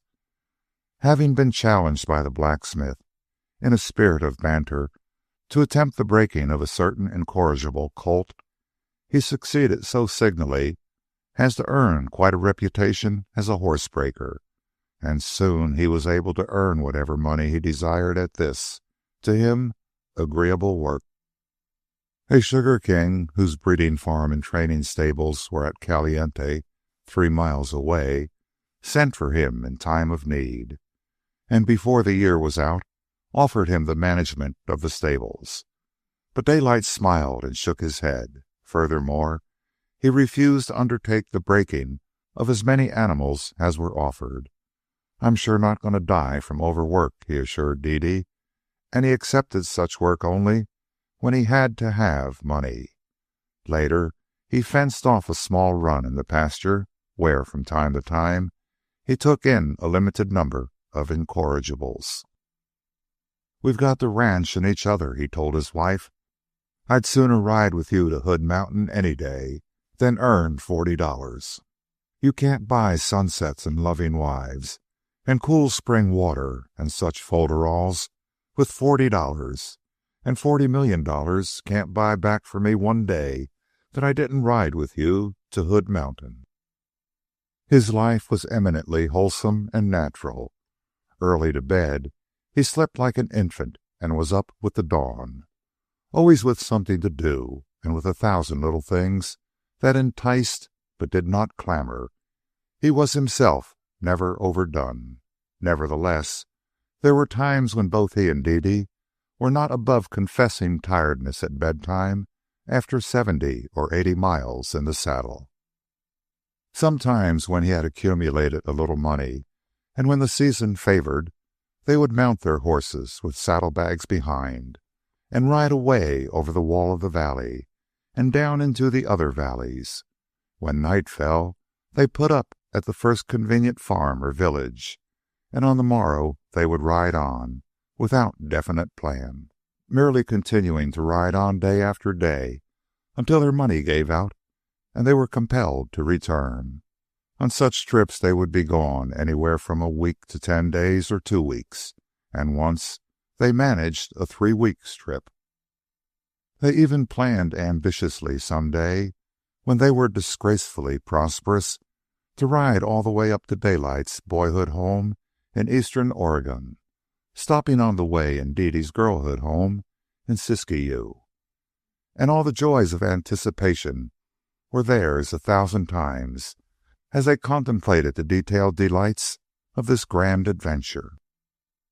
One day, stopping to mail a letter at the Glen Ellen post office, they were hailed by the blacksmith. "Say, Daylight," he said, "a young fellow named Slosson sends you his regards. He came through in an auto on the way to Santa Rosa. He wanted to know if you didn't live hereabouts, but the crowd with him was in a hurry, so he sent you his regards and said to tell you he'd taken your advice and was still going on, breaking his own record." Daylight had long since told Dede of the incident. "Slosson," he meditated, "Slosson. That must be the hammer thrower. He put my hand down twice, the young scamp." He turned suddenly to Dede. "Say, it's only 12 miles to Santa Rosa, and the horses are fresh." She divined what was in his mind, of which his twinkling eyes and sheepish, boyish grin gave sufficient advertisement, and she smiled and nodded acquiescence. "We'll cut across by Bennett Valley," he said. "It's nearer that way." There was little difficulty, once in Santa Rosa, of finding Slosson. He and his party had registered at the Oberlin Hotel, and Daylight encountered the young hammer thrower, himself in the office. "Look here, son," Daylight announced, as soon as he had introduced Dede. "I've come to go you another flutter at that hand game. Here's a likely place." Slosson smiled and accepted. The two men faced each other, the elbows of their right arms on the counter, their hands clasped. Slosson's hand quickly forced backward and down. "You're the first man that's ever succeeded in doing it," he said. "Let's try it again." "Sure," Daylight answered. "And don't forget, son, that you're the first man that put mine down. That's why I lit out after you today."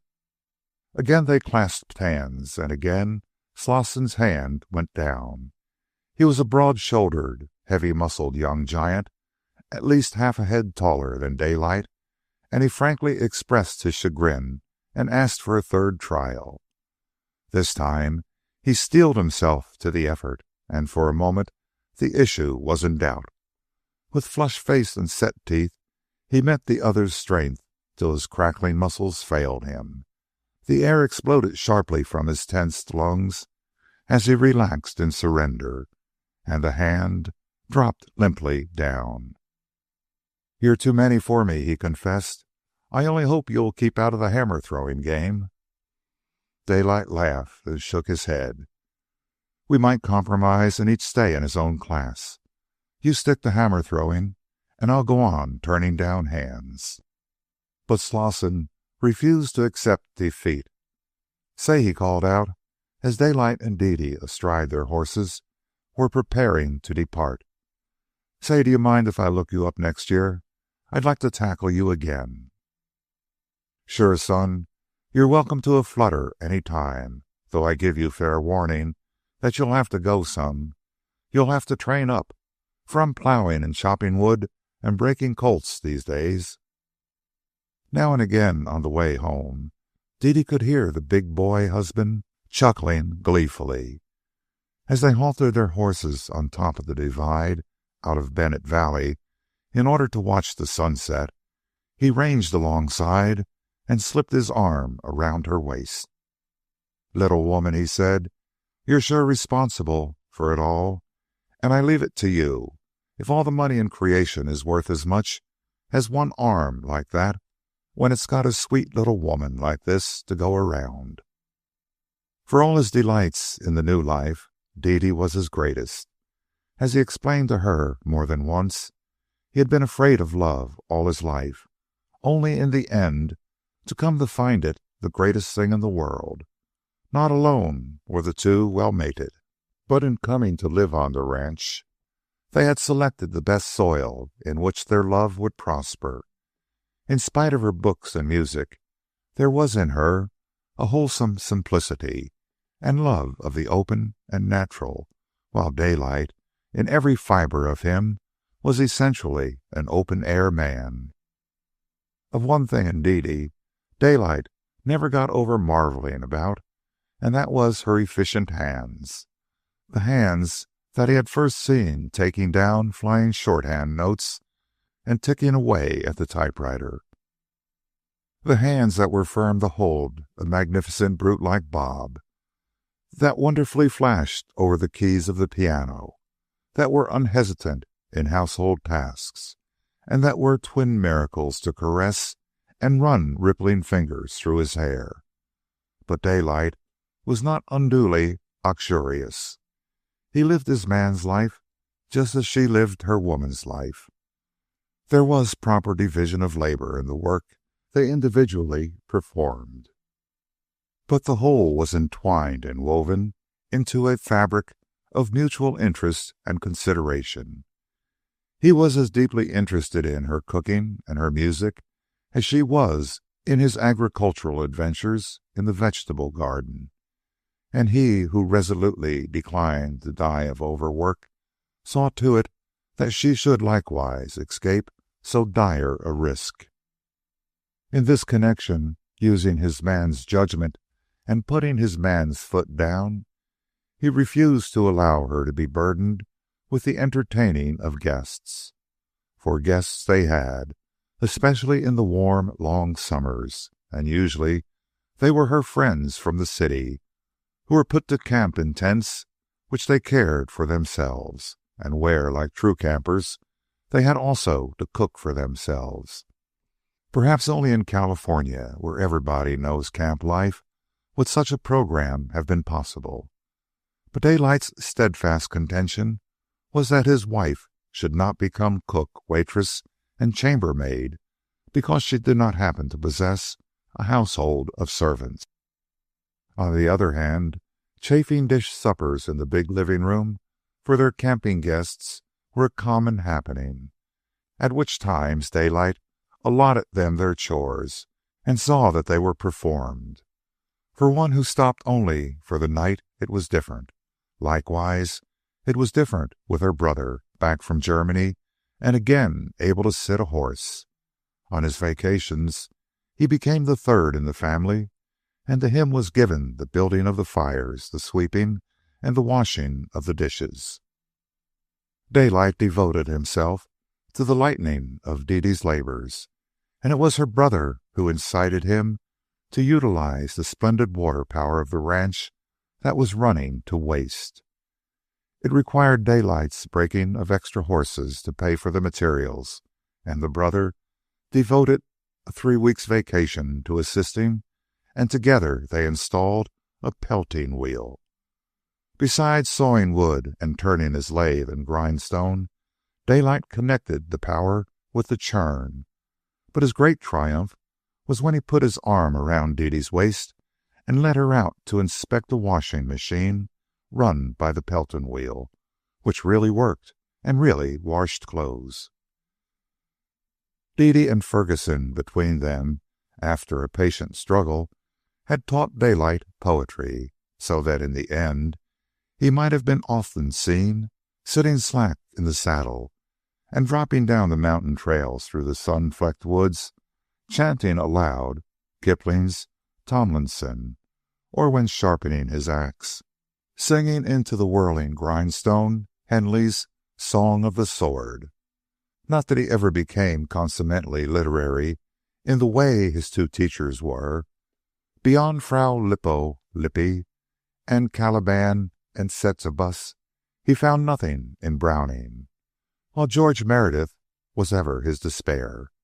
It was of his own initiative, however, that he invested in a violin, and practiced so assiduously that in time he and Dede beguiled many a happy hour playing together after night had fallen. So all went well with this well-mated pair. Time never dragged. There was always new, wonderful mornings, and still cool twilights at the end of the day. And ever 1,000 interests claimed him, and his interests were shared by her. More thoroughly than he knew, he had come to a comprehension of the relativity of things. In this new game he played, he found in little things all the intensities of gratification and desire that had been found in the frenzied big things when he was a power and rocked half a continent with the fury of the blows he struck. With head in hand, at risk of life and limb, to bit and break a wild colt and to win it to the service of man was to him no less great an achievement. And this new table on which he played the game was clean. Neither lying nor cheating nor hypocrisy was here. The other game had made for decay and death, while this new one made for clean strength and life. And so he was content, with Dede at his side to watch the procession of the days and seasons from the farmhouse perched on the canyon lip, to ride through crisp frosty mornings or under burning summer suns, and the shelter in the big room where blazed the logs in the fireplace he had built, while outside the world shuddered and struggled in the storm clasp of a southeaster. Once only Dede asked him if he ever regretted, and his answer was to crush her in his arms and smother her lips with his. His answer, a minute later, took speech. Little woman, even if you did cost 30 millions, you are sure the cheapest necessity of life I ever indulged in. And then he added, "Yes, I do have one regret, and a monstrous big one, too. I'd sure like to have the winning of you all over again. I'd like to go sneaking around the Piedmont hills looking for you. I'd like to meander into those rooms of yours at Berkeley for the first time. And there's no use talking. I'm plumb soaking with regret that I can't put my arm around you again that time you leaned your head on my breast and cried in the wind and the rain." Chapter 27. But there came the day one year in early April when Dede sat in an easy chair on the porch, sewing on certain small garments, while Daylight read aloud to her. It was in the afternoon, and a bright sun was shining down on a world of new green. Along the irrigation channels of the vegetable garden, streams of water were flowing, and now and again Daylight broke off from his reading to run out and change the flow of water. Also, he was teasingly interested in the certain small garments on which Dede worked, while she was radiantly happy over them, though at times, when his tender fun was too insistent, she was rosily confused or affectionately resentful. From where they sat they could look out over the world. Like the curve of a skirting blade, the valley of the moon stretched before them, dotted with farmhouses and varied by pasture lands, hayfields, and vineyards. Beyond rose the wall of the valley, every crease and wrinkle of which Dede and Daylight knew, and at one place, where the sun struck squarely, the white dump of the abandoned mine burned like a jewel.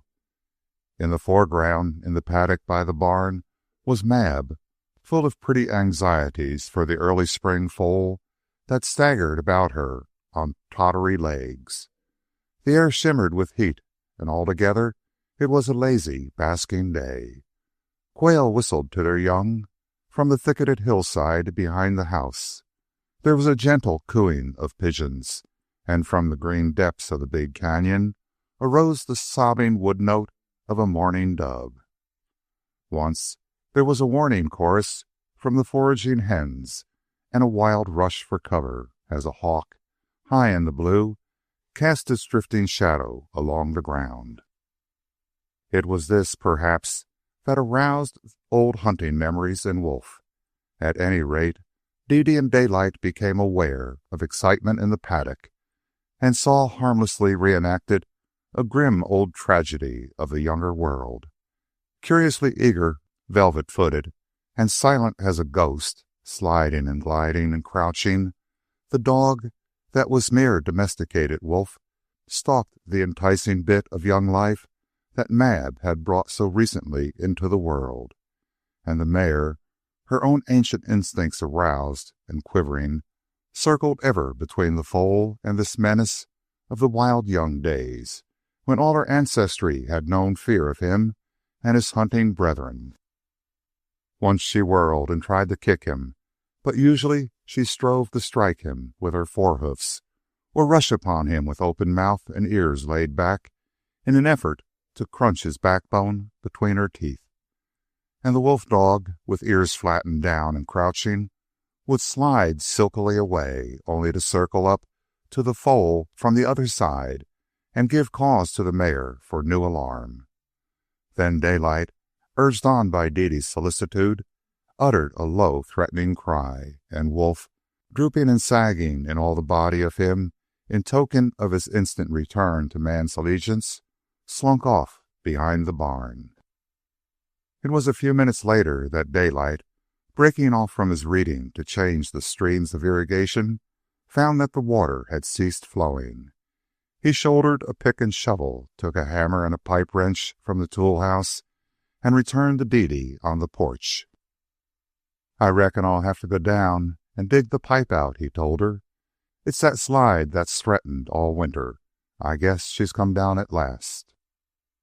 "Don't you read ahead now," he warned, as he passed around the house and took the trail that led down the wall of the canyon. Halfway down the trail he came upon the slide. It was a small affair, only a few tons of earth and crumbling rock. but starting from 50 feet above, it had struck the water pipe with force sufficient to break it at a connection. Before proceeding to work, he glanced up the path of the slide, and he glanced with the eyes of the earth-trained miner. And he saw what made his eyes startle and cease for the moment from questing farther. "Hello," he communed aloud. "Look who's here." His glance moved on up the steep broken surface and across it from side to side. Here and there in places, small twisted manzanitas were rooted precariously. But in the main, save for weeds and grass, that portion of the canyon was bare. There were signs of a surface that had shifted often, as the rains poured a flow of rich eroded soil from above over the lip of the canyon.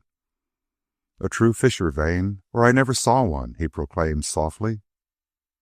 And as the old hunting instinct had aroused that day in the wolf dog, so in him recrudesced all the old hot desire of gold hunting.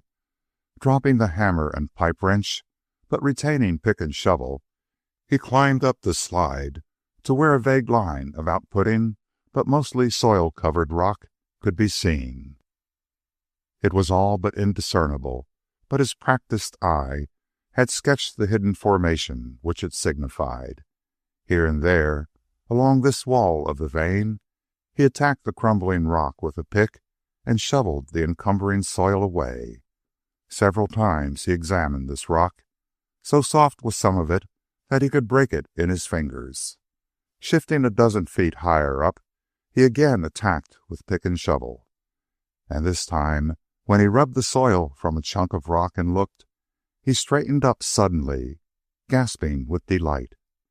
And then, like a deer at a drinking pool, in fear of its enemies, he flung a quick glance around to see if any eye were gazing upon him.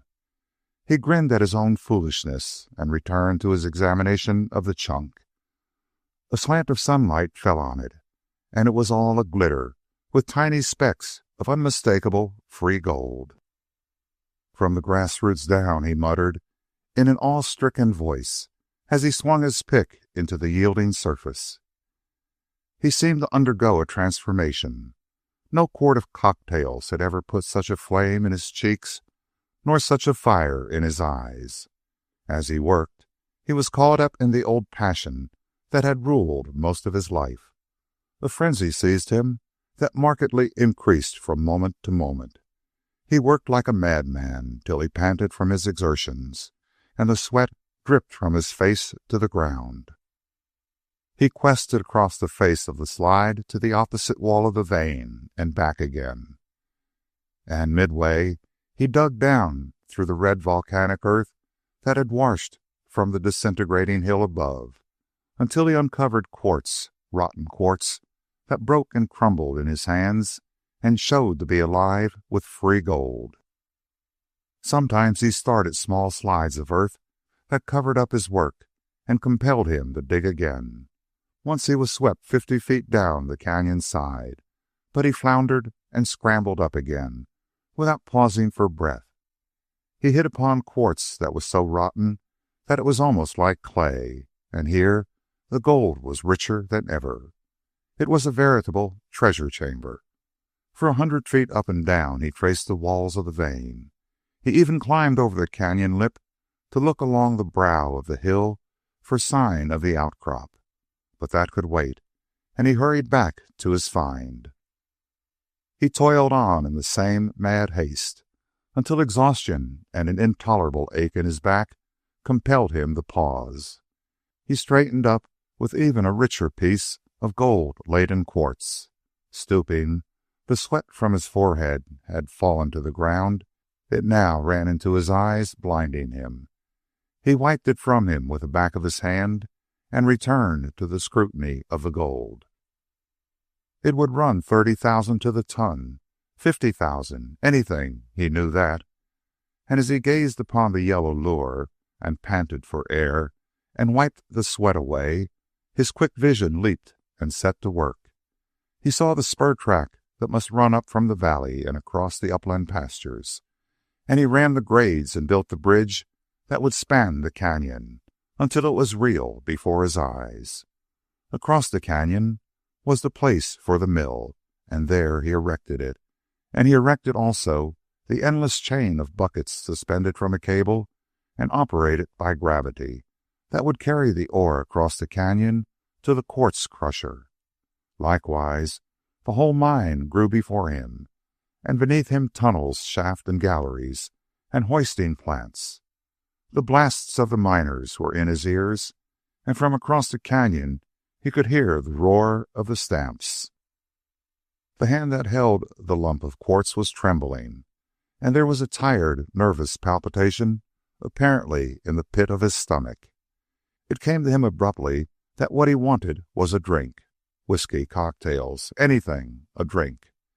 And even then, with this new hot yearning for alcohol upon him, he heard faint and far, drifting down the green abyss of the canyon, Dede's voice crying, "Here, chick, chick, chick, chick, chick.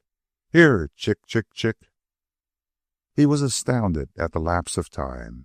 He had left her sewing on the porch and was feeding the chickens preparatory to getting supper. The afternoon was gone. He could not conceive that he had been away that long. Again came the call, "Here, chick, chick, chick, chick, chick. Here, chick, chick, chick." It was the way she always called, first 5 and then 3. He had long since noticed it, and from these thoughts of her arose other thoughts that caused a great fear slowly to grow in his face, for it seemed to him that he had almost lost her. Not once had he thought of her in those frenzy hours, and for that much at least she had truly been lost to him. He dropped the piece of quartz, slid down the slide, and started up the trail, running heavily. At the edge of the clearing he eased down and almost crept to a point of vantage, whence he could peer out, himself unseen. She was feeding the chickens, tossing to them handfuls of grain, and laughing at their antics. The sight of her seemed to relieve the panic fear into which he had been flung, and he turned and ran back down the trail. Again he climbed the slide, but this time he climbed higher, carrying the pick and shovel with him. Again he toiled frenziedly, but this time with a different purpose. He worked artfully, loosening slide after slide of red soil, and sending it streaming down, and covering up all he had uncovered, hiding from the light of day the treasure he had discovered.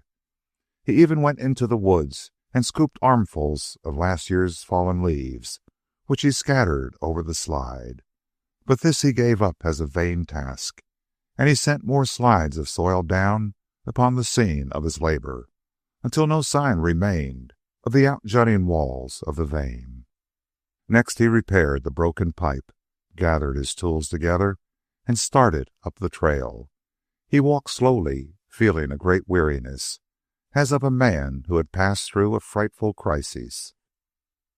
He put the tools away, took a great drink of the water that again flowed through the pipes, and sat down on the bench by the open kitchen door.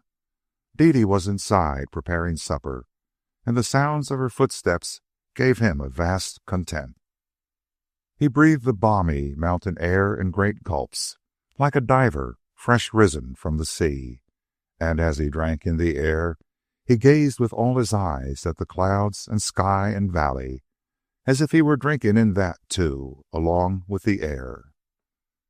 Dede did not know he had come back, and at times he turned his head and stole glances in at her efficient hands, at the bronze of her brown hair that smoldered with fire when she crossed the path of sunshine that streamed through the window, at the promise of her figure that shot through him a pang most strangely sweet and sweetly dear. He heard her approaching the door, and he kept his head turned resolutely toward the valley. And next he thrilled, as he had always thrilled, when he felt the caressing gentleness of her fingers through his hair. "I didn't know you were back," she said. "Was it serious?" "Pretty bad, that slide," he answered, still gazing away and thrilling to her touch. More serious than I reckoned. But I've got the plan. Do you know what I'm going to do? I'm going to plant eucalyptus all over it. They'll hold it. I'll plant them thick as grass, so that even a hungry rabbit can't squeeze between them. And when they get their roots a-going, nothing in creation will ever move that dirt again. Why? Is it as bad as that? He shook his head. Nothing exciting, but I'd sure like to see any blamed old slide get the best of me, that's all. I'm going to seal that slide down so that it'll stay there for 1,000,000 years. And when the last trump sounds and Sonoma Mountain and all the other mountains pass into nothingness, that old slide will still be a-standing there, held up by the roots. He passed his arm around her and pulled her down on his knees. Say, little woman, you sure miss a lot by living here on the ranch. Music and theaters and such things. Don't you ever have a hankering to drop it all and go back? So great was his anxiety that he dared not look at her. And when she laughed and shook her head, he was aware of a great relief. Also he noted the undiminished youth that rang through that same old-time, boyish laugh of hers. Say, he said with sudden fierceness, don't you go fooling around that slide until after I get the trees in and root it. It's mighty dangerous, and I sure can't afford to lose you now. He drew her lips to his and kissed her hungrily and passionately. What a lover, she said, and pride in him and in her own womanhood was in her voice. Look at that, Dede. He removed one encircling arm and swept it in a wide gesture over the valley and the mountains beyond. The Valley of the Moon, a good name, a good name. Do you know, when I look out over it all and think of you and all it means, it kind of makes me ache in the throat, and I have things in my heart I can't find the words to say, and I have a feeling that I can almost understand Browning and those other high-flying poet fellows. Look at Hood Mountain there, just where the sun's striking. It was down in that crease that we found the spring. And that was the night you didn't milk the cows to 10 o'clock, she laughed. And if you keep me here much longer, supper won't be any earlier than it was that night. Both arose from the bench, and Daylight caught up the milk pail from the nail by the door. He paused a moment longer to look out over the valley. It's sure grand, he said. It's sure grand, she echoed, laughing joyously at him and with him, and herself and all the world, as she passed in through the door. And Daylight, like the old man he once had met, himself went down the hill through the fires of sunset with a milk pail on his arm. End of Burning Daylight by Jack London.